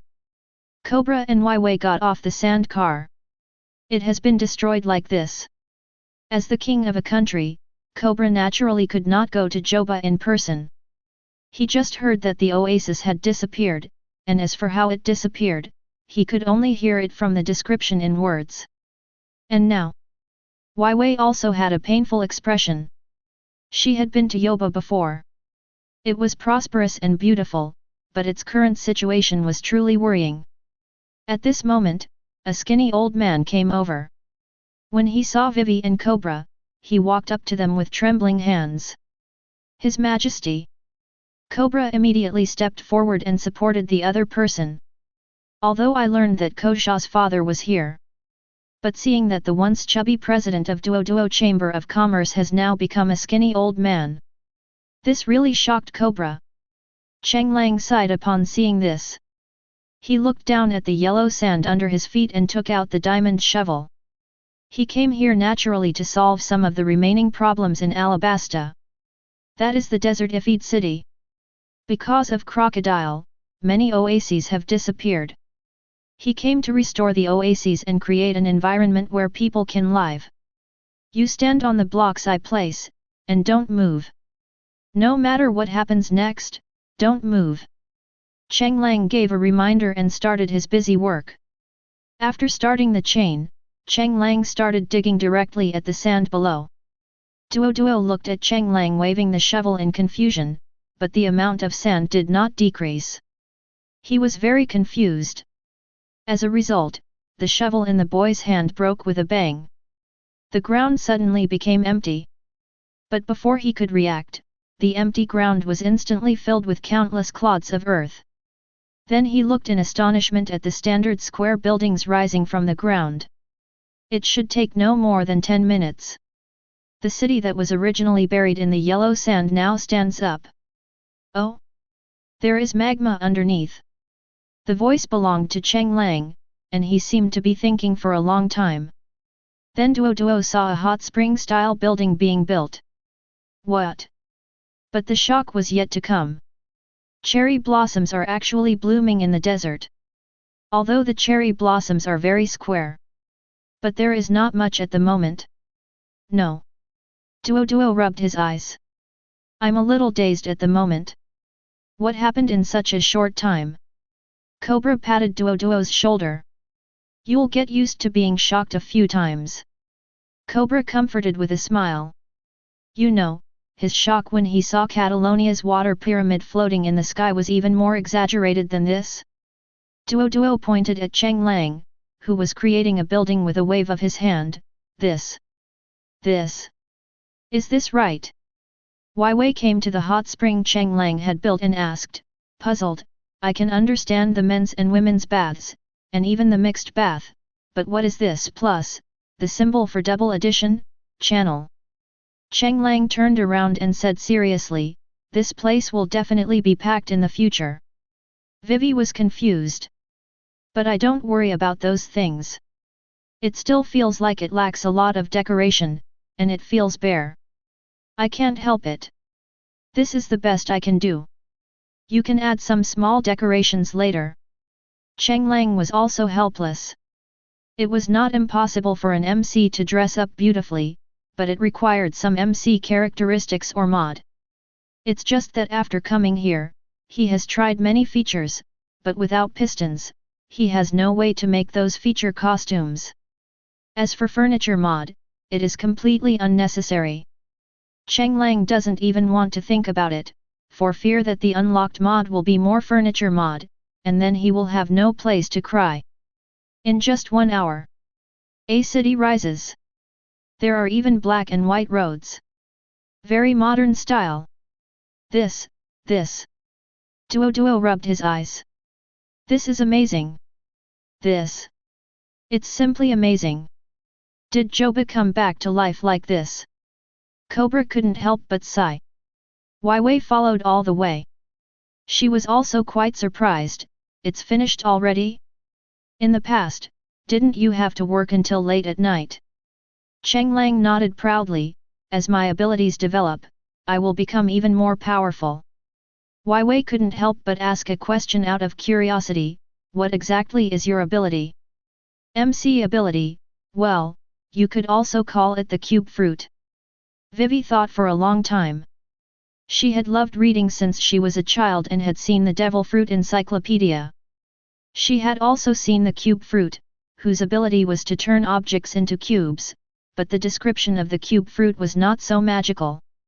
However, Cheng Lang mentioned the problem of development. Maybe the person who recorded it did not carry out in-depth development. After all, the devil fruit is still being updated. Obviously, the ability of the devil fruit depends on imagination. By the way, Cheng Lang, you mentioned before that you can demagnetize islands on the Grand Line. Is this really possible? Cheng Lang looked at Wei Wei, who suddenly brought up this matter. Have you thought it through? Once this happens, neither the permanent pointer nor the record pointer will be able to record this island. Fewer and fewer people will be able to come here on the Grand Line, and foreign trade will disappear unless you use life cards. Vivi looked at the two people chatting in the back and said, if possible, I think we should do this. Alabasta is the sea area at the forefront of the Grand Line, and pirates visit it every day. According to our estimation, Crocodile will leave, and Kosha will no longer be able to become a member country. If pirates were to be encountered again, Alabasta, which had finally found peace, might erupt into war. In the Grand Line, magnetism is the symbol of all islands. If it is demagnetized, there will be only one result. No ship will be able to land on this island, and the advantage is that there will be no harassment from pirates. There is also a downside, which is that no merchant ship can find Alabasta in the Grand Line, and can only reach here by luck. Cheng Lang seemed to be thinking about something. Actually, there was another way, which was to connect through his hell portal. Even if it was demagnetized, they could still communicate with each other. Chapter 136. Don't you need to talk to Kosha or your father? Cheng Lang still asked in advance. Wei Wei shook her head seriously and said, I guess they won't agree. Alabasta is a desert nation without any external trade. Its population will decline rapidly. But that's because it's a country of sand. With your abilities, I believe everything will be fine. Even if it's completely demagnetized and without external merchant ships, the people can create a better life through their own efforts. Cheng Lang laughed and shook his head. Should I say that you trust me too much, or should I say that you are arbitrary? Wei Wei scratched her head shyly. Hee, I feel embarrassed when you praise me. I'm not praising you. Cheng Lang looked at Cobra and Duo beside him. At least you should listen to what your father and that former businessman have to say. A more interactive exchange of ideas will lead to different answers. Cheng Lang suggested with a smile. Wei Wei hesitated for a long time, but she finally sighed and turned to walk towards her father and Duo. She knew that what Cheng Lang said was right, but it went without saying that the two of them would definitely refuse this kind of thing. The reason why Alabasta has a large population is not because of its large land area or many oases, but because of trade. The reason why Alabasta has been able to stand until now is that the long-term trade has maintained its population. The answers you get are unexpected. Is it really possible? That's great. The first person to speak was Duo, the former businessman. You don't object. Why are you objecting? Don't you know that it would be great if the Grand Line could be demagnetized? Although we will lose the guidance of the permanent pointer is not the only thing that can determine the location of the island. The life card is also capable of that. Moreover, after demagnetization, the voyage to Alabasta will be safer. I can't imagine what the situation in Alabasta will be like in the future. Duo became more and more excited as he spoke. Cobra was thinking. In fact, he was opposed to the idea at first, but after listening to Duo's words, he suddenly understood. I was thinking too one-sidedly. You will lose guidance at first and be constrained in doing business in the early stages, but in the long run this will be a good thing. Without the harassment of pirates, business will be much easier and more stable. In the future, many businessmen may be eager to come to Alabasta to do business. After all, the consumption capacity of a country with a large population is not to be underestimated. Indeed, it would be a good idea if Alabasta could be demagnetized on the Grand Line. After hearing my father's affirmation, Wei was a little dazed. At this moment, she saw Cheng Lang smiling and nodding at her behind them. Really, is my thinking too superficial? The two were even more surprised when they learned that Cheng Lang could demagnetize the island. There was something wrong with the way he looked at Cheng Lang. Duo's eyes were shining, as if an old bachelor who had been hungry for decades saw a beautiful woman in a gauze dress. Cobra was even more so. Cheng Lang, Alabasta is just a small country in the first half of the sea. There are too many countries that need your ability to save them. Since the advent of the Great Pirate Age, the countries built on these islands have been harassed by pirates all the time. They need you. As a permanent member, he has seen too many member states destroyed by pirates. Cheng Lang pointed at himself and said, "We are pirates too." "That's not important. By the way, Cheng Lang, are you in need of a girlfriend? What do you think of my Wei?" Cobra seemed to be thinking about the fact that his daughter was still unmarried, and his eyes sparkled. "Father." Wei's cheeks flushed, which reminded her that she had tried to repay him with her body on the boat before. "Sorry, Cheng Lang, don't take my father's words seriously. He is old." Wei didn't dare to look at Cheng Lang's eyes that were wandering left and right. Cheng Lang didn't respond, but felt inexplicably disappointed. In his previous life, he had seen short videos of relatives urging him to get married or introducing him to potential partners. He didn't feel anything real at the time, but now that he was asked this question, he didn't think it felt bad. There is a feeling of being a family member. "Don't worry, but I'm not sure I can demagnetize the island 100%. I need you to give me a permanent pointer." Cheng Lang also seriously considered the demagnetization. Seeing that the topic was skipped, Cobra was not angry, but looked at Cheng Lang and Wei with a smile. After spending these days with Cheng Lang, he could feel that this young man was obviously not from a common family. He behaved properly, had no bad habits, and was very polite. Although he was humble, he did not lose his integrity. "Where is your hometown? I believe you received a good education." Sudden inquiries and curiosity. Cheng Lang was stunned for a moment, then nodded confidently, "My hometown? An ancient country far away in the east, right? There, each of us has a good education environment." "An ancient country in the east? A country in the East China Sea?" Cobra was puzzled. Could there be an ancient country in the East China Sea that Cheng Lang mentioned?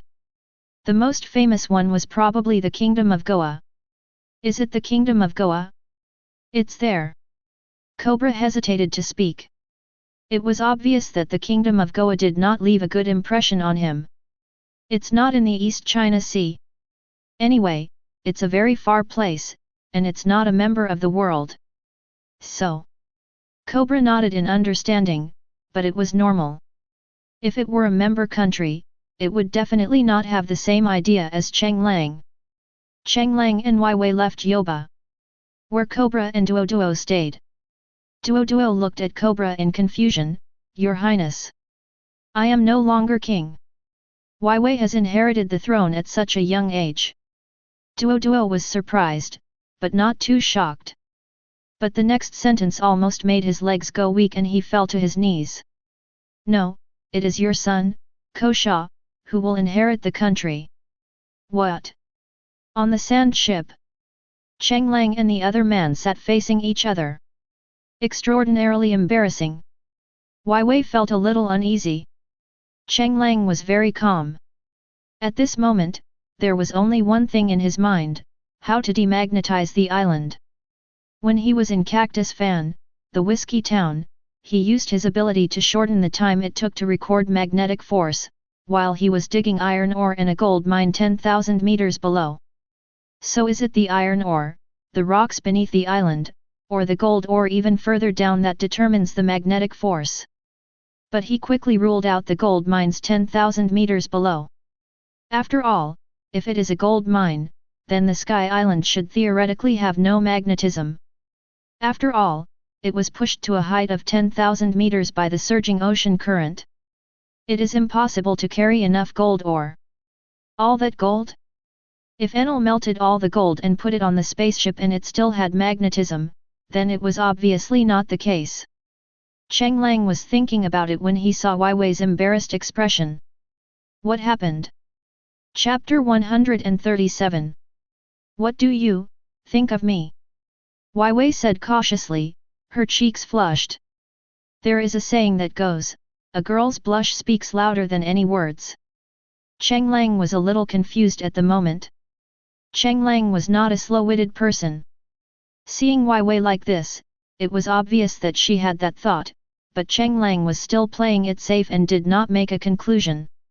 After all, there are three major illusions in life: I can fight back, he likes me, and my phone is vibrating. What do you think, a princess of a country, but an idealist who can give up the throne and choose the people, and a beautiful woman? Is that all? Wai Wei seemed disappointed. This made Cheng Lang a little confused. Isn't it enough? Am I doing the right thing? Wai Wei had a complicated expression. She learned about the red ideology from Cheng Lang and fully implemented the ideology she understood, but this was like a candidate and an examiner. I'm curious whether my achievements can pass. But the answers she got were just the most basic ones she had to do, and she didn't get any additional points. Seeing Wai Wei's conflicted expression, Cheng Lang smiled and said, Wai Wei, you've done a great job. You know, it's very difficult for a princess to let go of everything. There's a saying that goes, wherever you sit, your head will think. If you can hold on to that position and control your words and actions with your mind, you've already surpassed 99% of people. Wai Wei also breathed a sigh of relief when she heard Cheng Lang's words. A smile spreads. The stone weighing on Wai Wei's heart was also lifted, and she knew that what she did was right. Even though she is recognized by many people now, she is actually confused about the future. Dalton can do it himself, but she can't. She is the representative of the former nobles. If she continues to be king, the ending will just be the next reincarnation. After escaping the cycle of reincarnation, she began to feel confused about the future. A known road, and an unknown path ahead. Cheng Lang actually didn't know very well how Wai Wei felt. He was not a powerful person, and he had never experienced the taste of power, so he could only give verbal support to Wai Wei's situation. By the way, Cheng Lang, do you know D? Why are you asking D all of a sudden? Because you often talk about the pull of fate, and my father told me yesterday that my name is Nefertari D Vivi. Cheng Lang was surprised. She didn't expect that Cobra had already told her this secret. Although Cheng Lang had only read the Dressrosa chapter, he occasionally paid attention to the interpretation of Nika and some murals. The reason why the historical texts are spread all over the world is because the former king of the Nefertari clan, Nefertari Lily, used the meat globe Nomi to fly to all parts of the world. So what does D mean? Father said it's a will, a thought. Cheng Lang listened, then smiled and nodded, that's what D meant. So what is will and thought? Why do you like to be a riddler like your father? Wai Wei pouted in dissatisfaction. Cheng Lang spread his hands and said, it's not that I don't want to tell you, but D represents many things. It can be rebellion, liberation, or even a spirit of adventure. What? Cheng Lang spread his hands, Luffy's name has a D in it, and your name has a D in it, are you relatives? Certainly not. So the will passed down by D will be understood differently by different people. So D is a kind of thought, a kind of thinking. This sentence is all there is to it. Cheng Lang explained with a smile. But Wai Wei was still very confused. Different people, different ideas, but why D? What idea did the original D represent? Why didn't the Nefertari clan, who were once celestial dragons, move to Marijoa but return to Alabasta? Is DS will contrary to that of the celestial dragons? Wei looked at Cheng Lang seriously. Why would someone with such thoughts choose Luffy? DS will. As if she had grasped the clue, Wei understood. So that's it. Cheng Lang was surprised. What he said about D was correct, but not all. After all, how could he know DS will? Oda hadn't updated the whole story, and he hadn't finished reading it. Some people say that Nikka's smile looks like D, so it is a smile, while others say that D represents resistance and liberation, just like the rising sun at dawn, it is the light of hope. Seeing that Wei had figured it out, Cheng Lang nodded in agreement. As long as you know. So, Cheng Lang, there's no D in your name. No. Really? That's really strange. Wei didn't dwell on it anymore. She looked ahead at the sand cart. At this moment, the two of them had arrived at a desert. There are no people in the desert anymore, but you can still see spire-like buildings here and there. It's really miserable here. Is this also an oasis? Yes, it's just a small oasis. Many travelers would choose to stop here. It was a supply station, after all. Yoba was the largest trading center at the time, and it was well connected, so there were many supply points needed. Cheng Lang was not surprised either. He began to build. Vivi looked at the building that had been erected in less than 30 minutes, and the lush green trees. It's really a magical ability. Marijoa, where the celestial dragons live. ACP member is working hard to report. Humph. Trash. You can't even mobilize a single Shishibukai. A snotty-nosed man looked disgruntled at the CP organization reporting to him. Report this.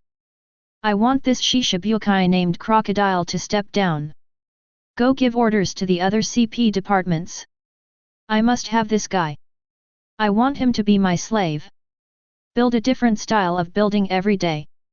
Buildings like this aren't something those lowly people down there can enjoy. Yes. The CP organization retreated in a hurry.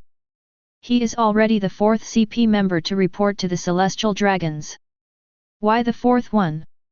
Because the first three were shot dead when they reported in front of other Celestial Dragons. It is true that the CP organization serves the Celestial Dragons, but in reality their status is only slightly better than that of slaves. If the Tianlong people are unhappy or want to deal with someone from a CP organization, they have no way to resist. Hey, it's really difficult. The man in the suit was also having a headache at the moment. He was a member of CP1, a group responsible for serving the Celestial Dragons, and he didn't have any special combat power.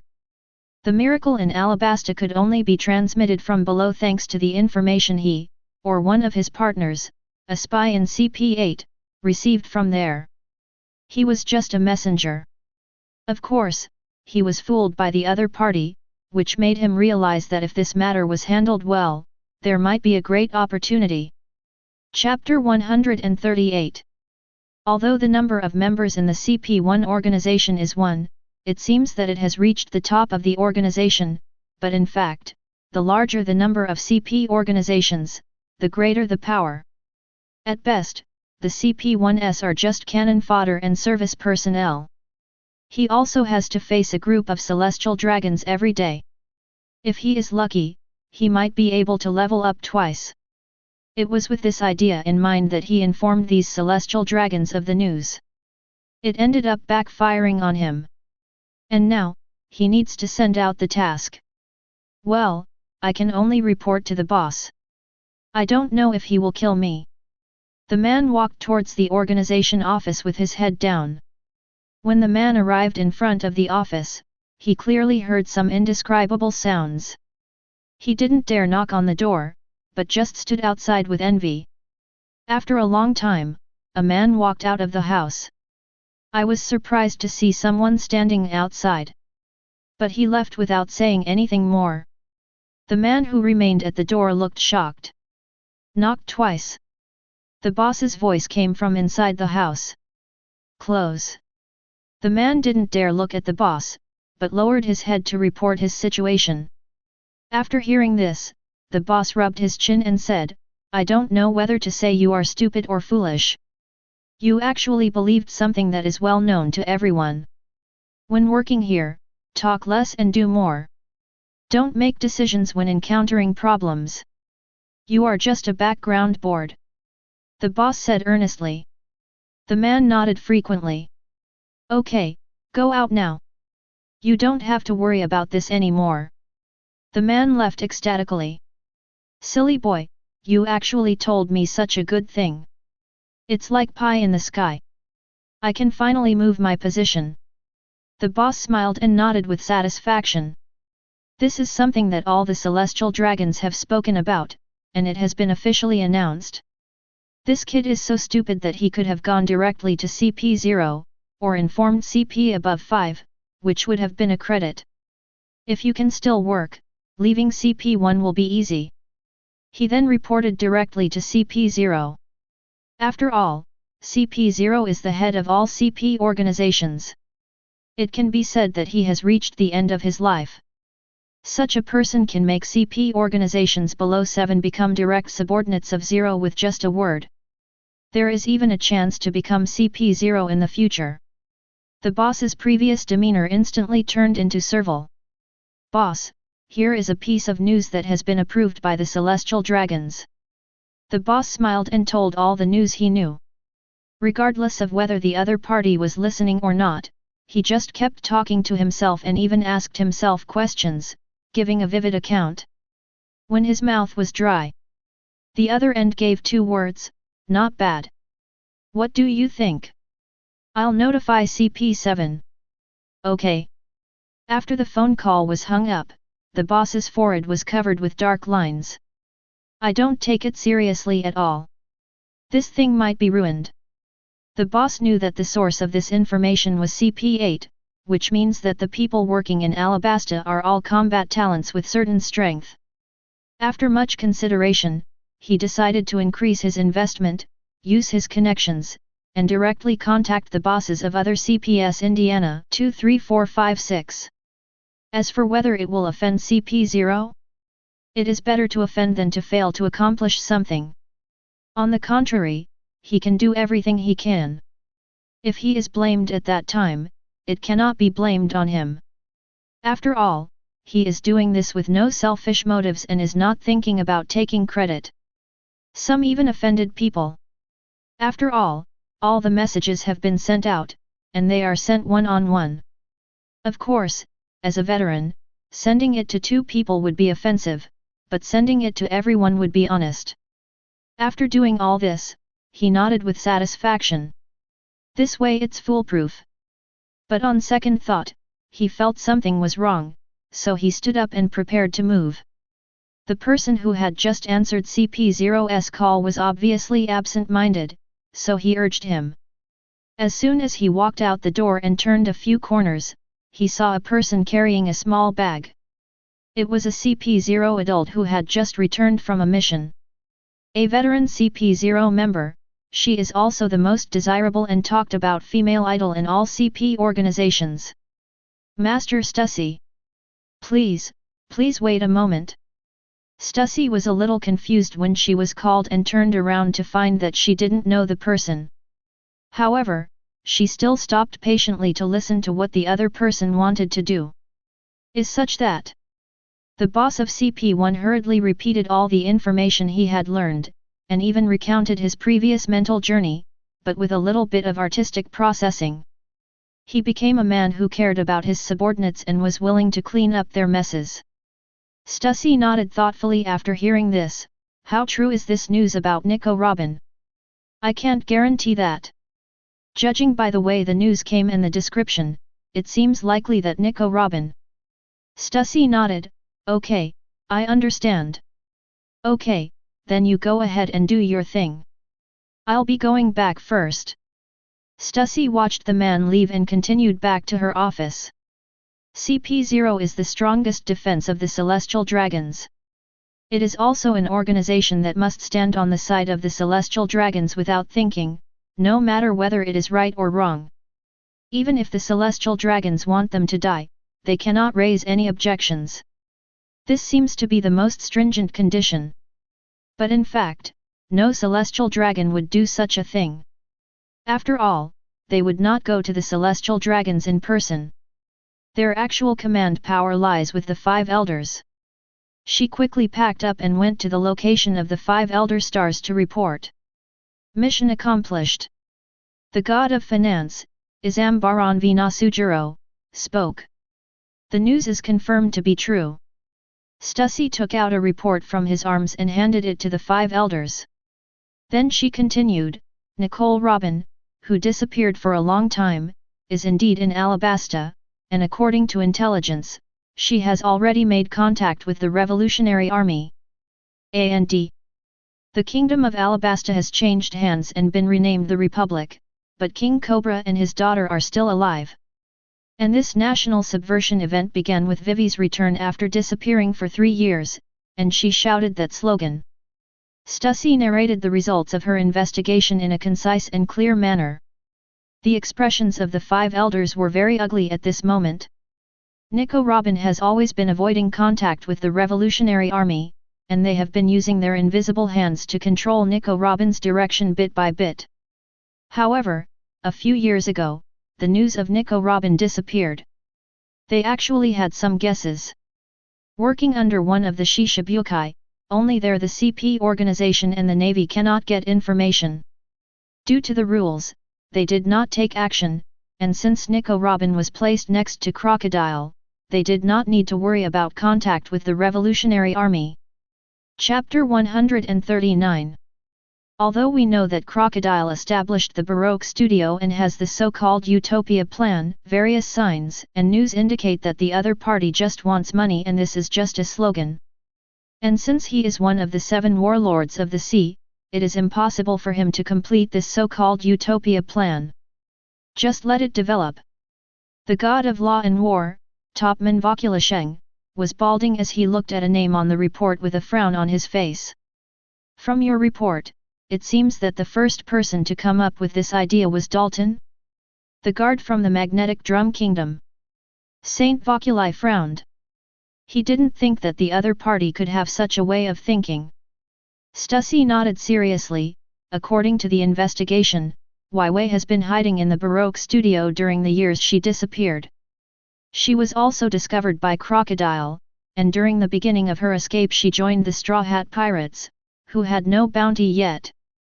In the middle, they followed the record pointer and arrived at the small garden, but for some unknown reason, one of the crew members fell ill, so they arrived at the Drum Island, which was once a medical powerhouse. It was probably Vivi who told them this. And because of a pirate named Blackbeard, the king fled the country, and the king's guard Dalton chose to protect ordinary people. Later, the king of the Drum Kingdom came back and brought back his brother, a user of the ability of the fungus fruit. During this period, Dalton launched a rebellion, murdering the king and his brother, and subsequently established the Red Thought Republic. After careful consideration, Dalton was the pioneer of that ideology, and Wei, perhaps seeing this purpose, chose to learn from Dalton's ideas. Stussy spoke clearly and also analyzed the cause and effect. The other 5 elders nodded. I also feel that what he said is very reasonable. After all, as the king's guard, Dalton should have been able to choose to follow the king and leave. This way he would not only be safe, but also gain closer relationships. In the future he would still be the captain of the guard, but he chose to stay and protect ordinary people. He has this intention and is well aware of the current situation of the Magnetic Drum Kingdom. If this is the kind of person he is, it is indeed possible that he would come up with such thoughts. Yes, that makes sense. Saint Vokuli was convinced by Stussy's well-reasoned statement. I saw in your report that some square buildings appeared in Dalton's country. It appears not only in Magnetic Drum, but also in Alabasta. Stussy took out a stack of photos from the back of the report. The 5 elders took out photos from behind the report. Then I saw the strange building in the sky. This looks a bit like the cube fruit, but shouldn't the cube fruit be in the hands of the shipwright of the world destroyer pirates? Is he dead? The environmental god of war, Marcus Maz Saint, asked doubtfully. I'm not sure. Since Bondevolt's arrest, they haven't taken on any new members, and their appearances have become increasingly rare. We lost contact with them 50 years ago, Stussy explained with a sigh. Based on speculation, the probability of their death is over 95. The others looked a little dissatisfied with this. After all, if the speculation was not 100% certain, it would be meaningless. But I soon stopped caring. After all, the cube fruit appeared again, which meant that the previous host had died. Come to think of it, it has been 50 years, which pirate can live a long life? Has this cube fruit user been able to do this? The first person to notice that the blocks in the photo were not falling was the god of science defense, Saint Satan. The others seemed to have sensed something and realized that something was wrong with the photo. If it was a picture of falling, it would definitely not be so clear. What's going on? Stussy began to tell the story of Kalyat's current situation, a magical water pyramid floating in the sky. So that's how it is. Being able to develop one's abilities to such an effect, this means one has awakened, right? Saint Satan speculated. After any fruit awakens, it is a sublimation of ability, and it will master abilities beyond the original threshold. It's not hard to understand a block like this that can float in the air. But there is nothing to be afraid of. Hey? Why do you give this man such a high score? The god of finance, Nasu Xiao Lang Sheng, was a little puzzled. What is reported at this moment? Cheng Lang's personality assessment, lustful, often surrounded by women. Competency assessment, dangerous. Domineering assessment, extremely dangerous. This extremely dangerous assessment usually only appears within the four emperors. A newcomer who has just gone to sea, even if his abilities are well developed, is not worthy of this title, right? Saint Satan was also curious. Stussy began to explain seriously, my ability is the bat fruit, which can expand my observation ability through sound waves. Because of this, I can get a lot of information. But when I was about to get close to a certain range, I sensed danger. Danger? How much exactly? Stussy thought carefully for a moment and said, 10 kilometers, centered on him. A special kind of domineering genius. Saint Satan was thoughtful. There are always some people on the sea who are born with the ability to see and hear. And it is developed according to their personality and observation color. Some can reach the level of mind reading, some can do so over a very wide range, and some can even perform sight and hear killing, which means they cannot be predicted by sight and hearing color. Of course there is also a kind of seeing and hearing color. That's the type of warning. It can confuse the senses and sound the alarm. This is what Stussy called a warning. Of course, only those who have lived long enough can know this. As for someone who can instantly appear within 10 kilometers and launch an attack, it is impossible for such a strong person to be unknown. Seeing that the five elders didn't care, Stussy sighed inwardly. But she has already reminded everyone that she should have. Her ability not only expands her observation haki, but also allows her to perform radar-like perception to a certain extent. But as soon as she got closer, her observation haki could see what the other party was looking at her. This scared her. She seemed to be stared at in the dark. Once is an accident, but what about countless times? Every time she got close, she could see this scene, and the horror it brought was simply beyond the ability of ordinary people to bear. It seemed that as long as she got closer, she would be targeted by dangerous hunters. Stussy continues to exacerbate Cheng Lang's dangerousness. She has already marked it as extremely dangerous. But unfortunately, the five elders didn't care. This person is not important. There is very little record of Nico Robin's contact with the Revolutionary Army in your records. But after the second-in-command of the Revolutionary Army left, he did not take Nico Robin with him. What happened during this period? Stussy shook his head. Because of that person, I couldn't get close, but it seems that because of one condition, the two sides didn't reach an agreement. This is good news, so what are their conditions? The god of agriculture, Saint Peter nodded and then asked about the conditions. It seems to be a code word. I can't parse it. Their exact words were, "See my captain." Chapter 140. Naval Headquarters. Malinvondo. Marshal's office. At this moment, Zhang Guo was holding a report in his hand. He had a strange expression. The world government demands the dismissal of Crocodile, one of the 7 warlords of the sea. What happened? Warring States was a little puzzled. Did Crocodile offend the celestial dragons? However, Crocodile, who was in the first half of the park, had no chance to come into contact with the celestial dragons, let alone offend them. Something happened at sea that even the navy didn't know about. Zhang Guo called over the chief of staff, Ahe. Then he informed the other party of the world government's announcement. Similarly, Ahe was also a little confused. But she quickly took out her den mushi and started making a call. Tina, you should be cruising next to Alabasta. Tina, accident, what happened? Briefly explain the current situation. There was a brief silence on the other end of the line. Tina will give a reply in 1 hour. Ahe and Zhang Guo sat quietly in the office waiting. The atmosphere was a little depressing. At this moment, a person walked in. Hey, Sengoku, I heard that you just bought some senbei. How about challenging the record? Garp walked in carelessly and issued a senbei eating challenge with a smile. As for the depressing atmosphere in the office, Garp didn't care at all. And Zhang Guo gave Garp a blank look. Didn't you see we were talking about, bastard Garp?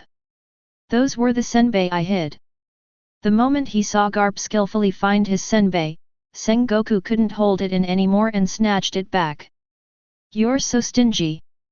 Last time I shared with you the senbei I brought back from Rogue Town. Garp took out the senbei from somewhere else without caring. This left Zhang Guo speechless. He looked at the two of them with some amusement as usual.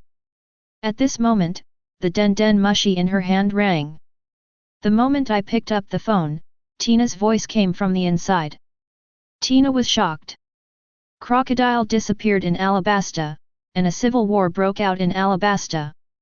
The instigator of the civil war was Vivi, the former princess of Alabasta. This sentence immediately caused everyone in the room to fall into silence. This abstract report made the 3 people present suspect that the other party was lying. The first one to laugh was naturally Garp. Ah ha ha ha, little Tina can tell jokes now. Tina wasn't joking. She just got the news from the Black Den mushi. We also captured a thug from Baroque Studio. Tina got the news from them. And the Warring States period had even more to think about. Is there any connection between this and the Celestial Dragons and Crocodile? The overly broad content made his thinking a little confused. There should be other news, right? He also thought more, but she had a hunch that there should be more important news that has not been revealed. Yes, this Baroque studio had a plan to overthrow Alabasta and establish Utopia. Unfortunately, it was stopped by a pirate called the Straw Hat Pirates. Puff. Garp, who was eating senbei, spat out the senbei in his mouth. His action naturally attracted the curiosity of the other two. What's wrong? Zhang Guo looked at Garp suspiciously. And Cap whistled without making any sound. Sengoku's eyes narrowed, an expression Garp would use whenever he felt guilty. Tell me, or I'll have someone take back all the senbei you took from me. Damn it! Sengoku, you're getting more and more sinister. Garp angrily ate 2 senbei, then said calmly, the captain of the Straw Hat Pirates is my grandson. Ha ha ha ha, I accidentally let that guy escape and become a pirate, ha ha ha ha. Garb. You bastard. It's okay that your son joins the Revolutionary Army, but your grandson becomes a pirate. Didn't you say you would train him to be an independent navy? Zhang Guo held his forehead helplessly. Ha ha ha, don't worry about that. My grandson's personality is such that he won't do anything bad. Garp smiled and waved his hand. Although he still feels bad about Luffy becoming a pirate, he believes that the grandson he taught is definitely not a bad person. Tina just heard from this guy called Mr. 3 that the Straw Hat Pirates defeated Crocodile, and that the previous civil unrest in Alabasta was caused by Baroque Studios. Then Princess Vivi joined the Straw Hat Pirates, liberated Alabasta, and overthrew the regime. Tina was shocked. See, I was right. My grandson is very capable. He directly overthrew the national regime. Garp looked proud. This made the veins on Zhang Guo's forehead bulge, and then he threw the report in Garp's face. Take a look at this report first.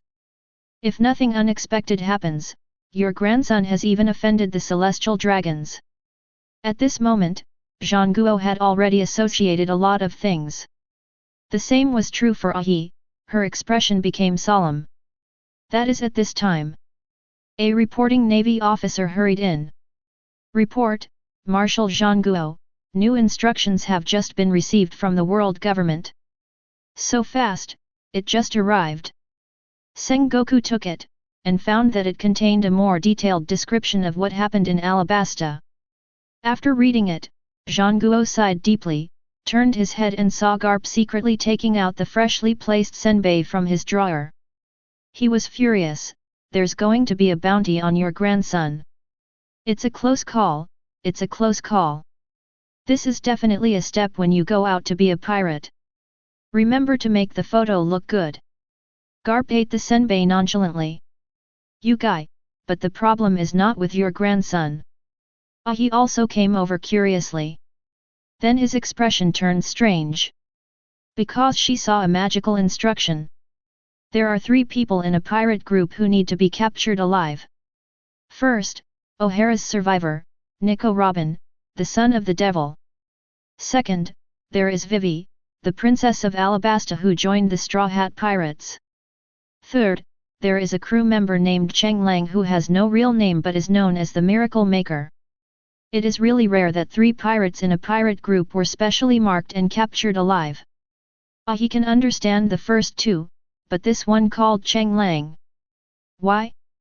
She saw it, and naturally, Garp noticed it too. No.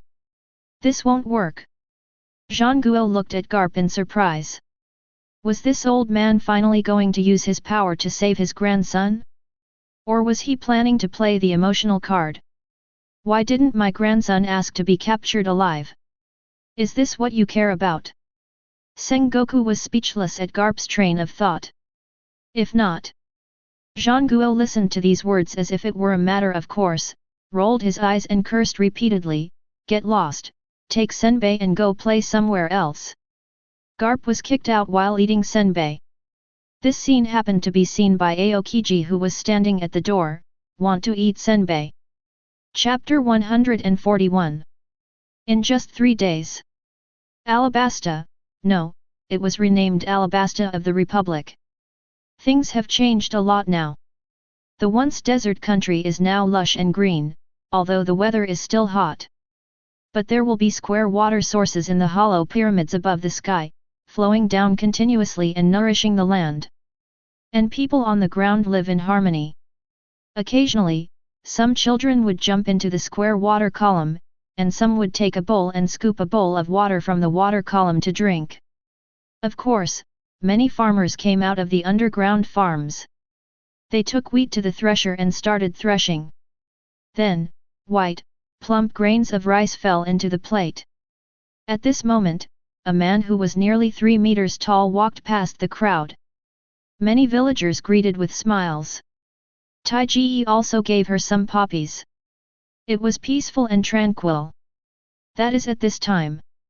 A 1 cubic meter block was broken in the ground. Cheng Lang jumped out from inside. He held the perpetual pointer in his hand. He is demagnetizing the entire island.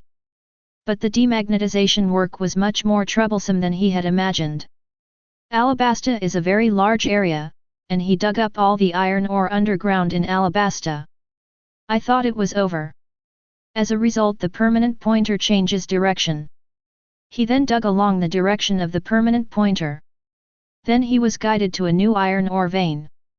He continued digging. But it took a whole day to dig. I've broken 3 diamond pickaxes. As a result, Cheng Lang still failed to dig out all the iron mines under Alabasta. Looking at the direction indicated by the permanent pointer, Cheng Lang continued to move forward. But when he looked at the sea level, he was speechless. The demagnetization work is a long and arduous task. Silently digging downwards from the seaside. Soon he saw another vein of iron ore. Not to mention that if you are short of iron in the future, you can get a permanent pointer to accurately locate the iron ore. Moreover, the range of each iron ore vein is extremely wide. Looking at the 10 groups of iron ore in the backpack. This is still a mineral vein, and the iron ore mined from the previous mineral vein was sold directly. If it weren't for chain mining, I would have died of exhaustion. Just fill the hole with stones. Cheng Lang then took out the permanent pointer.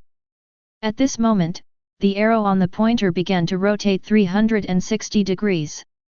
It is obvious now that Alabasta has been demagnetized. Seeing this, Cheng Lang breathed a sigh of relief. It seemed that his idea was indeed feasible. It wasn't just him who was paying attention to this matter, Vivi and Nami as well. The former was the first to propose the idea of demagnetization, while the latter, Nami, was curious whether it would affect the subsequent route. But it turned out that her worries were completely unnecessary. The record pointer points directly to the next island, and does not become chaotic directly. It seems Cheng Lang has done it. Nami stopped paying attention when she saw the record pointer was still normal. Then she jumped directly into the swimming pool. Hey, swimming is the most comfortable thing on such a hot day. At this moment, the Straw Hat Pirates are all in the pool. Of course, those with special abilities can also swim normally. This is the swimming pool created by Cheng Lang using his MC ability. The water in it is naturally emphasized water, and the restraint of emphasized water on the ability users naturally disappears. This is also the key reason why the Straw Hat Pirates, including those with special abilities, can swim here. Luffy hadn't swum for a long time and was swimming happily at this moment. Usopp, on the other hand, was curious about his own abilities. In the water, the explosion he created didn't even make a splash, and couldn't even affect other people. Wow, haha, look at my ballet butterfly stroke. Feng Clay, who also has not swum for a long time, was wearing a one-piece swimsuit and jumping up and down excitedly, and even showed off his ballet posture in the water. Of course, the result was Sanji rolling his eyes fiercely. At times like this, you should turn into Miss Nami, that would be more beautiful. Wahaha. I refuse. Only I can perform this beautiful dance. Humph, you obviously can't do it. Sanji sneered. Then Feng Qilai seemed to be provoked and immediately retorted, who said I can't do it? I am the strongest she-male. As he said this, he transformed into Nami and began to dance ballet underwater. And Sanji's mouth curled up, plan works. Then he completely melted into this beautiful ballet, yo great dancer. At times like this, you should speed up your spin. Ha ha ha ha, I won't be happy if you call me a great dancer. Feng Clay started to speed up, but the clothes on his body seemed to be separated from his body due to the rotation. Stop it! Ding dong! As Nami herself, she doesn't mind being imitated, and she would even enjoy watching someone dancing, but she would stop someone who obviously has impure intentions. Sanji and Von Clay had a bump on top of their heads. Ah sorry, I just want to dance. Ah Miss Nami's iron fist. Seeing how much the two of them were in love, Nami held her forehead helplessly. Sanji has been like this since Von Clay came on board, and he seems to be able to grasp Von Clay's character very well, first questioning him and then praising him. Then Feng Qilai would transform into a beautiful woman, whether it was one on the ship or another beautiful woman. Hey, is it over? The dancing was really good. Luffy and Chopper clapped their hands. Fon Clay. Now you must get the consent of the girls on our ship before you can change into our appearance. If we find out. Humph. Nami clenched her fists. Okay. Feng Clay nodded immediately. Sanji was shocked as if he had been struck by lightning. Hey! Doesn't that mean he's just a simple she-male? What are you shocked about? Boom! Another punch came down. Sanji fell asleep peacefully. However, this did not affect Luffy, Usopp, Chopper and the other two at all. They continued to urge Von Clay to dance, but they asked Von Clay to turn into the appearance of Zoro. After all, the thought of Zoro dancing. They will want to laugh. Boring. As for himself, Zoro didn't object to anything, he just complained that he was quietly lifting weights in the corner and drinking. Then he heard the ruthless laughter of the three little ones. Ah ha ha ha ha, Zoro looks so weird when he does ballet. This split. It's so beautiful. Usopp knelt down and banged bricks, laughing until his stomach hurt. Chopper smiled and clapped his hands, saying, "Good news, continue." Being Zoro himself, he turned his head to look. As a result, I saw someone who looked like me sitting on 2 toes in the golden rooster stand pose. Then, Feng Clay's vulgar voice was heard, "This is a dance that I have treasured for a long time. Ordinary people can't appreciate it." Puff. Zoro can't hold it anymore. It's too harsh on the eyes. It's a mess. Boom. Another blast. Another bump appeared on Feng Clay's head. Chapter 142. The Straw Hat Pirates are happily playing in the swimming pool. An Akainu walked in with a heavy heart. Seeing the Straw Hat Pirates' current state, he came to Vivi's side. "Your Highness, this is..." "Akainu, I'm not a princess anymore. Just call me Vivi, like when we were little." Vivi interrupted Akainu with a smile. Akainu didn't say anything at this moment, but silently handed several bounty notices to Vivi. Wei took the reward notice. The first thing you see is Luffy wearing a straw hat and having a banquet. At this moment, he is dancing the dustpan dance with chopsticks stuck in his nose. Pfft! Haha, why does the bounty photo look like this? Vivi couldn't help but feel uncomfortable. She had seen many bounties, but this was the first one that showed Luffy being so funny. Wei, Dan. Ahem, you're also a wanted criminal now. Hey? Really? Let me see. Wei was very curious about what the photo of her bounty would look like. As a girl, she still loves beauty. Aren't you worried? Akainu looked worried. When the other members of the Straw Hat Pirates heard about the bounty, they all came over curiously. The first thing I saw was naturally Luffy's bounty. Ah ha ha ha, Luffy! The photo of you on the bounty list, ha ha ha! Usopp pointed at Luffy's appearance on the bounty list and laughed so hard that he twitched. Luffy took it and didn't care about the photo, but looked at the reward amount below. 9,600 million berries. Luffy pointed happily at the bounty below. When this number was revealed, everyone present was stunned. How many? Ha ha ha! The first bounty is 9,600 million berries. Luffy held his bounty list excitedly, feeling a little proud. Then others also went to look for their own bounty tickets. But this time there are only 5 people on the bounty list. Straw Hat Luffy, 9600W Berry. Traitorous Princess Wei, 6600W Berry, only allowed to be captured alive. Miracle Maker Cheng Lang, 9000W Berry, only allowed to be captured alive. Nico Robin, the son of the devil, 8900W Berry, only allowed to be captured alive. Explosive Usopp, 3300W Berry. The four of them held their own bounty notices. Somewhat confused. Wei was a little confused about the bounty on her own body. I don't seem to have done anything, right? Why is there a bounty of 6,600 million berries? And for capturing him alive? Akainu had a strange expression on his face. Actually, this is related to the ideas you spread. They should have been directed to the Revolutionary Army.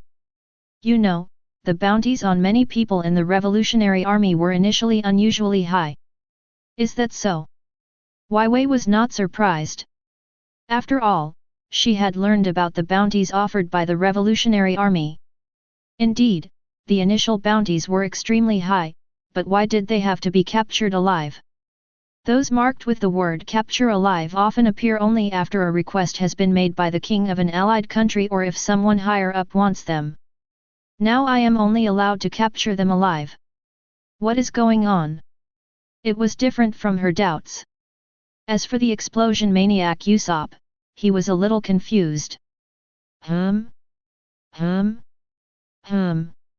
Usopp stared blankly at his bounty. Why is there a bounty on his head when he didn't do anything? At this moment, Zoro and Sanji came over to him. There are actually 3,300 million berries. How can you have 3,300 million berries? Zoro and Sanji were very dissatisfied. In terms of combat effectiveness, the two of them consider themselves to be second to none in the Straw Hat Pirates. But why Usopp? Although Cheng Lang's bounty was higher, the two were aware of Cheng Lang's special nature, and in the middle and late stages of the battle, many people from the CP organization wanted to capture Cheng Lang. They know this. So they were not surprised. After all, there were many people who wanted to obtain Cheng Lang's special and convenient ability, and they could understand that. But why can Usopp get 3300W berry? Alvida was holding Cheng Lang's bounty notice. At this moment, her expression was a little tense. She took out a purple-black pearl from the extra-dimensional pocket on her chest and threw it directly on the ground. Cheng Lang appeared by the swimming pool in an instant. He was a little confused. Looking around, I found Alvida. What happened? Alvida handed the bounty to Cheng Lang. Cheng Lang looked down and immediately noticed the bounty. Oh! It's 9,000 million? I didn't expect my first bounty to be this high. Cheng Lang was not surprised.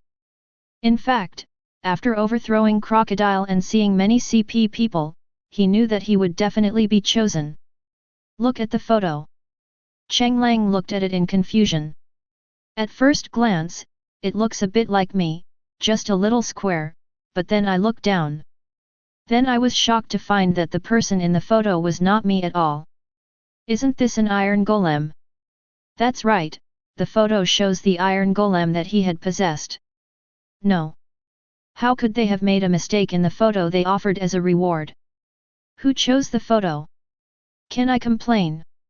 Cheng Lang was a little indignant. He was such a handsome guy, even praised for his good looks. How did he become an iron golem? Who? Who is it? Slandering me behind my back?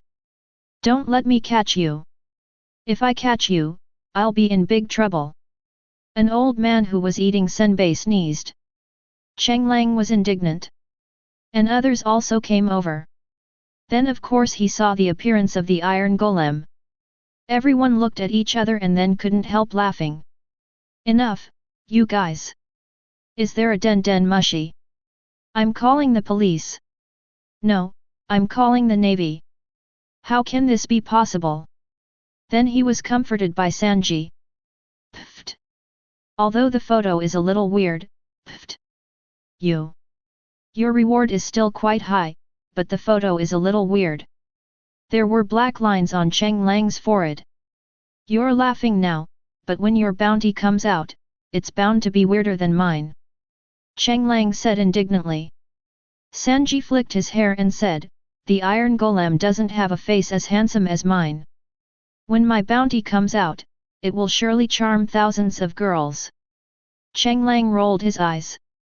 At this moment, Luffy came over with a starry face and said, Cheng Lang, he definitely can't stay in Alabasta now, why not let him get on the ship? As for Taiji, Luffy had wanted to get him on board a long time ago, and now that he could still speak, the opportunity was right. Cheng Lang sighed. You know, our ship can't bear the weight of the iron golem. Cheng Lang shrugged. Luffy was very disappointed, his face drooped as if he had no desire to live. Cheng Lang sighed, okay, it's not completely impossible not to get on the boat. Cheng Lang looked at the bounty in his hand and realized that he really couldn't let this special iron brother stay in Alabasta any longer. Speaking of which, where did he go? Cheng Lang looked around curiously. This special iron brother was naturally given special care. Luffy directly pulled Cheng Lang to the swimming pool. Here, he has been lying in the water since the beginning. Looking at Taiji lying comfortably in the pool, he was speechless. Does this guy like taking baths? Chapter 143. When the iron golem saw Cheng Lang coming, it slowly stood up. Creator. In fact, it was the first time that Cheng Lang communicated face to face with his talking brother. Are you really that slow in speaking? No. He spoke quickly and concisely. Cheng Lang was a little speechless. Seeing Cheng Lang like this, Taiji had no choice but to continue explaining, talking like this can highlight that I am a machine, which is very cool. Cheng Lang turned his head and looked at Luffy, Chopper, Usopp and others with shining eyes. He finally understood where the root of the problem was. Maybe the iron golem really speaks slowly at the beginning, after all, it needs to adapt to being able to speak. Actually, you don't have to cooperate with them. Cheng Lang explained with a smile. The iron golem shook his head, this is a man's romance. You are not a human being, so what's the point of being romantic? Cheng Lang really wanted to complain, but finally held back. Forget it, let's not talk about this. This is the swallow fruit. You should be able to eat it now. Cheng Lang took out the swallowing fruit. This scene made other people look sideways, especially the two who joined later, Feng Clay and Robin, who were very surprised. After all, this is a devil fruit, a secret treasure of the sea, and it is extremely difficult to obtain one. The iron golem took it and swallowed humanely. Is it really okay? Eat if you want to.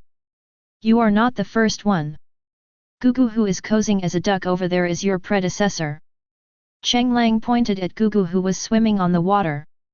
In response, Gugu just barked twice. Chopper translated, I'm not posing, this is called disguise. Maybe it will be useful someday. Cheng Lang shrugged. There is a difference between a chicken posing as a duck. The iron golem raised his hand and threw the swallow fruit into his mouth. Without chewing, the devil fruit disappeared into his iron mouth. How about it?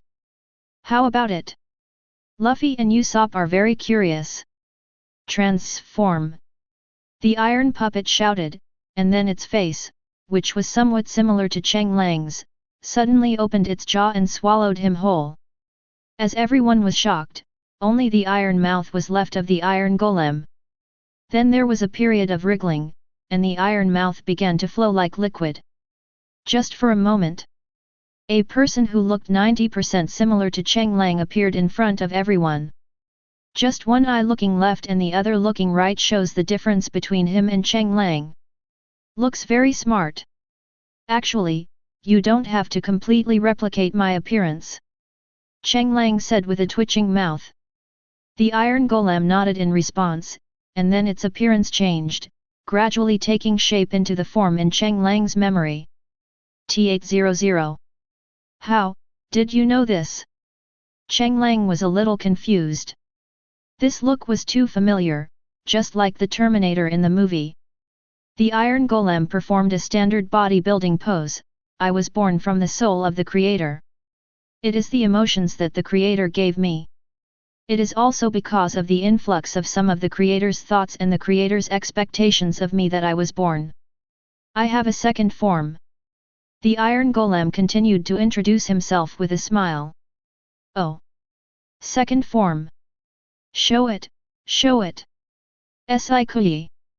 This is a man's romance. The romantic men who have advanced from a threesome to a foursome are so excited that they can't breathe. The corners of the iron golem's mouth turned up, and its body began to change from a muscular man to a metallic skull.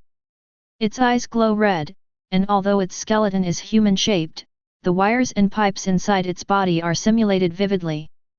Beep, beep. Second form. Terminator.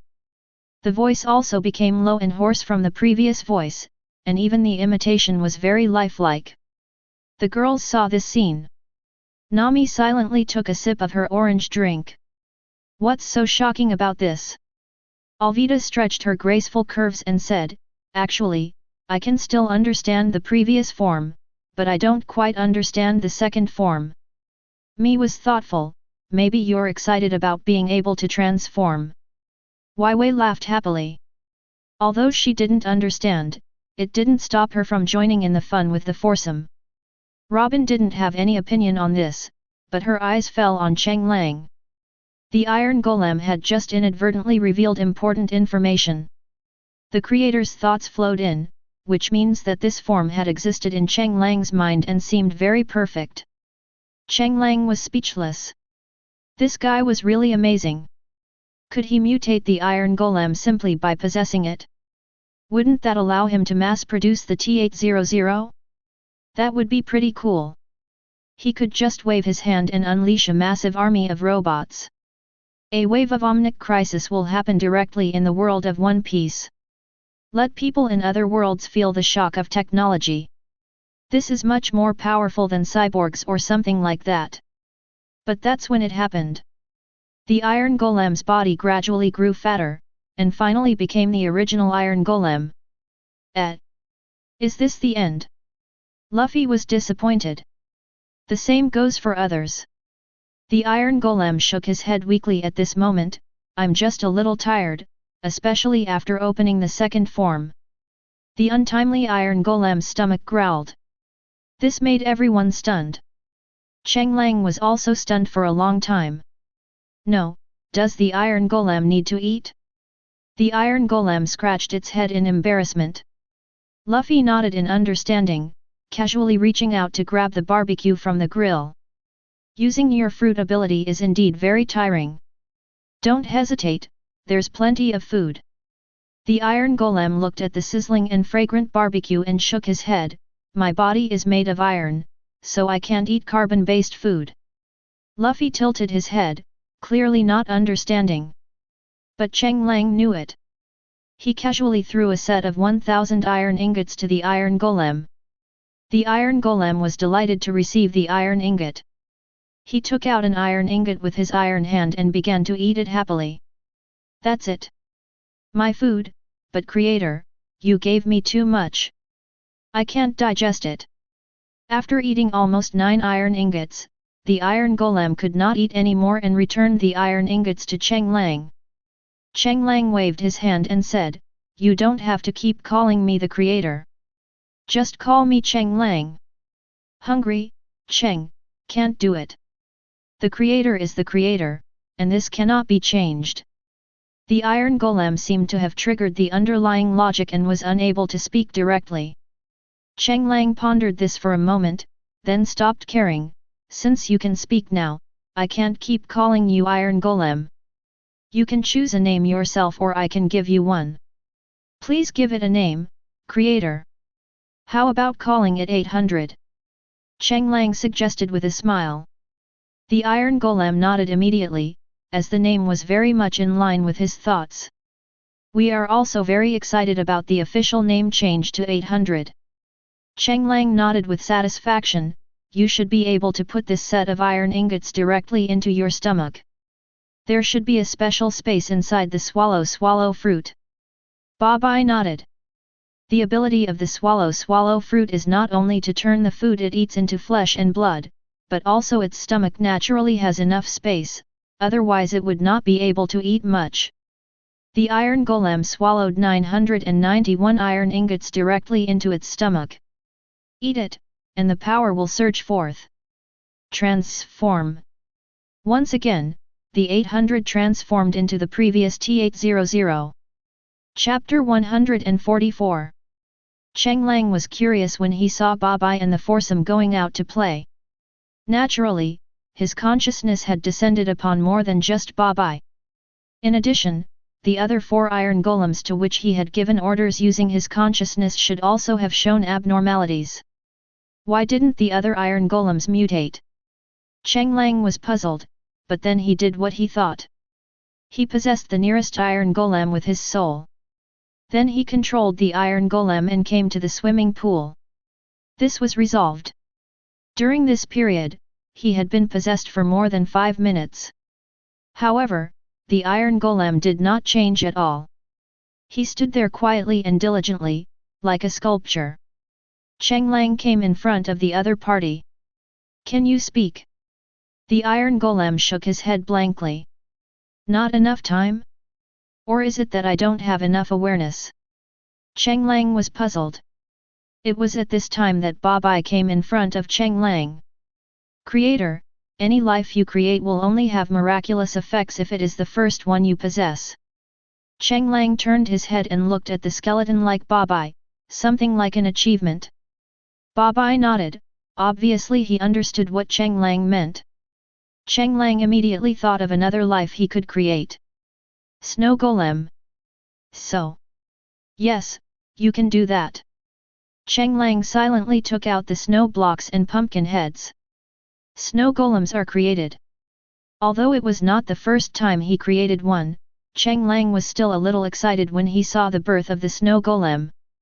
After all, the current situation was obviously beyond MC. Spirit possession. Just like when he possessed the iron golem, there was no strange feeling or any weird sensation bestowed upon him. It's just an ordinary possession. Feel my own abilities. Then he looked at Babai. Throw the snowball directly. Babai was hit by the snowball but didn't lose any health, but was knocked back. That's all. This doesn't have much attack power. Cheng Lang said this instinctively. The one who made the sound was naturally the snow golem. The others witnessed the snow golem's quiet changes throughout the entire process. The originally square snow golem was now changing at a speed visible to the naked eye. "What happened to you guys?" Cheng Lang looked at the astonished expressions of the 4 people in confusion, and then his eyes fell on Sanji, whose eyes were gradually turning into a heart. Then Sanji turned into a whirlwind and slid to his knees in front of Cheng Lang. "Ah, is this the appearance of the snow girl? It's really fascinating. This, snow-like lady, would you like to have dinner with me when you are free?" Sanji said the corny words while holding the snow puppet's snow-white hand. Then Cheng Lang threw snowballs at him and threw him directly into the swimming pool. "Don't you understand? I'm Cheng Lang. Amen." The voice was still Cheng Lang's, but after he finished speaking, Cheng Lang looked down at him. Hiss.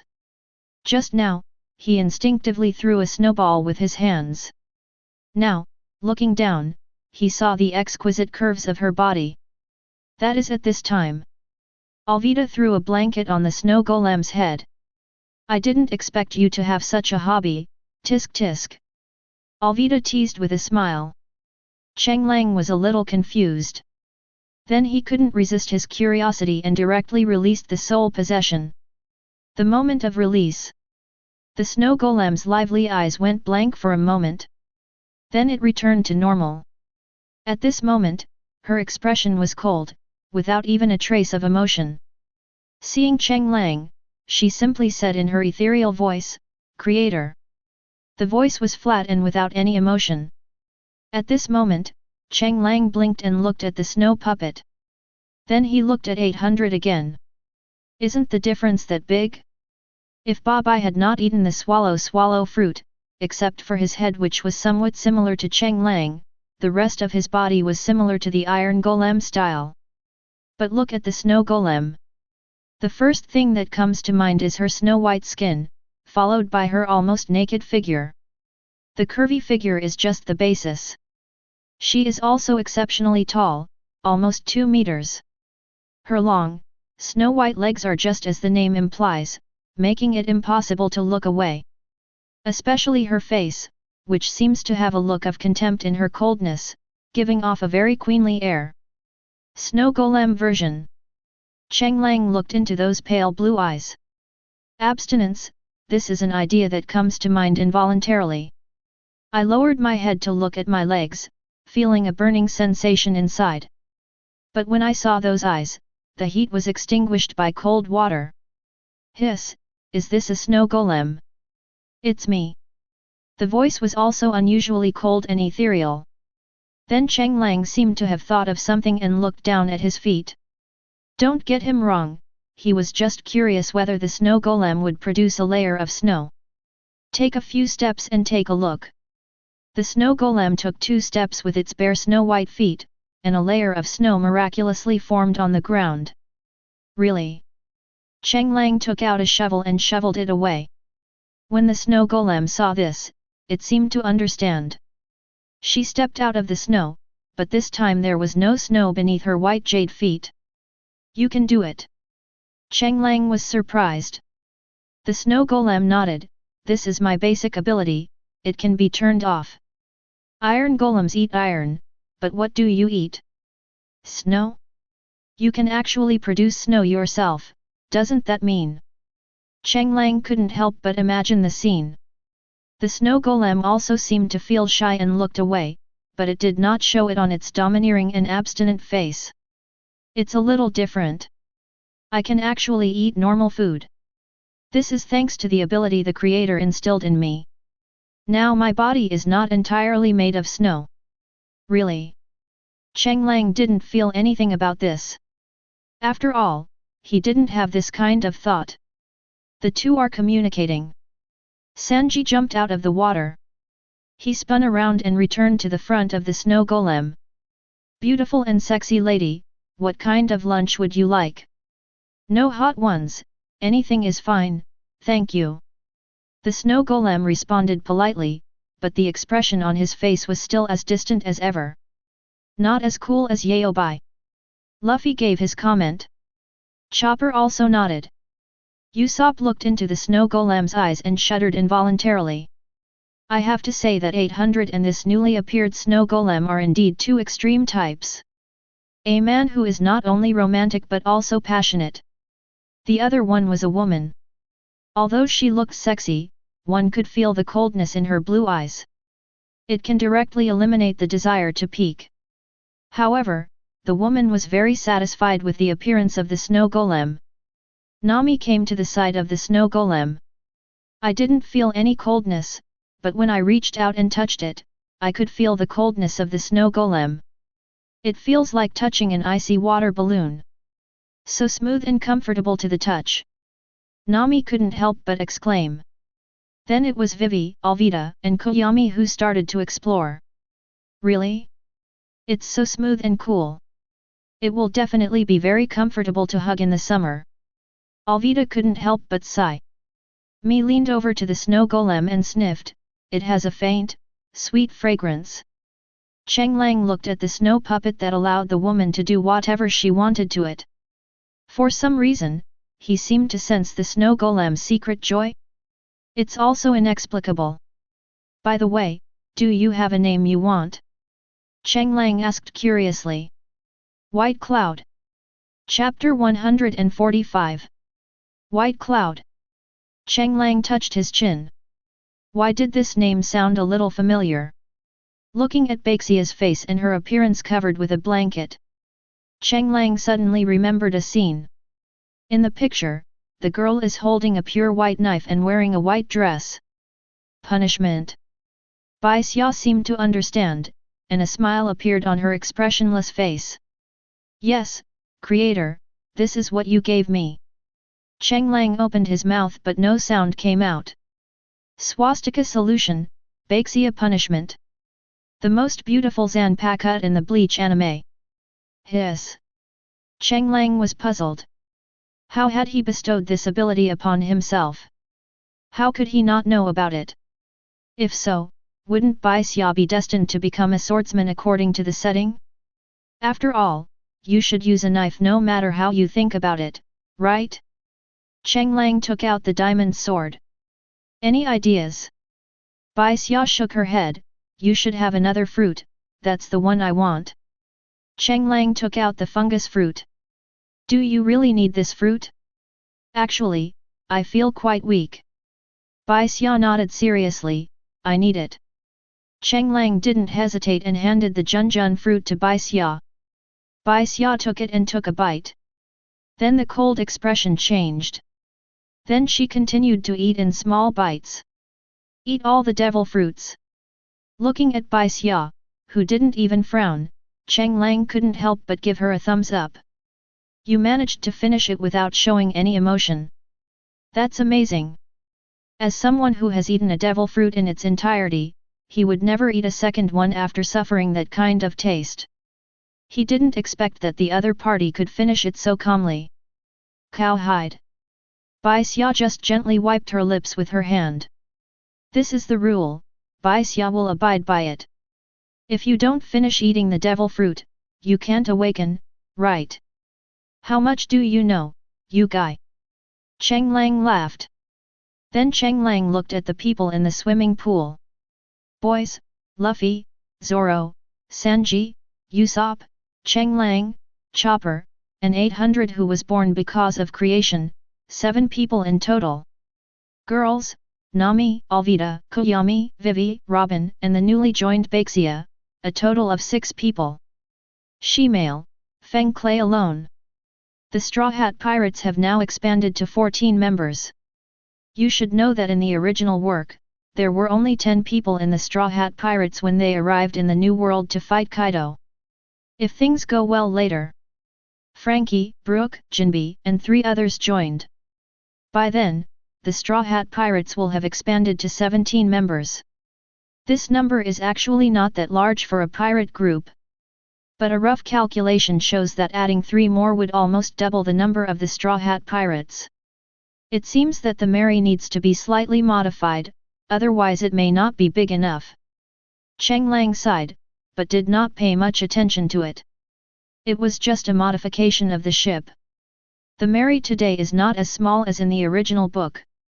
It would be fine to reduce the size of the warehouse a bit. Since there is a conversion table anyway, the warehouse doesn't need to be so big. It is enough to put some important materials in it, and the other materials can be directly converted into EMC values. And with the addition of new partners, Luffy was naturally very happy. Just announce the start of the banquet. Sanji, bring me some wine. Luffy slammed the table anxiously. The same goes for Usopp, Von Clay and Chopper. Bring the wine. Bring the wine. I want the strongest drink. I also want. Sanji sighed, you guys drank up all the wine a long time ago. There's only some fruit juice left. Sanji has been researching how to make wine with MC fruits, but unfortunately, there has been no success. The problem is naturally the emsized fruits. Emsized fruits will not be attached by yeast and will not produce ethanol, so naturally they cannot be turned into wine. And it seems that the proportion has nothing to do with it. After all, if there is more than a certain amount of ordinary fruit, what is brewed is indeed fruit wine, but it has nothing to do with MC fruits. Sanji couldn't help but want to give up. That is at this time. Baixia came to Sanji's side, I can help. Ah, Bai Xia, you don't actually need to help. Just let these guys get it themselves. No, I can ferment the fruit juice into wine. Sanji was stunned, then happy. Then he stood up and walked towards the barrel of wine he had recently brewed. It's all here, try it. Bai Xia looked at the clear boundary between the water and the MC fruit, and she slowly put her fair hand into the wine barrel. There are no special effects and no glow. But the emsized fruits under the barrel began to dissolve at a speed visible to the naked eye. Soon the emsized fruit melted in the barrel. All right. Sanji was surprised. But looking at Bai Xia's fair little hands that had just been pulled out of the wine barrel, water droplets were still dripping from those fair and slender hands. This made him swallow his saliva. Hey, Bai Xia, you don't mind if I take a sip, right? Bai Xia was a little puzzled. Of course you can drink it. Sanji resisted the urge to lick it directly, and silently scooped out a bowl and tasted it. The first sip is an icy taste, followed by the sweetness and flavor of fruit wine. After swallowing the fruit wine, the mouth begins to feel sweet, and you can even smell the fragrance of fruit in your nose. Good wine. Sanji couldn't help but comment aloud. Sanji brought out the barrel of freshly fermented fruit wine and began to distribute it excitedly. The first one to respond was naturally Zoro. Let me try it, hey? What's with that expression on your face? Zoro looked at Sanji with a puzzled look on his face. Sanji looked at the barrel with a pained look on his face. You are so lucky. You wouldn't be able to drink this wine without Xiao Baixia's help. But Zoro didn't care about that. Seeing that Sanji still didn't start to pour the wine, he decided to do it first. He was just about to scoop it up with his hand and take a sip. Ah! Bastard! Do you have any sense of hygiene? Sanji naturally stopped him, took out a large bowl, and carefully served it. Don't sprinkle green algae on me. That's all. Zoro was dissatisfied. Come back after you finish drinking. Can't you see that everyone wants to drink? Sanji said angrily. Zoro snorted twice and didn't argue with Sanji. After all, there was no need to be angry with the man with curly eyebrows when there was wine to drink, otherwise the wine would taste bad. Then he took a sip. Suddenly his eyes lit up. Good wine. Others also tasted it. Then they all exclaimed in surprise. Cheng Lang also took a bowl. But he is more concerned about the results. The meals Sanji makes using MC food have special effects. Wondering how the winemaking will go? But as Cheng Lang finished the fruit wine in his hand, nothing happened in the end. It's not even shown in the status bar. What? Is brewing ineffective? I don't even feel full. This. Cheng Lang was a little confused. This shouldn't be the case. At least according to his expectations, it should be effective. Didn't you drink enough? Cheng Lang filled another bowl. I have to say that this fruit wine tastes good, but it really has no effect. Cheng Lang could only sigh helplessly at this. Chapter 146. When Akainu saw the people who forgot about the bounty notice as soon as they turned around, he felt helpless and amused. At the same time, his eyes fell on Wai Wei. Is Her Royal Highness the Princess finally going to see? As the captain of the guard, he also took Princess Vivi with him, joined the Baroque studio, and became a bounty hunter. The last 3 years have flown by in a flash. Looking at Princess Vivi who is smiling so happily now, this may be the best choice. In the end, Akainu just quietly left the joyful pool party. But as he was leaving, Cheng Lang stopped him and said, "Give this to Cao Shat. You can eat it yourself or give it to someone else. But please tell me a message. Individual bravery cannot change the situation of the battle, but if an individual has no force, the result will be fish on the chopping board." He took it and saw that it was a devil fruit.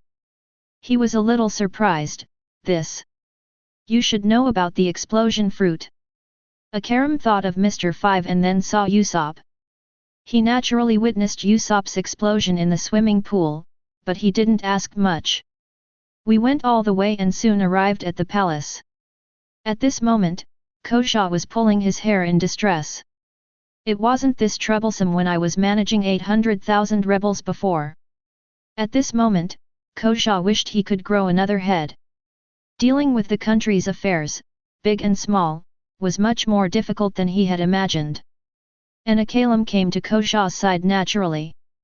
At this moment, in his eyes, the current Kosa is so similar to the Cobra who just became the king. Young and energetic. Akainu, have you sent the bounty? Yes, I'm here to report that Cheng Lang has completed the demagnetization of the island. If nothing goes wrong, they'll be leaving. Don't you and Miss Wai Wei want to say goodbye? If you can't change your name, forget it. Koja teased with a smile, then he stood up and stood outside the window. This girl has completely let go of everything. What's the point of me going there? I can just choose to support her silently. Akainu sees Koja's back. A little lonely. Akainu took out a spiral-shaped fruit from his arms. This is the devil fruit that Master Cheng Lang gave you. Koja looked back in some surprise. He knew about devil fruits, but why was he given one so suddenly? Why so sudden? Akainu cleared his throat, seemingly imitating Cheng Lang's voice. As a ruler, you don't really need the use of force, but don't forget, the business alliance you want to create, formed by life cards, is incredibly dangerous if everyone possesses a certain life card. Without force, who knows when you might suddenly die? Koja thought for a moment, then nodded seriously. Personal bravery is no match for the country and the army. Even someone as strong as Barrett was defeated by the demon-slaying order in the end. It was not because Barrett was not strong enough, but because he was exhausted of all his ammunition and food. But at the same time, individual bravery can also change the direction of a country. If Cheng Lang hadn't suddenly appeared at that time, the rebel base was controlled by the CP organization and a man named Mr. 3 at that time. At that time, he didn't even have the ability to resist. He shuddered at the thought of such a scene. What kind of devil fruit is this? Kosa asked curiously. Explosive fruit, this fruit was specially selected by Cheng Lang. Choose? Does he have other fruits?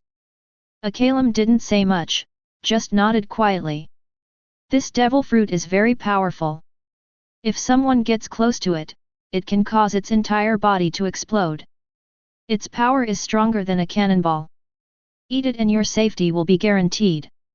Koja picked up the devil fruit and then looked at Akainu. Don't you need to give it to Cobra? He's in a very bad situation now. The head of the royal family and nobles died, and many of their family members also died, but it is actually quite difficult to completely eliminate the nobles who have been rooted for thousands of years if the remnants appear. Compared to Kosa, Cobra is obviously more needed. You don't have to worry about him. There is no need to worry about his safety now. Akainu smiled. When he thought about the body that could not be hurt even by guns, with the strength of those remnants, how could they threaten Cobra? Too difficult. Is it? Seeing Akainu so confident, he didn't think any more about it. He picked up the devil fruit and bit it without hesitation. Then his expression became wonderful.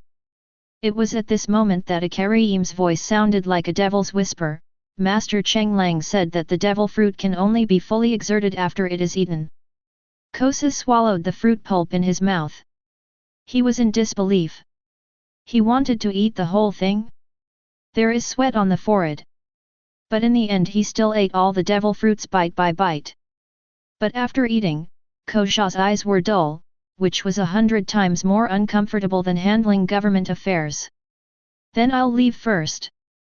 Kosa waved his hands, feeling the power surging from his body. He stretched out a hand, and an explosion rose above his palm.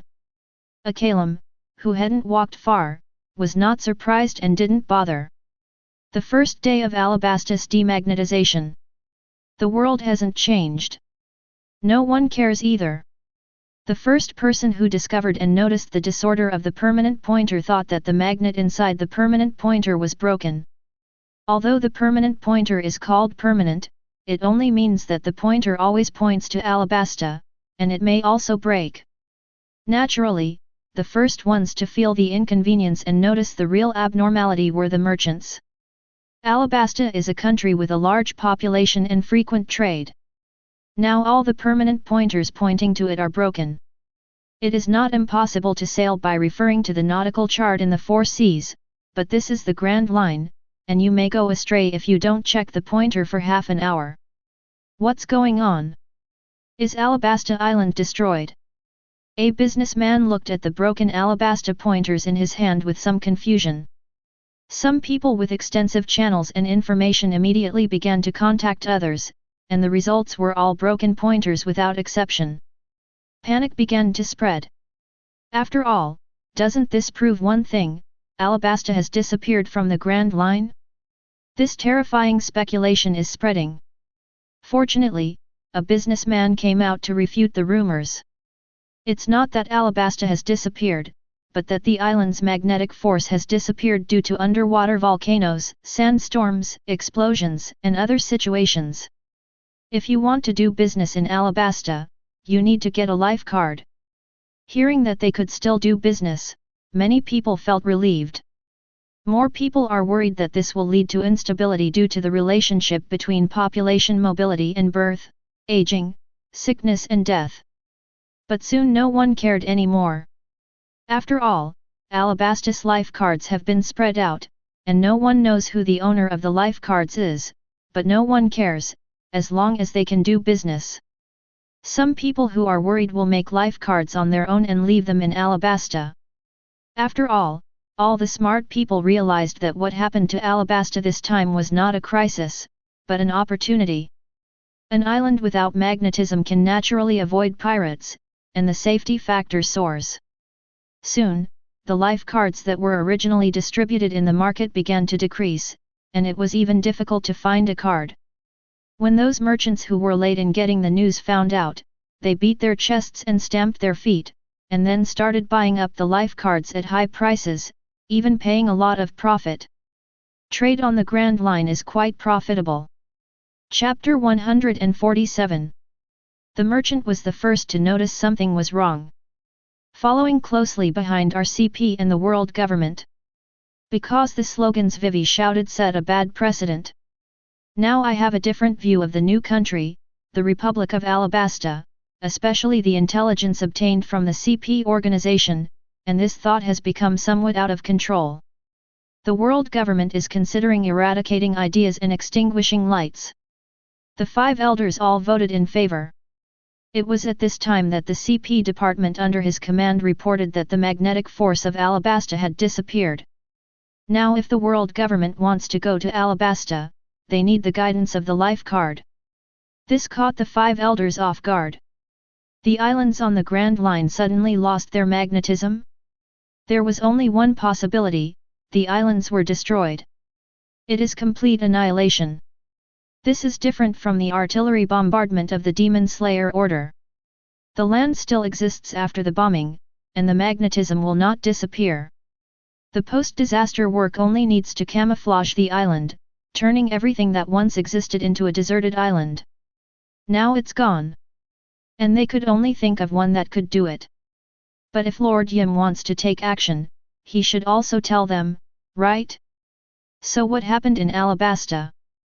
Saint Satan asked curiously. The CP that reported this time gave a more detailed report, summarized the rumors that had been spread before, and picked out several key suspected possibilities for detailed explanation. Okay, you go down. Satan Saint waved his hand and asked the reporting CP personnel to leave. Only the 5 elders were left on the field. Something's wrong. Even Dr. Vegapunk can't demagnetize an island, even if he has completely transformed it. The environmental god of war, Saint Maz, looked at the scientific god of war, Saint Satan, in confusion. Satan nodded seriously, it can't be done. Unless it's an island-eating monster or a super-giant sea king that can swallow the entire Alabasta, it's impossible. The land excreted by the island-eating monster is also called the Barren Land. There is nothing on it, so naturally there is no such thing as magnetism. Therefore, the sudden demagnetization of a superpower like Alabasta, a place with a vast land area, really made the 5 elders feel horrified and weird. A subtle feeling appeared in the hearts of the 5 people, as if some terrifying existence was gradually devouring the world. Would you like to ask Lord Yuma for instructions? The one who spoke was the bald Saint Voculi. As the god of justice, he was the initiator of the Alabasta incident. Now he felt it was a difficult situation, and that absurd idea could not be erased from his mind. So he felt that it was okay to ask the Almighty Lord Yim about this matter. But the other 4 people looked at him with expressions of concern for the mentally retarded. This made Saint Voculi somewhat baffled. What's that expression on your face? Although it's weird, for such a small matter as demagnetizing the island, you should ask Lord Im for help. If you want to go, go by yourself. Nasu Xiaolang Sheng said in a cold and disdainful voice while holding the first generation of Kaitsu. The other 3 agreed. This made Saint Voculi roll his eyes. The 5 people possessed abilities bestowed by Lord Im, and many things could be communicated through internal voice communication. However, because it was internal voice communication, some emotions and other information would flow out involuntarily. So the 5 of them won't use it when they have nothing to do. After all, everyone has their own life. Although there was no team voice chat now, Saint Voculi was very clear about the mentality of these 4 guys.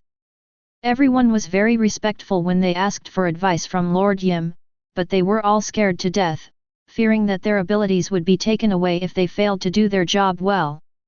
Saint Voculi figured it out and said, since it's not a big deal, let's just skip it. The 5 people remained silent. The atmosphere was awkward. The 5 people gathered together to discuss how to deal with Alabasta, but because of the demagnetization issue, all 5 of them fell into a subtle silence, and no one wanted to be the first to speak out. Let's go ask together? This is the best way. But no one mentioned it. Don't even use the internal voice chat. In the end, it was the god of justice, Saint Voculi, who was defeated. After all, it was he who first proposed the meeting. Since it's pointless, we should use the same tactics we used against the revolutionary army to target Alabasta. Prevent the spread of news about it and launch CP organization activities on nearby islands. Second. X4. As for Crocodile? What do you think? Leave him alone or lay him off? Saint Voculi continued to ask. The other 4 looked at each other. The dog is disobedient. It's time to replace it. Let's lay it off and notify the navy to capture Crocodile as soon as possible. Nasu Xiaolang Sheng made the decision directly. Others had no objection. After all, he was just a small Shishibukai. If he didn't obey, he would be replaced. Alabasta suddenly demagnetized, but it didn't cause much of a commotion. Even many people on the sea knew about it, but most of them chose to keep it secret. But business is better than ever. There isn't even a so-called labor pain period in the early stages. This was quite surprising to Duo and Cobra, who made the decision. It seems that those businessmen have very sharp eyes. Duo nodded with satisfaction. He is no longer in the business world, but his vision is still good. Cobra nodded thoughtfully, not expecting that the hidden dangers brought by demagnetization were eliminated even at the very beginning. However, there is a possibility that customers may bully the store in the future. I will have a chat with Kosa later and take precautions.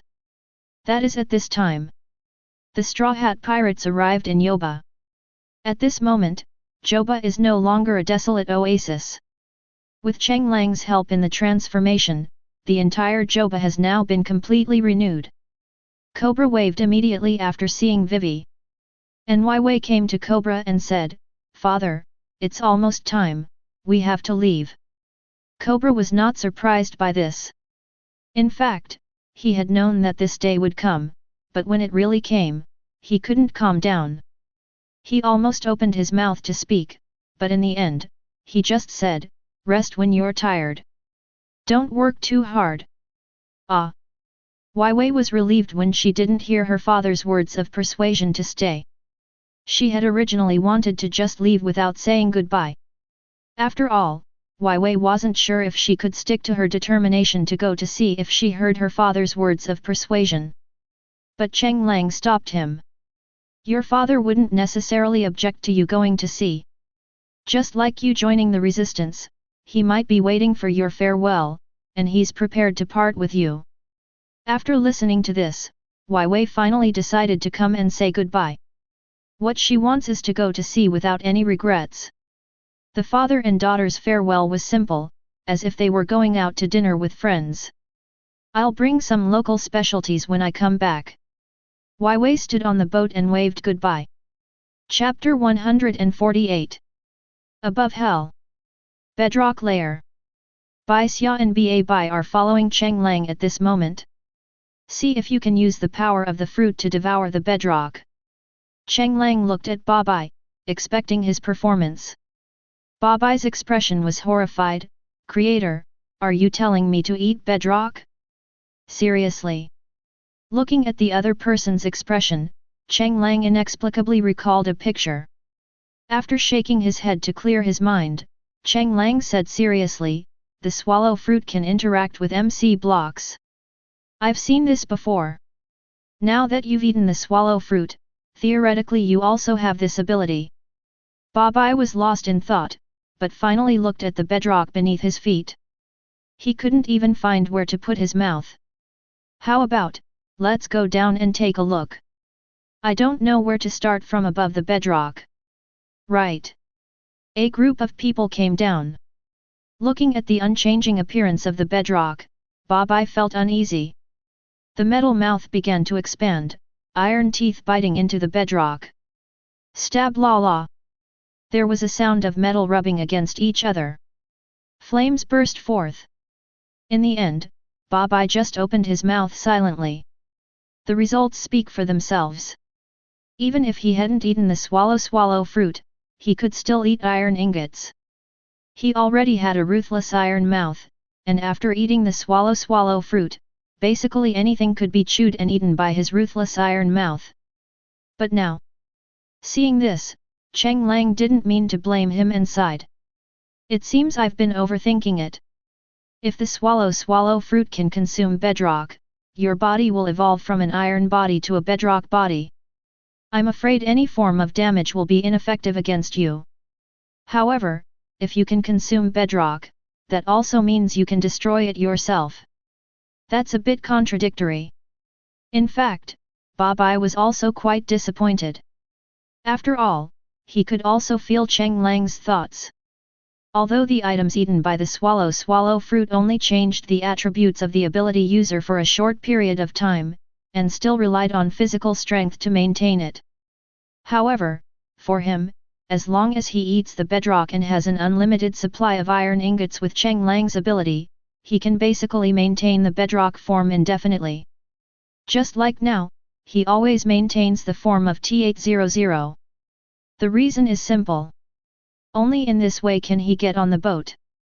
Otherwise, his own weight on the boat will directly cause the Mary to sink, and even make it difficult to sail. Cheng Lang turned his head and looked at Bai Xia. There is a reason why I brought her here, that is, mushrooms can be refreshed on bedrock, and I don't know if they can destroy the bedrock. Feeling Cheng Lang's gaze, Bai Xia stepped forward and placed her fair little hands on the bedrock. White began to infect the bedrock layer. When the white covered the entire bedrock, Cheng Lang was surprised to find that the bedrock had disappeared. Can. Cheng Lang was very excited, as this meant that he could make the vacant domain more perfect. Just looking back, I saw Bai Xia's pale little face. You. Bai Xia's forehead was covered with sweat. Hell is too hot. I used too much power at once. It's a bit uncomfortable. Cheng Lang then remembered that snow golems could not survive in hell. He probably just endured it before. Come on, you should have told me this earlier. Cheng Lang felt helpless. Bai Xia returned to the boat and went straight to the ice house. Bai Xia's red cheeks when she returned naturally could not be hidden from the people on the boat. All of a sudden, the way people on the boat looked at Cheng Lang and Ba Bai changed. These three people went to hell, and as soon as they came back, Bai Xia became tearful and even went to the ice house to isolate herself. What happened in the middle? The fire of Bagua is burning brightly. The first one who couldn't stand it was naturally Sanji. When he saw Bai Xia's tearful expression, he felt sick all over. Cheng Lang. Even if Baixia was created by you. But you can't bully Miss Baixia like this, You are so enviable. Geekshu. As Sanji spoke, he started crying. As if he were the victim. Cheng Lang and Babai were a little confused. Then came the girls' group's crusade. Cheng Lang quickly waved his hands. What are you thinking? Nami, you should know. Nami, who was suddenly mentioned, was also a little confused at the moment. What do I know? I can't get there. I don't have it. Nami quickly pretended to be stupid and denied it. Trying hard to distance yourself from the matter. Cheng Lang was speechless. You've been to hell, and you should know how hot it is. Nami seemed to recall something and her whole body shook involuntarily, obviously recalling the wailing of the soul. But then she nodded seriously, indeed, it's very hot there. Bai Xia's true form is a snowman. How can she be comfortable in a place like that? Cheng Lang explained with a smile. Others suddenly realized this. The person who has the most say is naturally Chopper. He couldn't stand the weather in Alabasta alone. If he went to a place that was even hotter or called hell, he probably wouldn't be able to bear it either. At this moment, Luffy finally couldn't suppress his curiosity and spoke. Hey, Cheng Lang. When can we go? The expressions of the others varied. After being on the ship for such a long time, Nami was the only one who had been to this so-called hell and exaggerated the story of that brief few minutes experience after returning. So much so that now everyone has a mysterious and terrifying veil about this hell. However, Cheng Lang spent a lot of time in hell, which raised questions about the danger. Cheng Lang saw everyone's expressions and sighed, look if you want. Let me make it clear first, everyone has to wear diamond suits, especially Luffy and Zoro. When fighting Crocodile, Luffy took off his diamond suit. Coincidentally, Zoro also took it off. He didn't understand. Did he have to be injured and have little health to show off his skills? The two of them put on the diamond suits obediently. Cheng Lang took the lead and walked in front. The destination is naturally the portal to the Soul Sand. Come to the Soul Sand area again.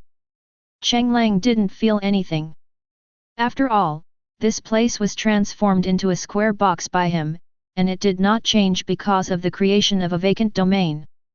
Especially when he learned that the rules here were different from the Soul Sand outside, he rarely moved to this area.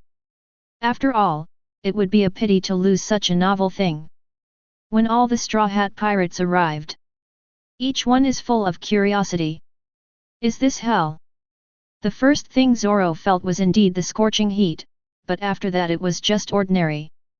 Except for the dimness and those creepy blue flames, everything else was just average. Luffy looked around curiously. However, because it was transformed by Cheng Lang, there was soul sand everywhere, so his target was naturally the dark blue flame. Why is the flame this color?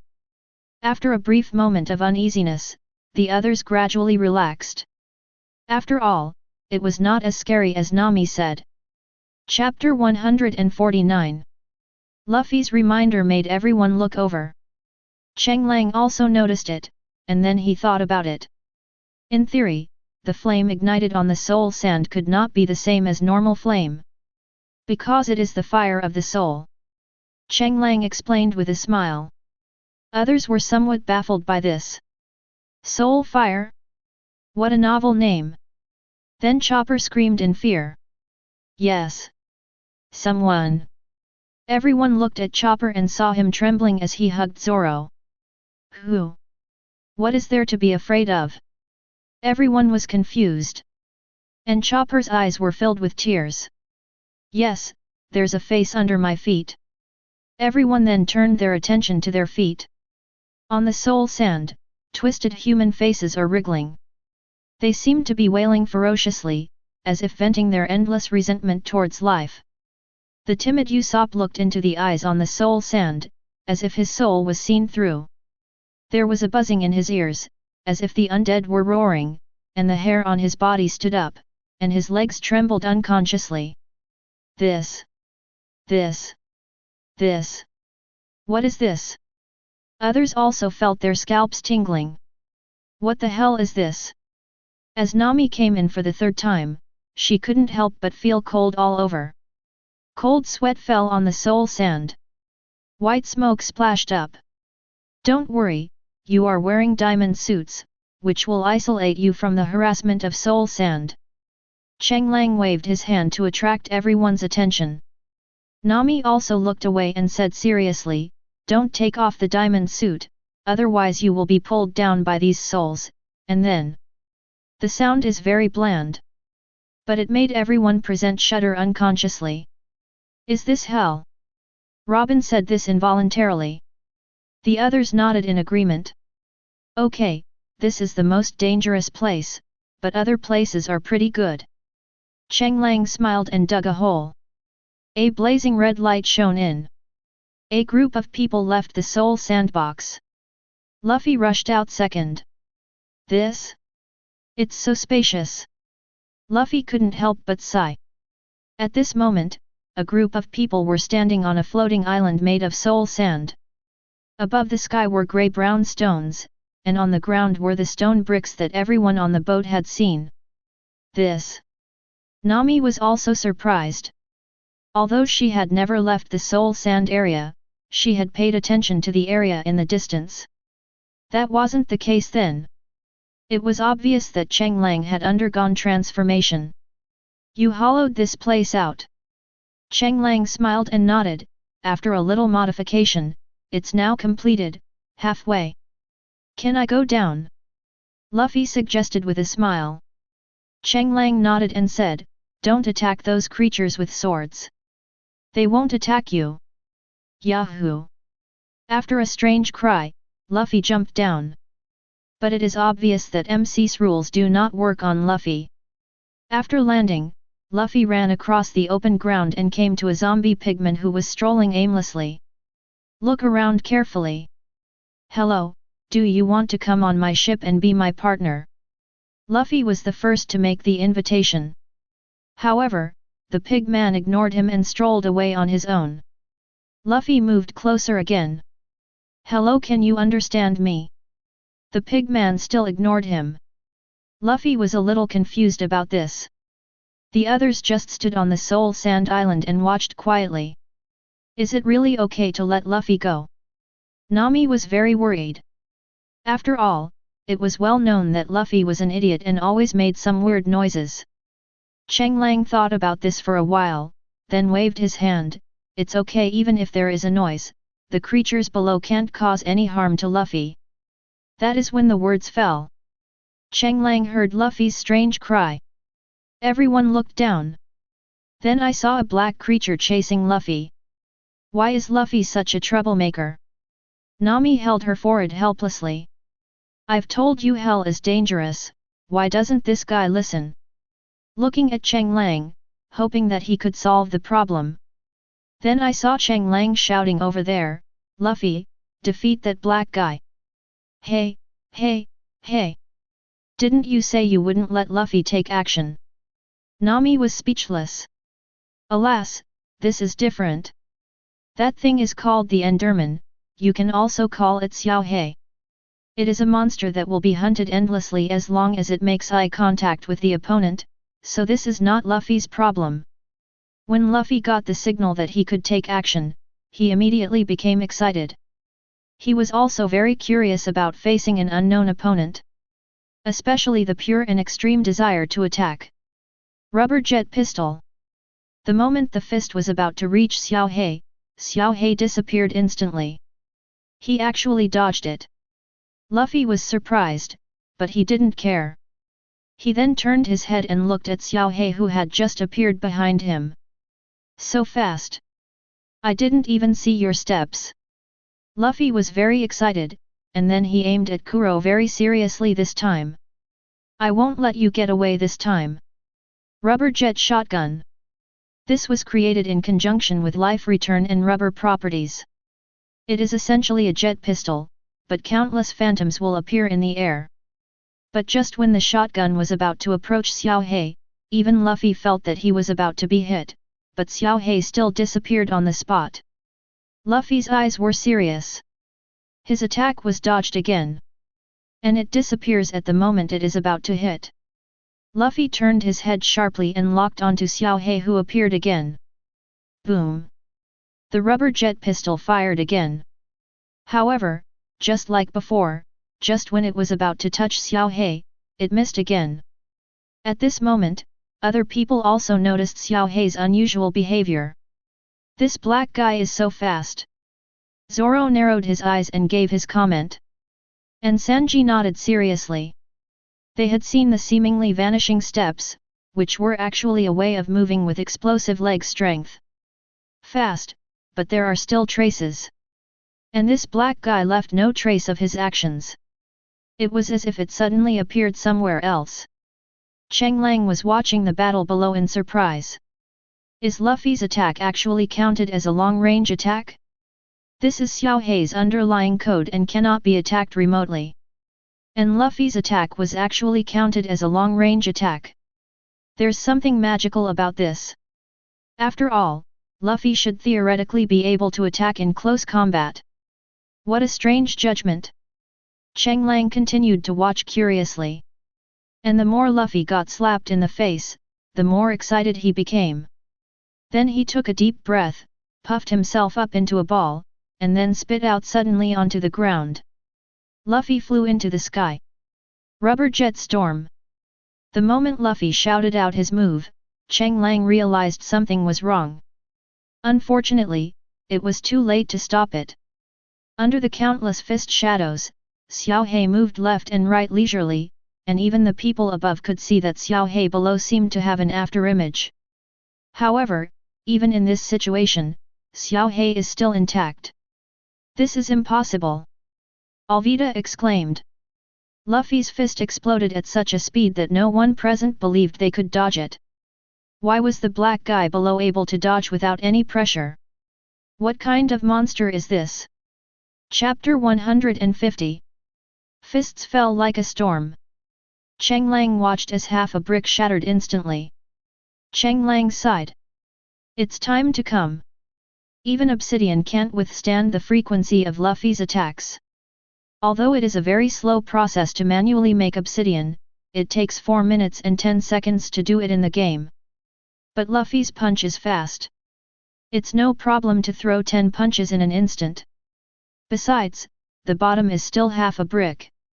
At the moment the storm falls, half the bricks began to crack and then break, and the funnel below didn't hold out for long either, as it also broke. Fortunately, there is bedrock underneath. Nothing happened if Luffy continued to attack. However, there was also another person who had nothing happen to him, Xiao He. The moment the storm stopped, Xiao He still stood in the middle in an ordinary manner, with a look of disdain in his eyes. This scene left everyone else stunned. This guy actually dodged him completely. Usopp exclaimed. The Straw Hat Pirates who witnessed all of this were all stunned in disbelief.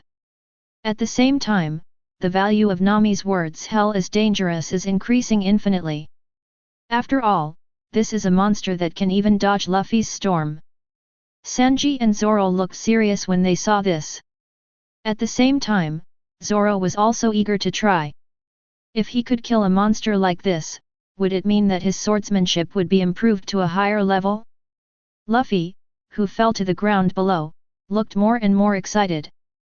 That's amazing!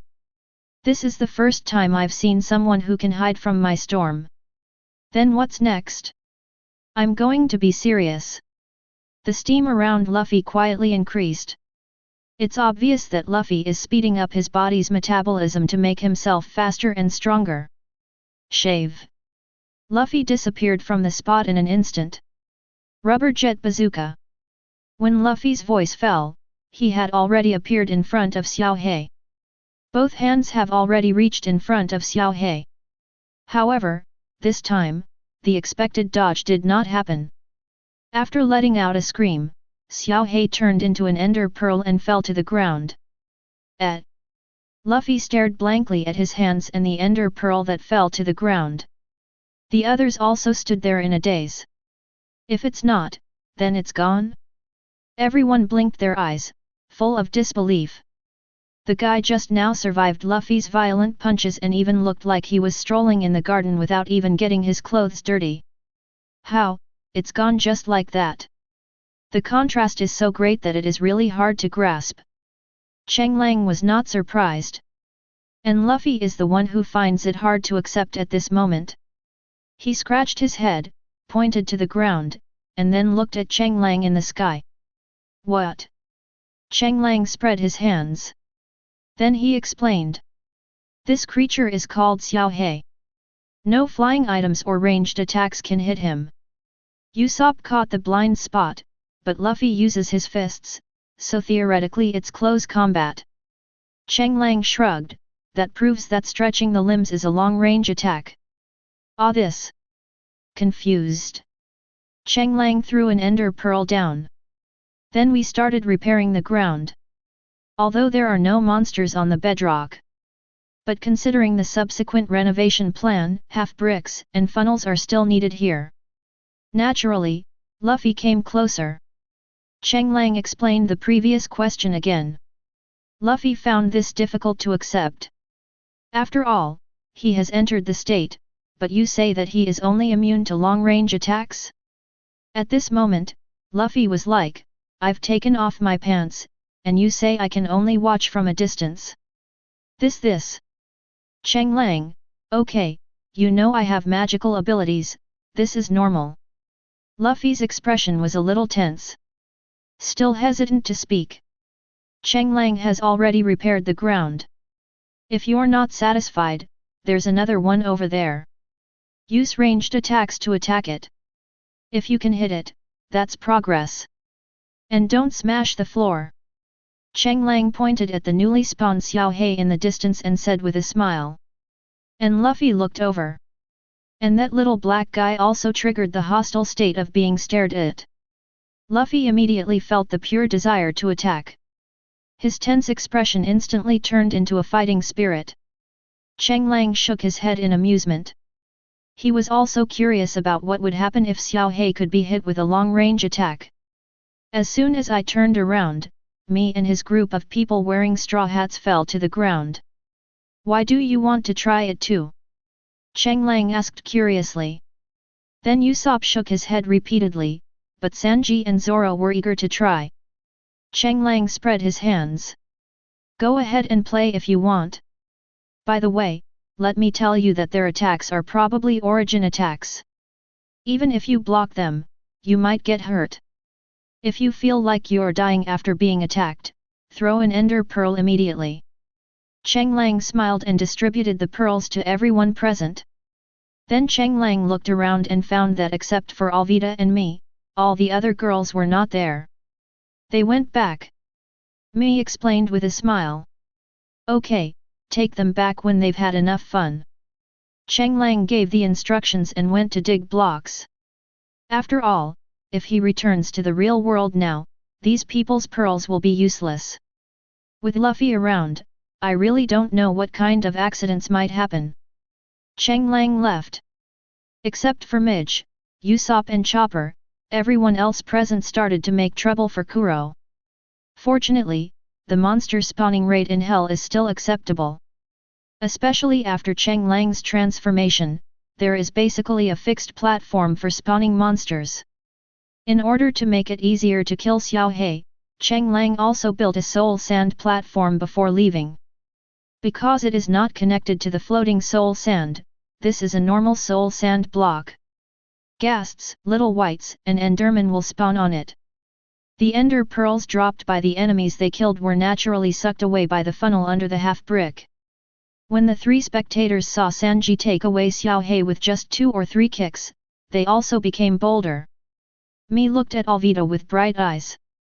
Although she was not interested in fighting, she was also eager to join in since her companions were all fighting. At the same time, she thought about her fighting style. Come to think of it, Brother Cheng Lang said that Chimera can spit out flames from its mouth. I wonder if that's possible. Me pondered.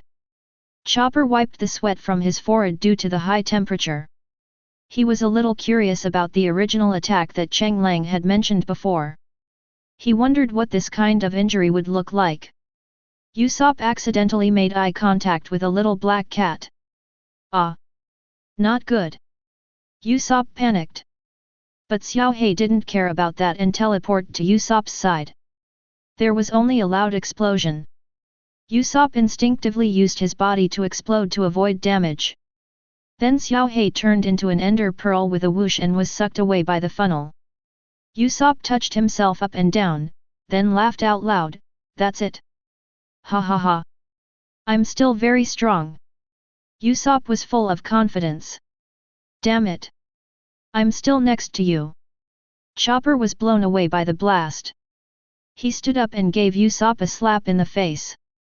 "Ah ha ha ha, sorry, I accidentally forgot." "Really?"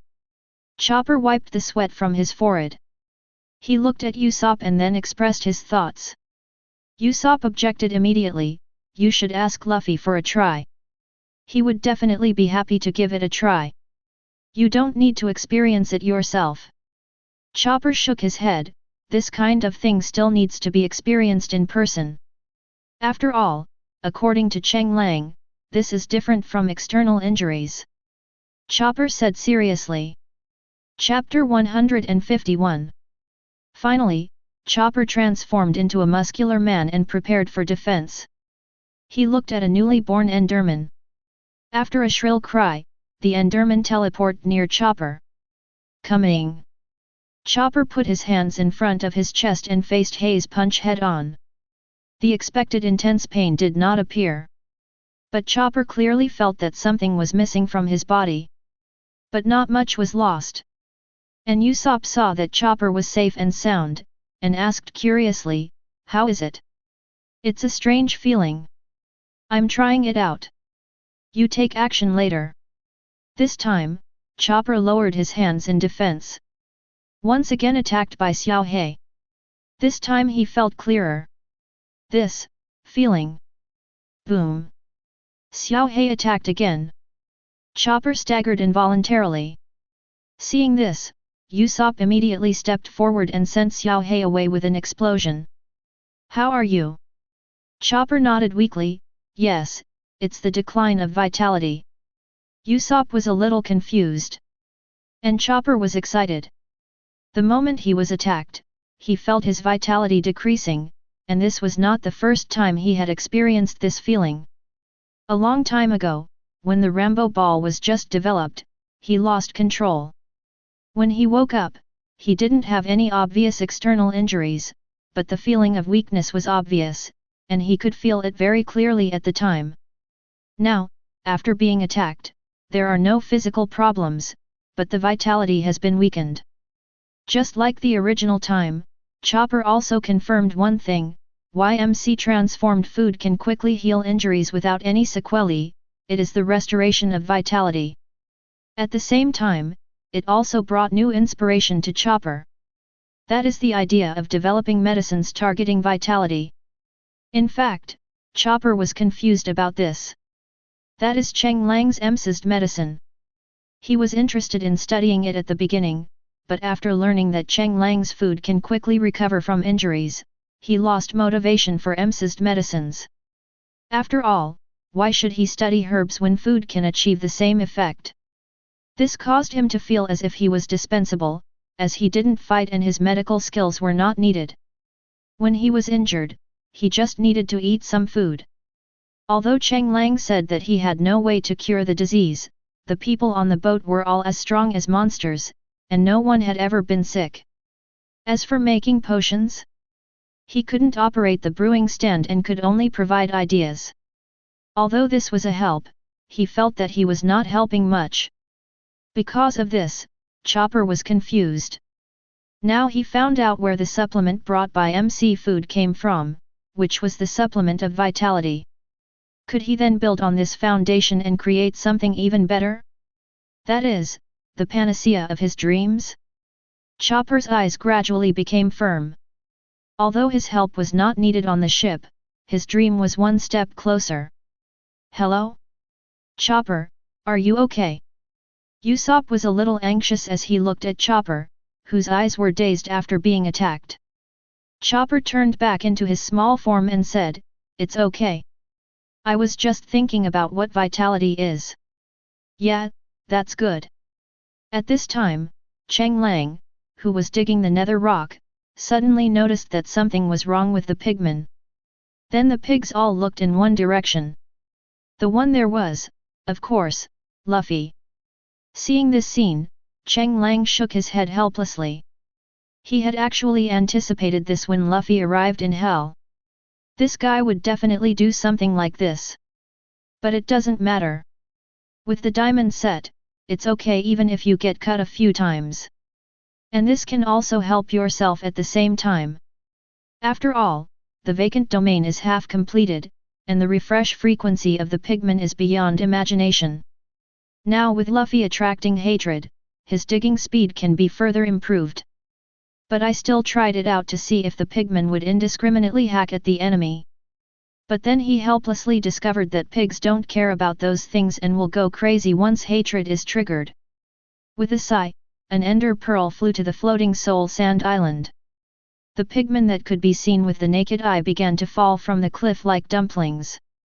What's the situation? The other Straw Hat pirates who were still competing with the Endermen were a little confused. Because the dumpling-like waterfall of red pigmen was too terrifying. They all stopped what they were doing. Oh, sorry, I accidentally hit that pig man over there. Luffy laughed dryly and scratched his head. Seeing this, others also sighed helplessly. They had anticipated this situation, after all, it was something Luffy could do.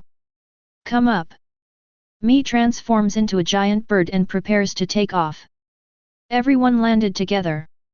When the Straw Hat pirates arrived at the Soul Sand floating island. Naturally, I saw Cheng Lang. Sorry Cheng Lang. Luffy apologized with a smile. It's okay, just consider it as refreshing the nearby pigmen. Are you really okay? Zoro looked at those crazy pigmen.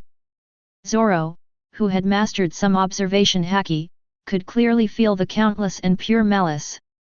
It's okay, it will be fine in a while. Cheng Lang had tested the efficiency of the pigmen before.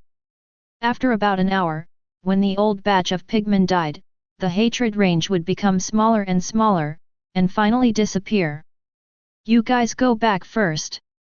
The Straw Hat pirates left in disappointment. Naturally, Luffy was scolded. Come to where the boxes are stacked. Cheng Lang collected all the pearls in the box and the items dropped by the pigmen. Looking at the few surviving pigmen, Cheng Lang took out the diamond sword and killed them one by one. The diamond sword can still cause the original damage to MC creatures, and also take into account its own strength blessing. It can be said that even a full-blooded pigman would have no difficulty in front of him with one sword. This is also the reason why he brought Luffy and others here. The only danger in Hell may be the special soul sand block. Time passed quietly. Cheng Lang looked up at the pigmen who had stopped dying. After exchanging all the new batch of supplies in the box for EMC value, he prepared to return to the Mary. Use Ender Pearls. Cheng Lang returned to the Soul Sand Island. He naturally filled the gaps in the soul sand, but he didn't notice it. The moment he filled the soul sand, a wisp of grey-brown substance floated out, but it quietly returned to the soul sand after Cheng Lang left a few blocks. And when Cheng Lang completely left Hell, a few pieces of soul sand quietly appeared beneath the floating soul sand island.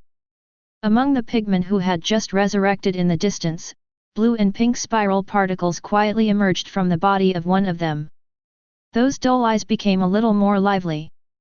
Aboard the Mary, Chopper came to his little room.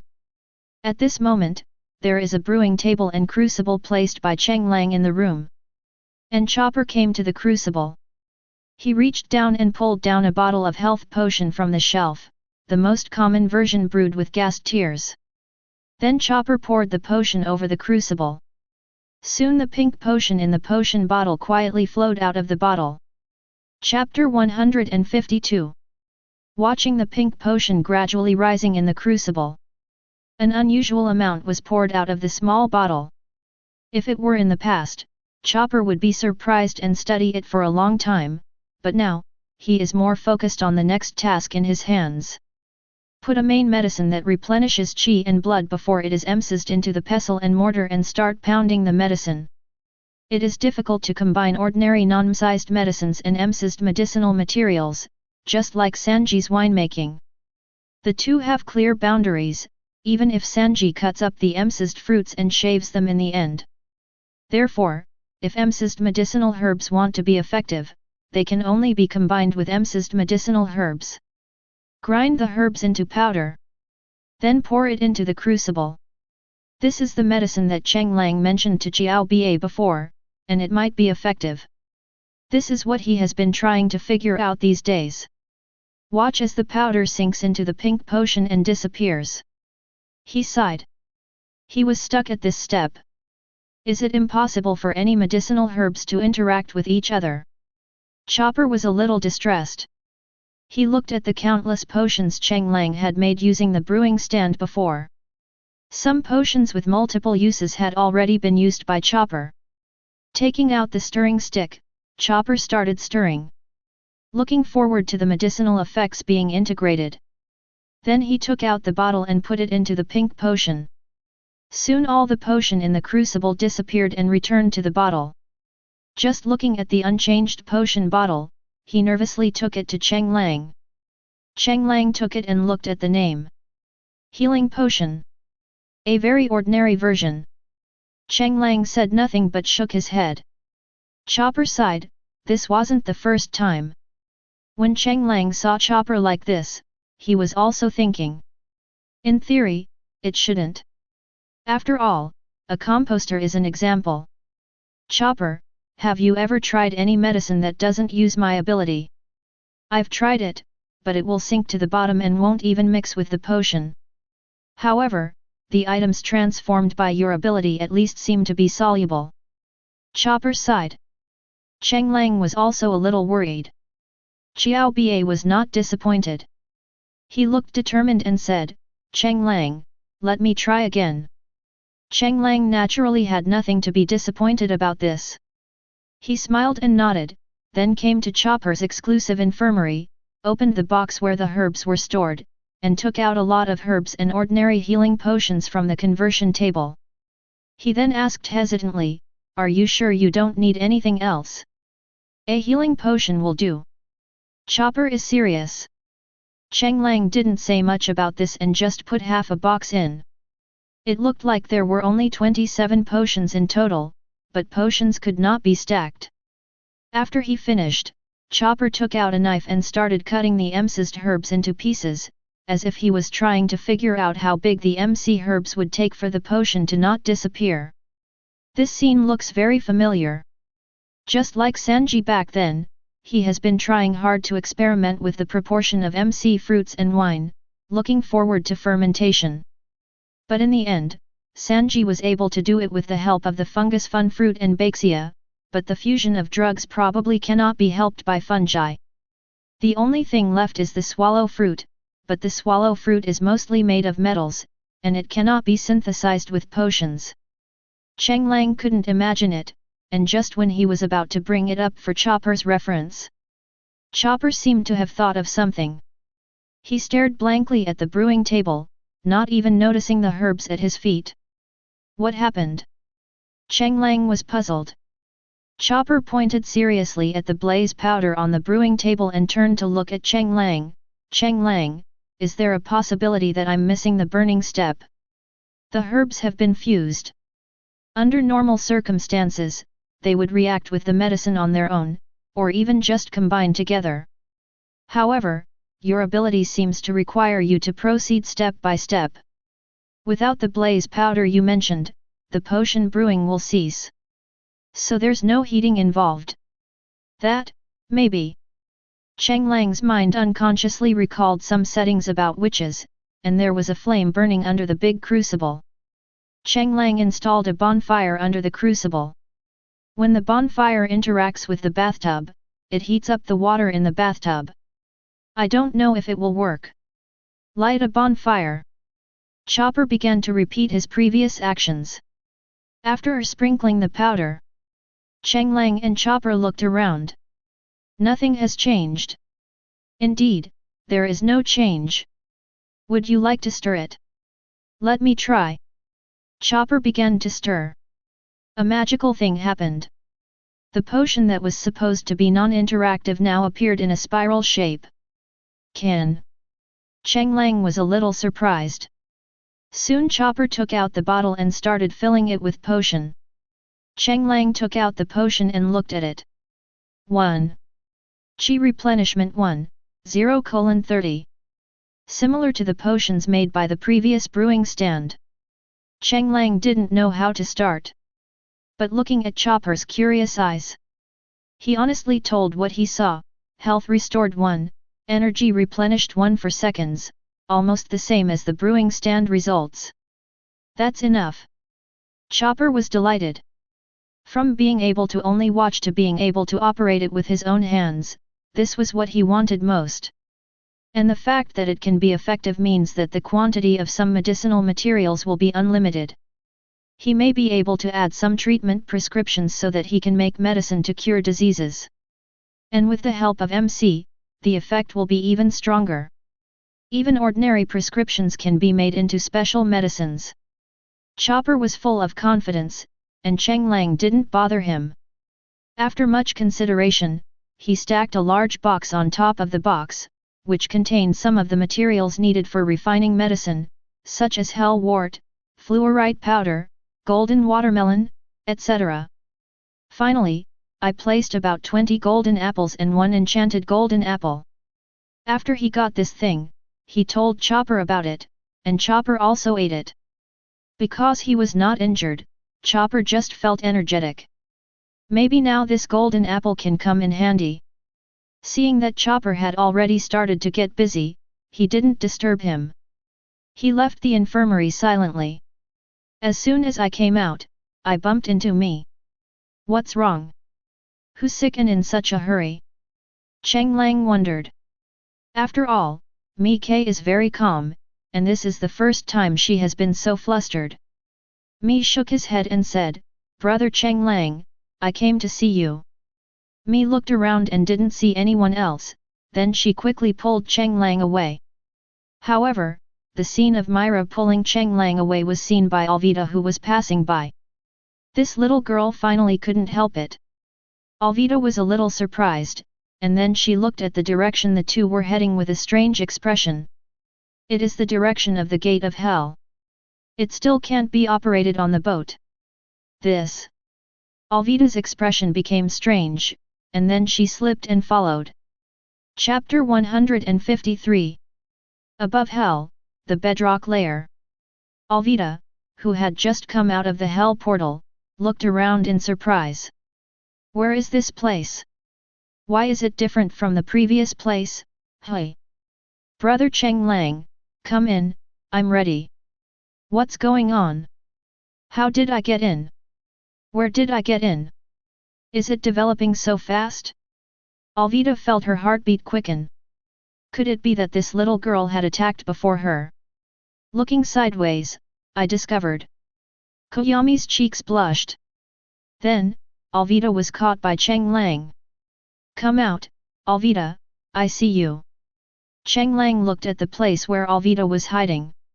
Alvita did not hesitate and walked out openly. Although she was discovered, she did not do anything shameful. On the contrary, the other party was the one who should be ashamed. But after walking out, he secretly breathed a sigh of relief when he saw that the two were in good clothes. I just saw you suddenly come to hell again, I was worried about MI. Saying one thing and meaning another. Cheng Lang didn't care either. On the other hand, Koyami lowered his head and said nothing. Come in, whatever I heard just now. I'm ready, you guys. Alvita asked openly. Mi blushed and said, I want Brother Cheng Lang's soul to possess me and exchange bodies. Hiss.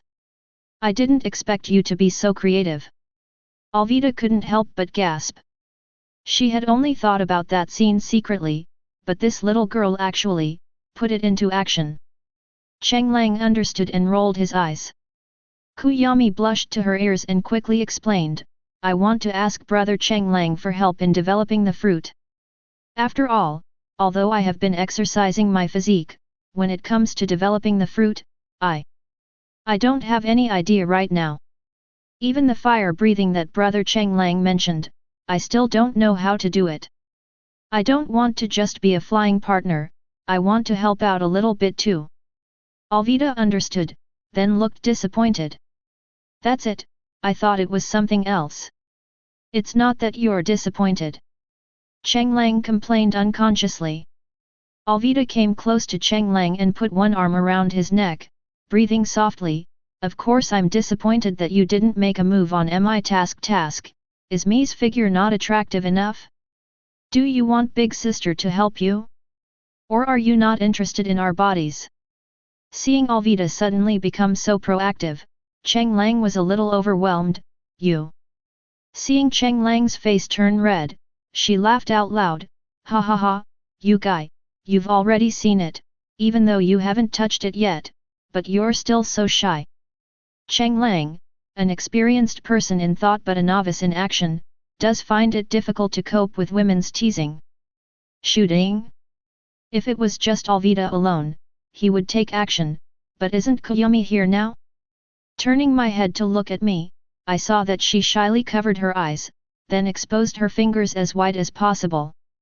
Even that was not enough, the wings that had been maintained behind her also closed slightly, wrapping herself, but not completely. Looks like a quail. Ha ha ha. Alvida laughed coquettishly.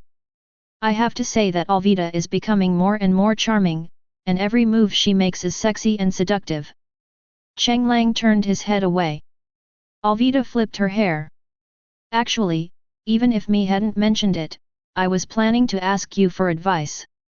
I didn't quite understand the knowledge you mentioned about air friction before, but when you asked me to use it simply, activating all my body abilities except my feet, I didn't feel like I had improved much. Alvida's sudden seriousness. Cheng Lang was a little uncomfortable, but he managed to calm down and continued to explain. Simply put, if you run forward, will you create wind? So if you make your skin smooth, will you lose your momentum when you run? Correct. Seeing that Alvida still didn't understand, Cheng Lang simply conducted an on-site experiment. Cheng Lang threw out the ender pearl and came to 100 meters away. You ran over here from me without activating your ability. Seeing this, Alvida did not hesitate and used all her strength. Shave. 100 meters in 1.33 seconds. Use your ability, and try again. 0.9 meters in seconds. That's the gap. Alvida blinked her eyes.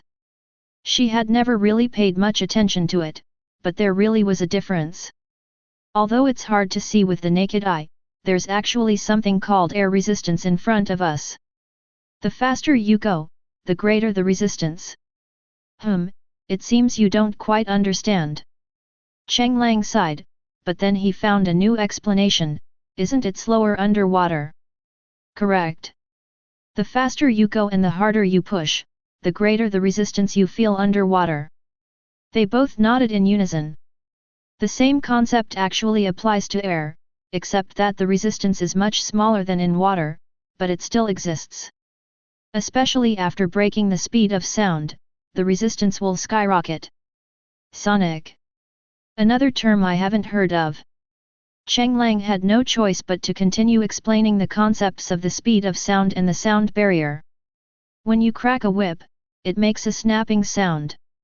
This is because the tip of the whip exceeds the speed of sound and hits the sound barrier. The moon step works on this principle. After this explanation, the two of them understood. So, if your slippery fruit isn't powerful enough, the effect it will have will be minimal. It can only make your skin smoother. But if your speed reaches a point where you can break the sound barrier, and you activate your ability, then with the same physical fitness, your speed will be faster and the force of your attack will be greater. Moreover, the stronger your strength is, the more powerful your fruit ability will be.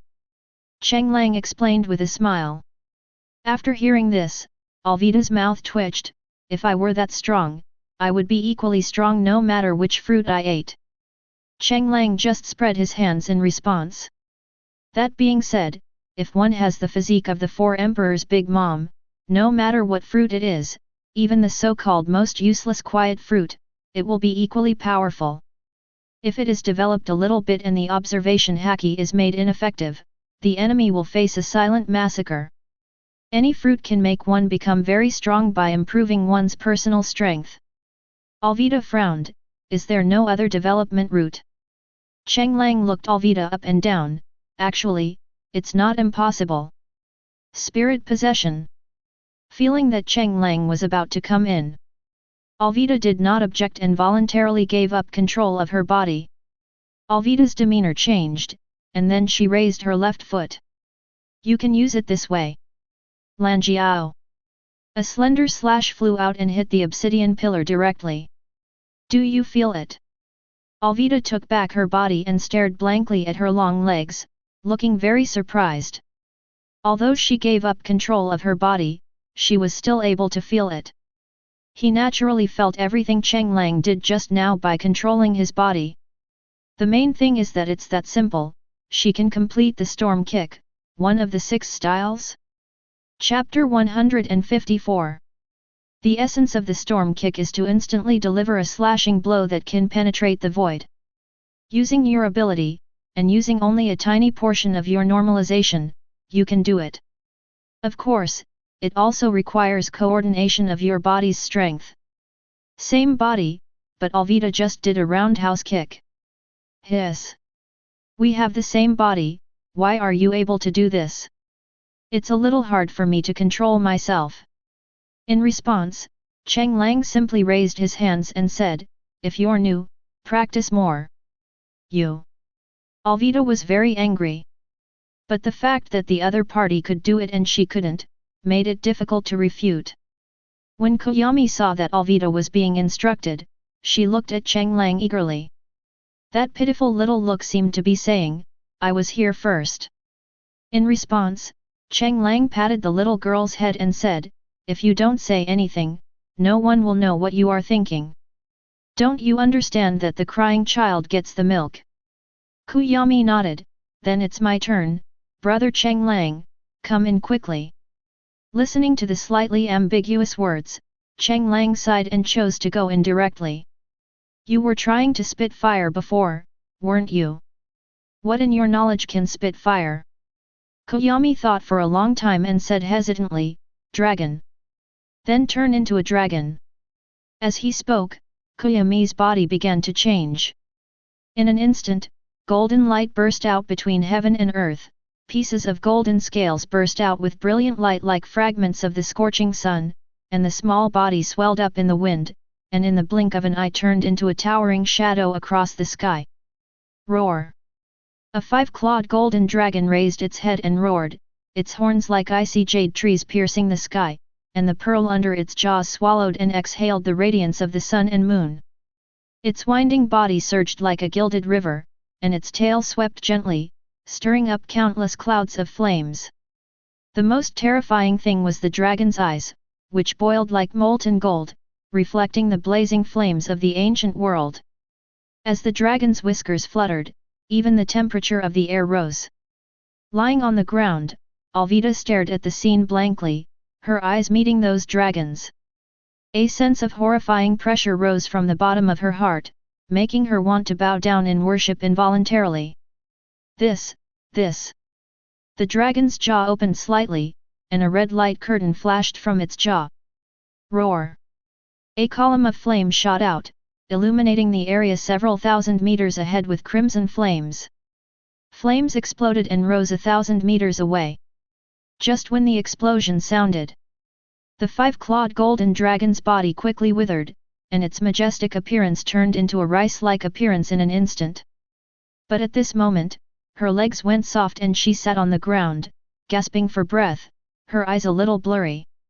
You, what are you doing? Cheng Lang naturally returned to his body. He spread his hands and said, I'm exhausted. Simply imagining changes is extremely exhausting. If you understand its structure, or if you have a firm mind, the consumption will be much less. Me, who was slumped on the ground, said nothing, but just gasped for breath, her eyes shining as she watched the fire explosion in the distance. Alvida looked at the explosion in the distance and Koyami lying on the ground with a complicated expression. "Why are you envious?" Cheng Lang said with a teasing smile. Alvida punched the boy's shoulder, but then couldn't help sighing, "Yeah, I'm envious. Such power is too strong." Cheng Lang looked at the explosion in the distance. In fact, he originally planned to transform into a blue dragon, which is the appearance of Kaido. After all, there is a ready-made template, and it is not too far from the impression. But when he began to transform, he couldn't help but imagine the appearance of a five-clawed golden dragon in his mind. Since he could transform based on his imagination, why not just transform into a five-clawed golden dragon directly? Then it returned to its previous state. And he didn't know if it was an illusion, but at the moment of his transformation, he could feel a breakthrough and seemed to hear a wailing sound. However, the transformation was too short and Cheng Lang had no time to study it. In addition, he had consumed a lot of physical energy after the transformation, so Cheng Lang just tried to spit it out. In fact, when your fruit awakens, your ability should be no worse than this, or even more difficult to guard against. Cheng Lang said with a smile. "Don't comfort me. There are differences between the fruits." Alvida sighed. Alvida no longer had the excitement she had before. He took out the golden apple and gave it to Koyami. Turning around and looking at the somewhat listless Alvida, Cheng Lang scratched his head. Comforting a woman? No experience. But Cheng Lang still said realistically, "I am not trying to comfort you. In my estimation, your fruit awakening should affect the outside world. To put it simply, the awakening of Luffy's rubber fruit is to assimilate the surroundings and turn everything around into rubber. Your slippery fruit can make everything you touch smooth, so what if you could make the air smooth?" Alvida shook her head. After all, she couldn't think of making the air smooth. The air flows into the lungs, but instead of being absorbed by the lungs it just slides out, and the person loses air. Alvida was stunned, then nodded. This seals the breath, but what happens if you use the slippery fruit to make the ground slippery? The enemy loses their foothold and can't leverage their power. Now they're at your mercy, right? Cheng Lang smiled and expressed his guess. So don't underestimate yourself. You are still very capable. Alvida smiled and nodded, but then she became a little worried, "But when the fruit awakens, I heard that it will be dangerous and even cause you to lose yourself." Naturally, the Straw Hat Pirates have all discussed the topic of fruit awakening. The one who knows the most is naturally Sanji. As the only one in the Straw Hat Pirates who has seen the Devil Fruit Encyclopedia, he still has some knowledge related to awakening, so he naturally said a lot. Awakening and the dangers of awakening. Once the Devil Fruit's consciousness is not resisted, the user will lose everything and become a walking corpse. However, the most awakened ones are naturally the animal type, because the animal type is the easiest to awaken. Next is the superhuman type, and finally the natural type. Don't worry, the superhuman type is either not awakened or awakened. There is no such thing as being controlled by will, probably. Alvida rolled her eyes at Cheng Lang. Why did you suddenly become so uncertain in the end? Cheng Lang scratched his head, he really couldn't guarantee it. After all, the rubber that has been called the rubber fruit for more than 20 years suddenly turned into the human fruit, Nika form. If it was just said that the rubber has awakened, it wouldn't be a big deal. At most, it changed from the 4th gear to the 5th gear, which is not unacceptable. But when it becomes Nika, it feels like everything about the protagonist has become Nika. Of course, what Cheng Lang is most unsure of is the soul possession. Only Luffy cannot possess. So it can be proved that Nika's will does reside in Luffy's body. It can even manifest actively and expel itself. After all, soul possession, although it is possession, is also a form of manipulation. Nika is also known as the fighter for liberation, and what he hates most is control. Chapter 155. The three of them returned to the Mary and were seen again.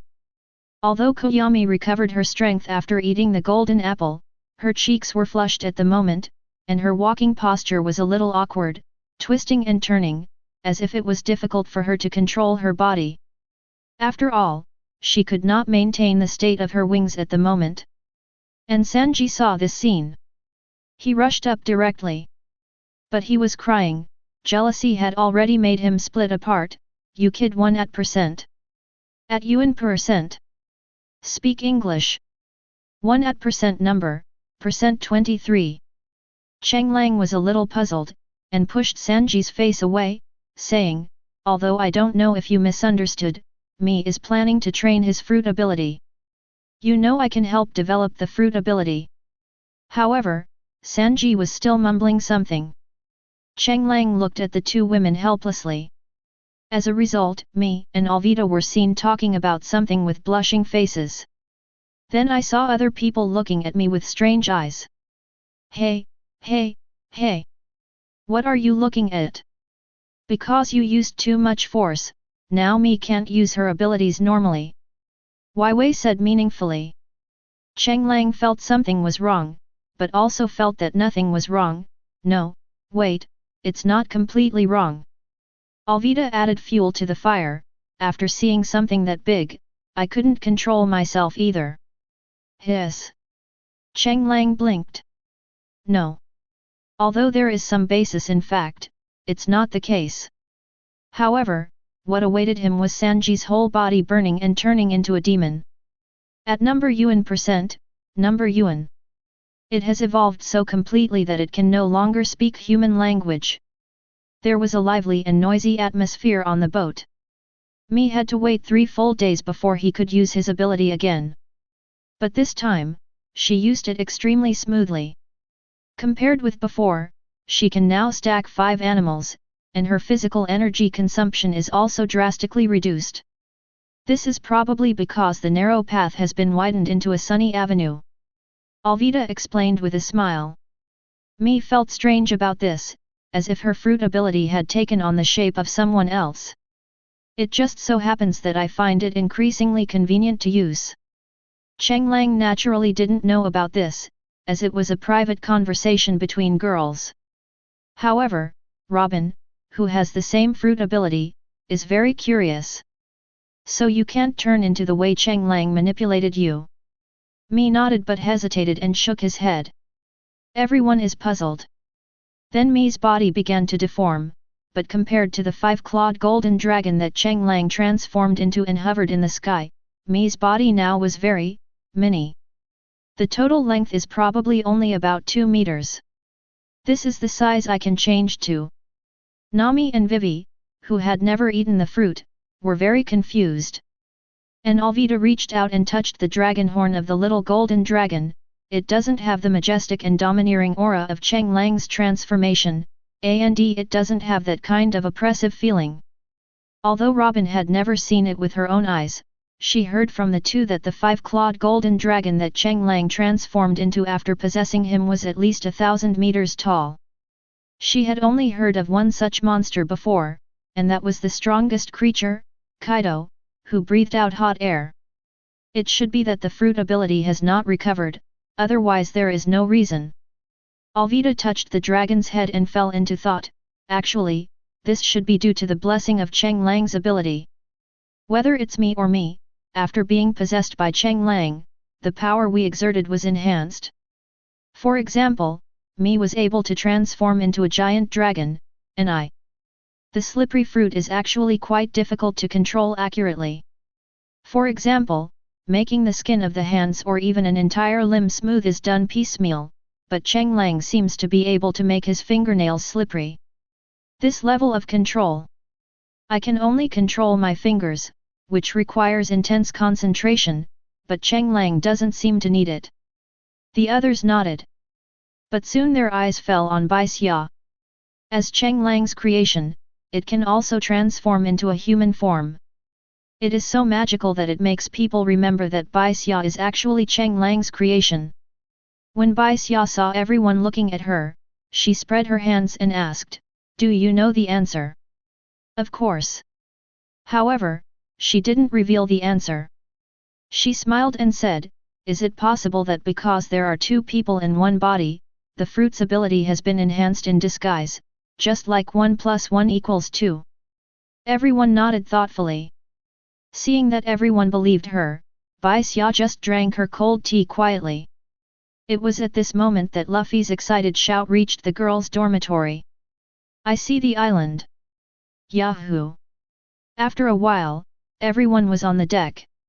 Cheng Lang looked at the green island in the distance with some curiosity in his eyes. After all, according to the plot of the comics, Sky Island should be behind Alabasta. Of course, it is also possible that the route was changed due to the influence of his tape. Just looking at the island in the distance, it shouldn't be Mogu Town. Usopp was also excited at this moment and said, "It is an island with a dock, not a deserted island." Hearing that it wasn't a deserted island, the other Straw Hat pirates turned their eyes to Luffy. "Hey? What's wrong? Luffy, you are now a pirate with a bounty of 9,600 million. Hey hey hey! Look at Luffy grinning." Nami stretched out a hand and pulled Luffy's face. "I'm not praising you, but you're already wanted now. You'll be recognized on an inhabited island. Then run." Luffy said as a matter of course. Nami sighed, "We need to consider the issue of magnetic storage, so you have to at least wait until we know how many days it will take to store it." Finally. "No." Luffy refused righteously. Seeing this, Nami gave up. After all, it's impossible to persuade him. Even if you agree on the surface, if this guy sneaks out again later, it will be even more troublesome. Then we have a deal. Don't make a big noise unless it's absolutely necessary, okay? It is good. Nami turned around and said, "Now we have to decide who will stay behind to watch over the ship." Bai Xia raised her hand silently, "I'll just stay. It's too sunny here." Baxia, whose true form is a snow golem, really dislikes Chundao or Xiaodao. "Anyone else want to stay? I just needed to catch up on some sleep." Zoro yawned and fell asleep leaning against the main pole. No one else said anything more about this. It is enough to have two people left to watch the boat. Nami was about to assign tasks, but when she turned around, she saw that the four-man team of boys, not Luffy's team, which was now going to be a five-man team with the addition of Yaobai, was already eager to try and didn't seem to be listening at all. Nami felt a little tired. At this moment, Sanji took over with a smile, "Don't worry, Miss Nami, I will find a way to supply the ship." "You're still reliable, Sanji. I'm your knight, how could I possibly embarrass Miss Nami? So as a reward." Nami interrupted Sanji's spell casting and turned to look at the others. "Cheng Lang, are you going to mine?" "Not needed for now." "Really?" Nami was a little disappointed. After all, every time Cheng Lang went down to the mine, she could see a steady stream of gold coming into the warehouse. Although she couldn't sell it, it didn't stop her from wanting more. Chapter 156. Vivi, hey? Where's Vivi? Nami turned her head to look at the girls' group. After all, the boys' group was so bad, so the girls' group could only increase the workload a little bit. As a result, I just turned around and planned to take Wei for a walk. But when I turned around, the person was gone. Robin pointed at Vivi, who was excitedly planning to go to the island with the boys' group. Nami was stunned, and then she gave up on teaming up with Vivi. Speaking of which, Vivi has always been a princess. Although she later joined the Baroque studio, she was also a combatant. Now she has even left her identity as a princess. Her curiosity about the world makes her eager to go on an adventure to the island. Finally, he looked at Alvida, me, and Robin. "I need to exchange gold, who will come?" Nami looked at the three people pitifully. In Alabasta, due to the national conditions, Nami did not find merchants to exchange gold. Although they have money now, they don't have much berry to hold, especially when they left Alabasta, they spent a lot of money. The first is the most well-known perfume, because there are already 6 women in the Straw Hat Pirates, but there are more than 6 people who use perfume, including Feng Clay. Then there are the medicinal herbs that Chopper wants, the wine that Sanji plans to brew, and most importantly, the food. Despite Cheng Lang's relationship, there was no shortage of food. But it's impossible to eat the same food all the time. So you need to have a lot of food reserves. That is at this time. Gugu flew onto Nami's shoulder. Cuckoo. Hey? Gugu, you're going too. Nami was surprised. Gugu rarely gets off the boat, and was even more reluctant to get off when in Alabasta. It was rare today. Cuckoo. Although she didn't understand, she could tell from the other party's expression that he was very excited. Then, a grey fried egg fell into Nami's hand. Cuckoo. Chopper translated, just throw it when you encounter danger. This is his special flash egg, which can instantly burst into a strong flash of light. Can I give it a try? Nami felt a little hot. After all, she had seen the power of the explosive egg, especially the explosion that shot straight into the sky, which was terrifying to think about. Cuckoo. Chopper translated, yes, I have a lot of these glitter eggs. Nami thought for a moment, then threw it towards the empty ground. Click. The crisp sound of an eggshell cracking. The 6 adventurers turned their heads immediately. As a result, he was blinded by the red and white light. Ah! My eyes! Usopp was carrying a telescope, and the moment he hit the shiny egg, he covered his eyes and rolled on the ground frantically. The others were also stabbed and couldn't open their eyes. What? Who is attacking us? Luffy panicked and prepared for battle, but he closed his eyes. The only person on the ship who was not affected was Zoro, who was still sleeping with his eyes closed.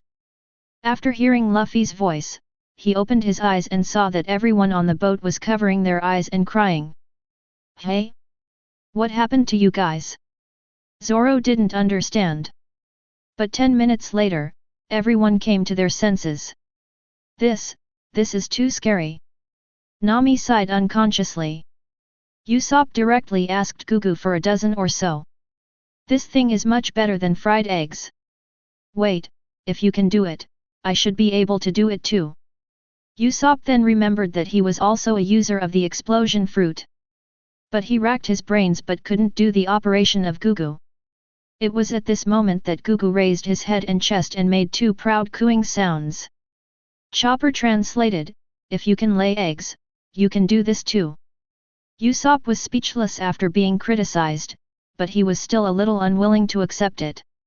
However, the result was that he was almost on the island and still couldn't create a flash explosion. Why, I can't even beat a chicken. Usopp began to doubt his life. Gugu strode and jumped into Nami's arms. Cuckoo. Chopper translated, if you're not good at it, practice more. Ah ha ha ha, Usopp was ridiculed. Luffy couldn't help laughing. Cheng Lang held the grey flash egg and looked left and right. On his hand is also the name of shiny egg. By the way, can a chick hatch from this egg? If so, could it be a glitter chick? Cheng Lang couldn't help but think of these. And this glitter egg? The number of seeds consumed is exactly the same as that of E1 fried eggs, 384 wheat seeds. It was at this time that the island was finally arrived. But of course it is impossible to land head-on, but to land in the corner of the island. The 6-member adventure team ran away happily. The rest of the people also have clear division of labor. Nami, Gugu, Sanji and a chicken team went to exchange gold and buy food. Cheng Lang, Alvida, and Koyami went to explore intelligence and observe the situation on the island. Robin went to the island alone. Although Nami invited her, she decided to explore alone. No one else said much about it. Division of labor completed. Act individually. Except for Robin, everyone else is on the same path. Therefore, the Straw Hat Pirates were divided into 4 groups. The exploration team, the shopping intelligence team, the ship watching team, and Robin. These guys run so fast. Sanji was annoyed as he watched the exploration team disappear in the blink of an eye. You can go if you want. How is that possible? I am your loyal knight. The shopping intelligence team soon arrived at the dock they had seen before. As far as the eye could see, the dock was peaceful and comfortable. When a group of people appeared, many people looked sideways, but then they didn't care anymore. Cheng Lang looked at these South African-style clothes, which looked a bit like a tribal market. But the system is perfect. There is a strange sense of disharmony. After all, there is a sense of modern institutions in a tribal society. You're pirates, right? The sudden voice and the words that accurately guessed the identity startled everyone. Turning around, I saw it was an old woman. Seeing everyone's surprised expressions, the old woman waved her hand and said, "There's nothing to be shocked about. There are only so many people on our island, and most of them are familiar to us. The only strangers who could come here are pirates who followed the record pointer. Don't worry, if you're willing to trade and purchase supplies normally, we'll be happy to welcome you. If you're planning on looting." He hadn't finished speaking, but one could see that the seemingly simple villagers had drawn their weapons. It's a flintlock rifle. Same as the Navy. You are the Navy. Sanji was a little shocked. After all, this island that looked very backward actually had standard Navy equipment. The old woman shook her head, "No, but it's almost the same." "Old woman, do you know how long it will take to complete the recording here?" "Half a month." "Is there a place to exchange gold here?" Nami continued to ask anxiously. The old woman looked at Nami in surprise and pointed at the houses made of thatched and bamboo huts. "How do you know we are rich?" Nami sighed. The old woman found Nami's expression amusing, but since they weren't the rude pirates, she smiled and waved her hand. "If you have no money, you can exchange it for other supplies. Gold jewelry can also be used for consumption." But when she finished speaking, Nami's expression became a little subtle. "What they have in their hands are standard gold ingots. How can they be exchanged?" Then Cheng Lang produced gold nuggets in his hand and handed them to Nami. Nami was surprised to see the gold grains as big as a baby's fist, but then she relaxed. If they were of this size, they could be consumed at the dock in such a small village. "By the way, mother-in-law, what is this place called?" Cheng Lang asked curiously. Asker Island. Chapter 157. Asker Island.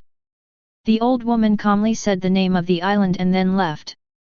Cheng Lang felt that this name was very familiar, as if he had heard it somewhere.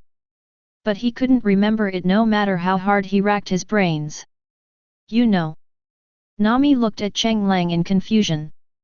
Speaking of which, Cheng Lang always knows a lot, whether it is science or other information. Probably. Cheng Lang wasn't sure. Maybe, what kind of word is this? Alvita was speechless. If you know, you know, if you don't know, you don't know, but probably. So subtle. Cheng Lang could only spread his hands, the memory was too long ago. One Piece has been serialized for so many years, it's good enough for Cheng Lang to remember the main plot, and this is also thanks to the fact that he can watch One Piece videos when he has nothing to do. Because there was no way to exchange for gold, everyone simply collected information at the dock. The two of them arrived at the restaurant immediately. As a result, I saw Robin sitting at the wooden bar in the restaurant. "Robin-chan, so you're already here?" Everyone sat down and curiously asked Robin if he had discovered anything. And Robin nodded. "This island has ancient ruins and traces of civilization far exceeding Alabasta." "Wait. I remember. Aska Island, the island where the legendary demon sword 7-star sword is located, and every 100 years when the red moon comes, it will bring unimaginable disasters." Nami seemed to have dug out useful information from the depths of her memory. When Cheng Lang heard the 7-star sword, he immediately remembered that this was the plot of the movie. But after listening to Robin's explanation, I feel something is wrong. Is the movie version justified in some way here? Yes, 3 years ago, this place was actually a place where pirates were rampant and wantonly invading. Then why do they still welcome us? Sanji took a puff of his cigarette and was a little confused. After all, he learned from the old woman that they had no resistance to pirates, at least not on the surface. Even willing to entertain. You know, there is no land that is not hated by pirates, unless there is extremely strong military force to deter them, so that those lawless pirates will become a part of the black economy's income. After all, the fees for serving pirates are naturally much higher. This is the result of normal economic development. But the pirates are definitely not afraid of such backward and village-like indigenous people, even if they have guns. You've figured all this out in such a short time. Alvito was a little surprised by Robin's speed. At this moment, Robin shook his head. I am just using the power of the fruit to explore. The reason I am here is that I was warmly invited. Robin looked around at the Icelanders who looked like diners. The others looked over and found that they had been surrounded without realizing it, like a group of sheep being bitten by wolves. If they took out their muskets at this moment, there would be a volley of fire, and under normal circumstances, they would be shot into a sieve. It was at this time that the group of 6 also arrived at the restaurant. Ah! How cunning! You guys actually got here first. Luffy's voice was naturally the first to be heard. Boss! Bring us the food. I want meat. Big chunks of meat. Seeing this, the restaurant owner just silently served the food. Luffy didn't care about that and started eating. Besides him, the expressions of the others were also extremely strange.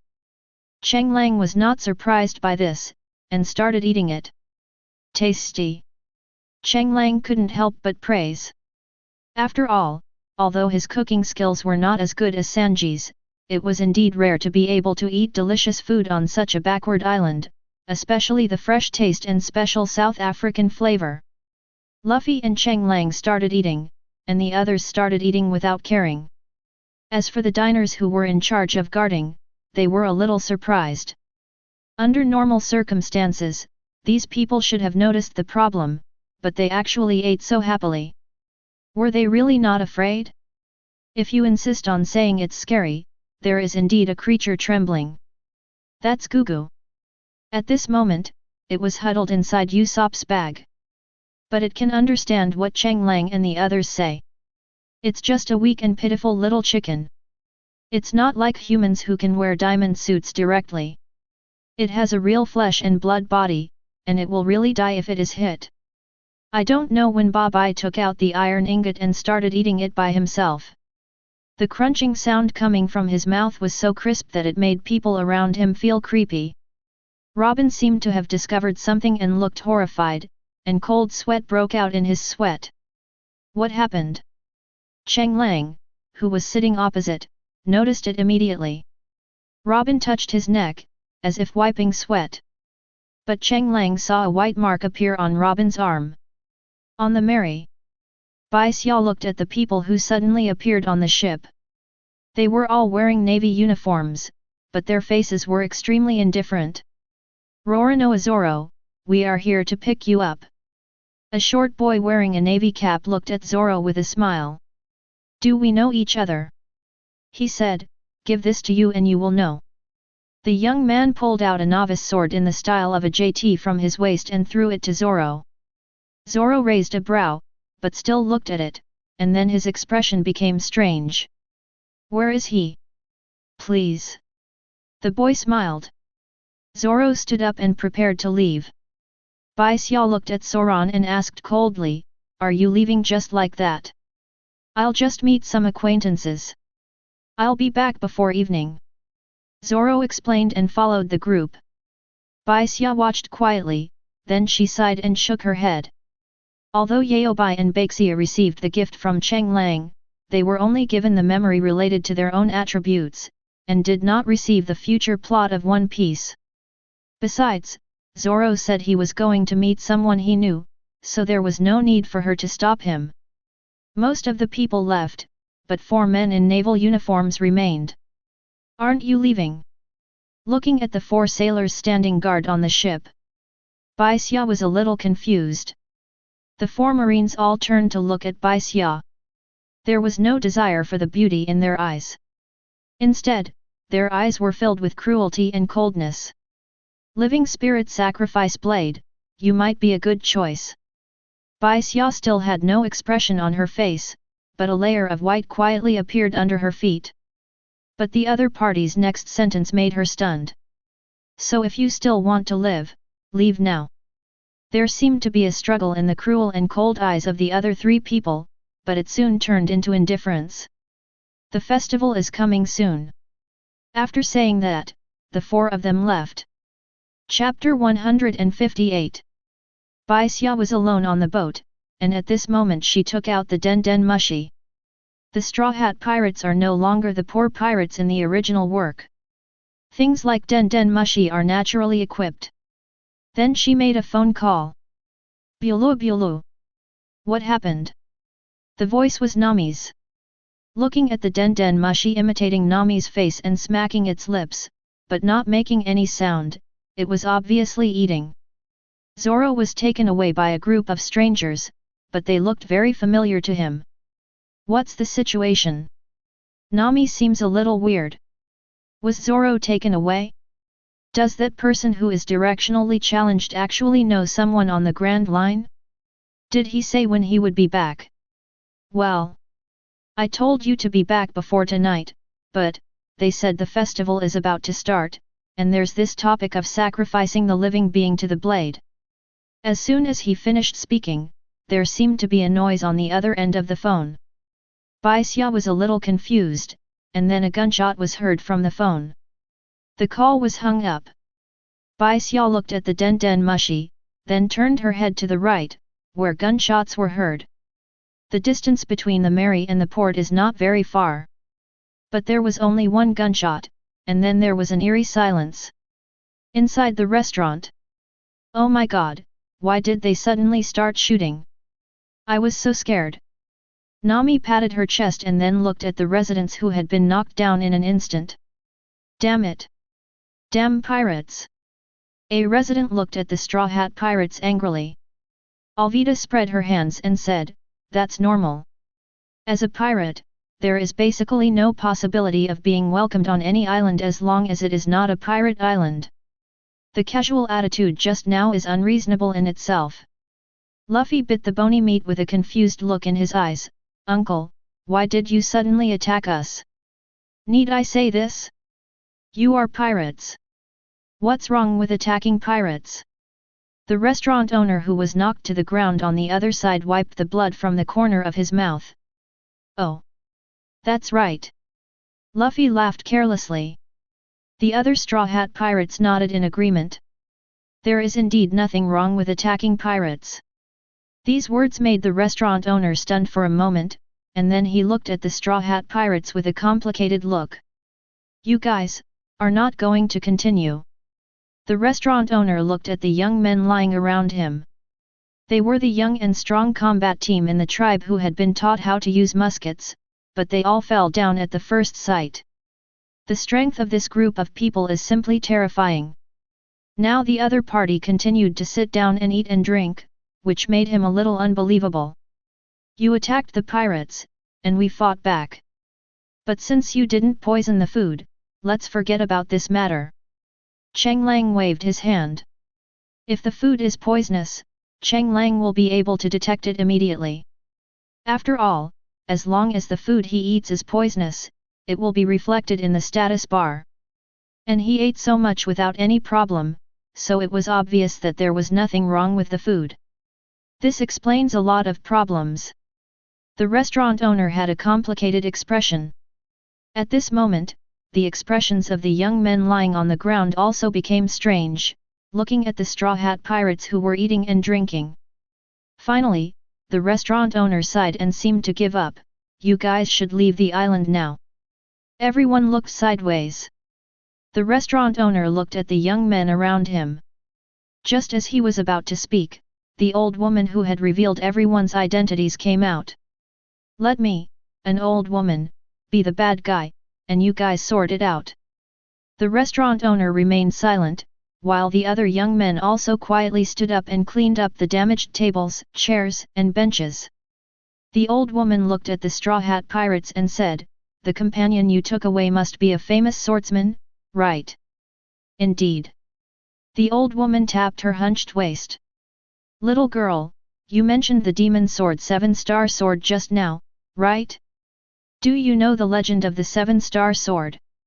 The blood moon is coming, living beings are sacrificing themselves to the blade, and the demon sword appears." It was Robin who was speaking. At this moment, she was groping her arm with a complicated look in her eyes. Just now, she used her ability to explore the island and saw a mural with words and patterns on it. The writing is ancient. The murals are already incomplete. But the text above is what Robin said. Of course, there are more texts than just these. There are indeed some later, but they seem to have been destroyed. The later texts and part of the murals have disappeared. Yes, but this legend is hundreds of years old. The old woman couldn't help but recall the past. Every 100 years, a blood moon descends on this island, and this day is the mission of our clan to pass on and protect it for generations. But, it's all about the times. Since the advent of the Great Pirate Age, the number of pirates has increased dramatically. My generation died of starvation and attacks, and in the end, all that's left are these few people here on the dock. Just 3 years ago. The old woman finally sighed. I didn't say anything else after that. But Cheng Lang couldn't bear to hear the Riddler's attributes. 3 years ago, pirates attacked and killed people, causing your population to plummet. They even activated the 7-star sword. The 7-star sword is a demonic sword. Those controlled by it will lose their minds, right? And now, you are looking for a sacrifice. Will it be a blood sacrifice or the life of a swordsman or a pirate? The old woman nodded. It's all done with the lives of pirates. After all, everything started with pirates. If it weren't for pirates, we'd have enough to eat. Who would have the time to activate the 7-star sword? There was a strong resentment in his tone at the end. It was obvious that the pirates' harassment made this elderly woman very distressed. Alas, it happened that a group of adventurers came. Although she hated pirates, the old woman seemed to be able to distinguish between good and evil. Just looking at the other party's painful and tangled expression, it was obvious that she was too rational and was also very conflicted about the current situation. Living in such an era, one can still maintain normal judgment. This is a rare thing. Cheng Lang couldn't help but be surprised by this. When madness is the norm, being sober is a sin. In this era of great pirates, maintaining a kind heart would be the greatest harm to yourself. Indiscriminately hating everyone who goes out to sea as a pirate is the norm in this world. At this moment, the Straw Hat Pirates remained silent, and Luffy silently lowered the brim of his hat. Everyone knows that pirates are evil. Besides, comforting is not something they, the pirates, should do. Cheng Lang asked in confusion, "Why don't you destroy this demon sword? If something is not helpful for survival and is a matter of faith and worship, then it does exist. However, almost all the people on the island are dying. Shouldn't such a dangerous thing be destroyed directly? It's useless. Whether it's discarded or destroyed, the 7-star sword will always return to this island when the blood moon appears and start a massacre. The more severe the destruction, the more people will be slaughtered. The reason why the 7-star sword is called a demon sword is because its ability to absorb blood and restore the sword body." Chapter 159. Cheng Lang listened to this story, which had obviously surpassed the background introduction in the theatrical version. Ever since he remembered that this was the theatrical version of Demon Sword 7-star sword, Cheng Lang has been trying his best to recall the plot development. But it turns out that the plot development has been rationalized by the world. But the description of this demon sword is getting more and more weird. They would return to the island every blood moon and even start a massacre. If it sinks directly into the sea or even into magma, can it come back? In contrast, others expressed fear when these ghosts and gods were spoken directly. I've heard a lot of rumors about the 7-star sword, but most of them are about people who master the 7-star sword. Even if they were just farmers, they would become powerful sword masters after obtaining the 7-star sword. These are some of the secrets I heard when I was at the Baroque studio. Feng Qilai said, stroking his chin. The other's eyes fell on Nami. After all, Nami had heard the rumors before. Nami was being stared at. She spread her hands and said, as you know, I used to be a treasure thief. I heard that the demonic sword 7-star sword is very valuable. Many nobles and wealthy people were very curious about this treasure. I think the asking price was 40 million. This is more valuable than the supreme blade. After hearing this, Cheng Lang couldn't help but wonder, is the supreme blade very cheap? It's just for reference. Each sword has a different value. Any sword called a demon sword is the cheapest type, but it starts at 10 million. Some good swords can cost over 100 million. Reasonable. Cheng Lang nodded involuntarily. The price of this supreme greatsword is really hard to justify, especially the offer of 10 million, which has been complained about for a long time. After all, the supreme greatsword 12 works is theoretically rarer than a devil fruit. The minimum value of a devil fruit is 100 million. After the little episode, the old woman took over the topic, so, now your swordsman partner is very dangerous. The demon sword 7-star sword loves the blood of swordsmen the most. And Usopp seemed to remember something. I seem to remember that one of the swords in Zoro's hand is a demon sword, right? 3rd generation Kaiditsu. Cheng Lang reminded. Yes, that's the name. So that guy must have come into contact with the demon sword, so he should be able to resist it. Others ate, drank, and chatted. This made the old woman a little confused. Aren't you worried? The rest of the Straw Hat Pirates looked at each other. It would be a lie to say that they were not worried, but everyone also believed in Zoro's strength. Cheng Lang looked at the small map. On the map, Zoro is on a small hill. Apparently, contact has already been made. Seeing how relaxed these people were, the old woman shook her head helplessly. She had already reminded them of everything she needed to, so there was no need for them to think too much about what would happen next. Nami saw Cheng Lang looking towards the hillside. She asked curiously, where is it? Yes, but it seems to be stable at the moment. There is no sense of war. Everyone knew that Cheng Lang had the ability to see far away, so after hearing this, everyone became more casual. Boss, do you have any more meat? The restaurant owner who had just finished cleaning up was speechless but finally continued to serve the dishes. Cheng Lang took out an ender pearl and handed it to Usopp. Shoot in that direction. Usopp was surprised. What's wrong? Something happened. Cheng Lang's sudden action made everyone nervous. No, I'm simply curious about the 7-star sword. After all, as you know, I like using swords. Seeing Cheng Lang's indifferent look, the old woman said, young man, don't be fooled by the 7-star sword. Once. Before the old woman could finish her words, Usopp blew at his slingshot. It's going to be slightly off position, but you should be able to navigate it on your own. I won't use my hair. Usopp said as he fired his slingshot. The ender pearl flew out instantly, and then began to accelerate after an explosion. The old woman stared at the scene blankly, somewhat confused, but then she saw Cheng Lang, who was originally sitting on the chair, disappear. She was stunned for a long time. Then he could only sigh helplessly, knowing that those who underestimated the 7-star sword would often end up in a bad situation. Block. Just one more sacrifice. On the hill, Zoro saw his childhood dojo mates. Sokka. Zoro's goal is to become the world's greatest swordsman. And Sokka wants to use his sword to cut off all the evil in this world. However, In terms of strength and talent, Sokka is naturally not as talented and hard-working as Zoro. But he was also one of the few people of the same period who could withstand 2 moves. But at this moment, Zoro looked at Sokka. He frowned and said, "You guy, the energy on you is ghost energy." Sokka looked at Zoro, whose gaze finally lingered on his waist. "You are no different, Zoro."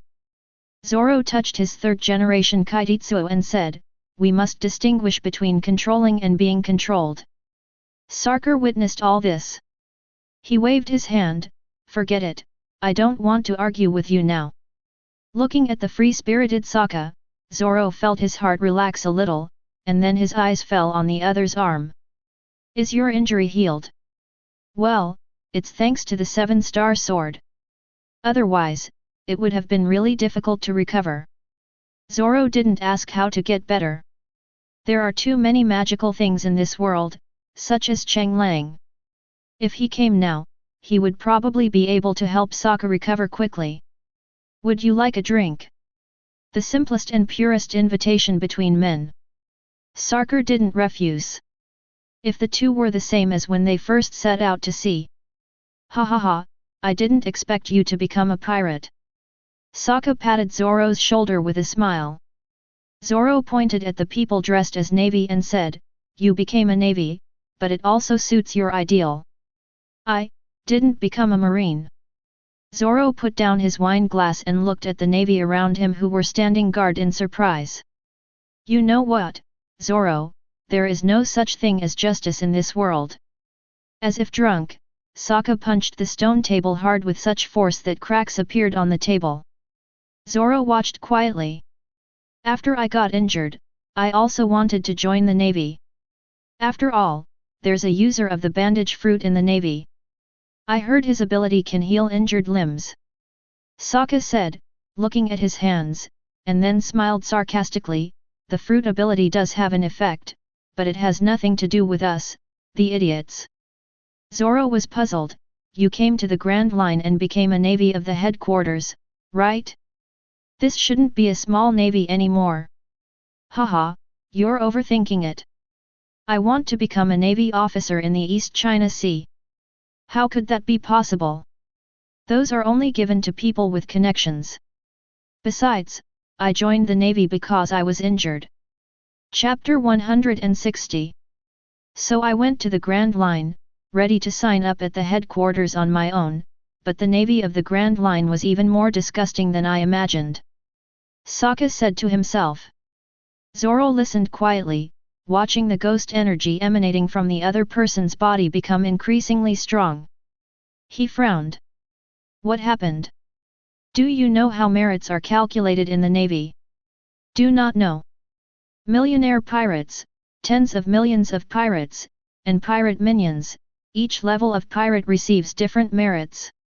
For the first 2, as long as the Navy captures anything, they can exchange merits based on the price. However, the definition of pirate minions is very vague, but there are also merit points, such as 10 people, 100 people, and 1000 people. And I was just a merchant ship with a little bit of strength. During a fight with pirates, I saved the entire merchant ship.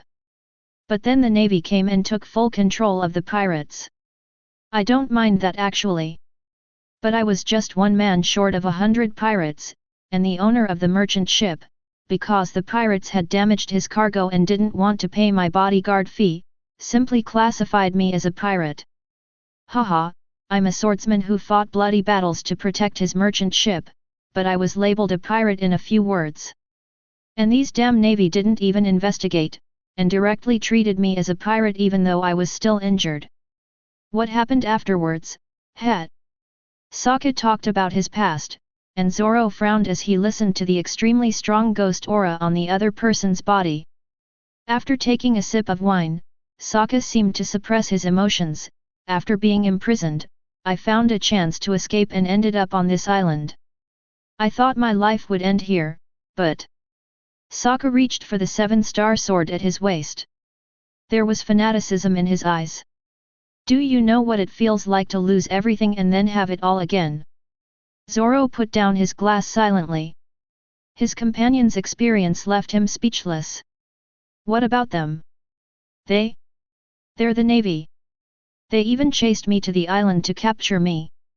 But now they've all become sword slaves. Advise him to be kind? Zoro is not a saint. If we look at it from another perspective, after all that Zoro has gone through, can he still drink so steadily?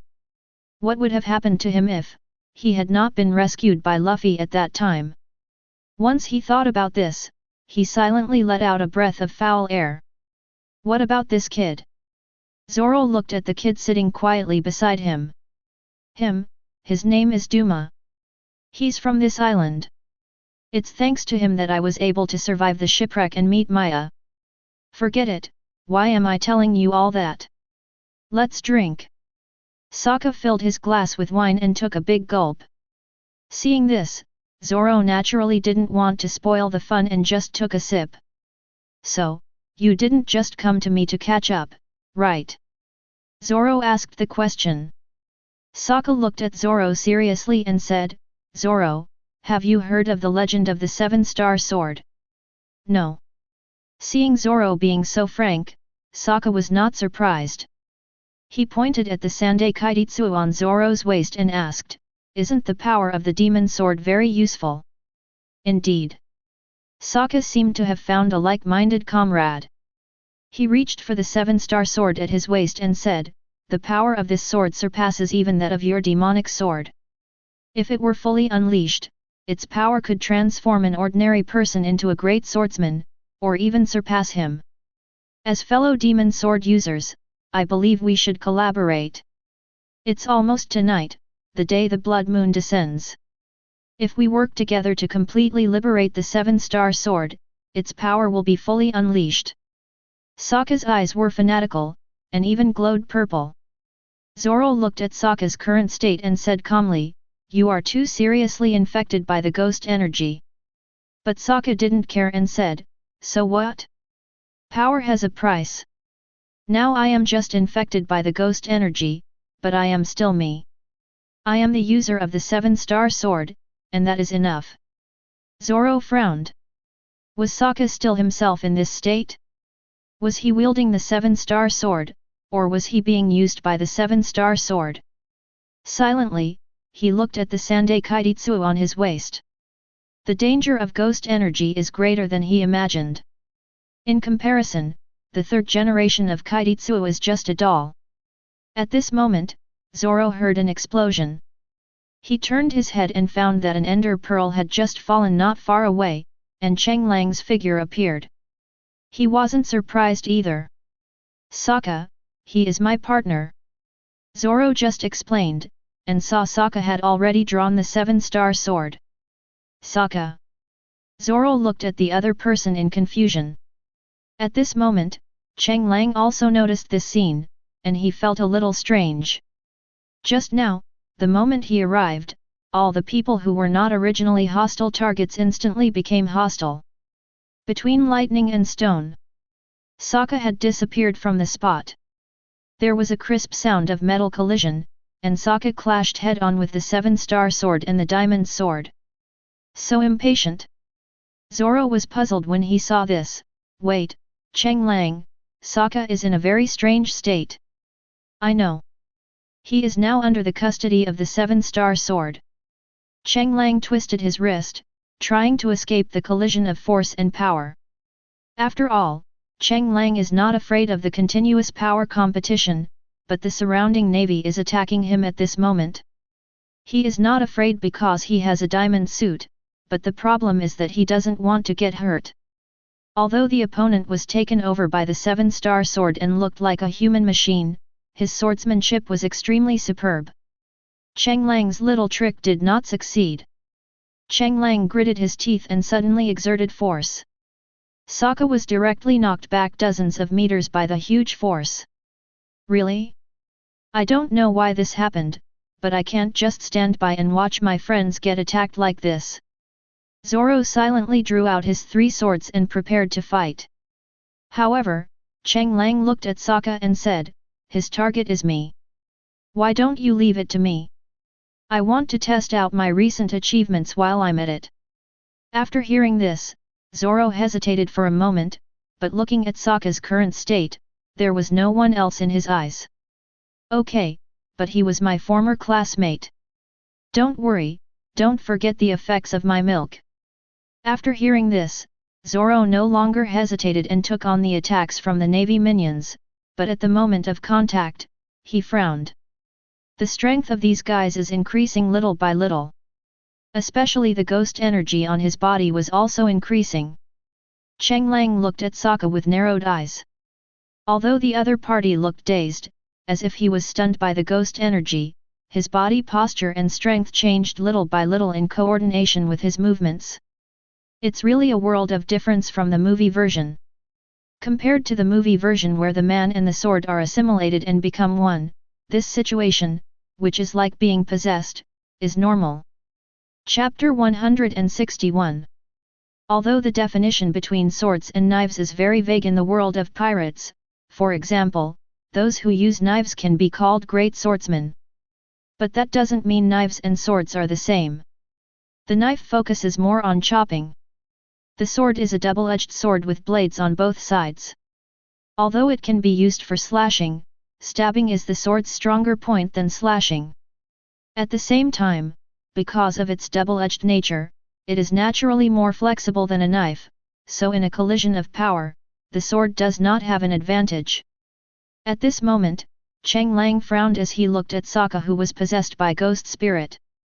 If you knife wielders switch to swords, is it true that you can only perform miracles with great force? Cheng Lang couldn't help but complain. In fact, when Sokka used the 7-star sword, it was just a knife.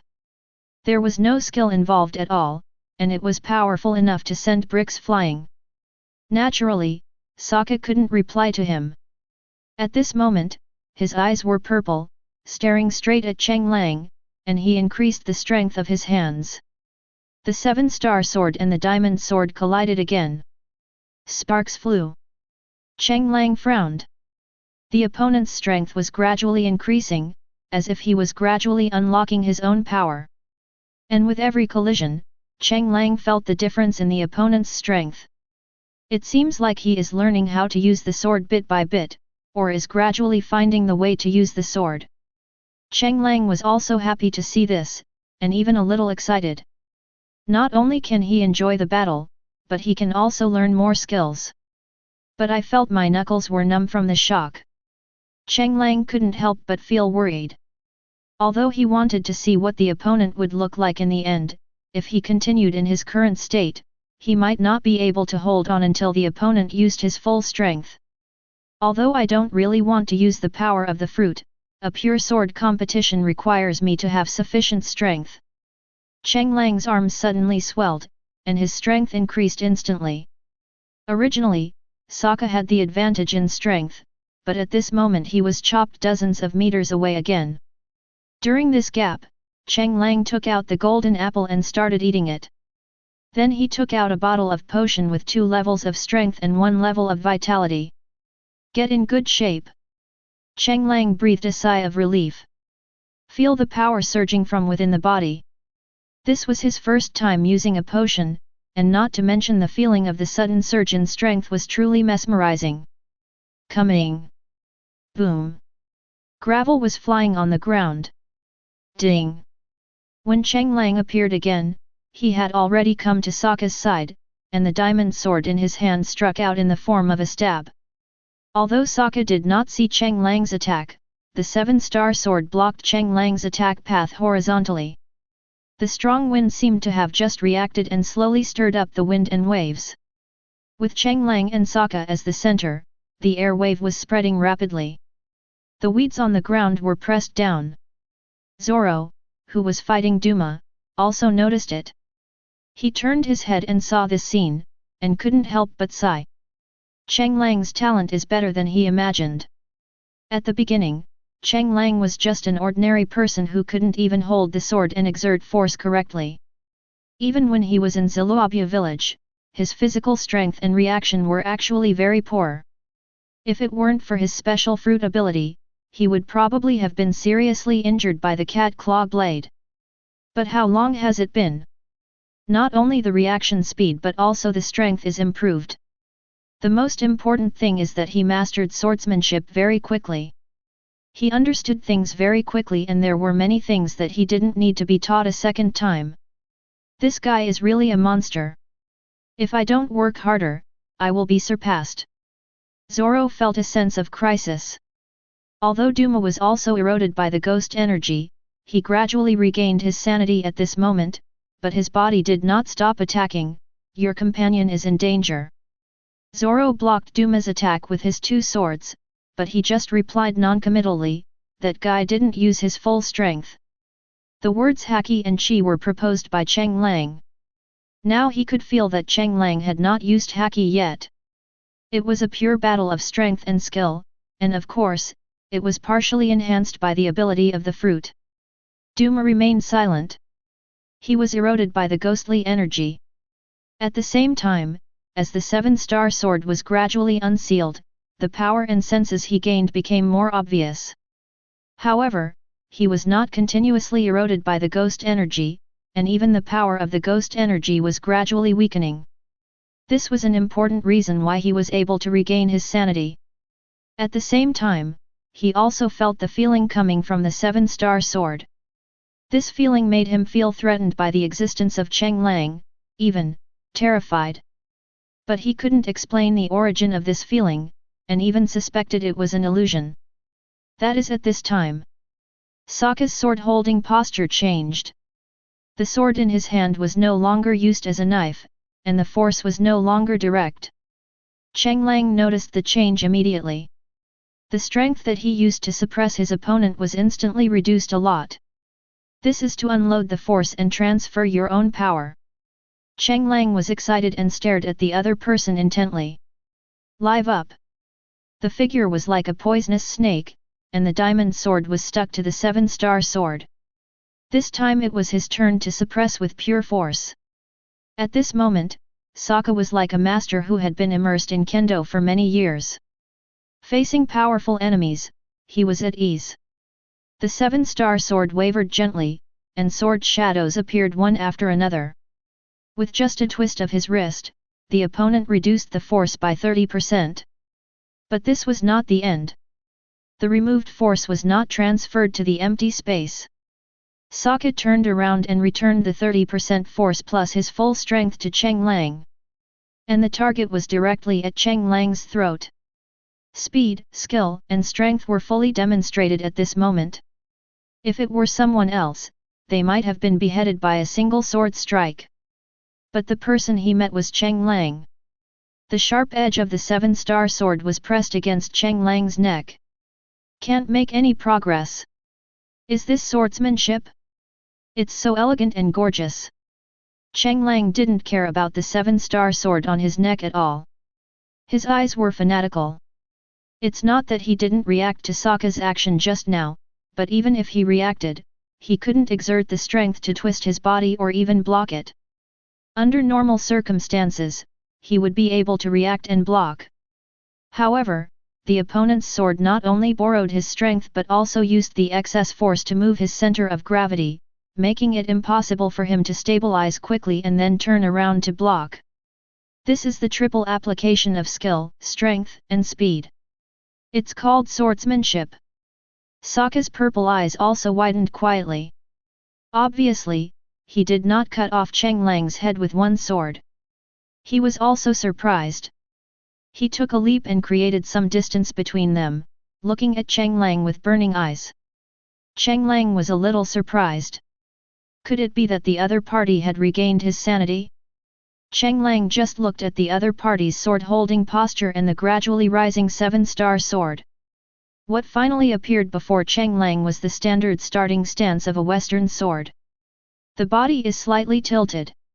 One hand behind the back, the other hand pointing the sword at the enemy. Chapter 162. A rapier. Also known as the noble sword. The swordsmanship that only nobles can use is also a branch of sword, namely rapier. This sword technique focuses on lightness and agility, using quick strikes as a means of attack. This was the first impression in Cheng Lang's mind.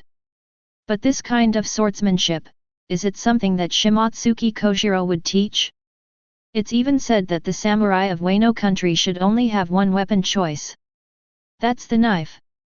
Cheng Lang turned his head to see Zoro, who naturally noticed it at this moment, and his expression was also extremely wonderful.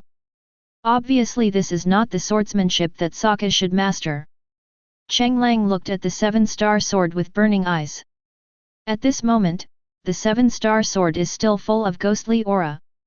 But compared to the evil feeling before, the feeling coming now is more like a guardian sword. This reminded Cheng Lang of some of the descriptions of the seven-star sword in the movie. It seems that the kings of 3 countries fought over a witch they had protected for generations, and in the end, the sword became a demon sword because of too much blood. In other words, the seven-star sword was once a normal guardian sword. It's really amazing.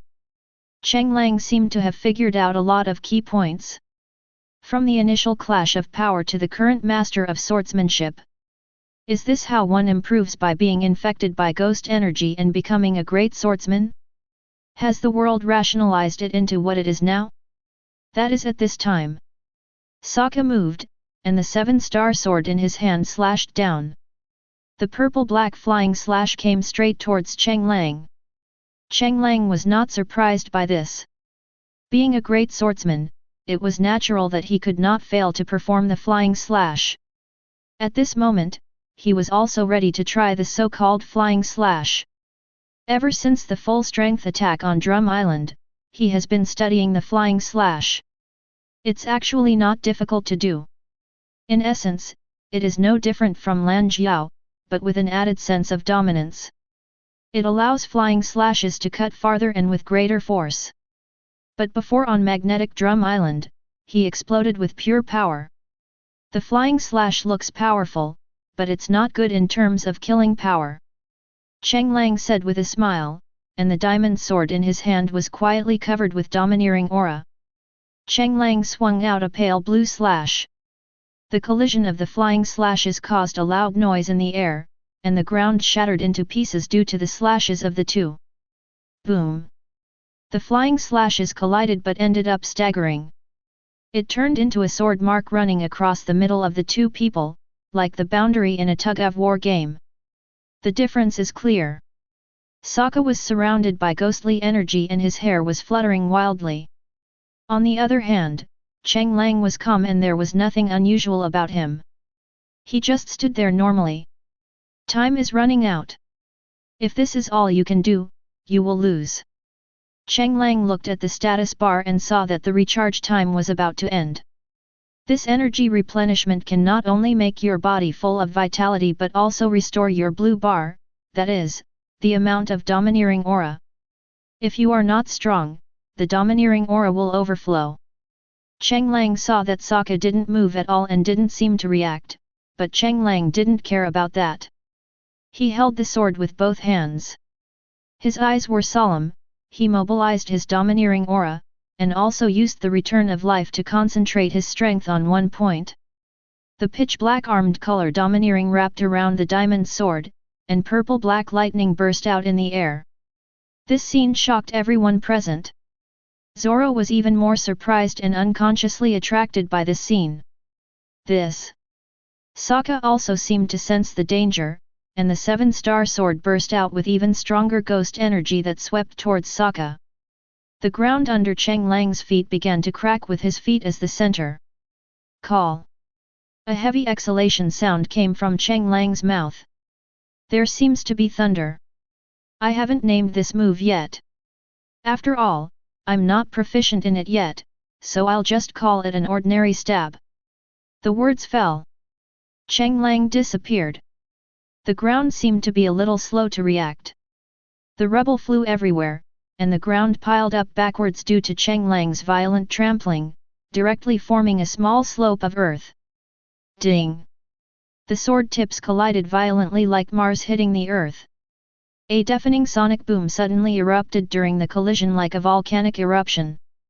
The ordinary navy around were like wheat blown down by a hurricane, and were knocked to the ground by the sudden air waves. Even many navy soldiers were shocked and dizzy. Click!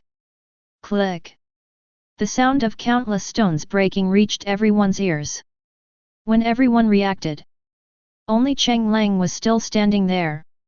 Sokka was knocked backwards by Cheng Lang's sword. Cheng Lang silently put away his sword and stretched his body. As expected of the 7-star sword, it didn't even break the blade. If the user's physical fitness wasn't so poor, perhaps he would have no problem taking my attack. Cheng Lang looked at Sokka. He had fallen into a coma at this moment, but the 7-star sword was still full of ghostly aura, and it even seemed to feel humiliated because of being knocked away. The ghost energy exploded there violently. Obviously, the user's weakness prevented it from exerting its full strength. In the next moment, the surrounding navy who were controlled by the ghost energy ran towards the 7-star sword as if they were possessed. Obviously it was not willing to give up and was ready to use the bodies of these sword slaves to fight. Of course, Cheng Lang is not stupid and would not allow the round-robin battle to happen. He appeared beside the 7-star sword in an instant.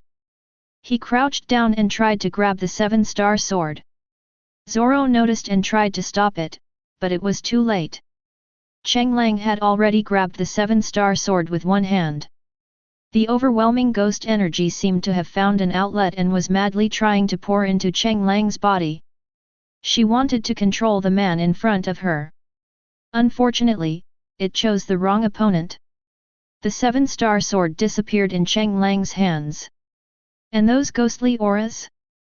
Naturally, they also disappeared. The controlled navy was like a puppet without its control strings. One after another fell to the ground.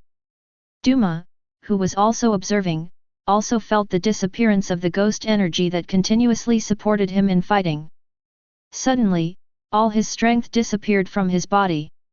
Even my brain was buzzing. The body trembles involuntarily. Then his eyes rolled back and he fainted on the ground. Zoro was a little surprised when he saw this scene. Cheng Lang you. Cheng Lang spread his hands and said, "It's no big deal. I just put him in the inventory." Zoro blinked. Obviously he didn't understand, but he knew that Cheng Lang had a special storage space and could take out a lot of things anytime and anywhere. Your devil fruit ability is really magical. It can even restrain that kind of ghost energy.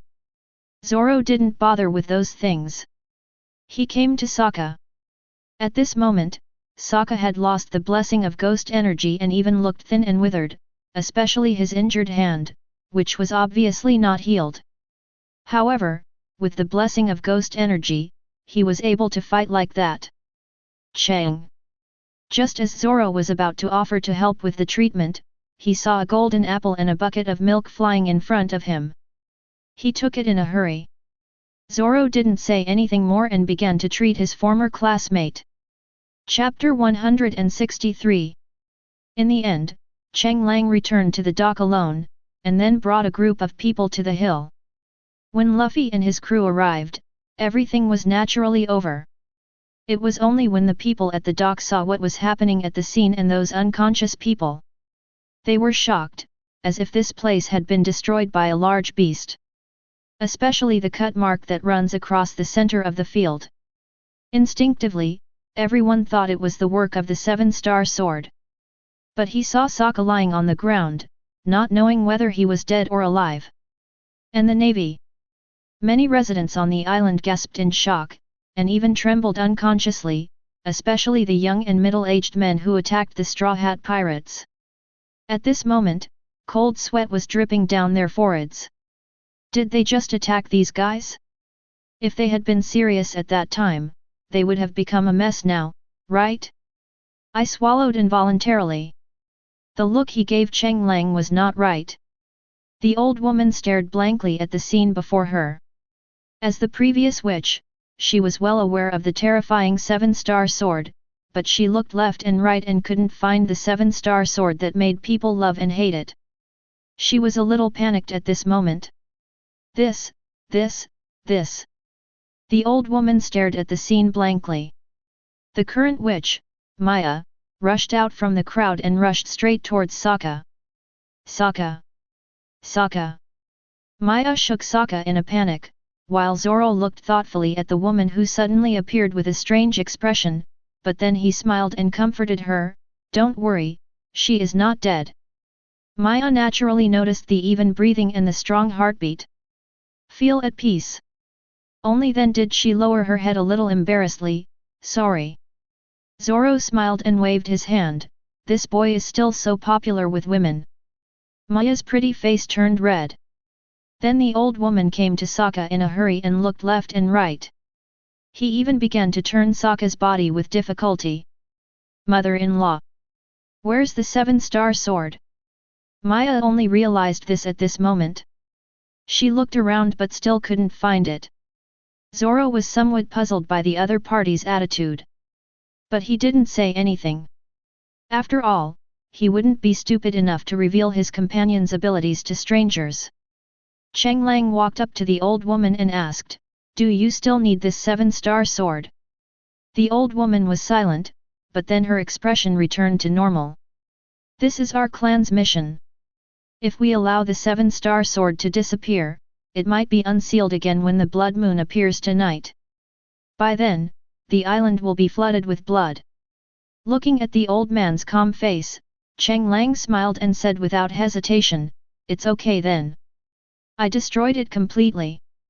It was directly reduced to powder." "Impossible." The old woman instinctively denied what Cheng Lang said. Cheng Lang said with great interest, "Why not? It's just a sword, just a little harder and sharper." Seeing Cheng Lang's expression, the old woman adjusted her mood and said, "I am not joking, young man.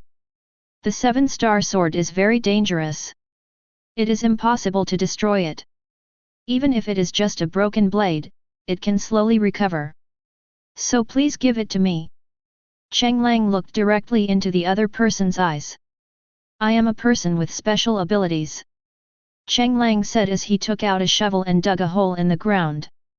He then put a bucket of magma in it, and then, as she watched, he casually threw a stone into the magma. The stone disappeared instantly after it sank into the magma. That's how the 7-star sword disappeared. Not a single drop of it was left. Cheng Lang explained with a smile. But when the old woman saw this scene, her expression became a little awkward. "You? Impossible, the 7-star sword cannot be." "Impossible." The old woman's breathing was rapid. Maya sighed upon seeing this, "Mother-in-law, that's enough. If it disappears, forget it. You don't understand. The 7-star sword cannot disappear, it." The old woman instinctively wanted to refute, but she stopped herself at the end and didn't say the rest of the words. Maya had a complicated expression on her face. As the current witch, she actually received very little inheritance, and there are many secrets about the 7-star sword that she does not know. But she didn't care. After all, sealing the 7-star sword for generations was a tradition on the island and no one would question it. And once she completes the once-a-century ritual, she will know everything. So she doesn't care and is not in a hurry. But now, seeing my mother-in-law's expression and state, obviously, the importance of the 7-star sword was beyond her imagination. "Mother-in-law." The old woman seemed to be gradually calming down, and she looked at Cheng Lang with a complicated expression. The news of losing the 7-star sword made her panic. But now seeing Cheng Lang's half-smile, she knew that she had been fooled by the young man in front of her. Sighed. She stood up and walked ahead. "That's just right, Maya, why don't you come along too? There are some things you really should know." Although the old woman only greeted Maya, Cheng Lang followed her naturally. As for the others, they all looked at each other. Luffy didn't care about the subtle atmosphere at all and followed. Luffy took the lead, and all the Straw Hat Pirates followed. As for the people on the island, they hesitated, but ultimately did not choose to follow. Instead, they quietly stayed outside. The reason for the hesitation was naturally that he was hesitating whether to stop the Straw Hat Pirates. But when they thought about the traces on the ground, they would probably die miserably if they went up. "And my mother-in-law didn't stop me. On the hill, a group of people arrived at a stone altar. With the help of the old woman, a downward staircase appeared in the center of the altar. But when she turned around, she saw that the Straw Hat Pirates had caught up with her. She felt helpless, but the situation was stronger than people, and her lifeline was in her grasp. Leading the way silently in front, Robin looked at the surrounding buildings, and brushed one hand across the broken mural behind the altar. She had used her ability to reach here and was then beheaded. Robin! Nami turned around curiously and saw Robin standing blankly in front of the mural. Coming! The group walked down the stairs and soon arrived at their destination. A faint light shone down from above. And where the dim light shone was a coffin. There was a corpse in the coffin, which was well preserved. This is...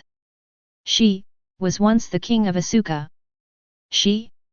A woman. Cheng Lang was a little surprised. Then I thought of the witch mentioned in the movie.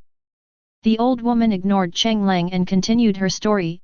The seven-star sword was once her sword, and it was also known as the sword that protected the kingdom. In a huge war, she was defeated, and everyone in the country was slaughtered. She used her last bit of strength to protect the last spark of fire and left the Asuka kingdom. She died in battle here. Later, those sparks returned here. Perhaps it was her obsession, or perhaps it was the resentment of countless people at that time, that eventually the seven-star sword became a demon sword. Chapter 164. The old woman explained the whole story in a few words. The words were so concise that everyone felt, that's it. Usopp blinked his eyes and asked in confusion, it's over? Is this the end? Shouldn't there be more grand stories? The old woman turned her head to look at Usopp, but her eyes finally fell on Cheng Lang. Tonight is a blood moon, and it's also the time when the seven-star sword is unsealed. If you want to know the story of the seven-star sword, please place it here. It still needs to complete its mission. It hasn't ended that war yet. War. According to what you said, the country of Asuka theoretically existed, 1,000 years ago, or even 100 years ago in the blank history. It was Robin who spoke, and her expression was a little strange at the moment. Just now, she began to read the murals around her, which contained ancient texts. The content of the story is indeed consistent with the old woman's statement, but it is more detailed than the old woman's simple statement. However, there is no record of that war. But it is the great achievements of this queen. For example, freeing slaves and treating every citizen kindly. Countless records are full of praise and admiration. But my final prayer is for her return. Blank history, 100 years ago. Everyone else was stunned when they heard this. You have to know that the world government was established only 800 years ago. This time span is a bit overwhelming. Cheng Lang looked at the murals thoughtfully. In an analysis he had read, it was mentioned that the One Piece world had experienced 2 destructions. The first world, the second world, and now the third world. In the first world, the devil fruit had not yet appeared in the world of One Piece, and humans were still in a barbaric period. This was an alien invasion.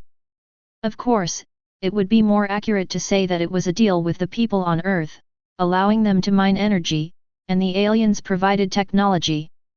In the barbaric period, that is, the slave era, people began to mine day and night in exchange for technology. The development of society and the advancement of technology directly led to the abnormal collapse of the slave society. Eventually, the oppressed people began to pray, praying that there was an existence that could free them from their slave status. The slaves prayed to God. Finally God was born. Named Liberation Warrior, Sun God, the first devil fruit. This is also the origin of the devil fruit. Objects born from human expectations. The destruction of the second world was also due to one thing, the Holy Mother Flame, or technology. The appearance of the Heavenly King changed the situation. The original 20 countries, today's celestial dragons, jointly mastered this technology and wanted to rule the world. However, the result was the reappearance of the Nika fruit, leading more people who were unwilling to compromise to start rebelling. The final result was failure, which means Joy Boy failed to resist successfully, which led to the current world government in a blank 100 years. Next comes the third world. That is now. The story of the 7-star sword seems to have been passed down from the first world. Was there once a queen who tried to progress from a slave society to a feudal society? Unfortunately, she failed, or rather, she was defeated by technology. The stories seem to connect. Cheng Lang seemed to have figured it out, but the others were a little confused. Even more curious. The old woman looked at Robin and was shocked. Can you understand the words above?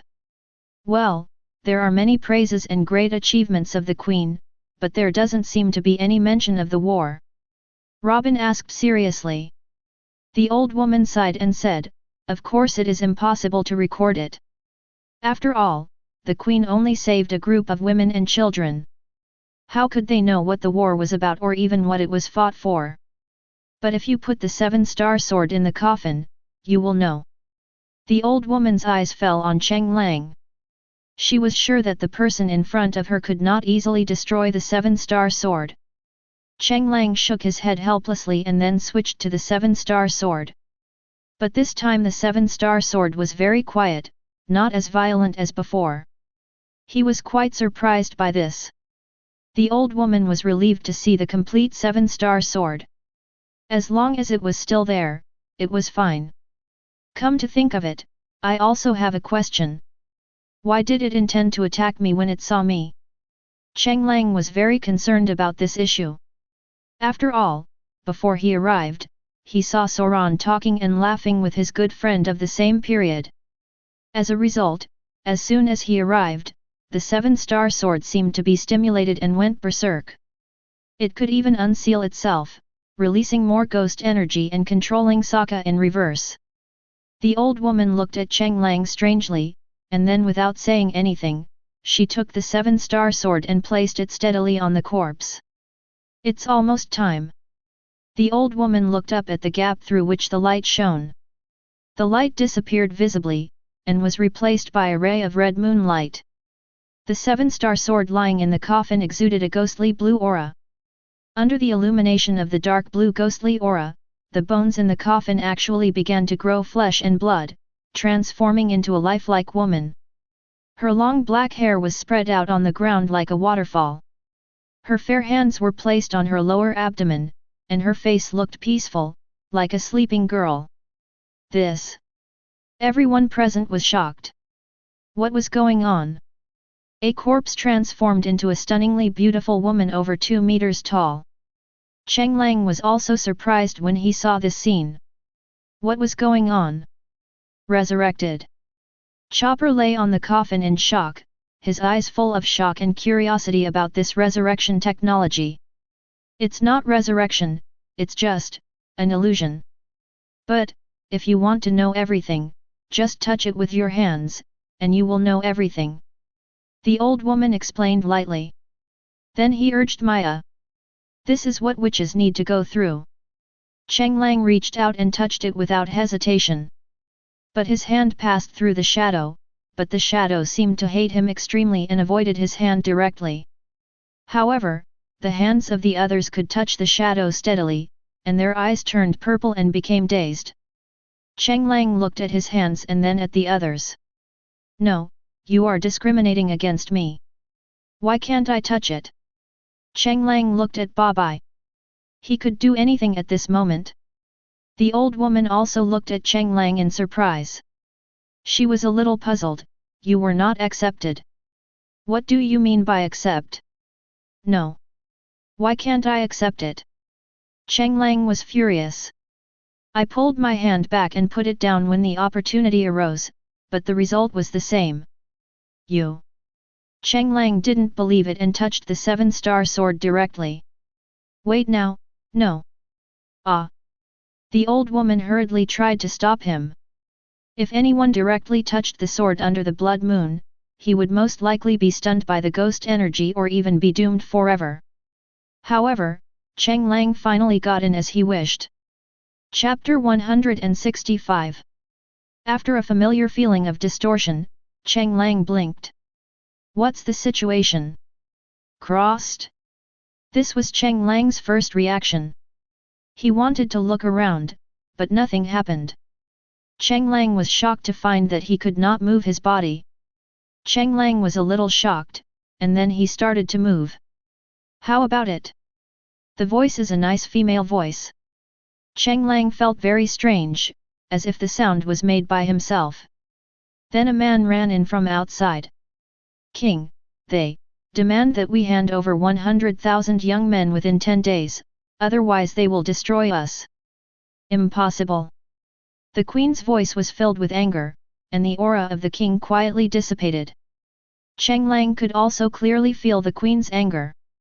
It was like a volcano erupting and the rage could not be suppressed. But king, our army is as fragile as an ant in front of them. We can't shake them in the slightest. They only need one person to destroy our country. Now we just need to hand over 100,000 Xinjiang, and we can even join them. The man's expression was excited. The queen naturally noticed this, and she looked incredulous. Al, what's with that expression? Are you planning to betray me? The man named Al froze in silence, but then he sighed deeply. King, we have no choice. They're too powerful. If we're willing to join, not only can we gain the power they call technology, but these are just a mere 100,000 strong men. Furthermore, they won't die, they'll just be sent to mine. It's a good deal. The queen looked at the man who had always been giving her advice with a cold expression. Impossible. The Asuka nation would never betray its citizens. Al sighed helplessly. Do we have to go to war then? Do you know what they are capable of? They only sent one man, and our army of 10,000 was routed. If a war really breaks out, it will destroy our country. Can't you think about more people? Our country has a population of tens of millions, and it's just 100,000. The lives of 100,000 people are more important than the lives of tens of millions. As a king, can't you think about more people? And king, you should consider this from another perspective. If we possessed their technological power, we would be able to better protect our people, wouldn't we? Compromising and taking a step back gives us a glimmer of hope for the future. Al tried to persuade. Yet the queen could not contain her wrath. Have you forgotten the promise you made? This sentence left the man named Al speechless, but in the end he just sighed deeply and looked at Al with cold eyes. I just face the reality. If you can't make a decision, then please, king, abdicate and let someone else take over. The scene stopped abruptly. The next scene was the queen looking down at her hands, which were now stained with blood. With a clang, the 7-star sword fell to the ground. This was followed by a feeling of nausea and vomiting coming from the stomach. Why? There was another break in the middle. The next scene in front of my eyes was on the street. The queen was standing there holding the 7-star sword, surrounded by the people's resentment and puzzled eyes, and even more curses and stones. Then there was blood splattering across the field of vision. The screams and wails of countless people echoed in my ears. The queen suddenly woke up from her bed. Lying on the bed, she looked at her hands, her stomach twitching unconsciously. Nausea and vomiting came over me. At this moment, her white hands were covered in blood. Al. I did what you said, but is this really right? The screen switches again. This time, a man with mechanical wrapping all over his body appeared. You still need me to provide 500,000 people? Even children? That's impossible. You've already taken away 1 million people from our country over the years. I'm not negotiating with you about the 500,000 people. I'm just notifying you. If you don't, you will be met with destruction. After saying that, the man left. The women in the palace were left standing helplessly before the throne. A population of 1 million, all of whom are young and middle-aged. Even a country with a population of tens of millions does not have much labor force when it has 1 million young and middle-aged people, and there is even a serious shortage of manpower. Many citizens have starved to death now. But the choice is still the same, 500,000 or 9 million people, which one is more important? Once you compromise, you will face endless compromises. The anger is building. This time in her dream, she swung her butcher knife again, killing countless people. The blood on her hands had already turned black. Due to the lack of young and middle-aged people, big problems began to arise in the country of Aska. Countless problems arose, the fields were left uncultivated and turned into wasteland, and countless people starved to death in their homes. As winter approaches, more people die silently from hunger and cold. In just 1 year, the country that once had a population of tens of millions has now shrunk to only 6 million, and this number is even decreasing rapidly. The palace was extremely deserted. However, the ministers, princes and nobles in the hall were singing and dancing. Because the technology we gain is so convenient, there is even technology that can prolong the lifespan of the elderly. The queen sat in the main seat, she was dignified and gorgeous. Outside the palace, countless people were sighing and groaning, naked. "Mom, I'm hungry." "My dear, you won't be hungry when you fall asleep." "Ah." The queen, wearing a cloak, walked like a ghost in her own country, while countless people who had lost their husbands, sons, and grandchildren were hugging each other tightly in the house. In the field, the old woman was pounding her waist, quietly watching the sunset, tears unconsciously sliding down her wrinkled skin. Beside the well, the skinny lady was working hard to turn the pulley, but due to malnutrition, she didn't notice that the bucket that was about to reach the well had slipped off. The skinny lady just sighed helplessly and could only grit her teeth and continue.